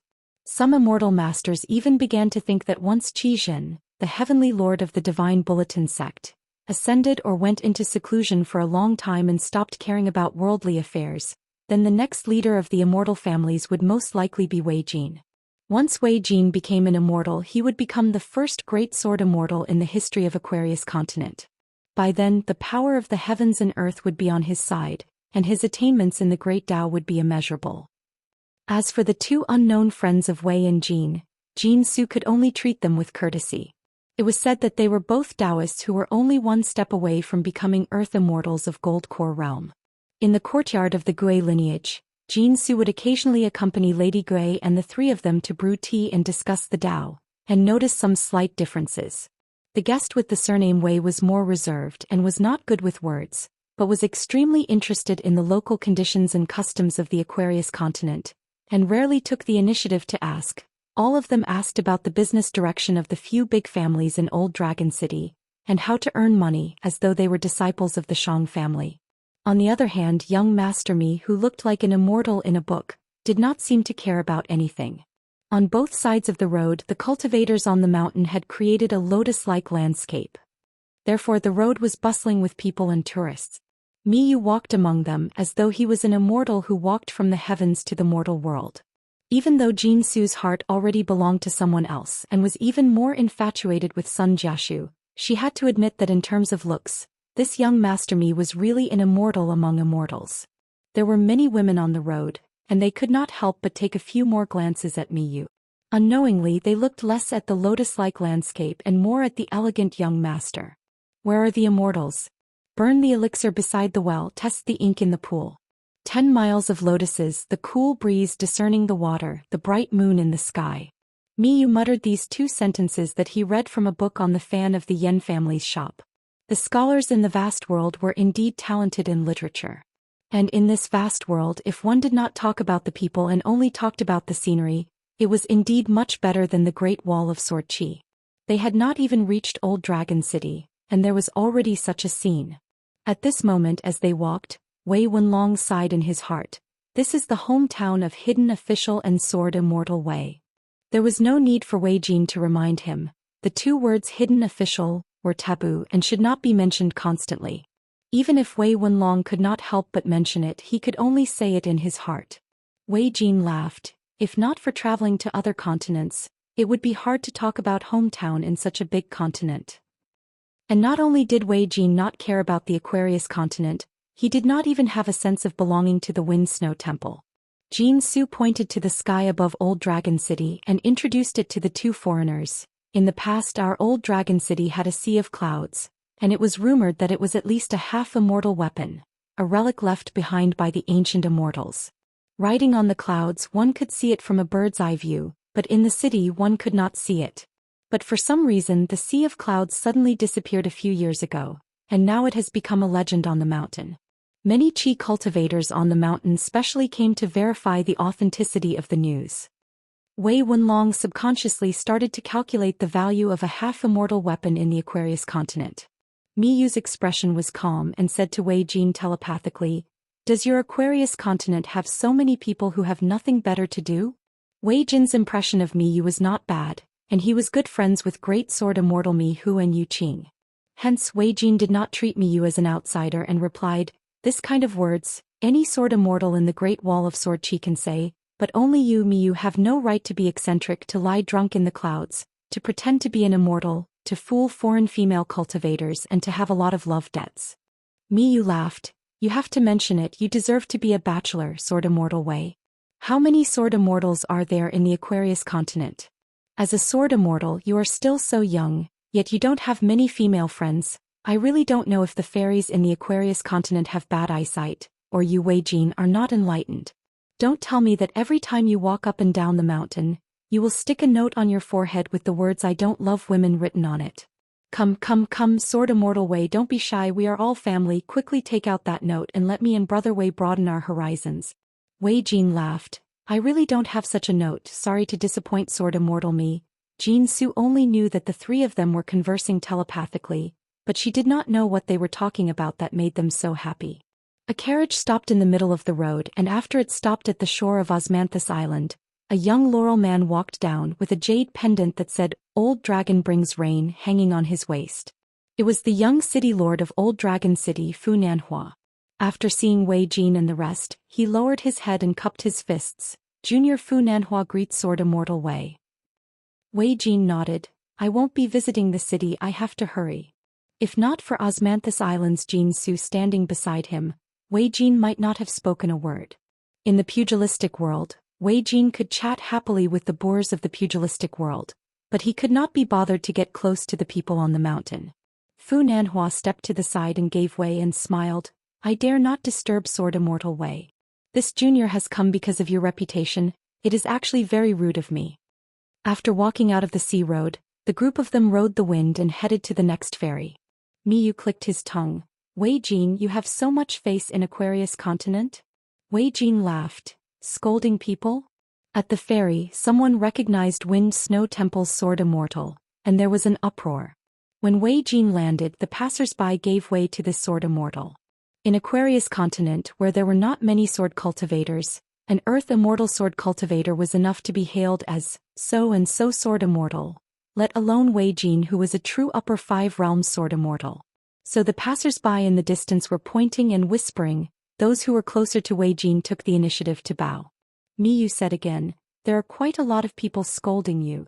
Wei Jin said helplessly, "Miyu, calm down, why don't we board the ferry and find a secluded place midway and leave the boat and have a spar?" Miyu laughed, "I am not stupid, we are both in the unpolished Jade realm, but I can only defeat Spring Banner House's sword Immortal Xiao, and I cannot defeat Wind Snow Temple's sword Immortal Wei." Wei Wenlong was even more helpless. "You two sword Immortal seniors can spar, why do you have to involve my master?" The three of them bade farewell to Jin Su and boarded a ferry. Unlike Wei Jin, who lived in seclusion, Miyu still treated it as if he was traveling on Osmanthus Island, and was not willing to stay in his house. He liked to look at the mountains and rivers from the bow of the ferry and laughed to Wei Wenlong. "So in this vast world, other than islands, there are so many mountains." During the heavy snowfall, the ferry passed by a sect on the mountain. High cliffs, high buildings, immortal pavilions, row upon row. If one leaned on the railing and looked into the distance, there were strange pine trees and cypresses, and a few patches of green in the snow. It was very eye-catching. How many private houses could have such an immortal scenery? On the opposite cliff, there was a long-bearded guest in green. Standing by the cliff, there were 8 or 9 immortals, playing chess and watching. It was unknown who was the host and who was the guest. Looking down at the beautiful scenery that was unique to this foreign land, sword Immortal Miyu seemed to be crying and laughing. Wei Jin rarely walked out of his house and came to Miyu's side and said, "You said it yourself, in this Aquarius continent, there are not many sword immortals. You can travel around, drink some good wine and then board the ferry." Miyu had already returned to normal. "Forget it, there are no female immortals, there is no point in going." Wei Jin nodded. Dusk Cloud Mountain, Su family's Fox Country in Clear Wind City, Dolly's Eternal Spring Palace in the north, there are more female immortals. Miyu laughed and scolded, "I am a romantic, not a pervert." After interacting with the young hidden official for a long time, Wei Wenlong, who had been influenced by him, suddenly said softly, "This is doubtful." Wei Jin smiled knowingly. Miyu gave him a thumbs up. He was in a good mood. These words, "Have some of our hidden official's style." Miyu suddenly asked, "Go plant oranges, what is that? Is there a story to tell?" Wei Jin was confused. He shook his head, "I don't know." Miyu shook his head, "Brother Wei, your knowledge is lacking." Wei Jin did not mind and returned to his house to continue nurturing his sword intent. Wei Wenlong went to the ferry to buy the Landscape Gazette. Miyu leaned on the railing alone, thinking that he would soon be able to go to Luopa Mountain to eat and wait for death, and that he would be able to see the legendary Mirror's Flower, Mirror's Moon. Miyu's mood became better. But he did not know why the hidden official repeatedly mentioned the Mirror's Flower, Mirror's Moon, and every time he mentioned it, his smile was especially sincere. This was Li Huai's first cross-continent trip.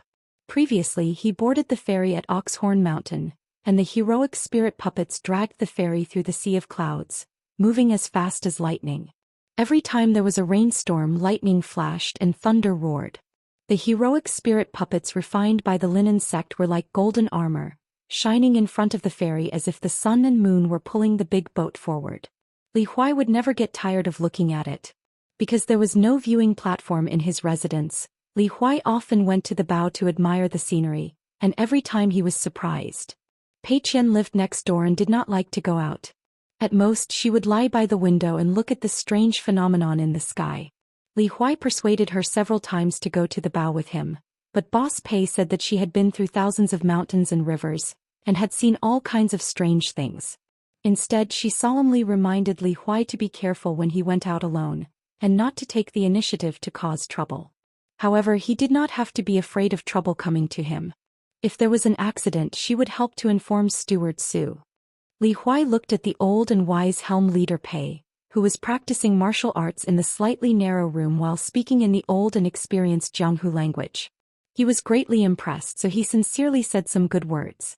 As a result, Pei Qian, who was about to start copying books, gave him a get lost as a reward. Both Du Wenxi, a nascent soul cultivator, and Pang Lanxi, a direct disciple of the ancestral hall, who had high hopes, were both appointed as the honorary offerings of Luopa Mountain. However, this matter was not widely publicized. Moreover, every time the ferry went back and forth, the ancestral hall of both sides would have a large amount of money.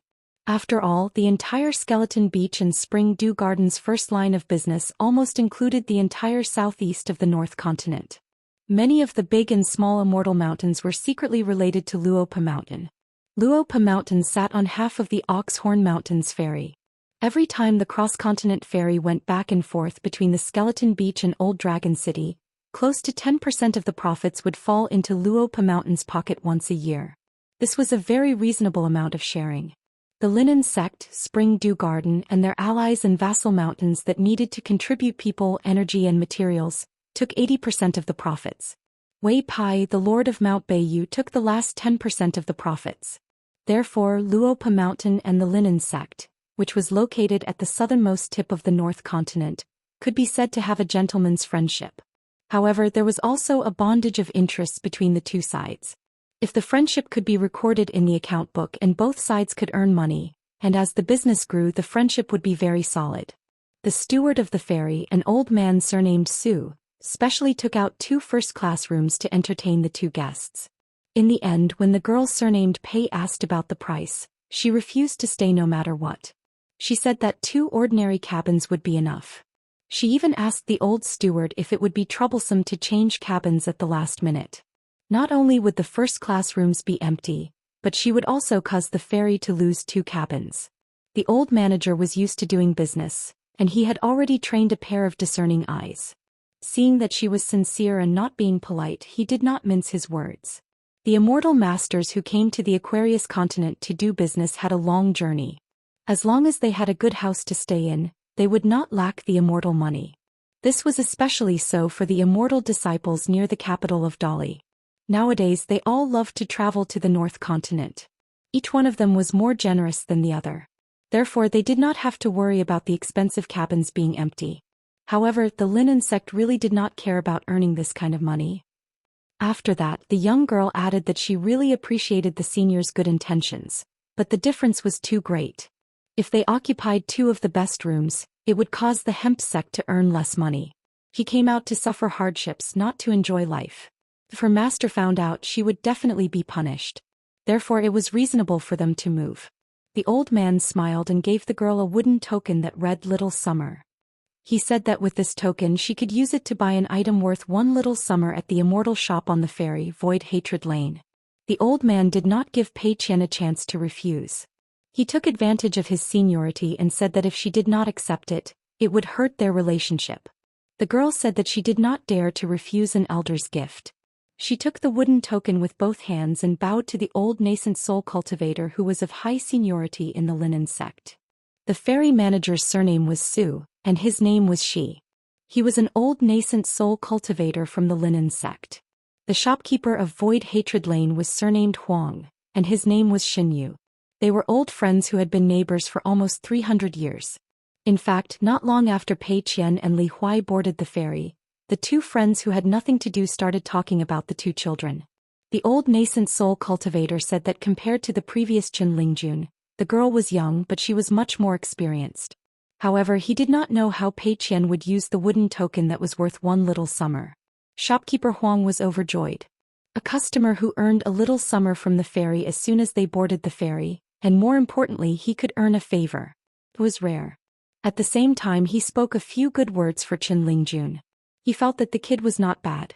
Now that they were familiar with each other, it would be fun to chat with him again. Outside of the small talk, shopkeeper Huang also had a serious question. He asked his old friend if Luopa Mountain looked down on his small business. Otherwise, why would they talk about it later when he said that he wanted to open a store on Oxhorn Mountain? Luopa Mountain clearly had many empty stores, but they said that they would discuss this matter later. They only verbally promised to leave a store with the best location for him? Shopkeeper Su smiled and comforted his good friend. That young mountain chieftain was not at the mountain, and Zhou Xian, who was acting as the abbot, did not allow Void Hatred Lane to open a branch on Oxhorn Mountain for whatever reason. They definitely had their own considerations, but it was definitely not because they looked down on shopkeeper Huang and Void Hatred Lane. Luopa Mountain still had this bit of integrity, and they were definitely not people who would curry favor with those in power. That Zhou Xian treated people with watertight manners, and he was definitely not a short-sighted person. That was what his good friend said, and he actually understood the reasoning behind it. However, shopkeeper Huang could not help but feel gloomy after being rejected. All he could say was that Luopa Mountain had become even more prosperous compared to when they first met Chen Pingan. That young man had not been at their mountain for so long, so it was hard to say what would happen in the future. Would they become one of those immortal mountains that forgot themselves when they suddenly became rich? It was an invisible route that ran from the Spring Dew Garden of the North Continent all the way to the old dragon city of the Aquarius continent. Apart from the Hemp Sect, Spring Dew Garden, Cloud Stripping Mountain, and Luopa Mountain that had formed an alliance in the beginning, the Fan family and the Sun family of the old dragon city gradually began to join in. There was also a young man called Dong Shuijing. Afterwards, 3 descendants of generals with the surname of the Pillar State of Dali, Guan Iran of the Great Blasphemy Supervisor, Supervisor Chao of the Dragon Province of Dali, and Prefectural Governor Yuan temporarily only used their own names to do business on the mountain. In reality, the Cloud Stripping Mountain originally could have earned even more.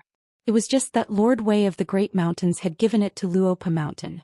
Shopkeeper Huang had never actually considered how to earn money on Oxhorn Mountain. Instead, he trusted the young man's character more. He was willing to take the initiative to form a good relationship with the thriving Luopa Mountain. The cultivators of the North Continent were filled with the aura of Jianghu. They cared a lot about their reputation. In the past few years, shopkeeper Huang had often boasted to his friends about how he possessed a unique insight.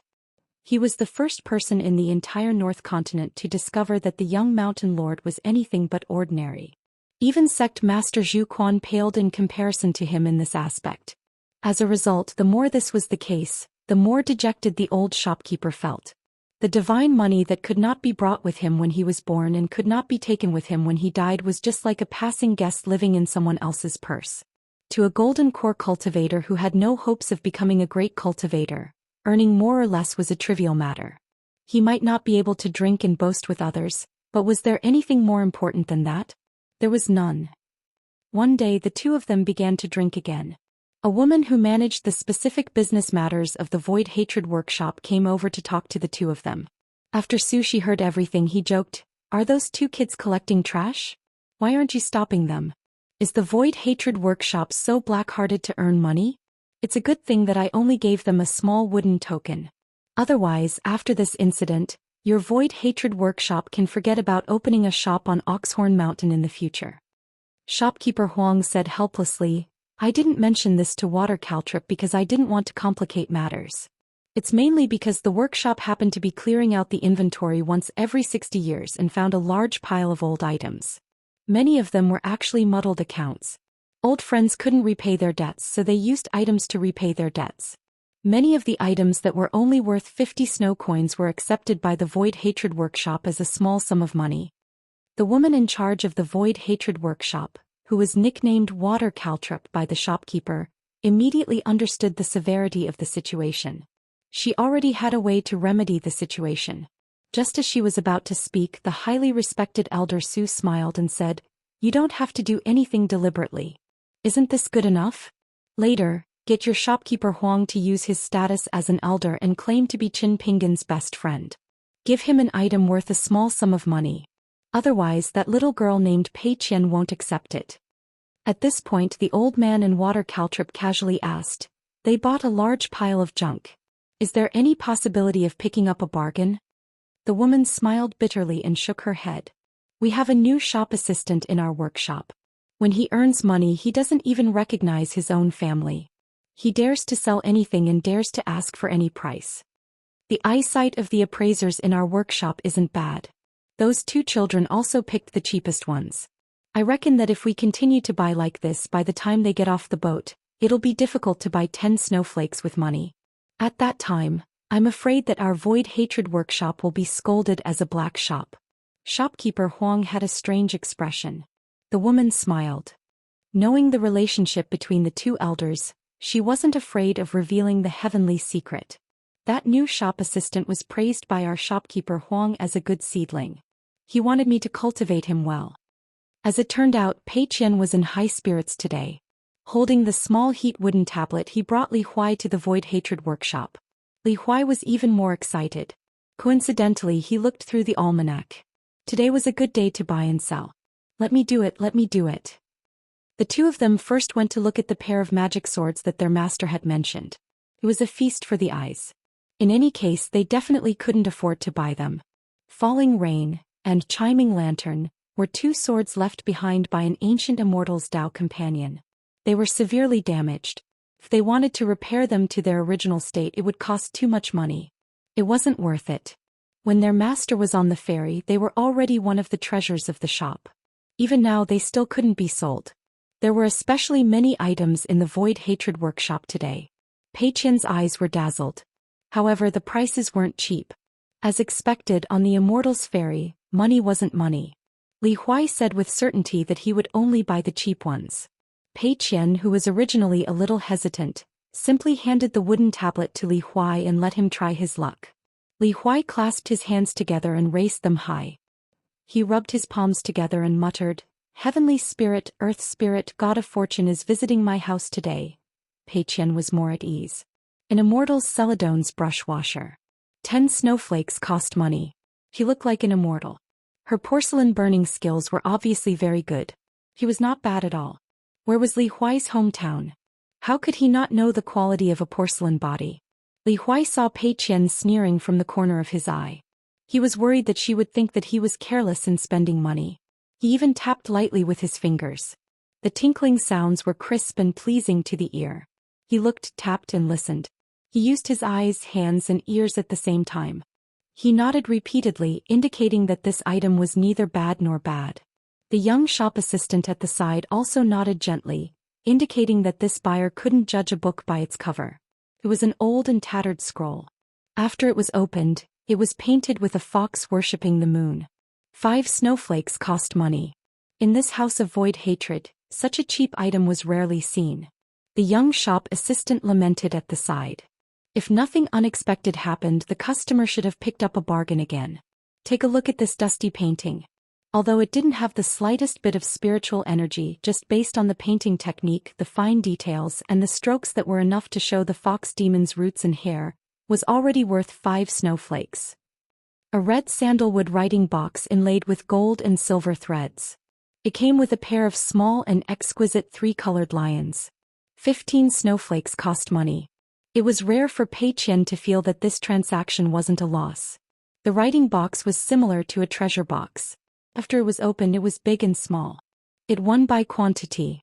Pei Qian had always been very fond of such items. A bundle of yellow paper talisman was tied tightly with 2 red ropes. It was 1 foot tall. There were too many talisman. After being folded for many years, it was already uneven. Only the front and back of the talisman patterns and ranks could be seen. According to the shop assistant at House of Void Hatred, as long as half of the 100 or so talisman inside had 2 talisman ranks, it would be a guaranteed profit. In the early years, a poor ferry passenger was embarrassed and had no choice but to pawn the ferry at a low price. He promised to redeem it within 100 years. In the end, many years had passed. Not long ago, House of Void Hatred cleaned up its inventory. Only then could these talismans see the light of day again. According to the appraiser's appraisal, just the red rope of unknown material and the tenacity of the rope alone were worth 1 snowflake. In the end, House of Void Hatred asked for 30 snowflakes. Li Huai, with a posture that he thought was very murderous, bargained down to 29 snowflakes. He felt a great sense of accomplishment. Beside Li Huai, Pei Qian had been watching with cold eyes. He looked at Li Huai, who was holding a large bundle of talisman. He was very happy. Selling the talisman would earn him a commission. The shop assistant at House of Void Hatred was even happier. Li Huai casually held the thick bundle of talisman's red ropes and softly said to Pei Qian, "It sounds like there's a story. I've made a profit." Pei Qian said unhappily, "Story? Those dog skin plasters in the marketplace all have a few stories about their ancestors. If you're willing to listen, I can make up 8 or 10 stories for you on the spot." Li Huai's face was full of astonishment. Pei Qian pulled Li Huai to the side. Li Huai, can you do it or not? Don't buy it recklessly. A whole snowflake's worth of money. There are only a few snowflakes left to spend. I heard from Master that many items from the mountains in the south can be sold to the north of the great blasphemy of the northern continent. If they are handled properly and find the right seller, the price will have a chance of doubling. Li Huai was stunned. He thought to himself, there's never a time when I don't buy things recklessly. I only look at the fate of the eyes and don't ask about the price. Anyway, if I can afford it, then I'll buy it. If I can't afford it, then so be it. After getting it, he had never thought of selling it for money. Li Huai was a little guilty. He patted his chest and promised, I'll definitely take a closer look next. Pei Qian was so angry that he slapped Li Huai on the head. So you didn't take a good look at it before? Li Huai's face was sullen. Then let's return these items to House of Void Hatred? Pei Qian was famous for being stingy. He was narrow-minded and liked to hold grudges. If he really lost money, Li Huai couldn't afford it. Therefore Li Huai said that it was better to leave it at that for today. Unexpectedly, Pei Qian said angrily, Are you stupid?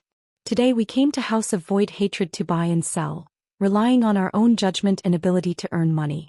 If we lose money, it's fine if House of Void Hatred doesn't know about our Luopa Mountain's identity. If they know, we'll definitely make a profit the next time we come to spend the remaining snowflakes. But if we spend money on these bastard snowflakes, what we'll lose is my master and Luopa Mountain's incense money. Li Huai, you should think about it yourself. Therefore Pei Qian pressed Li Huai's head and made him spend the entire snowflake's worth of money. After that, Pei Qian crossed his arms and looked at Li Huai coldly with a straight face. Li Huai trembled with fear and bought 2 more items.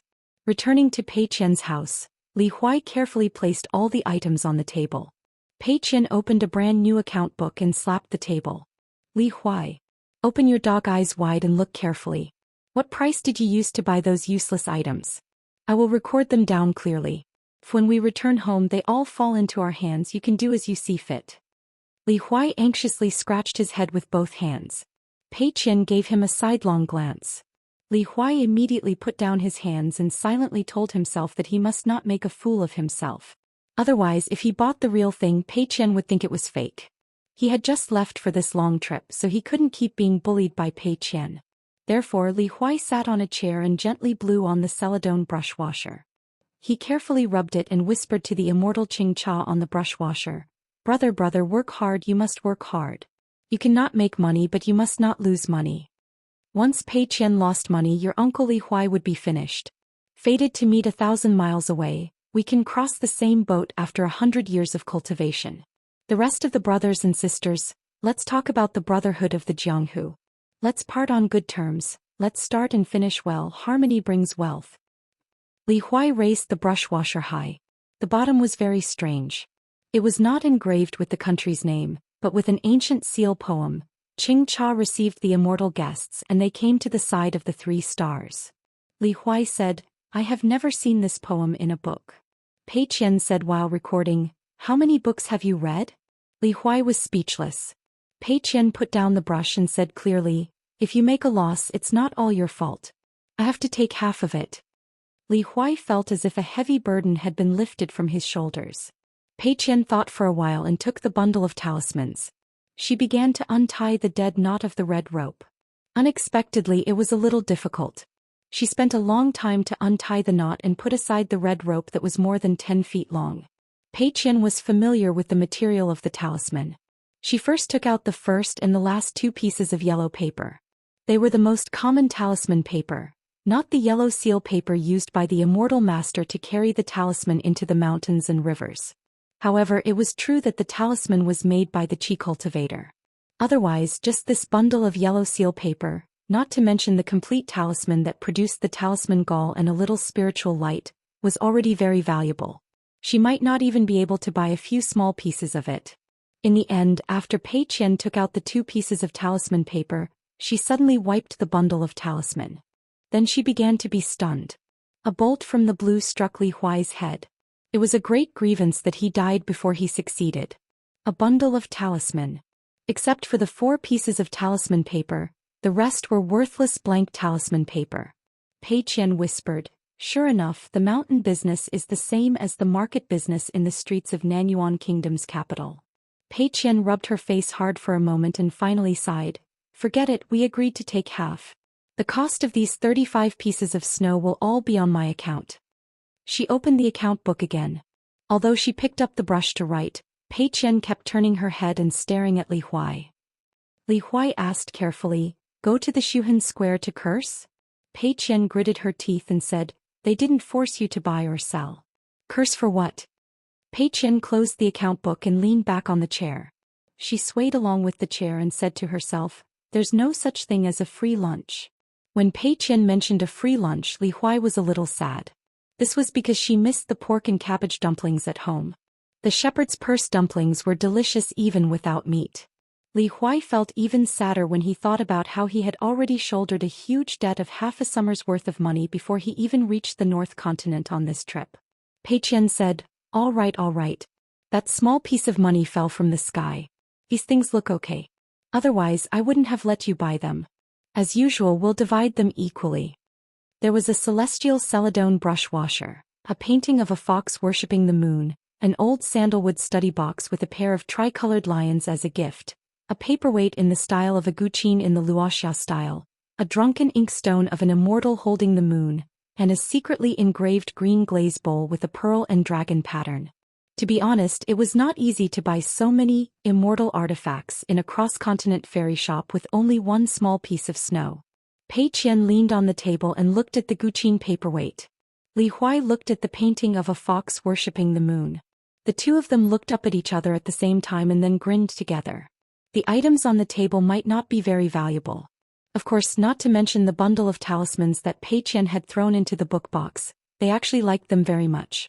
When they arrived at the Skeleton Beach Ferry, Pei Qian took Li Huai to bid farewell to Steward Su and shopkeeper Huang before they disembarked. Shopkeeper Huang chuckled and took out a parting gift, saying that Pei Qian should not refuse it. She was good friends with her master and should accept it. Pei Qian, on the other hand, did not accept it. She only said that when the Void Hatred Workshop opened for business at Oxhorn Mountain Ferry, she would do her best to give a small opening gift. Then she would shamelessly ask Grandpa Huang for a big red packet. Shopkeeper Huang was grinning from ear to ear and agreed.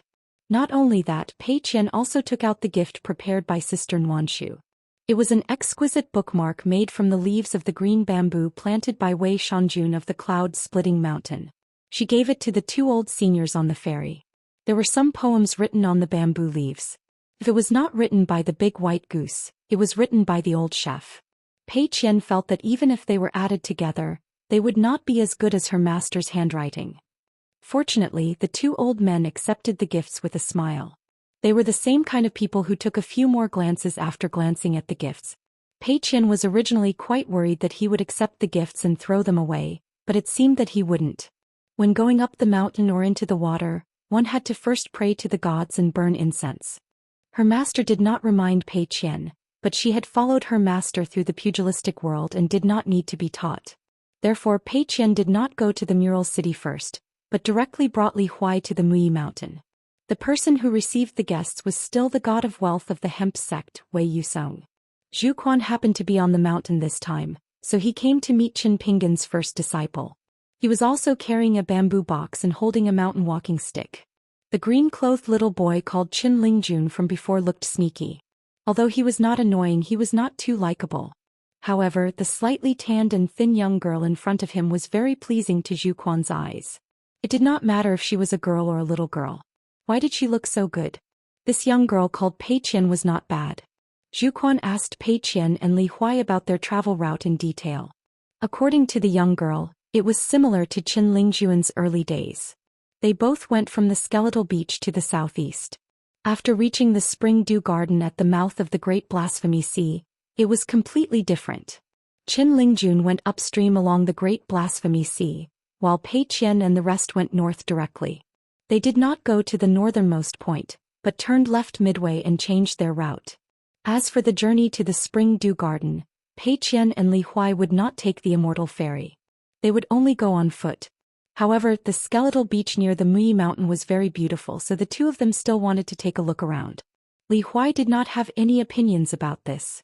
Besides, was there any use even if he had any opinions? The branch leader was Pei Qian, not him. Because of Zhou Mili, Pei Qian was already very familiar with the language of the North Continent. Compared to other continents, the North Continent's language was widely used. Therefore, when it came to language, it saved the foreigners a lot of trouble.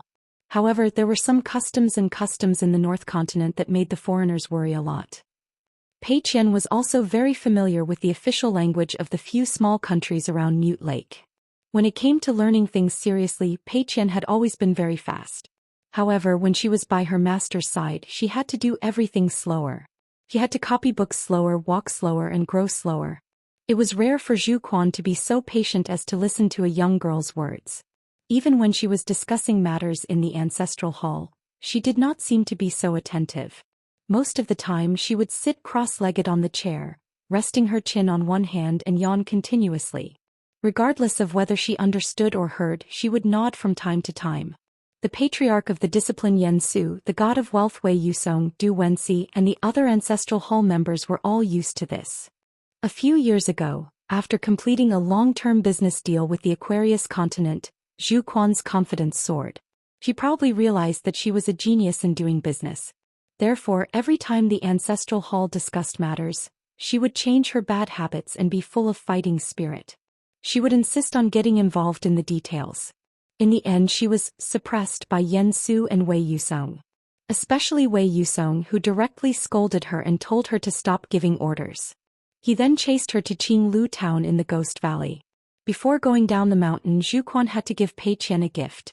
Just like the fairy, Pei Qian did not accept it. She had her own set of reasonable words. If she was beside her master, as long as her master did not say anything, she would accept the gift.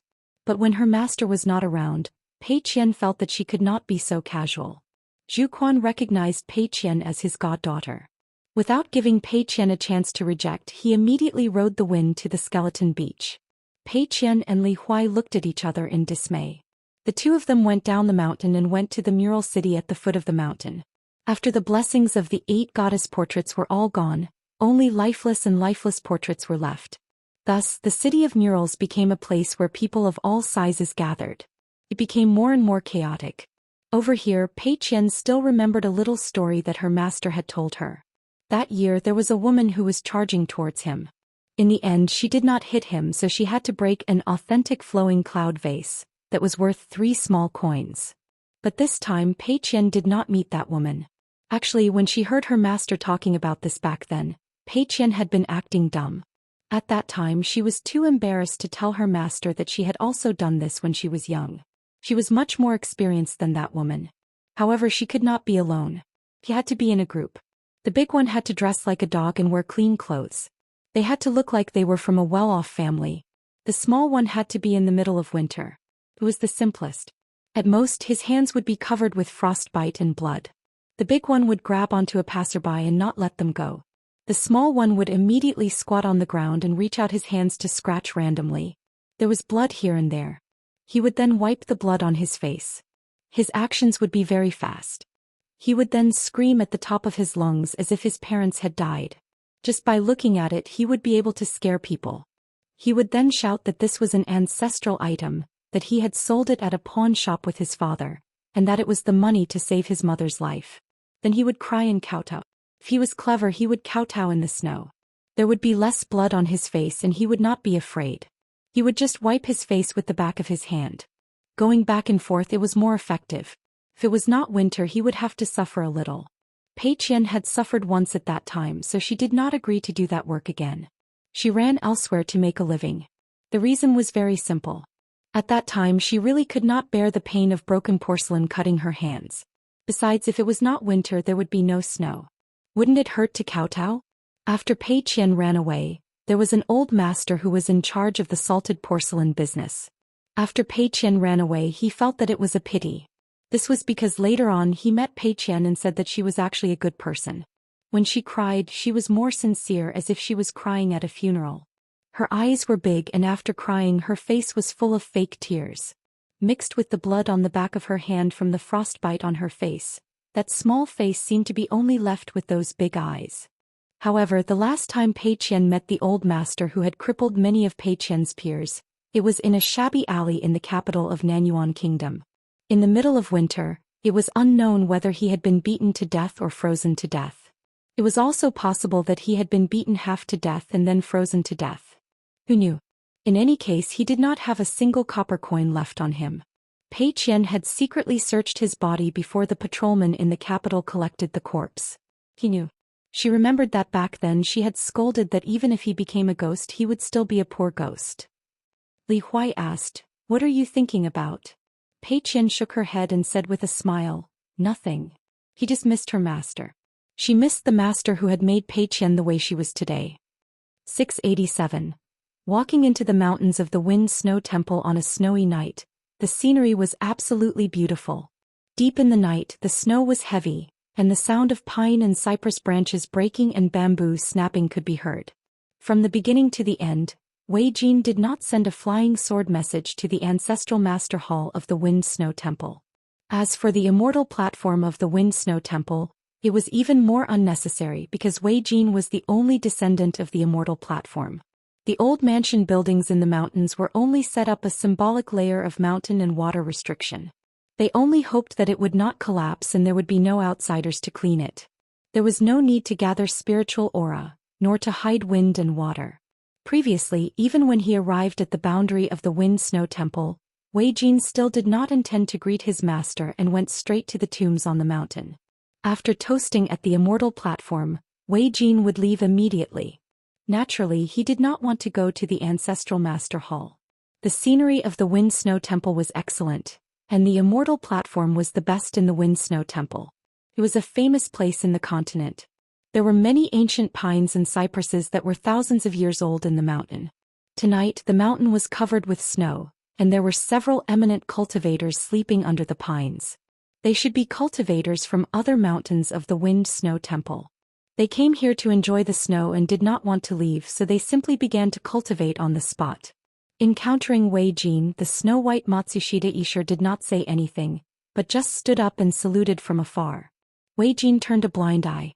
Miyu, a foreigner, waved goodbye to the immortal under the Matsushita Ishur with a smile. The latter was very confused about the identity of this handsome young master, who was able to enter the mountain together with Wei Jin. It should be known that when Wei Jin visited the tombs, he hated it the most when people chatted with him on the way, not to mention bringing their friends to the immortal platform as guests. Wei Jin did not like to talk about the past of the Wind Snow Temple, but it did not matter. Miyu had Wei Wenlong who went everywhere to buy mountain and river gazettes. This spring Banerjai accountant was really good at checking and searching for secret records. Compared to Aquarius Continent's genealogy master, Miyu knew that Wind Snow Temple was one of the ancestral halls of Aquarius Continent's military school. It was split into 6 branches, and Wan Ting, who was from the same hometown as Master Hidden Official, was from the Green Water Pond branch. He left behind a long-distance sword furnace for Wind Snow Temple, which was a typical case of parting on good terms with his old sect. Wind Snow Temple could be considered as half of Dragon Spring Sword Sect's maternal home. Wan Ting was the #1 sword forger of Aquarius Continent, and because of a sword forger he had a conflict with Water Talisman Dynasty's Demo Manor. The sword Immortal of Demo Manor was detained by Wind Snow Temple for 50 years, and was still a prisoner. Occasionally Wei Wenlong and Miyu would talk about the gossip of Wind Snow Temples when Qing Peak and Demo Go.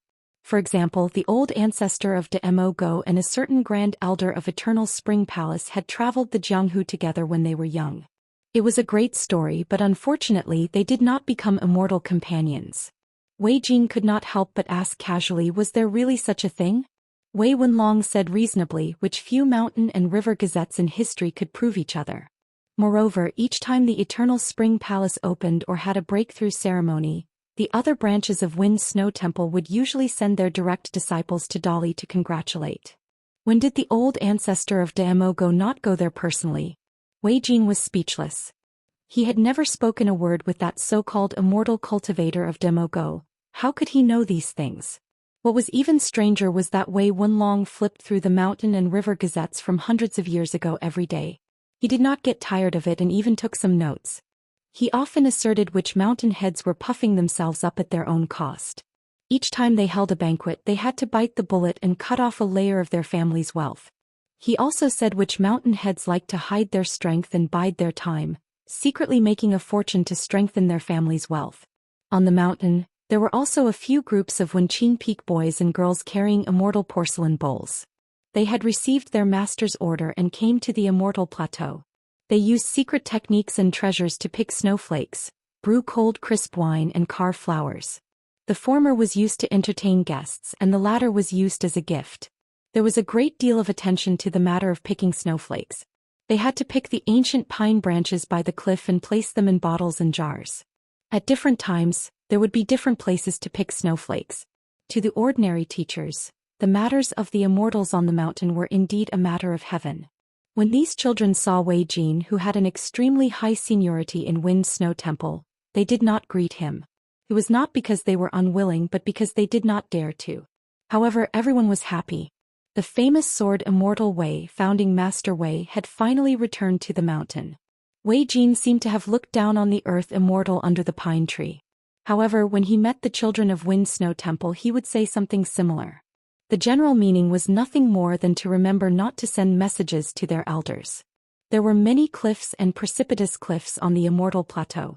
It was not easy to pick snowflakes, so they had to be more careful. When Wei Jin and his group walked further and further away, a boy who picked snowflakes jumped up and shouted, "Sword Immortal Wei is talking to me." Soon there were children arguing with him, "Founding Master Wei is talking to me." The sound of children arguing accompanied the sound of wind and snow. Miyu turned to look at Wei Jin and asked with a smile, "Wind Snow Temple has always had a good reputation on the mountain and under the mountain. Why are you so resentful?" Wei Jin did not have the intention to speak. On the vast immortal mountain, every family had its own difficulties. If one really wanted to argue, it might not involve a clear right and wrong. However, if one did not care at all, it would be hard to bear. Miyu said, "Wenlong." Wei Wenlong said telepathically, "The contents of the Mountain River Bulletin of the Aquarius continent are very particular and strict. They don't dare to talk about the family affairs of big mountains like Wind Snow Temple. The customs and people are very different from our Great Wall of Sword Qi. In particular, Sword Immortal Wei broke through the realm too quickly. He is also the only seedling of the Immortal Plateau. The refiners of Wind Snow Temple like to wander around. They are very likely to belong to different dynasties and camps compared to the military cultivators of Martial Mountain. They are very different. Therefore, the Mountain River Bulletin only dares to write about Sword Immortal Wei when the cultivators of Wind Snow Temple go down the mountain to experience the world. At most, they write about him and one of the Golden Children of Divine Grandeur sect in the past." Wei Jin coughed. Wei Wenlong immediately shut up. When they arrived at the tomb, Wei Jin offered incense and took out 3 pots of wine. 1 pot of bamboo grotto heaven wine from the Great Wall of Sword Qi, 1 pot of Forget Sorrow wine from the Yellow Millet Wine Shop on Upside Down Mountain, and 1 pot of Osmanthus wine from Old Dragon City. Wei Jin squatted at the tomb and muttered to himself. He poured the 3 pots of wine in front of him. Before the group left the Immortal Plateau and went down the mountain, a childlike man riding a sword came. He was the old ancestor of Wind Snow Temple. Wei Jin cupped his fists and saluted. That old ancestor did not persuade Wei Jin to stay in the mountain. He only talked about some sect affairs related to Wei Jin. In the end, the old ancestor of Wind Snow Temple took the initiative to talk about the battle between the sword cultivators of Xingyang Mountain and Wind Thunder Garden at the peak of the Immortal Plateau. At that time, they did not inform Wei Jin, who was in the Jianghu, that the Wind Snow Temple had done something inappropriate. Wei Jin shook his head and said that the Immortal Plateau belonged to the Wind Snow Temple after all. For such matter, there was nothing inappropriate about it. The two sides said goodbye without any hesitation. After the group of 3 left the Immortal Plateau, the childlike old ancestor of Wind Snow Temple rode his sword to an ancient pine tree branch.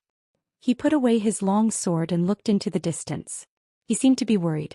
The old ancestor of the Qin clan of the Great Dark Valley appeared next to him and asked softly, "Since Wei Jin was able to return to the mountain alive, his sword immortal aura has become even stronger.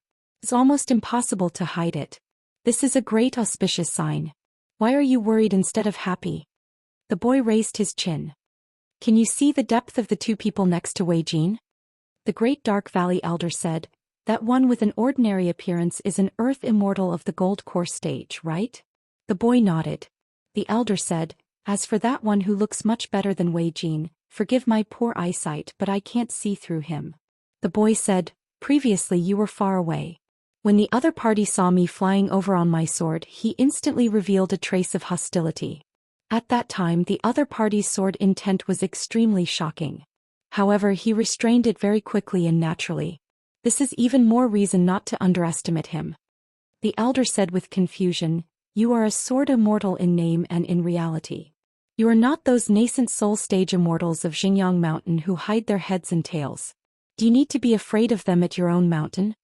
Those who could be friends with sword immortals were not simple people. The boy said with a low voice, "Let's not talk about whether the other party is a person who has hidden his Tao. What I am truly afraid of is Wei Jin's attitude after this person revealed that trace of hostility. It doesn't matter. It's normal, so I didn't stop him. You must know that no matter how alienated Wei Jin appears to be from the Wind Snow Temple, he is still a person who respects his teacher. However, when that outsider showed hostility to our Wind Snow Temple, don't you think it's strange for Wei Jin to behave like this?" The elder asked cautiously, "Could it be a sword immortal from that place?" The elder immediately clicked his tongue in wonder. "Such a good-looking sword immortal. I can't believe it. This Wei Jin is really something. He doesn't let the goodies flow into the fields of others. He doesn't even know to bring his friend to my great dark valley." The boy sighed. "Whatever. That fleeting hostility of the other party seems to be directed at my identity as a sword immortal, not the entire Wind Snow Temple. That's enough. Regarding this matter, you can forget about it." The elder nodded. The boy chuckled. "Little Qin, now I don't care about that person's identity. I am only worried about your big mouth. Today you are chatting happily with a wandering sword immortal on a snowy night. Tomorrow you will become sworn brothers with that sword immortal at first sight. The day after tomorrow, that sword immortal will become the son-in-law of your great dark valley." The great dark valley Qin ancestor revealed a resentful expression. After they left the mountain top of the Wind Snow Temple, the snowstorm was not small. Thousands of miles of the world was covered in snow. The three of them did not deliberately fly high and chose to ride the wind to travel in the snow. Wei Jin rode the sword. Miyu, who was also a sword immortal, preferred to ride the wind that was slower. He claimed to be taking care of Brother Wei. The world was vast, but there were few immortals. Wei Wenlong laughed. "We are not too far away from the Luopa mountain." Miyu said with a mischievous smile, "You are the chosen candidate of the ancestral hall of the Luopa mountain, but I am not. When the time comes, remember to take care of me. Don't turn your back on me after becoming a consecrator and yell at me every day." Wei Wenlong said with a bitter face, "You are joking, sword immortal me. According to the established plan, Wei Jin would send Miyu and Wei Wenlong to the Luopa mountain. Then Wei Wenlong would settle down there. Miyu would take the cross-continent ferry to the great Hui sword sect of the North Continent. With Miyu's strength, the relationship between the great Hui sword sect and the Great Wall of Sword Qi, the young hidden official and the new head Qi Jinglong, it was reasonable for Miyu to become a member of the ancestral hall. Only when Miyu heard that Wei Jin was going to the North Continent, he asked the Sword Sovereign again. He asked Wei Jin to pass a message to the great Hui sword sect. He, Miyu, was thick-skinned to ask for an anonymous consecrator. If it was difficult, please don't make it difficult. If they agreed, it would be out of friendship. If they didn't agree, it would be their duty. Miyu really didn't have the face to ask the great Hui sword sect to agree. Between the words, it wasn't just the self-proclaimed, embroidered pillow Miyu's mocking words. Miyu was indeed respectful to the great Hui sword sect. Wei Jin didn't like to affirm or deny the lives of others. Miyu was a genuine unpolished jade realm. The so-called flower frame was compared to the top sword immortals at the Great Wall of Sword Qi. Moreover, Miyu wasn't a 3-year-old child. Hence, since Miyu was so insistent, Wei Jin agreed. Wei Wenlong said that Luopa Mountain and Cloud Splitting Mountain each occupied half of Oxhorn Mountain's ferry. Other than the North Continent's cross-continent ferry, there was also an ink-flipping ferry used to travel far and wide. Its true ownership had never been revealed to the outside world. The temporary manager was Lu Zhongruan, the island owner of Book Slip Lake's Pearl Hairpin Island. The woman was born a princess of a destroyed dynasty. That dynasty's secret vault once had a dragon boat and a water palace. They were all treasures on the mountain. Presumably, the ink-flipping ferry was one of the dragon boats. If Sword Immortal Wei didn't mind the delay, the three of them could take this ferry to Oxhorn Mountain. Wei Wenlong also hoped to see the flow of people on the ferry, as well as the loading and unloading of goods along the way. Wei Jin had no objections. Miyu was even more eager and excited. He was finally home. He finally found someone to rely on. He didn't have to worry about food and drink anymore. The ink-flipping ferry's southernmost dock was located at the Yellow Mud Ferry, which was slightly north of the central part of the Aquarius continent. The name of the ferry didn't have any celestial aura. The origin of the name was already unknown. The neighboring ferry that was closest to the Yellow Mud Ferry wasn't any better. It was called Murongzhuang Ferry. There was a celestial mountain in Murongzhuang Ferry that was mostly populated by female cultivators. The fisherman's song mountain cultivated the water spell. Most of the female cultivators were beautiful. The fisherman's song mountain had already changed the name of Murongzhuang Ferry to Green Ku Ferry. However, all the cultivators on the mountain didn't appreciate it.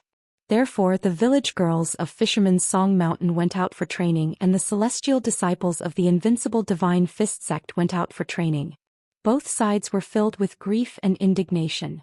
When they were close to the Yellow Mud Ferry, Wei Jin met another group of celestial masters who had a good relationship with the Wind Snow Temple. Wei Jin ignored them. An old celestial master shouted loudly. Wei Jin had no choice but to stop riding his sword. However, Sword Immortal Wei dismissed them with a few words. As a lone Sword Immortal, he had no intention of establishing a sect. There was no need for him to consider the ways of the world. Furthermore, the immortal masters on the mountain who were just short of being given the cold shoulder did not feel that Wei Jin was unreasonable at all after separating from him. Instead, they felt that Sword Immortal Wei's actions were in line with the bearing of a Sword Immortal as a cultivator on the mountain peak. Being able to converse with Sword Immortal Wei was enough to boast to outsiders.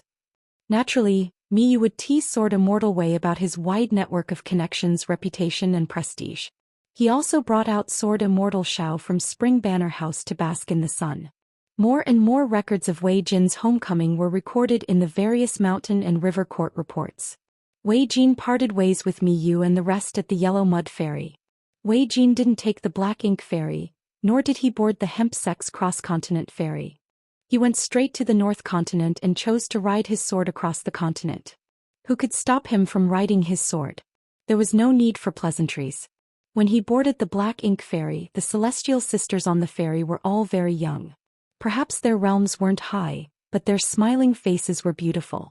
At that moment, Miyu felt like he had returned home. Master Hidden Official didn't lie to me. Wei Wenlong followed the same old rules. He first bought mountain and river court reports from the ferry, both old and new. Once, a flock of birds flew past the ferry. Not only that, there was also a group of female cultivators from Mount Yunxia in colorful clothes.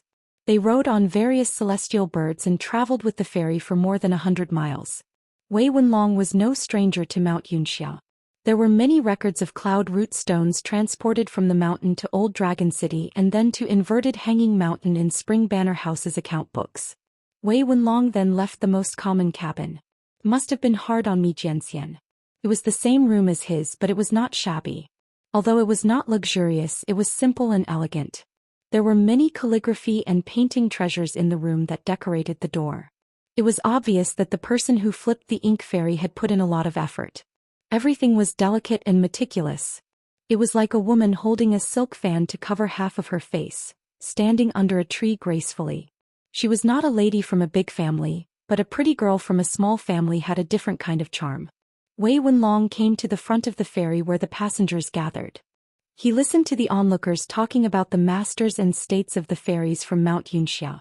Further away, Wei Wenlong saw Miyu leaning against the railing with a female chi cultivator who wasn't a female cultivator on the ferry. They were talking and laughing. Those who didn't know them would think that they were a pair of celestial couples traveling down the mountain together. The female cultivator was also charming on her face and waist. When she talked with Miyu, she would reach out and pat Miyu lightly. Only her eyes didn't like to look at people directly. Occasionally, when someone passed by, she would glance at them from the corner of her eyes. She only looked at the Daoist robe, jade belt, pearl hairpin and other accessories. She was very accurate and experienced. The reason why she only had eyes for Miyu now was probably because she looked at him from head to toe. She guessed that Miyu was a rich immortal master who was worth befriending. If the young hidden official was here, he would probably say that a dog can't change its habit and scold them both. However, Wei Wenlong soon felt that he wouldn't. The young hidden official was very tolerant of worldly affairs. Wei Wenlong always didn't understand Mi Jianxian. Miyu had a very high standard when it came to women. Why could he chat with all kinds of women? Most importantly, he could be so sincere. It was as if all the flirting between men and women were talking about cultivation. Seeing Wei Wenlong, Miyu pointed his finger at him and said with a laugh to the woman, Jialan Jejie, I told you about him before, the distinguished and elegant Wei de Gongzi, who has an illustrious master whose family is entangled in a myriad of strands, is right over there. Do you see him? This time I am going on a long journey, all my expenses will be dependent on him. Don't look down on Wei Gongzi because he is young, but he is already a Immortal's cave stage master. I plan to help young Master Wei in the future so that I can get an identity in the future. The woman followed Miyu's finger and saw the wooden Wei Wenlong. She nodded with a smile and said a few words in agreement. After that, her conversation with Miyu became less courteous. In the end, she quickly found an excuse to leave. No matter how good-looking a man was, he couldn't resist a half-baked good-for-nothing who came from a small door at the foot of the mountain. Wei Wenlong saw Miyu waving. He left the crowd and came to Miyu's side. Miyu leaned on the railing and waved to a female cultivator from Mount Yunxiao who was riding on a white lawn. The latter covered her mouth and laughed. She whispered to her fellow disciples. Then more and more female cultivators looked at the ink-flipping fairy. Wei Wenlong said in his mind, Mi Jianxian, remember to use a pseudonym. Wei Wenlong was a nobody. Other than in Spring Banner House, he wasn't famous in Inverted Hanging Mountain. Therefore there was no need for him to do so. However, Miyu was a sword immortal whose fame far exceeded his strength. Miyu took off the blade-strengthening gourd Haoyang and drank osmanthus wine. He said, Do you really think I'm a fool? Wei Wenlong apologized, I said too much. Miyu laughed, What are you apologizing for? Do you really think I'm a fool? I'm not even angry, let alone your kindness. Miyu patted Wei Wenlong's shoulder. Wenlong, next time when you're with me, don't be so reserved. There's no need to be so distant. Wei Wenlong became even more reserved. Miyu leaned on the railing again and said in his mind, Wei Wenlong, in those years at Spring Banner House, you relied on your own abilities to win the recognition of Master Hidden Official, Yan Ming and Nayland Sehuan. Therefore you must not look down on yourself. Taking a step back, if you are like this, what should I, Miyu, do? Wei Wenlong was at a loss. Miyu did not force him. Forget it, do what you need to do. You can relax. Wei Wenlong asked curiously, Mi Jianxian, why is it that Master Hidden Official and his Luopa Mountain are not famous? Especially Master Hidden Official. Even the North Continent and Aquarius Continent had selected the top 10 youths, but Master Hidden Official was not on the list. Not only that, at the Immortal Crossings all kinds of cultivators, even if they were to talk about Master Hidden Official's hometown, they would at most talk about the North Mountain-covered Cloud Mountain and Wei Shanjun's night banquet. Why is it that Aquarius Continent does not seem to have Master Hidden Official? The more Wei Wenlong spoke, the more puzzled he became, even if Master Hidden Official is only 30 years old, but the last time he went to our place he was already in his 20s. With Master Hidden Official's abilities, how could he not know anything about Aquarius Continent? If I remember correctly, when Master Hidden Official just arrived at the Great Wall of Sword Qi, he was able to pass 3 tests in a row, and defeated Qi Shou and Pang Yuanji. With such strength in this small Aquarius Continent, shouldn't he be as famous as Sword Immortal way back then? Miyu said, if he doesn't want people to know, then they don't know. If he wants people to know, then they have to know. Wei Wenlong deeply agreed. When Lin Junbai of the Central Plains returned to his hometown, Spring Banner Zhai had heard about it through the cross-continent ferry, and it was full of praise. From the Confucian Temple's academies, to the Central Plains Divine Continent's immortal sects, to the Shaoyuan dynasty's court, Lin Junbai could be said to have the power of heaven and earth at that time. But Miyu said, the real reason is that he felt that when he arrived at the Great Wall of Sword Qi and was no longer in his hometown, he could truly be fearless. Wei Wenlong whispered, a hidden dragon in the abyss. One day a lion would use its full strength to hunt a rabbit. Miyu said, Wenlong, with this talent, when you arrive at Luopa Mountain, I can guarantee that you will be successful. Wei Wenlong asked, why does Sword Immortal Mi say that? Miyu smiled, Master Hidden Official, don't you always say to treat people with sincerity? Wei Wenlong nodded, That makes sense. Miyu turned to look at Wei Wenlong. Wenlong, it's not without reason that you don't have good luck with women. You don't even have 10% of Master Hidden Official's power. Wei Wenlong said in shame, of course. Master Hidden Official is extremely upright and considerate. When interacting with people, he always puts himself in their shoes and can restrain himself. It's normal that many women like him. Miyu scolded jokingly, damn, you also have a natal divine ability, what a good, wherein life isn't Luopa Mountain. Wei Wenlong, the future god of wealth of Luopa Mountain, was confused.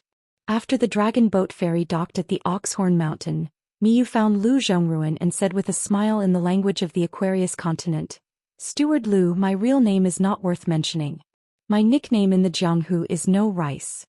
Steward Lu, I will soon be the immortal master of the Luopa Mountain, let's visit each other often. Lu Zhongruan did not know why this person would say such words without rhyme or reason, so he replied perfunctorily. Those who boarded the boat were customers, and in business, one would not hit a smiling person. If the other party really went to Luopa Mountain's ancestral hall to burn incense and hang a portrait, then it would be fine, there was no need to rush. But Lu Zhongruan always felt that the man in front of him was too good-looking. In the future, there would be young and inexperienced women on the back of his own Shilan fish. He would have to take it easy. Lu Zhongruan didn't want to cause any trouble.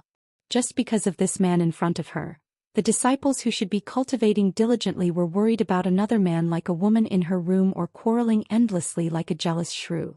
She, Lu Zhongruan, reckoned that she would be angered half to death.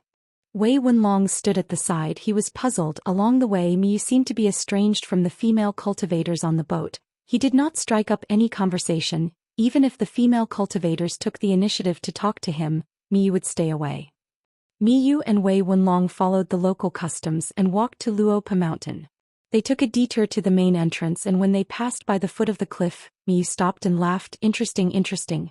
Wei Wenlong could only see that there were traces of craters on the ground. He looked up and asked, "Me sword immortal, how many pure martial artists jumped off the cliff for fun? They should be at the golden body stage, right?" Miyu shook his head. It's the same person and they haven't reached the golden body stage yet. Wei Wenlong also shook his head. The depth is different, the gap is not small, they shouldn't be the same person.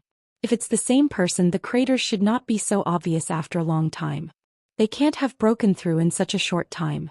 Even Master Hidden Official can't do it. Miyu asked, let's make a bet? Wei Wenlong shook his head hard. No, people who deal with accounts avoid gambling the most. I can't let down Master Hidden Official and Master's trust. In the future on this mountain, I must scrupulously abide by everything, no matter big or small.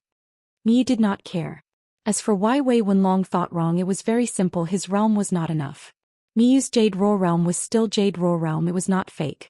When they arrived at the main entrance of Luopa Mountain, Miyu and Wei Wenlong looked at each other. The gatekeeper was a young man. After hearing that the two were the Mountain Lord's friends, he remembered the two names Wei Wenlong and Nomi, and let them go.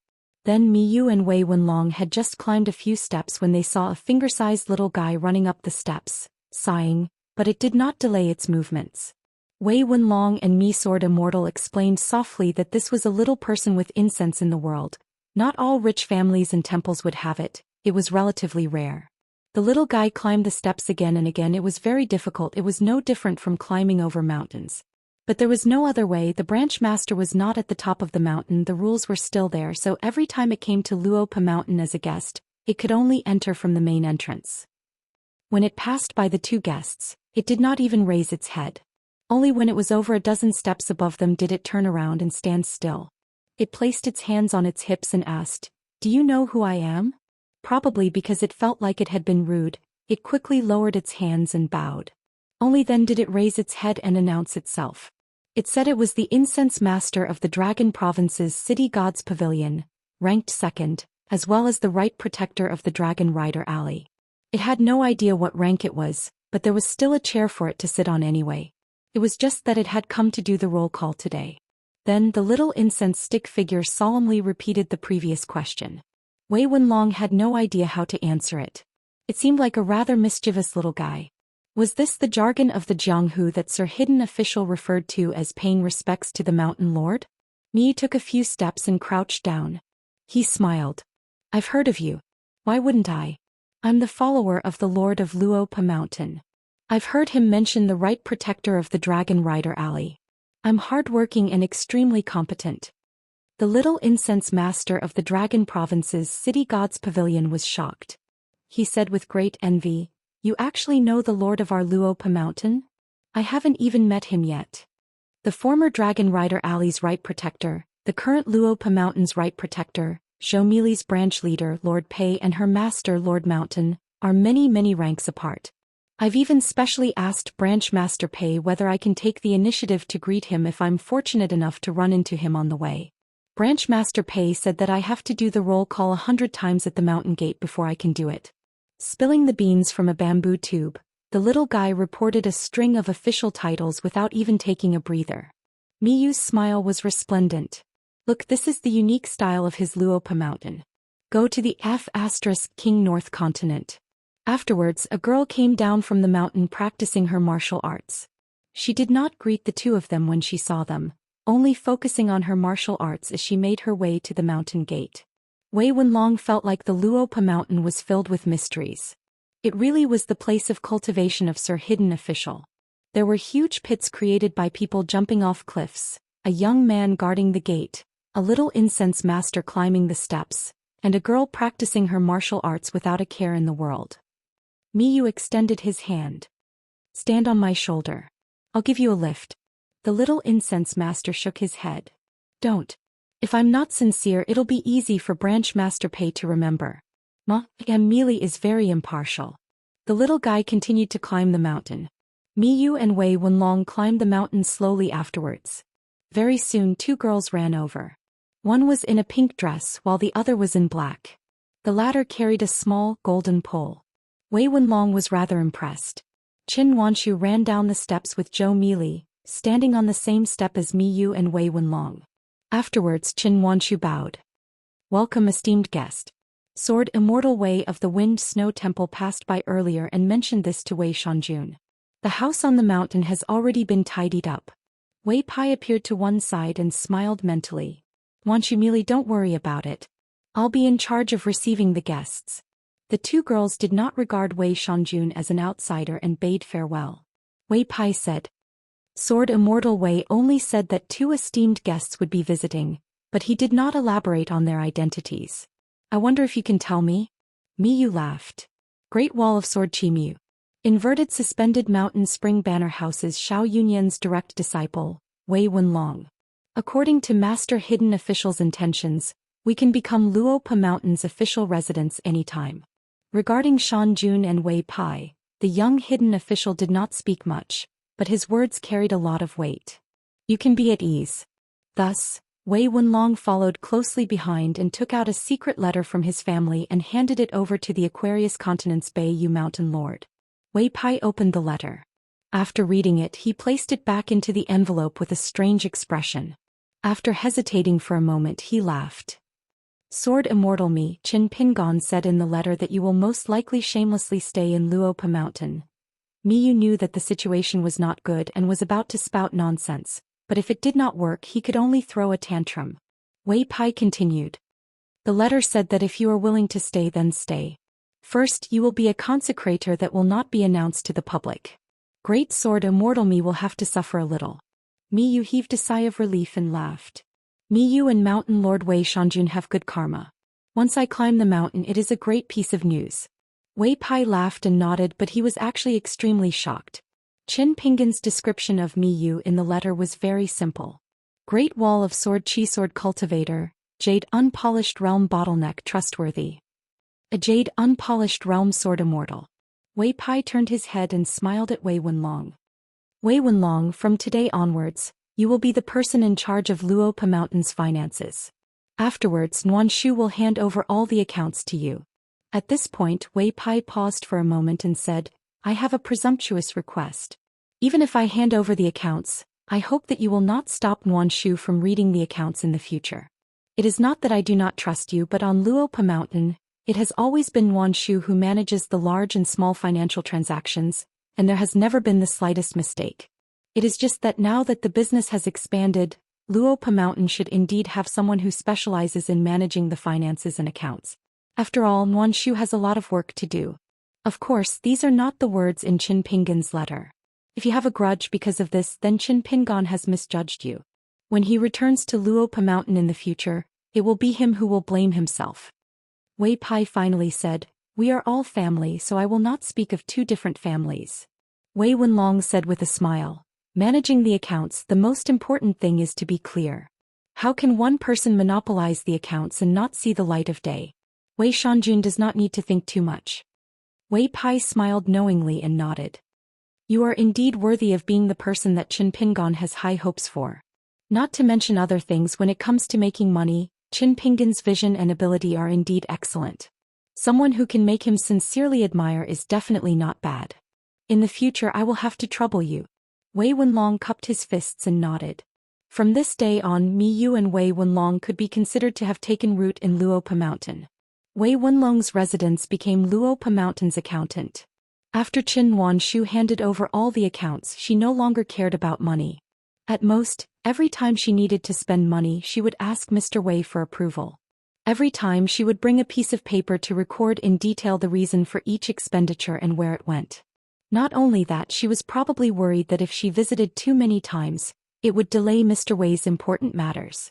Therefore, often some trivial expenses would be paid by her and Zhou Mili.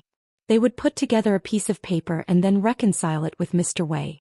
Wei Wenlong did not feel that this matter was annoying, but he was a little embarrassed. Although he had not stayed on the mountain for many days, he knew that Qin Nuanshu was busy every day. She really had something to do from morning to night. Wei Wenlong had to take the initiative to ask the little girl if she liked to keep accounts. The little girl in pink nodded and was a little embarrassed. Wei Wenlong divided the accounts of Luopa Mountain into two parts. The big money transactions, including the ferry of Oxhorn Mountain and the ink-turning ferry, belonged to him. The daily accounts of Luopa Mountain continued to belong to her. However, the little girl could learn the accounts of all the big businesses. If she did not understand, she could ask. When Wei Wenlong arrived at Luopa Mountain, he was already the accountant of Luopa Mountain. On the other hand, Miyu strolled around every day, followed by little Mealy, who was carrying a carrying pole. Miyu could not talk about the Great Wall of Sword Chi, but he finally knew why the hidden official's wine shop sold a kind of wine named Mute Lake wine. So it was because of this little girl. Miyu really did not feel that the days on the mountain were boring. It was very interesting. With Zhou Mili by his side every day, he was not bored at all. Today Miyu accompanied Zhou Mili to the stone table by the cliff to eat melon seeds. He listened to little Mili talk about her adventures in the Jianghu. A sword Immortal listened with great interest. The little incense stick came to the mountain again. She was very attentive and ran around the stone table, cleaning the melon seed shells. Wei Pai secretly said that the head butler of Luopa Mountain, Zhou Xian, had left the mountain to travel. Miyu understood in his heart. As for the talisman puppet that looked like Zhou Xian, Miyu had already seen through it. Today Zhou Mili talked about the Jianghu stories from yesterday's Red Candle Town to the Chongdan River, Yuye River and Xihua River. She talked about the good places in each river in detail. In the end, she asked Senior Maze to go to the Chongdan River and Xihua River to play. It was just that the water in the two water deity temples were a little expensive. He could buy it from the nearby Tiefu River Water Deity Temple, which was more cost-effective. Anyway, it was just burning water and did not violate any taboos. Miyu smiled and asked why the Jade Nectar River was missing. Little Rice immediately furrowed her thin eyebrows and said, "I've mentioned it before, haven't I? Senior Corn, have you forgotten about it? That's impossible. I'm famous for being smart. Sigh, there's no way I didn't mention it." In the end, the little girl saw that Senior Maze was smiling and did not say anything. She quickly waved her hand and said that they were not in a hurry to play in the three rivers. In the future, when Pei Qian and Chen Lingjun returned home from their travels, they could play together. The little incense puppet held back for a long time and said sullenly, "Go to the damn Yuye River. That bad woman almost caused Lord Mealy to." Zhou Mili was anxious and slapped down. She cupped the back of her hand and covered the little guy. Then she lay on the table and raised her hand a little.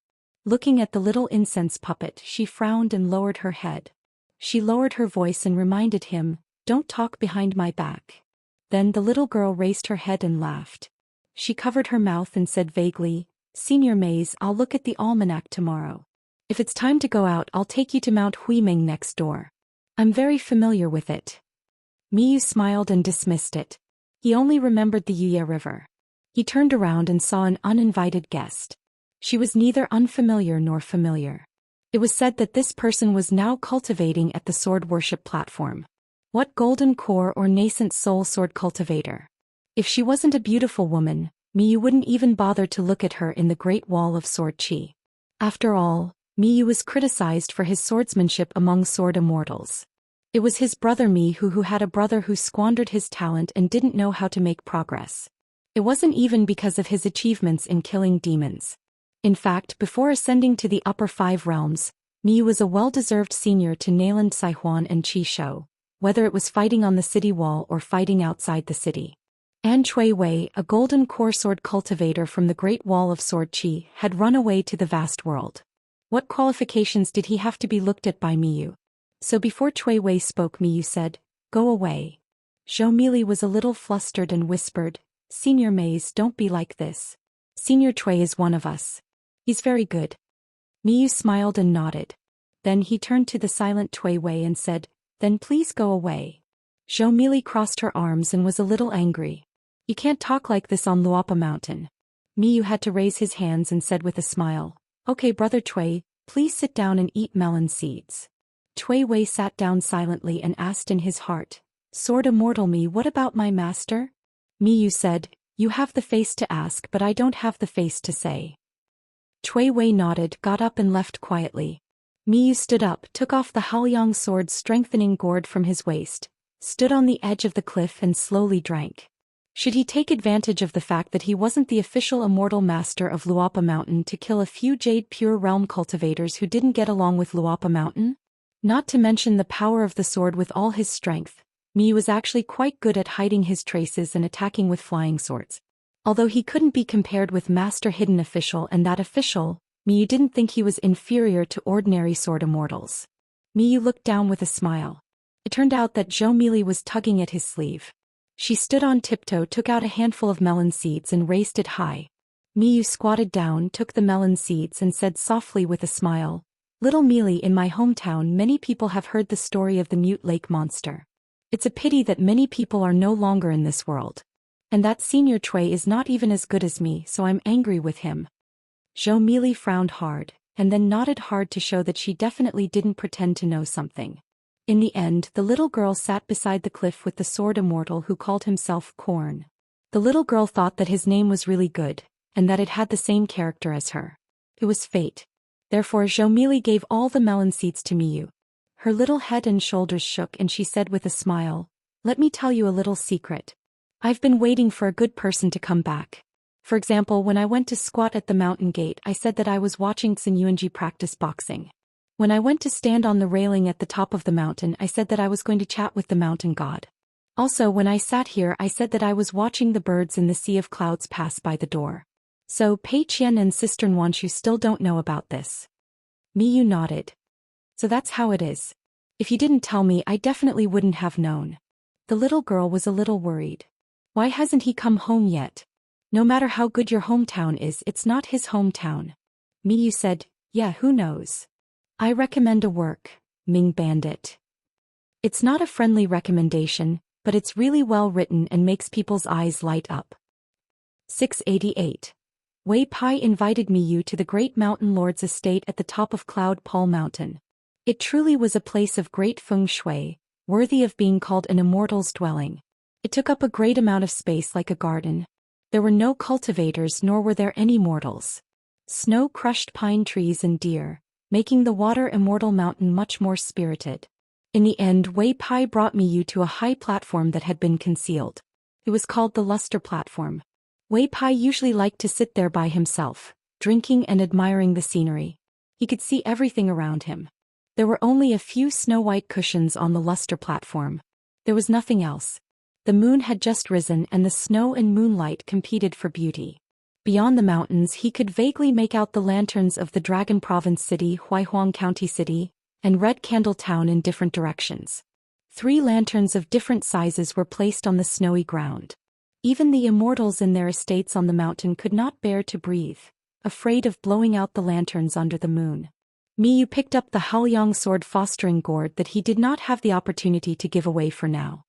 He took a sip of alcohol and looked around at the night scenery. He sighed emotionally. It really is a great place. It's all thanks to Wei Wenlong that I learnt about quite a few people of the same age as Sir Hidden Official in Pearl Paradise on my way here. They've all stood out after leaving. Ma Kushuan of Marshall Mountain, Gu Ken of Slip Lake, and Song Mu of the Vassal of Dali. As for that Lu Xianyang, I've even seen him a few times on the Great Wall of Sword Qi. He's very impressive. Lu Xianyang's life-bound flying sword is quite rare even on the Great Wall of Sword Qi. Wei Pai said in a self-deprecating manner, the environment is great. That's a given. At the end of the day, not all mountain divinity prefects can hold so many night feasts in a row. Within the territory of the northern mountain, the sound of pots and pans being sold is constant. You'll need pots and pans at home, right? Miyu laughed aloud. This northern mountain lord who held great authority in the Aquarius continent was much more humorous than he had imagined. I was good. If he were a pedantic and inflexible god of mountains and rivers, it would be a complete disaster.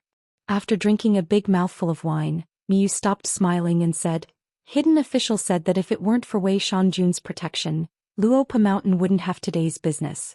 Otherwise, even if we could get it, we wouldn't be able to keep it. Instead, it would be a disaster.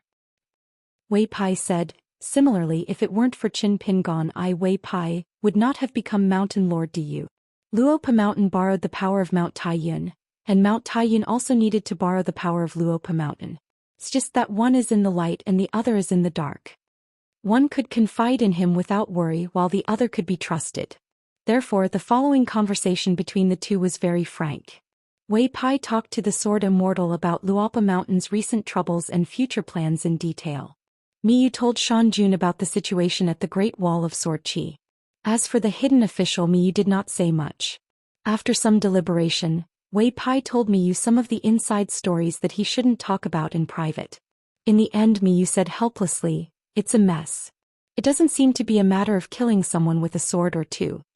Wei Pai shook his head and said, since Qin Pingon is destined to be unable to return home in the near future, then Luopa Mountain's treatment of guests will be different. It's not a good idea to keep a low profile. As for whether to use the sword, when to use the sword, and who to use the sword against, it will all depend on Zhou Lian's decision. Miyu nodded and said, Hidden Official is very respectful to Zhou Lian. I will listen to his orders.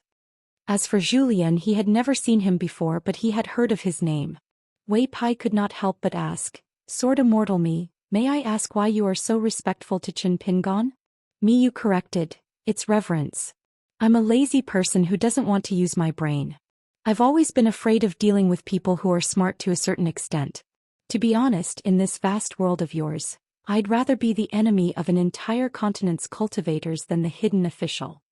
Since Miyu had some reservations, Wei Pai did not ask about Qin Pingon's specific deeds and circumstances at the Great Wall of Sword Qi. A sword immortal at the bottleneck of the pure jade realm still addressed Qin Pingon as Hidden Official. This was enough to explain the problem. Wei Pai sighed, I knew that Qin Pingon would definitely grow up, but I didn't expect it to be so fast. Miyu did not want to talk about this, so he asked, why did you hit the railing while drinking? Wei Pai laughed, there was no one to reciprocate, so I enjoyed myself. Miyu nodded and said, as expected, Wei Shanjun is the same as Hidden Official. You're both educated.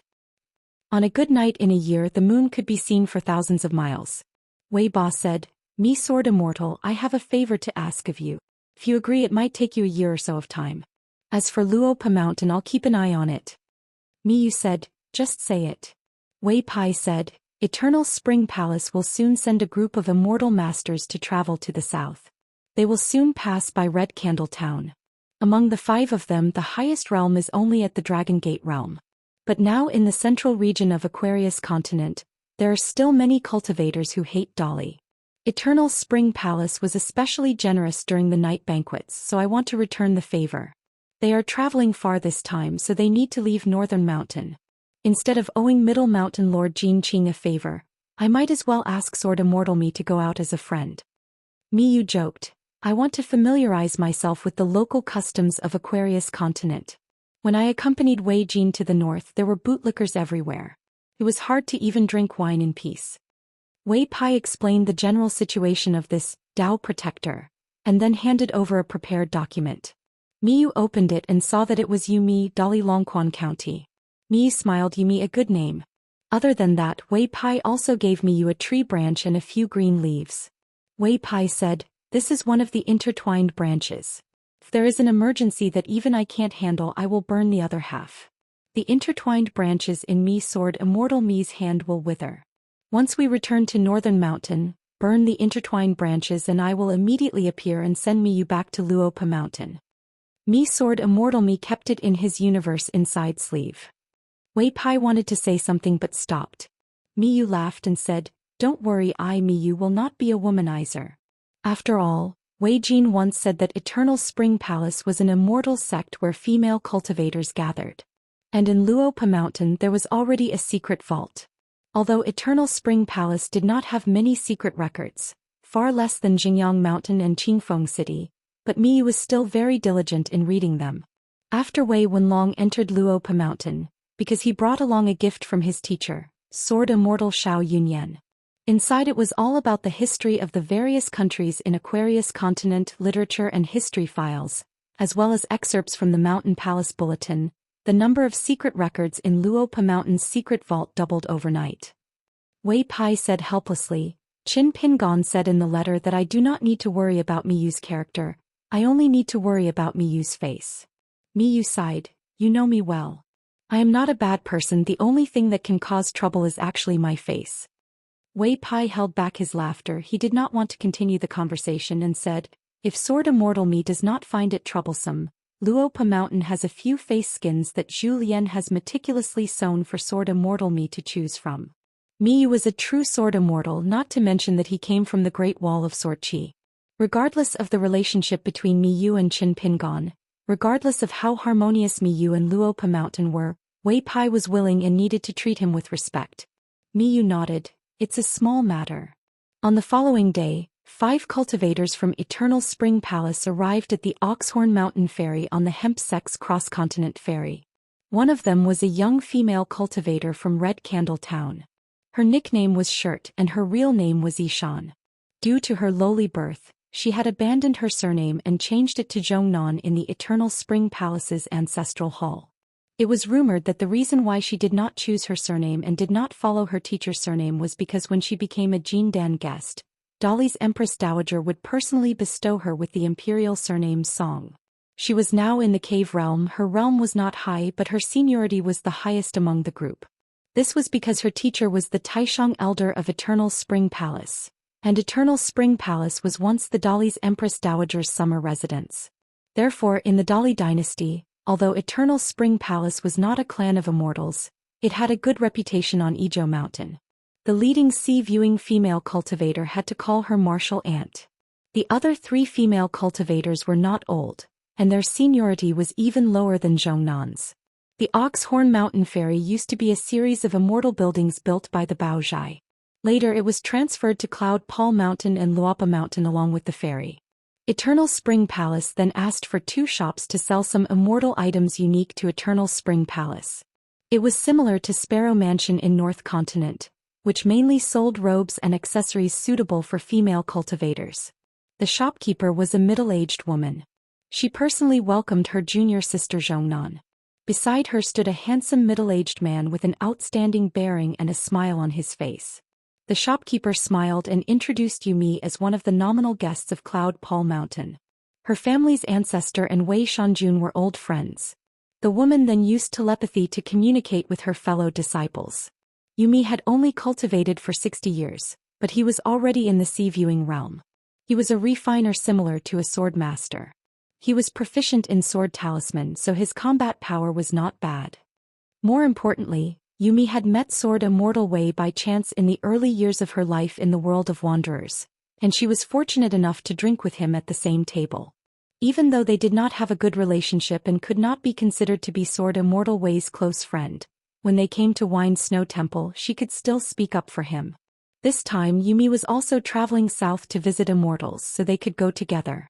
Since he was a guest of Cloud Paul Mountain, although he was an anonymous last-class guest and belonged to the type of rogue cultivator who had never participated in the night banquet, he was still in the sea-viewing realm.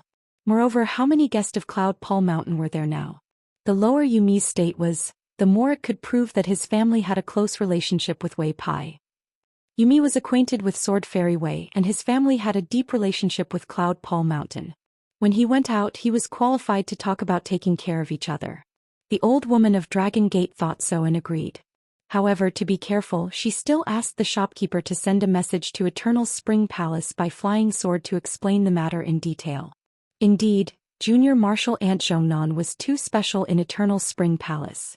If the ancestor in charge of Eternal Spring Palace felt that Yumi was not suitable to go with them, they could only give up halfway. Even if they accidentally ruined the relationship between the two sides, they could not covet the small advantage of having an outsider in the sea-viewing realm.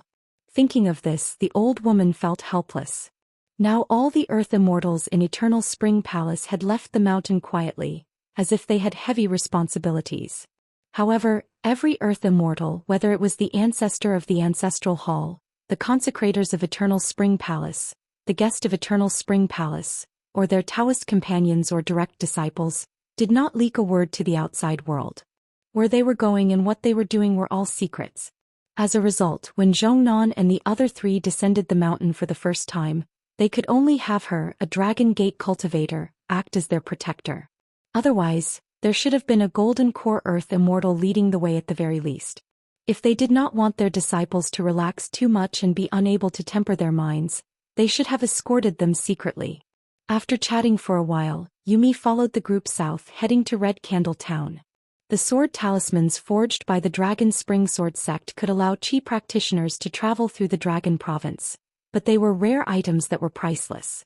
Among the group of female cultivators in Eternal Spring Palace, only Zhongnan possessed a priceless sword talisman, and it was even a gift from her master, so she could only travel on foot.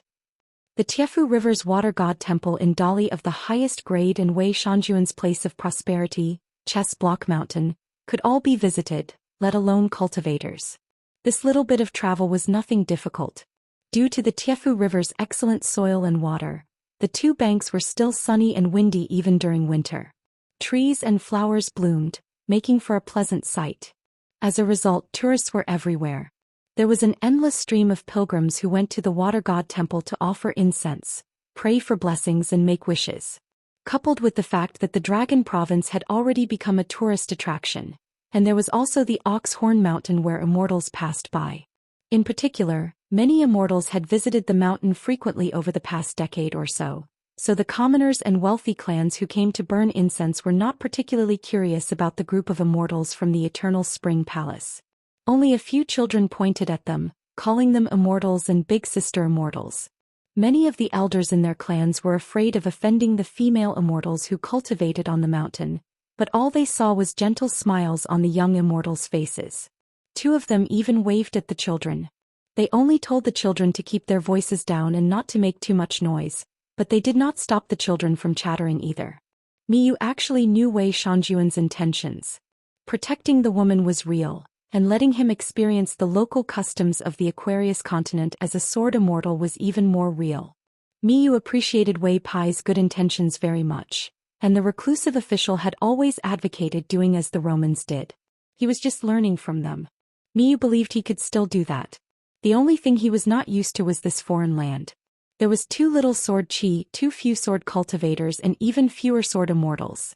The peaceful days here were far too good, so good that Miyu felt like he was dreaming, such that he was unwilling to wake up from it.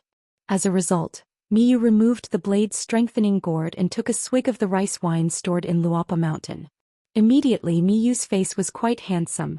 Although it was nowhere close to Miyu's true appearance, it was still quite a handsome face.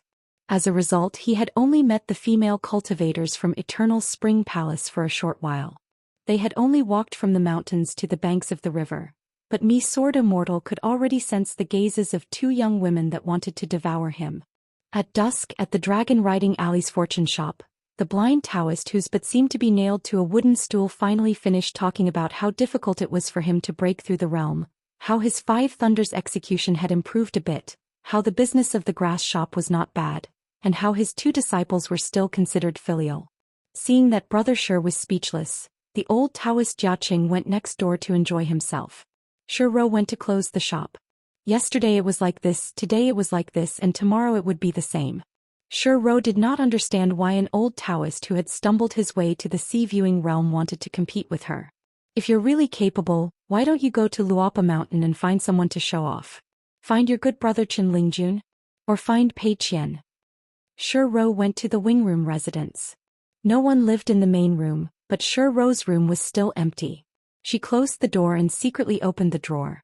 She took out the makeup mirror, rouge and powder one by one. She did not dare to use her official position for personal gain. These were all her salary.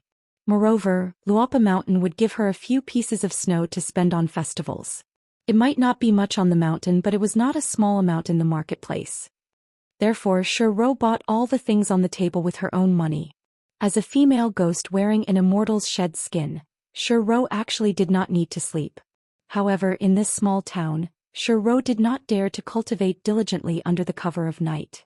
As for some unorthodox and sneaky means, she did not dare to do so. She would be courting death.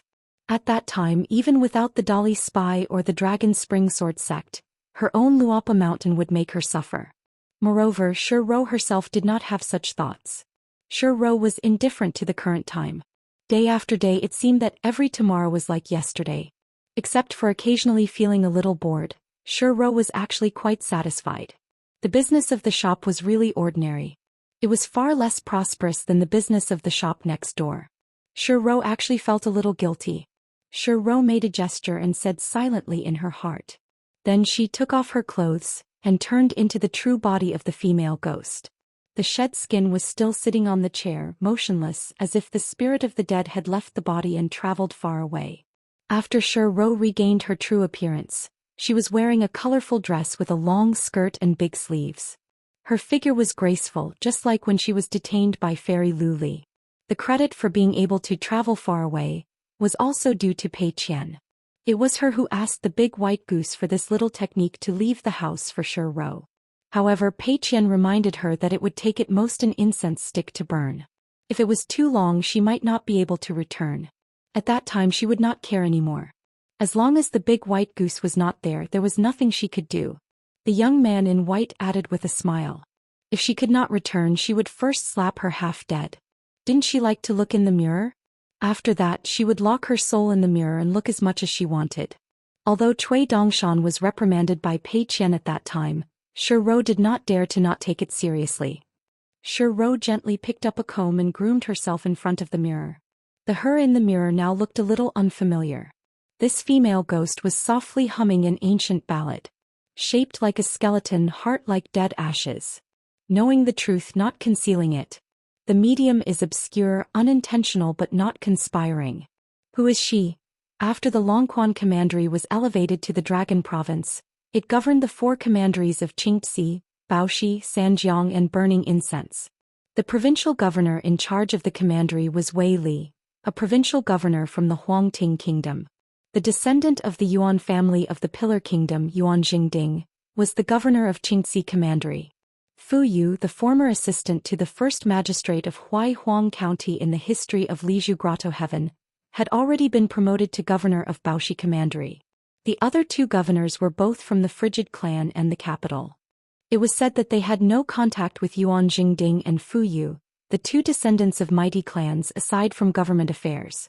The current supervisor of Kiln Affairs, Chao Gingxin, continued to be the supervisor of Kiln Affairs, who did not have any heirs inside or outside the yamen.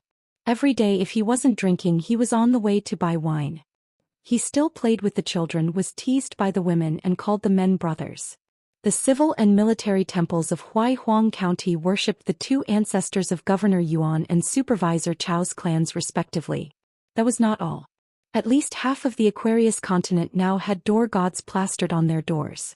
They were the portraits of Yuan and Chao, 2 renowned officials who had performed great meritorious deeds for the Song clan. The city god pavilion in the provincial capital was flourishing with incense. That little incense man who claimed to have almost starved to death and was even laughed at by his peers, for some reason, liked to visit people's doors and flaunt his prowess. It was rumored that he had been taught a lesson twice by the lord of the city god pavilion and was pressed into an incense burner to eat ashes. However, he still did not change. In front of a large group of powerful city god temple judges, underworld officials and day and night wandering spirits, He jumped around in the incense burner and scolded the lord of the city god pavilion. He pointed at his nose and scolded him, saying, "You heartless bastard, I've suffered so much with you. Now that I've finally made a name for myself, First, I don't harm people. Second, I don't disturb the people.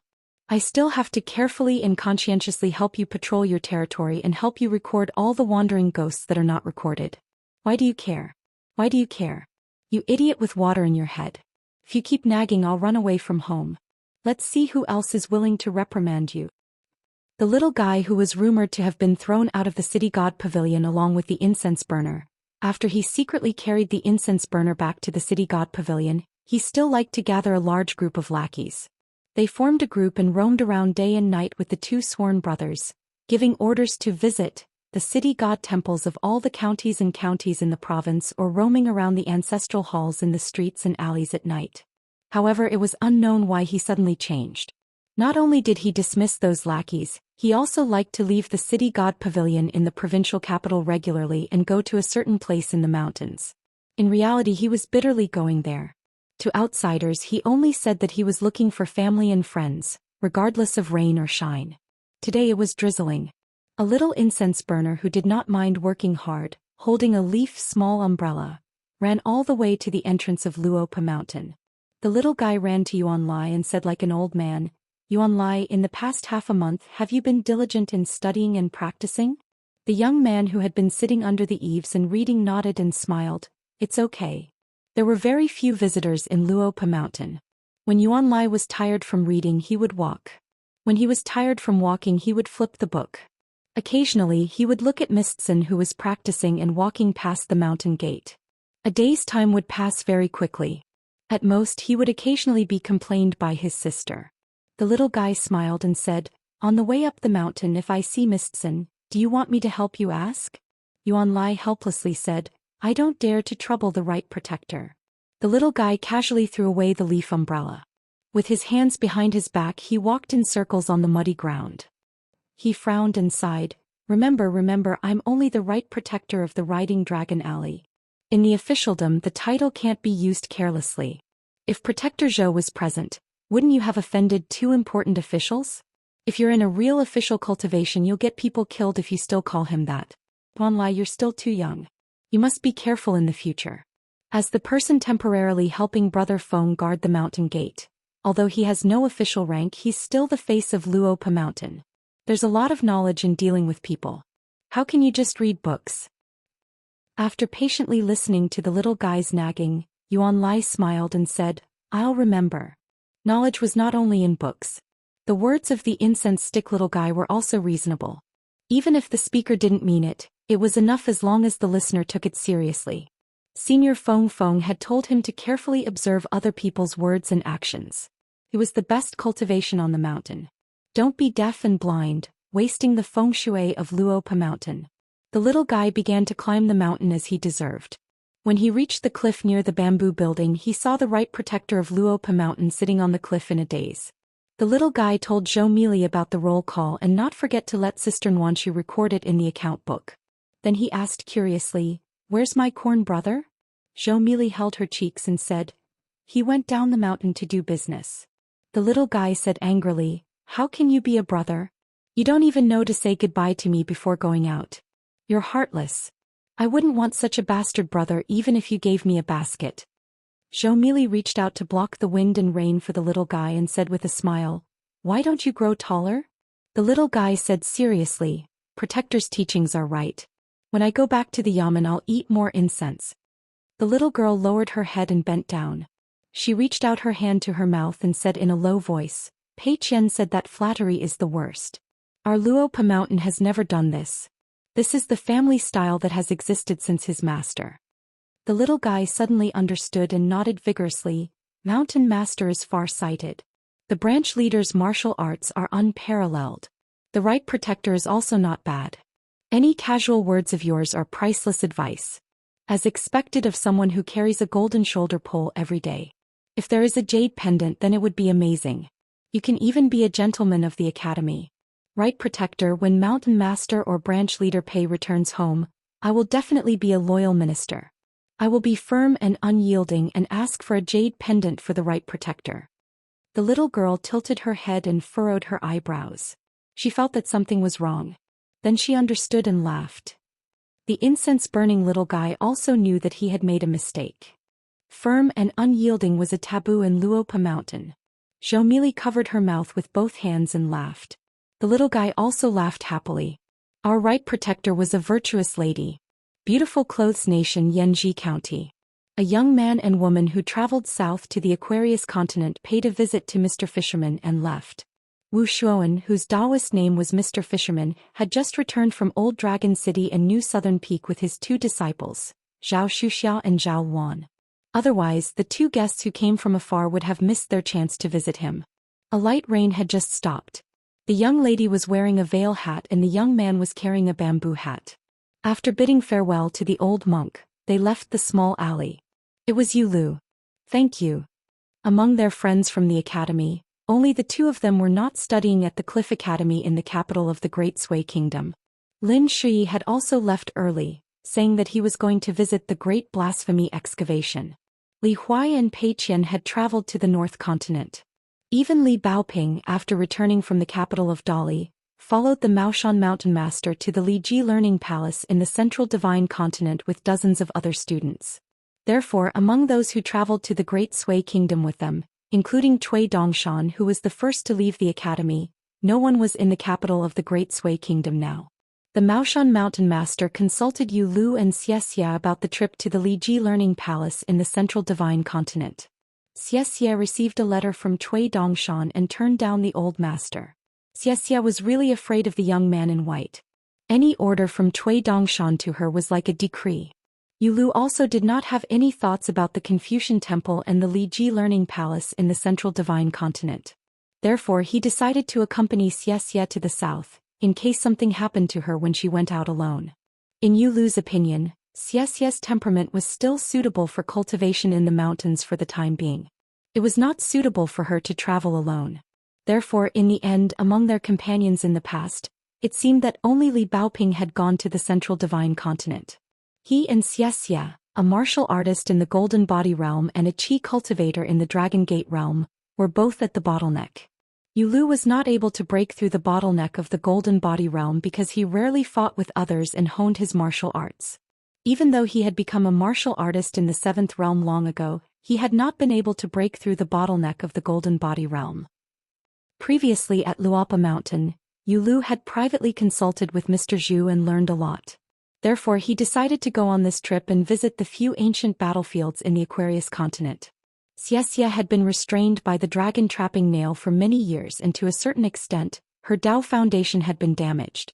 All these years she had been carefully mending her body. However, this was not the most important thing. The real reason that stopped Xianxia from breaking through was that her inner demons were too strong. There were too many dead knots in her heart. Her sect was destroyed, her country was destroyed, and she became a criminal. Halfway through, the woman of Queen Dali in the past used a secret technique to penetrate her 3 souls and 7 spirits with the dragon trapping nail, greatly damaging her vitality. In the end, she met the unpredictable Cui Dongshan. After leaving her hometown, her situation was extremely difficult. Otherwise, with Xiaxia's outstanding cultivation talent, she would have been a golden core earth immortal by now. Her and Yu Lu's current bottlenecks happened to be 2 major obstacles, especially in terms of combat strength. It was the biggest threshold for a martial artist and a cultivator respectively. Once a martial artist reached the far-wandering state, he would be able to control the wind and fight with a qi cultivator. The difference between him and a golden body state was like heaven and earth. As for whether a qi cultivator could become a golden core state cultivator, the significance was self-evident. As the sovereign state of the Song clan of Great Li in history, the Lu dynasty was once the undisputed overlord of the north of the Aquarius continent. When Xianxia was young, he was groomed by his sect as a future cultivator of the upper 5 realms. As the crown prince of the Lu dynasty in the past, Yu Lu had some understanding of his family's affairs on the mountain.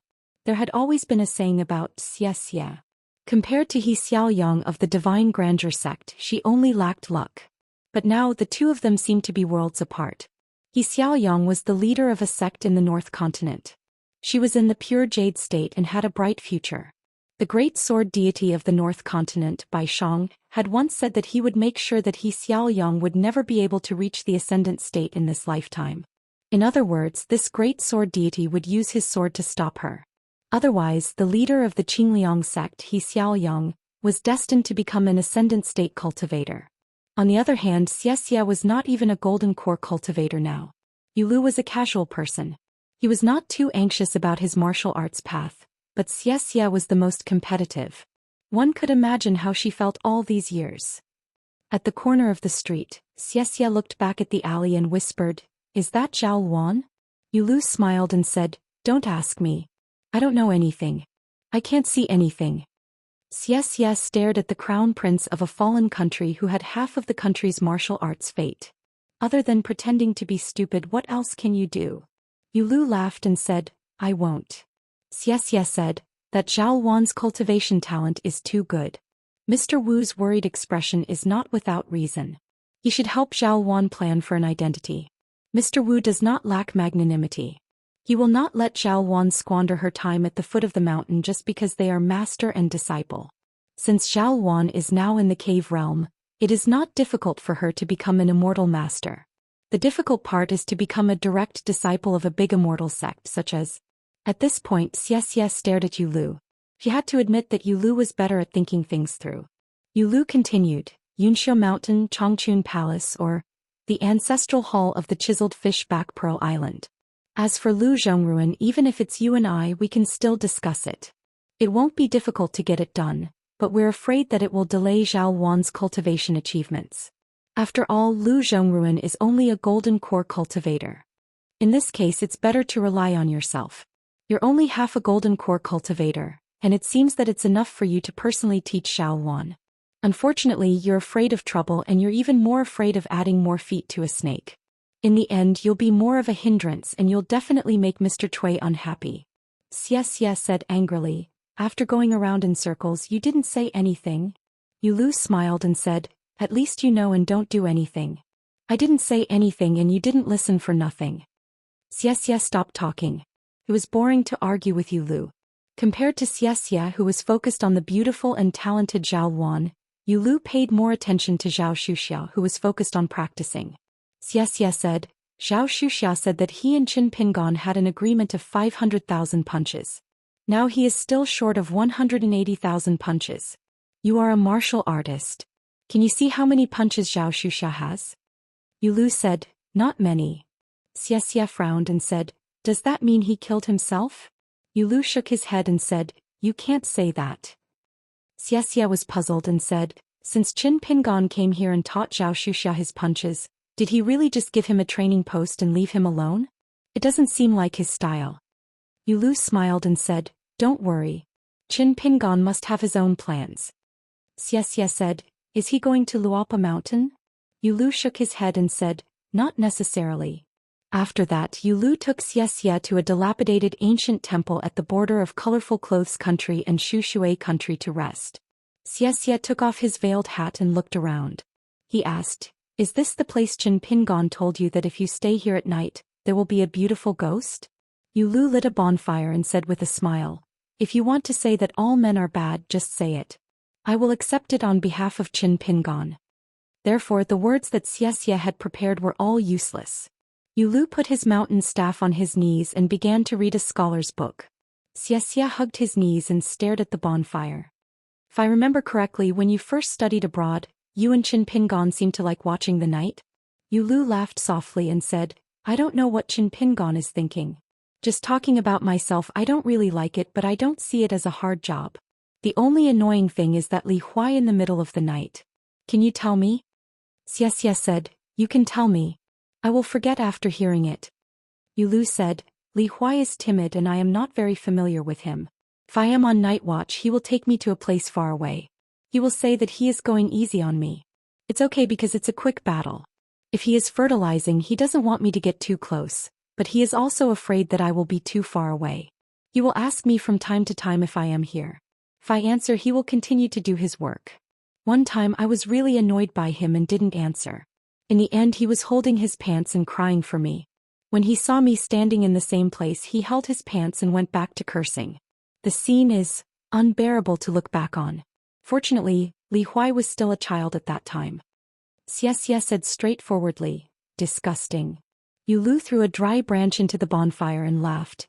Every time Qin Pingon was on night watch, Bao Ping had a big heart. Even if the sky collapsed with her youngest martial uncle, she could still sleep soundly. You and Lin Shui were already cultivators at that time, so it was easy for you to have peace of mind. I am the only one who has always been a light sleeper. I often hear Li Huai asking Qin Pingon if he smells good. Xianxia said, forget it, I beg you to change the topic. Yu Lu used the branch to gently poke the edge of the bonfire. In the early spring, tree branches were very humid. The sound of cracking could often be heard and water droplets would seep out of the branches. If it was a withered branch after autumn, it would burn easily and silently. Yu Lu's face was full of smiles. He said to himself, Qin Pingon would only reply that it would be better if it was a vegetable garden in the countryside, but it would easily attract the barking of dogs. Xianxia rolled his eyes.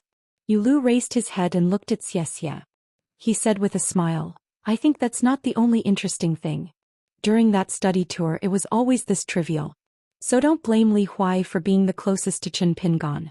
We can't compare to him, and Lin Shui is no exception. Lin Shui said that he doesn't hate Li Huai, but the only one who doesn't hate him is Qin Pingon. Xianxia laughed angrily. Why would I hate this? Yu Lu looked at the ancient temple's gate. It creaked open and a gust of wind blew through the hall. A pair of embroidered shoes stained with mud crossed the threshold. The owner of the embroidered shoes was a young girl with almond-shaped eyes and a round face. She was hurrying along with a lantern. Yu Lu laughed. Once bitten, twice shy. This young girl, one of the 4 demons of Combe Country, had improved. Behind the young girl was an elegant woman with a high hairstyle. She was tall and seemed to be a lady from a noble family. She had gotten lost in the middle of the night with her maid. The young girl glanced at the mountain walking staff on Yu Lu's lap. It was made of ordinary green bamboo, but just looking at it made her eyelids twitch. She suddenly stopped and asked, Sir, do you know Qin Pingon? Yu Lu nodded with a smile. I think I do. The young girl, whose real name was Wei Wei, stomped her foot and turned to leave. The tall woman followed suit and fled in panic. Apparently she was extremely afraid of the green-robed swordsman named Qin Pingon. The night passed uneventfully. Yu Lu and Xianxia visited a place with verdant hills and limpid waters. Then they went to Combe Country's Swordwater Villa. Finally, in the ruins of a battlefield at the border of the Zhuang dynasty, they met a man and a woman who could be considered to be from the same hometown as them. They were the 2 shop assistants of the Yang family's shop, the young female warrior Su Dian, who was nicknamed Yanji, and her junior brother Shi Lingshan, who looked at all men in the world as if they were thieves. This was because Shi Lingshan was trembling with fear every day when he went out. He was afraid that the bastard Jing Dafeng's words would come true and he would call a certain man his senior brother's husband. Therefore Shi Lingshan held back for a long time. He could only use the trump card that Jing Dafeng taught him. In private he found the overly handsome Yu Lu and said that he was actually Su Dian's son and not some junior brother. In the end, Su Dian, who had sharp ears, punched him 7 to 8 feet away. The poor young man fell flat on his face and couldn't get up for a long time. Yu quickly found out the general details of this group of Eternal Spring Palace sisters. They told him everything on their own, so Yu didn't have to beat around the bush. The delicate and pretty girl who changed her name to Zhongnan still liked to be called Clothes. She had just reached the middle 5 states of Immortal, so she went on this trip. As for the other 3 female cultivators, the one who was the same age as Zhongnan was called Chu Mingjiao. She was born in a scholarly family in the capital of Dali. It was said that there was a knowledgeable Hanlin ghost in the ancestral house. He was the tutor of the family. Because he was called Elegant Ghost by Minister Guan, he was able to live in the capital for a long time. The girl named Lin Saifu was born. On the day of her birth, her mother, Yi Meng, came to her house to sell colored dragon boat festival talismans. She said that she was very close to the ancestors of the Lin family and should receive the talisman. Therefore the girl was named Lin Saifu. There was also a girl named Han Bia. She was born in a family of generals in Dali. However, her ancestors didn't have a high position. The highest position they had was just a patrol inspector. However, in the family courtyard, the rattan flowers of the Han family were one of the most ancient flowers in the capital. When they bloomed, they looked like purple clouds hanging on the ground. The fragrance was strong. It was as famous as the peony in Baogua Temple in Dali and the green tree outside Minister Guan's study. The three of them had not reached the cave realm. In the Aquarius continent, the immortals in the middle 5 realms, even if they were only in the cave realm, were already considered as the most precious among the immortals. In the vassal states, the demons and ghosts in the cave realm and sea-viewing realm were already considered as great demons and evil ghosts. As for the old woman in the Dragon Gate realm, she was born as an immortal teacher in the Changchun Palace since she was young. The female qi cultivators of the Changchun Palace were not afraid of the love between men and women. Instead, they saw it as one of the essential experiences on the path of cultivation. Since they were going to the south to gain experience, of course they wouldn't just go sightseeing. After Zhongnan returned home in glory, they would go to the border of Dali's vassal state Huangting country, to arrest a painting demon in the Yunshan Temple of Huanghua County. On the wall of the guest house in the temple, there was an ancient painting with a long history. Every moonlit night when there was no one in the house, the person in the painting would walk along the wall with the moonlight shining through the window. The painting demon often caused trouble on moonlit nights. Although it didn't hurt people, it affected the reputation of the ancient temple. Therefore, the Yunshan Temple and Dali's Ministry of Rites asked for help, and the Changchun Palace accepted the task. After that, they went to the Yunshui County of a small country that had surrendered to the Song clan. They needed to help an old immortal who was closely related to the Changchun Palace. Then they went to the territory of the old Zhuing dynasty to help a Dali general who died on the battlefield and guide his soul to return to his hometown. The last secret was to go to the Immortal Plateau of the Wind Snow Temple to buy a small piece of 10,000 years pine. This was the most difficult thing. The old woman didn't tell the 4 female cultivators in detail, and she didn't tell Yumi in detail either. She just hoped that Yumi could help her when she arrived at the Wind Snow Temple. Yumi agreed with a smile, saying that she would try her best. She didn't have a good relationship with the Great Sword Immortal Wei. If Wei happened to be in the Immortal Plateau, she could be bold enough to ask for help. But if Wei was not cultivating in the Immortal Plateau, Yumi was just a mountain cultivator who was lucky enough to climb the mountain. If she really met the old immortals of the military school, she would be timid. The old woman also said that she didn't dare to force this matter. It was enough that Yumi was willing to help her say a few good words. Their journey to the south was mainly about these 4 things. Some were difficult and some were easy. If they encountered fated chances or accidents on the way, it would be a training. With Yumi, a cultivator in the sea-viewing state with a strong family background, the old woman was relieved. When they arrived at the prosperous Red Candle town, Zhongnan went to the bay of his hometown alone. For a boatman girl in the past, the bay and Red Candle town were 2 different worlds.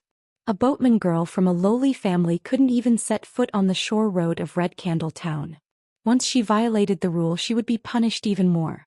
She would be directly exiled to the border of Dali as a slave. Her fate would be worse than death. Miyu and others stayed in a post house. With the credentials of the Eternal Spring Palace cultivators, they didn't need to spend any money. After Miyu arrived at the inn of Red Candle Town, he glanced at the top of Chess Stool Mountain and shook his head. He didn't expect Wei Shanjun to be such a love-struck person. They were the same kind of person. No wonder they hit it off. When it was close to dusk, Miyu left the inn and took a walk alone. Although he only walked with the female cultivators of Eternal Spring Palace for a few days, Miyu discovered a lot of tricks. It turned out that immortal masters of the Eternal Spring Palace could be divided into different classes just by their backgrounds. Their words didn't reveal anything, but sometimes their expressions couldn't be hidden. For example, although Zhongnan, whose nickname was Clothes, had the highest seniority, there was a boundary in the hearts of Chu Mingjiao, Lin Saifu, and Han Bia because she was a boatman girl from a lowly family and went to Eternal Spring Palace at the age of a young girl. Grandmaster Zhongnan, who was about the same age as them, had invited them to go to the bay where small boats and pleasure boats gathered, but they all declined. Her action seemed to be kind, but it was also intentional. Miyu stopped and slowly turned his head. It was Chu Mingjiao and the other 2 who went out to enjoy the scenery and coincidentally met him. Just now, they noticed Miyu stop and began to choose a bamboo fan from a fan shop. Miyu went forward to greet them and then enjoyed the scenery with them. The beauty and scenery were not in vain. Anyway, he was sure that the people Wei Shanjun secretly missed were not them. the land of Chiduan Mountain in the past. The current lord of Mountain Beiyu was in the Immortal painting, and his heart was like a bird meeting Zhou Xian. The sun was setting in the west. Miyu looked back at his shadow and then asked them if the immortal spell that the cultivators on the mountain used was true. If it was true, wouldn't it be very scary? When talking to people, his eyes wandered. Wild cultivator Miyu never favored one and discriminated against another, and he would never neglect any girl. It was a pity that Wei Jin didn't get to experience Mi Jianxian's innate supernatural power. In a small alley connecting Guanshan Street and Guanshui Street in Red Candle Town, there was a small bookstore that wasn't famous. A young man in black was still lying on a deck chair today, flipping through a new edition of Dolly Folk Stories. The smell of ink was faint. This was the water god of Chongdan River, whose alias was Li Jin. Next to the rattan chair, there was a tea table with a teapot made by a famous teapot maker from the old Lu dynasty. It was a small purple clay teapot with a simple style. It was said that there were only 18 authentic teapots left in the world. The Song clan and the Baoping continent's immortals each owned half of the teapot. A traveling scholar's eyes lit up and he asked the shopkeeper if he could take a look at the teapot. Li Jin smiled and said that he could buy a book. The old scholar nodded and carefully picked up the teapot. When he saw the title, he felt that it was a pity that it was an imitation. If it was another famous teapot maker, it might be real. But since it was made by this person, it was definitely fake. How could a bookstore in the marketplace have such a valuable teapot? However, the old scholar still bought a rare book before he left. The bookstore was small, but the rules were strict. There was no bargaining. The rare books were in good condition, but it was hard to bargain. Li Jin took the money and threw it into the drawer of the counter. He continued to lie down and enjoy his life, drinking tea and flipping through books. Nowadays, as long as it was a scholar from the old Dali dynasty, even if it was a scholar who had no hope of passing the imperial examinations, they did not have to worry about making money. As long as they went outside, they would not be in dire straits. Most of them would be able to publish a book. Booksellers from other places would line up in the bookstores of various sizes in the capital of Great Li. There was only one condition, and that was that the preface of the book must be written by a local civil official of Great Li. An official of high rank would suffice. If they could find a noble master from the Hanlin Academy, as long as the preface and the most important private seal were brought over, they would be given a large sum of money in advance. Even if the content was lousy, they would not be afraid of making a fortune. It was not that booksellers were stupid and rich. It was just that the Dali literati in Baoping continent had risen to a point where there was no end to it. When Li Jin saw the preface, he did not have any thoughts of flipping through the book. It was the work of a small official from the Dali Ministry of Rites. He had a rough understanding of literature and ink. He did not think that the later part of the article would be unexpectedly good, so he remembered the author's name. This water god of the Chongdan River who did not do proper work still liked to sell books in Red Candle Town. As for the Jiangshan temple of the Chongdan River, Li Jin casually found an honest temple attendant to take care of the incense. Occasionally, some of the most sincere and pure believers would make a wish. When Li Jin heard their inner voice, he would weigh the pros and cons and let some of the less excessive wishes come true. But if it was something like easily achieving meteoric success, becoming a jinshi or wealth and so on, Li Jin was too lazy to pay attention to it. He was just a little water god who lived with his tail between his legs, not God. Li Jin found some drowned ghosts and hanged ghosts to be the officials who patrolled the territory of the water mansion. Of course, they were the kind of people who were wronged in life and did not want to be replaced by a living person after death. If they had conflicts with their colleagues in the Chongdan River or Yiya River, they would just have to endure it. If they really could not endure it, they would complain to him, the water god, and then go back to endure it. No matter how hard life was, it was better than starving ghosts who did not even have descendants to worship in their early years. The only thing that Li Jin really cared about was the big and small families in the territory, the big and small families whose descendants were the seeds of learning, as well as the virtuous and virtuous people. Some of them needed support, some of them needed to be taken care of, and some of them were ordinary people who had accumulated good deeds but had weak bodies. Li Jin needed to use some kind of magical power of the water god to guide them in the night with 1 or 2 big red lanterns to prevent the yang qi from being affected by the evil spirits of the wandering ghosts. These big red lanterns were very particular and could not be seen by just any qi cultivator. Of course, earth immortals could see them. Cultivators who were not Jindan or Yuanying but were good at observing qi could also see them. However, just like in a country, the number of gods was fixed. It depended on the fortune of the country and the size of the mountains and rivers. These big red lanterns also depended on the rank of the gods. It was not something that could be casually given away. Some of the more humble water gods would also give some convenience to some rich families. As long as they did not go overboard and were not reported by their neighbors, or were not admonished by the lord of the mountain or the city god pavilion, the Ministry of Rights of the imperial court would not care too much about it. Some time ago, Li Jin had personally hung 2 lanterns behind a young man who came from a poor family and outside the young man's house. The former lantern would be inseparable from the young man's shadow and would not appear at night. When the filthy otherworldly items saw it, they would automatically retreat. Not only that, Li Jin had also written the words, "Secret made by the Chongdan River Water God's residence," on the candle in the lantern. The meaning was very clear. This was the person whom Li Jin had personally protected. Regardless of whether it was a ghost or a qi refinement warrior, whoever dared to shake the young man's soul and slightly ruin the young man's academic future would be competing with him, the water god of the Chongdan River. Some mountain and river gods would specially put in effort in the matter of literary luck. They favored the scholars in their jurisdiction the most. Once they brought glory to their family, this batch of scholars who had the potential to become an official could be recorded in the local annals. They could help the mountain and river gods in their hometown and add a stroke to the merit book of the Ministry of Rights. Some chose martial arts. As for loyalty, filial piety and so on, the gods who protected a region could all be considered as a choice. Therefore it was difficult to be a human, but it was also difficult to be a ghost or a god. Among them there were even more taboos to be a ghost. The slightest mistake would cause one to violate the taboos and be punished by the officials of the underworld. It was better in the wilderness, but in the city of the state capital, it was really a minefield. The longer the country was in the mountains and rivers, the greater the authority of the gods, the more ghosts would not dare to cause trouble. Other than the mountain and river gods and the civil and military temples, there were also the large and small city god temples and pavilions. In addition to those Taoist temples and monasteries as well as the door gods pasted on the walls of the mansion, it was difficult for the filthy ghosts to find a place to stand. Not to mention there were all kinds of absurd bullying between the ghosts. There was actually no difference between those filthy things. When one's merit was revealed, one's dignity was righteous. The ghosts would disperse and take a detour. These were never empty words. The shop's business was slow. Li Jin missed the 2 regular customers who came to take care of his business. First there was the brother Defeng and then there was brother Zhu. When they bought books they were so forthright, buying half a gunny sack by gunny sack. Zhu Lian's familiarity with Zhu Lian was also due to the disturbance of the Jade Liquid River. After that, Zhu Lian often came here to buy books.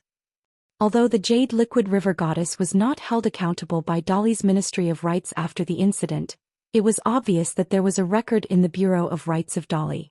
This was because Li Jin was acquainted with the Dr. Zhong. In Dali, the Ministry of Personnel's Meritorious Service Division, the Ministry of War's Martial Selection Division, and the Bureau of Rights, these 3 divisions were chief officials. They were only at the 5th rank, but they held great authority. This was especially true for the Bureau of Rights, which was in charge of evaluating the merits and demerits of all the gods of Dali. As such, they were regarded as minor heavenly officials on the mountain. The Dr. Zhong of the Department for Purging Officials had not long ago made a private visit to the Three River jurisdiction. He had come to the bookstore to reminisce for a while. The reason he could trouble the Dr. Zhong to come to Red Candle Town in person was naturally because of the trouble caused by the Jade Liquid River goddess.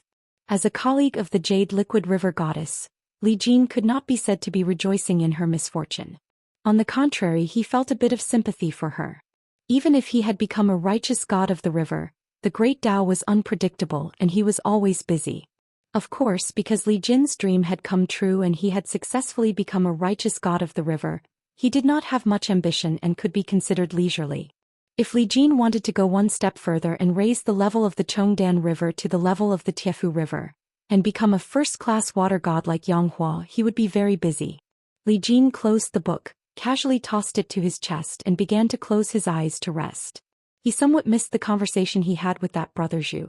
If the 2 sides were to put aside their identities and standpoints, their conversation was actually quite congenial. Li Jin was even willing to let brother Zhu lie down on the rattan chair while he stood at the counter. He remembered Zhu Lian once jokingly saying, "I believe in Buddhism but I don't necessarily believe in monks.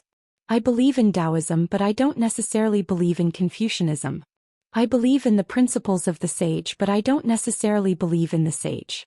Luopa Mountain's Zhu Lian was indeed a rarely seen expert. Not only was his fist technique high, his knowledge was also very high. With guests at his door, Li Jin opened his eyes and raised his hand to lift the teapot to drink a mouthful. He said lazily, "Pick any book you like, no bargaining." Li Jin took a glance. Other than the smiling middle-aged man, the other three were female cultivators from the Eternal Spring Palace. Their robes and hairpins indicated their identities. Li Jin could tell the depth of their Dao at a glance. As a righteous god of a river who controlled the flow of fate energy, he was proficient in qi observation within his jurisdiction. It was a unique ability that was blessed by the heavens. The three young female cultivators in front of him did not have high realms, but their Dao of luck was not bad. Other than the fate of immortals, the three of them were mixed with a trace of literary fate, mountain fate and martial fate respectively. For cultivators, it was not so simple to ignore worldly affairs and cut off the mortal world. Only the middle-aged man was completely unfathomable by Li Jin. It was as if he had met the real person vaguely in the clouds. Li Jin was slightly surprised, but he soon made a decision. He might as well stop looking. If the other party was really an earth immortal, it would be a rude offense for a deity to peep at him like this. It was like facing a pure martial artist like Zhu Lian who kept punching and shouting around Zhu Lian. If it was not asking for a beating, what was it? Miyu didn't say anything overly courteous to any of the girls, and he was always polite. When one interacts with many women day and night, once there is the slightest sign of a choice, the women beside the women are so thin-skinned. Therefore in the end the men often end up with nothing. At most they can only win the heart of one beauty, and from then on, they will be strangers to each other. Of course Mi Jianxian did not have any improper thoughts.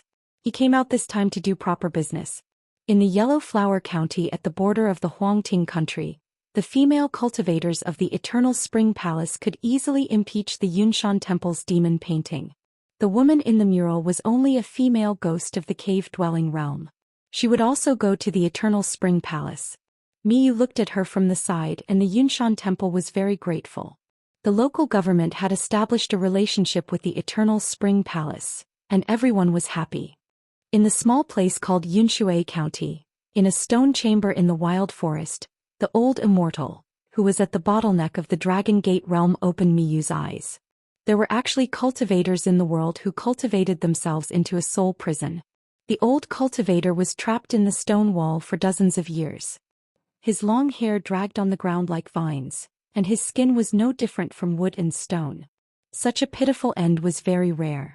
The reason why he was reduced to this state was because he obtained a true scroll of the rising of the white sun, but it was incomplete. He was unwilling to disclose his cultivation method, and his cultivation went astray. This was the helplessness of the cultivators in the mountains. Even if one had both the immortal bone and the immortal fate, as long as the immortal fate was not enough, and without the guidance of a master on the mountain, how could one talk about immortal ascension? The old cultivator had been trapped for many years. His body and spirit were haggard, and his soul was almost decayed. He could only send a message to a woodcutter in the mountains in a dream, and then let the woodcutter pass a message to the local government, hoping to send a flying sword message to the Eternal Spring Palace to help him. If the mission was successful, the messenger would be rewarded handsomely. Miyu was very sensible.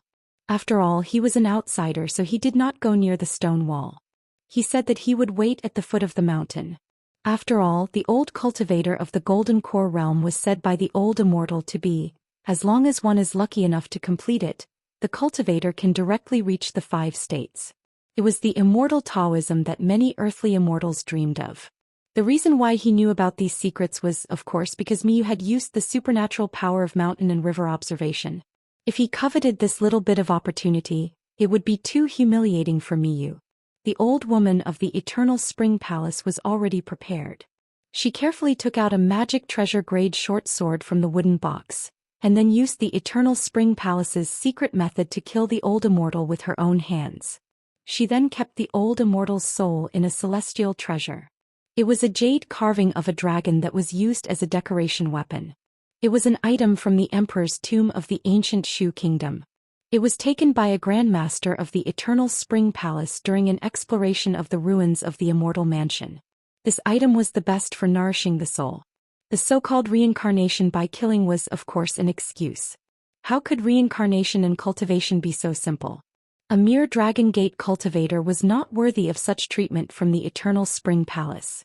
The old cultivator also did not have the realm and foundation to talk about the reincarnation by killing to maintain a little bit of his natural spiritual aura. Without that vital natural spiritual aura, even if he was reincarnated, he was destined to be unable to remember his past life. In exchange, the old cultivator of the Eternal Spring Palace's Grandmaster Hall would be given the incomplete scroll of Daoist magic. In the future, he could continue to cultivate in a vassal sect of the Eternal Spring Palace as a ghost and as a guest. If he reached the Golden Core stage in the future, he could be promoted to an honorary guest of the Eternal Spring Palace. Miyu sat on the branch of a big tree at the foot of the mountain, leisurely drinking the rice wine in the blade's strengthening gourd. He felt more and more that an ordinary celestial sect in the vast world was busy just dealing with the local government, the Immortal Inn, the Immortal Fairy, and the sects on the mountain. They had to speak human language when they met people, ghosts when they met ghosts, and immortals when they met immortals. In addition, everyone had to cultivate diligently. The older ones had to teach and dispel the doubts of the younger ones. They had to let the younger ones become talents, but they could not let the younger ones change their minds and join other sects. It was tiring, really tiring. Miyu somewhat understood why the reclusive official was called the reclusive official. It was because the reclusive official was an expert in this field. He was young, but he was already the best. In the eyes of Miyu, a bystander who considered himself a layman, there were still many flaws in the old woman's conversation with people from all sides. For example, when she was talking nicely with the seniors on the mountain, her expression, especially her eyes, was obviously not sincere enough. It was far from the reclusive official's sincere and natural expression, which made people believe that, "Senior, if you don't believe in me, you don't believe in yourself." When she was supposed to talk nicely with the juniors of other sects on the mountain, the arrogance in her bones was far from being restrained and not hidden deep enough. When she was supposed to be tough, the old woman talked a little more and pretended to be a little stiff, which made Miyu feel that he had more words to say but not enough to frighten people. When they were laughing, they narrowed their eyes and killed people in the blink of an eye. The old woman was in a good mood when they met again at the foot of the mountain after successfully solving the military solution. It probably had something to do with Miyu's previous tactfulness. After that, they went to a brand new martial temple and took out a secret armor from the mountain for the spirit of the general who died in the battle. When the spirit wore it, he could walk freely at night and not be affected by the harsh astral wind between heaven and earth.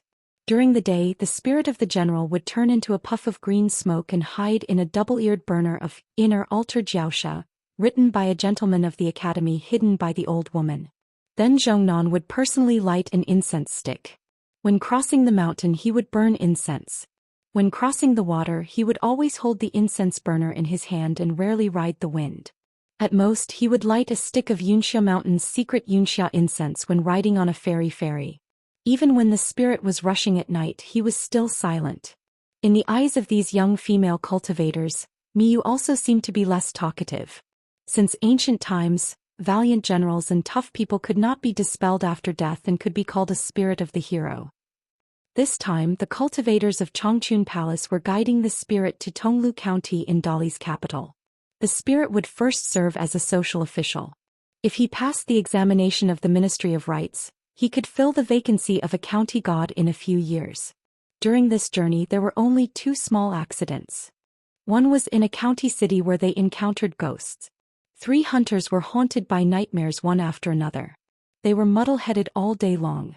When night came, they would leave home to meet each other as if they were sleepwalking. After meeting each other, they would stand in the same place and complain to each other. The city god temple and the local god were also helpless. The old woman asked martial aunt Zhongnan to set up an altar and summon the immortal general. In the end, they managed to detain an old fox immortal of the sea-viewing realm. The old fox immortal wailed incessantly and poured out his grievances to the group of female immortal masters. He said that the hunter had killed dozens of his disciples and grand disciples. If it wasn't for him stopping his disciples from taking revenge, the 3 hunters would have died a long time ago. Was it too much to be slapped a few hundred times? The old woman was too lazy to talk nonsense with the fox Immortal. She wanted to use the thunder art to kill him. However, Zhongnan persuaded her in every way possible to make peace. The grudge was thus dropped. She did not forget to admonish the old fox. She hoped that he would cultivate well in the future and carefully find a place to stay in the fox cave. He must not be easily found by woodcutters and hunters in the marketplace. However, the old woman was not satisfied. She harshly reprimanded the old fox. The old fox could only cower. He said that he would give some silver as compensation to the 3 families. Zhongnan wanted to say something but stopped. Seeing the old woman's expression, Zhongnan did not dare to say anything. In the end, she was privately reprimanded by the old woman. She could not be so soft-hearted when dealing with mountain spirits and ghosts. From beginning to end, Xianxia only looked on coldly. He sat on the railing and drank wine. If the hidden official was here, the result would probably not be like this. However, the little girl named Han Bia made me look at her in a new light. He muttered in his heart. It's enough that the old fox admitted his mistake. What's the point of returning the money? Miyu heard it clearly. After all, she was a sword immortal. Then, in the mountains far away from the smoke, they met a Dali army cultivator who went out to relax. It was a woman. She had a Dali border army standard war saber hanging from her waist. However, she took off her armor and changed into a brocade robe with narrow sleeves, black gauze pants, and a pair of small embroidered shoes. There were 2 pearls hanging from the tips of the shoes. They did not shine during the day, but at night they shone like a dragon's eye. She met the female cultivators of Eternal Spring Palace in a viewing pavilion on the peak of the mountain. At that time, the woman stepped on the back of a kneeling mountain deity. The poor mountain deity was talking about a secret matter of an immortal master. She raised her head and drank wine. When she saw the female cultivators of Eternal Spring Palace, she wiped her mouth and threw the empty wine pot outside the cliff. She pointed elsewhere with her thumb. Her meaning was obvious. This place already had an owner. Please go somewhere else. The old woman frowned. Eternal Spring Palace had an immortal chant passed down from their ancestors. Could refine the morning glow and the moonlight. On the 15th day of every year, especially at midnight, they would choose a mountain peak with abundant spiritual energy to refine the moonlight. And this mountain was undoubtedly the best place to cultivate tonight. If he went elsewhere, the refinement of the moonlight tonight and the refinement of the morning sun tomorrow would be greatly discounted. The woman kicked away the mountain deity who had just been recorded by the Ministry of Rights. The latter immediately escaped through the ground. He would definitely not get involved in a fight on the mountain. What truly made the old woman unwilling to back down was what the female cultivator had said. You Eternal Spring Palace women, you can't even see half of them on the battlefield, but now you've all popped up. Are you like bamboo shoots after the rain? Not only that, the woman even raised her head and muttered to herself, adding fuel to the fire. It's not raining either. Miyu stood at the side expressionlessly. He only felt that it was very pleasing to the ear. Listen, it sounds very much like the hidden official's tone. It was very kind. In the end, the reason why this storm didn't lead to a disaster was very simple. Seeing the old woman's pale face, the female cultivator didn't talk nonsense and said that both sides should learn from each other. She put aside the identity of Dali's army cultivator and the fact that she was a disciple of Wenqing Peak. She didn't want to fight to the death. It was unnecessary to hurt the harmony. She only wanted one side to fall to the ground and couldn't get up. She just wanted to remember that no one should cry and complain to their masters. That would be boring. As soon as the old woman heard that the woman was from Wenqing Peak of Wind Snow Temple, she immediately calmed down and took the initiative to apologize. The woman probably felt even more bored and directly left the pavilion by riding the wind. Miyu glanced at her and felt that this woman was a bit like the wine in his hometown. After that, the old woman took Zhongnan and other women to cultivate in the pavilion. Miyu went away alone again. In the forest of another mountain, he lay on the branches of an ancient tree and drank alone. He took out a yellow paper talisman of the Mountain and Water Edict. He lit the talisman with some sword energy and threw it out. Soon the little mountain god appeared under the tree and called Immortal Master. Miyu asked the reason and couldn't help laughing. It turned out that there was a nearby river earl who always liked to force female ghosts to be his concubines. There was a female ghost who went to the Earth Temple but failed. Instead, the Earth Temple leaked the secret to the river earl and she was almost whipped to death on the spot. The female ghost continued to go to the town god temple in the county. The river earl was also used to being domineering. He directly pulled the female ghost's hair and dragged her all the way to the town god temple. He wanted to whip the female ghost in front of the town god temple's friends. The female cultivator happened to pass by and saw this.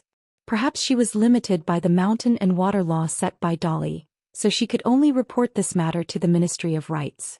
However, it was difficult for her to kill the river earl, the earth temple and the town god. Therefore she came to the mountain tonight to relax and vent her anger on the poor mountain god for dereliction of duty. Miyu thought of something and asked, "If you have military merits according to the border military law of Dolly, can't you exchange it for your head? Look at that woman, she seems to have accumulated a lot of military merits." The mountain deity carefully worded his words and said, "That female immortal master indeed has a lot of battle merits. She has accumulated a great reputation on the battlefield. It seems that even a great Li dynasty's hunting inspector had personally praised her. Even I have heard of this matter. However, I heard that she had given it to her friend." Miyu sat on the tree branch and waved his hand with a smile. "Mountain god, please calm yourself down." Miyu muttered to himself, "What a good girl." Miyu was horrified and suddenly turned his head to look. On the tree branch not far away, there was a woman with a saber, slim and graceful. Miyu was silent for a moment and asked with a smile, "That female ghost?" The woman didn't say a word. Miyu could only drink by himself. She sneered, "The person who traveled with the female cultivator from Eternal Spring Palace has the nerve to carry a sword and pretend to be a swordsman or a wanderer?" Miyu smiled. "To be honest, I have met the great sword Immortal Wei and even drank with him." The woman was stunned. She pressed the hilt of her saber and said angrily, "How dare you insult Martial Uncle Wei? Do you want to be chopped?" Miyu was helpless. Was Wei Jin blind? How could he not see such a woman? Miyu could only wave his hand and beg for mercy. "Take it that I'm obsessed. Sister, don't be angry. How can I know the great sword Immortal Wei? I'm just a wild cultivator who drinks rice wine from the market," the woman said coldly. "Martial Uncle Wei will never distinguish friends by cultivation level or family background. Please be careful with your words." The woman obviously didn't want to talk to this person anymore. She flashed away like a bird flying over branches. Miyu lay back on the tree branch and his mood improved. In the end, the group of female cultivators from Eternal Spring Palace arrived at the gate of Wind Snow Temple. However, Yumi said that he had something to do and would leave for a while. The two sides agreed to meet at an Immortal ferry. Miyu really did have something to do. He went to Toji County in Tsai country to find the fisherman and told him his identity. Of course, he was Yumi, the honorary consecrator of Luopa Mountain. He also brought a handwritten letter from Master Wei Shan and a few old things that could make the three of them believe that he was Miyu. In the letter that the young hidden official asked Wei Wenlong to pass to Wei Ba, it mentioned that if Miyu ultimately chose to stay at Luopa Mountain, Miyu would go to Yenji County to find the three of them and return to Luopa Mountain first. Then Miyu would accompany the three of them to the North Continent. Zhao Shu would go to the Lion Peak to find Senior Li Heir to practice his martial arts. Zhao Wan would go to the Sparrow residence to cultivate, and old Mr. Wu could go to Yunzhuang City as a guest. During this period, Miyu could decide if he wanted to help Zhao Shu with the 18 stops of sword qi that he had already obtained. Miyu was very happy to do these things. It was like returning to the Summer Palace or the Spring Banner House. Otherwise, it would be comfortable every day in Luopa Mountain, but it would still be a little empty. After sending the three of them to the Crossing Ink Ferry and finding Lu Zhongruan, Miyu then went to the Immortal Ferry near the Wind Snow Temple. Unexpectedly, the Eternal Spring Palace cultivators did not show up at the appointed time. Miyu waited for half a day and could only go to the Wind Snow Temple with the cultivation of a sea-viewing realm cultivator. In the end, they met the old woman who had just left the mountain gate with a gloomy expression. The most important thing for their trip was to buy a small section of 10,000 years pine from the Wind Snow Temple's Immortal Plateau. It was a female relative of a big pilgrim from the Eternal Spring Palace who urgently needed it to cure her illness. That pilgrim was very powerful and was now the hunting inspector of Dolly. This military position was newly established after Dali's iron cavalry went south. It was regarded as the pillar of the country that belonged to military generals. Including Chao Gui and Su Gaoshan, there were only 4 people in Dali. As for the hunting envoy's female family member, the immortal master on the mountain said that only a 10,000-year pine tree could cure her. Otherwise, they would have to invite an upper 5-realm immortal from the Yao family. However, as luck would have it, that great general had a very good relationship with the Martial Mountain, but he was not on good terms with the Wind Snow Temple. Therefore, he entrusted the Eternal Spring Palace with this matter. If they succeeded, the Eternal Spring Palace would have to thank them heavily for their help. If they failed, the Eternal Spring Palace would have to deal with it. The Dali dynasty or the current Aquarius continent. The mountain no longer looked like a mountain. On the other hand, the 10,000 years old pine tree in the Feng Shui temple was called Chongqing. It grew on the edge of the Xianxia cliff. Its branches and leaves were as high as the mountain ridge, but its roots extended all the way to the bottom of the stream, attached to the mountain root and soaked in water. Therefore, it had a miraculous effect when used as medicine. Its bark was more than a cyan thick. After peeling it, the color was like amber. Especially for women, regardless of whether it was the well-informed female family members of the influential families at the foot of the mountain, or the female immortal master who had killed the scarlet dragon on the mountain, everyone needed it. Unfortunately, no one could get it. The reason was simple. The 10,000-year pine tree was on the Xianxia, and regarding the Xianxia, one must ask the sword immortal Wei Jin. Even the ancestor of the Feng Shui temple would not have the face to ask Wei Jin for a 10,000-year pine tree. The Grand Elder of the Eternal Spring Palace and the great ancestor of the Qin clan were old friends. Otherwise, they would not be able to do it.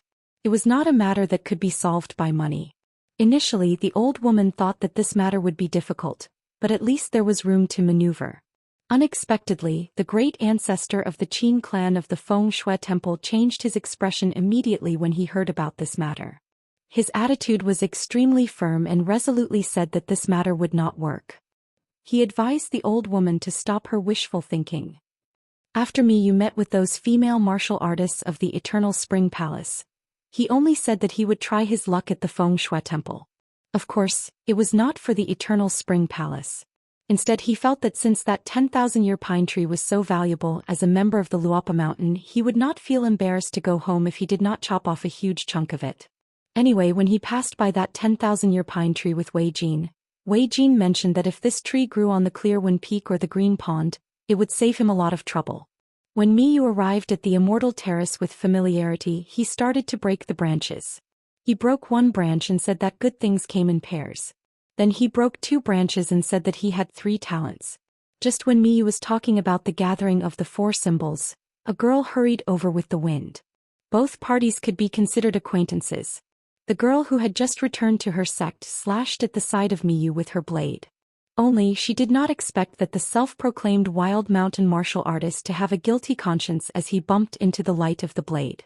Then he fell into the cliff in the middle of winter. When the girl was about to rescue him, he had already disappeared. The girl went back and forth between the cliff and the valley a few times and still could not find that guy who had disappeared inexplicably. When she returned to that 10,000-year pine tree in confusion, the great ancestor of the Wind Snow Temple, the great ancestor of the Qin clan of the great ancestor of the Clear Wind Peak had already gathered at the peak of the mountain. Her teacher had told her with a smile that there was no need to pay attention to this person.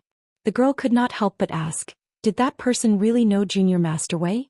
The great ancestor of the Qin clan said with a smile, interesting. The female great ancestor of the Clear Wind Peak gave a cold snort. The great ancestor of the Wind Snow Temple, who had a childlike appearance and was hovering on his flying sword, spoke to the 2 great ancestors through telepathy. Undoubtedly, this person is a sword immortal. After Miyu had sneaked out of the Wind Snow Temple, he only said that he did not have enough face. However, before the ferry docked at the Oxhorn Mountain, he had secretly given a 10,000-year pine tree to that Han Bia.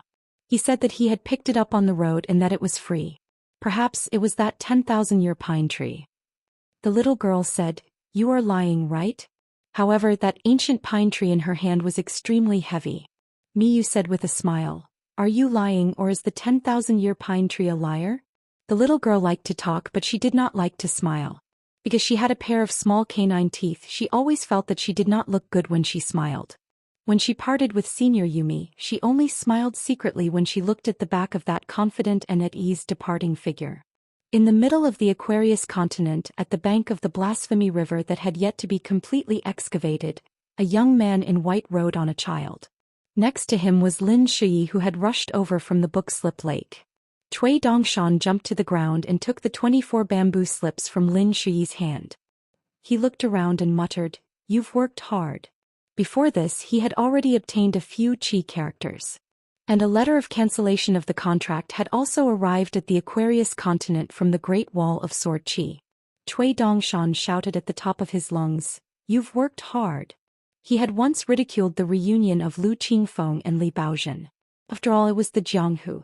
Now even if the entire vast world was a Jianghu, where was Teacher?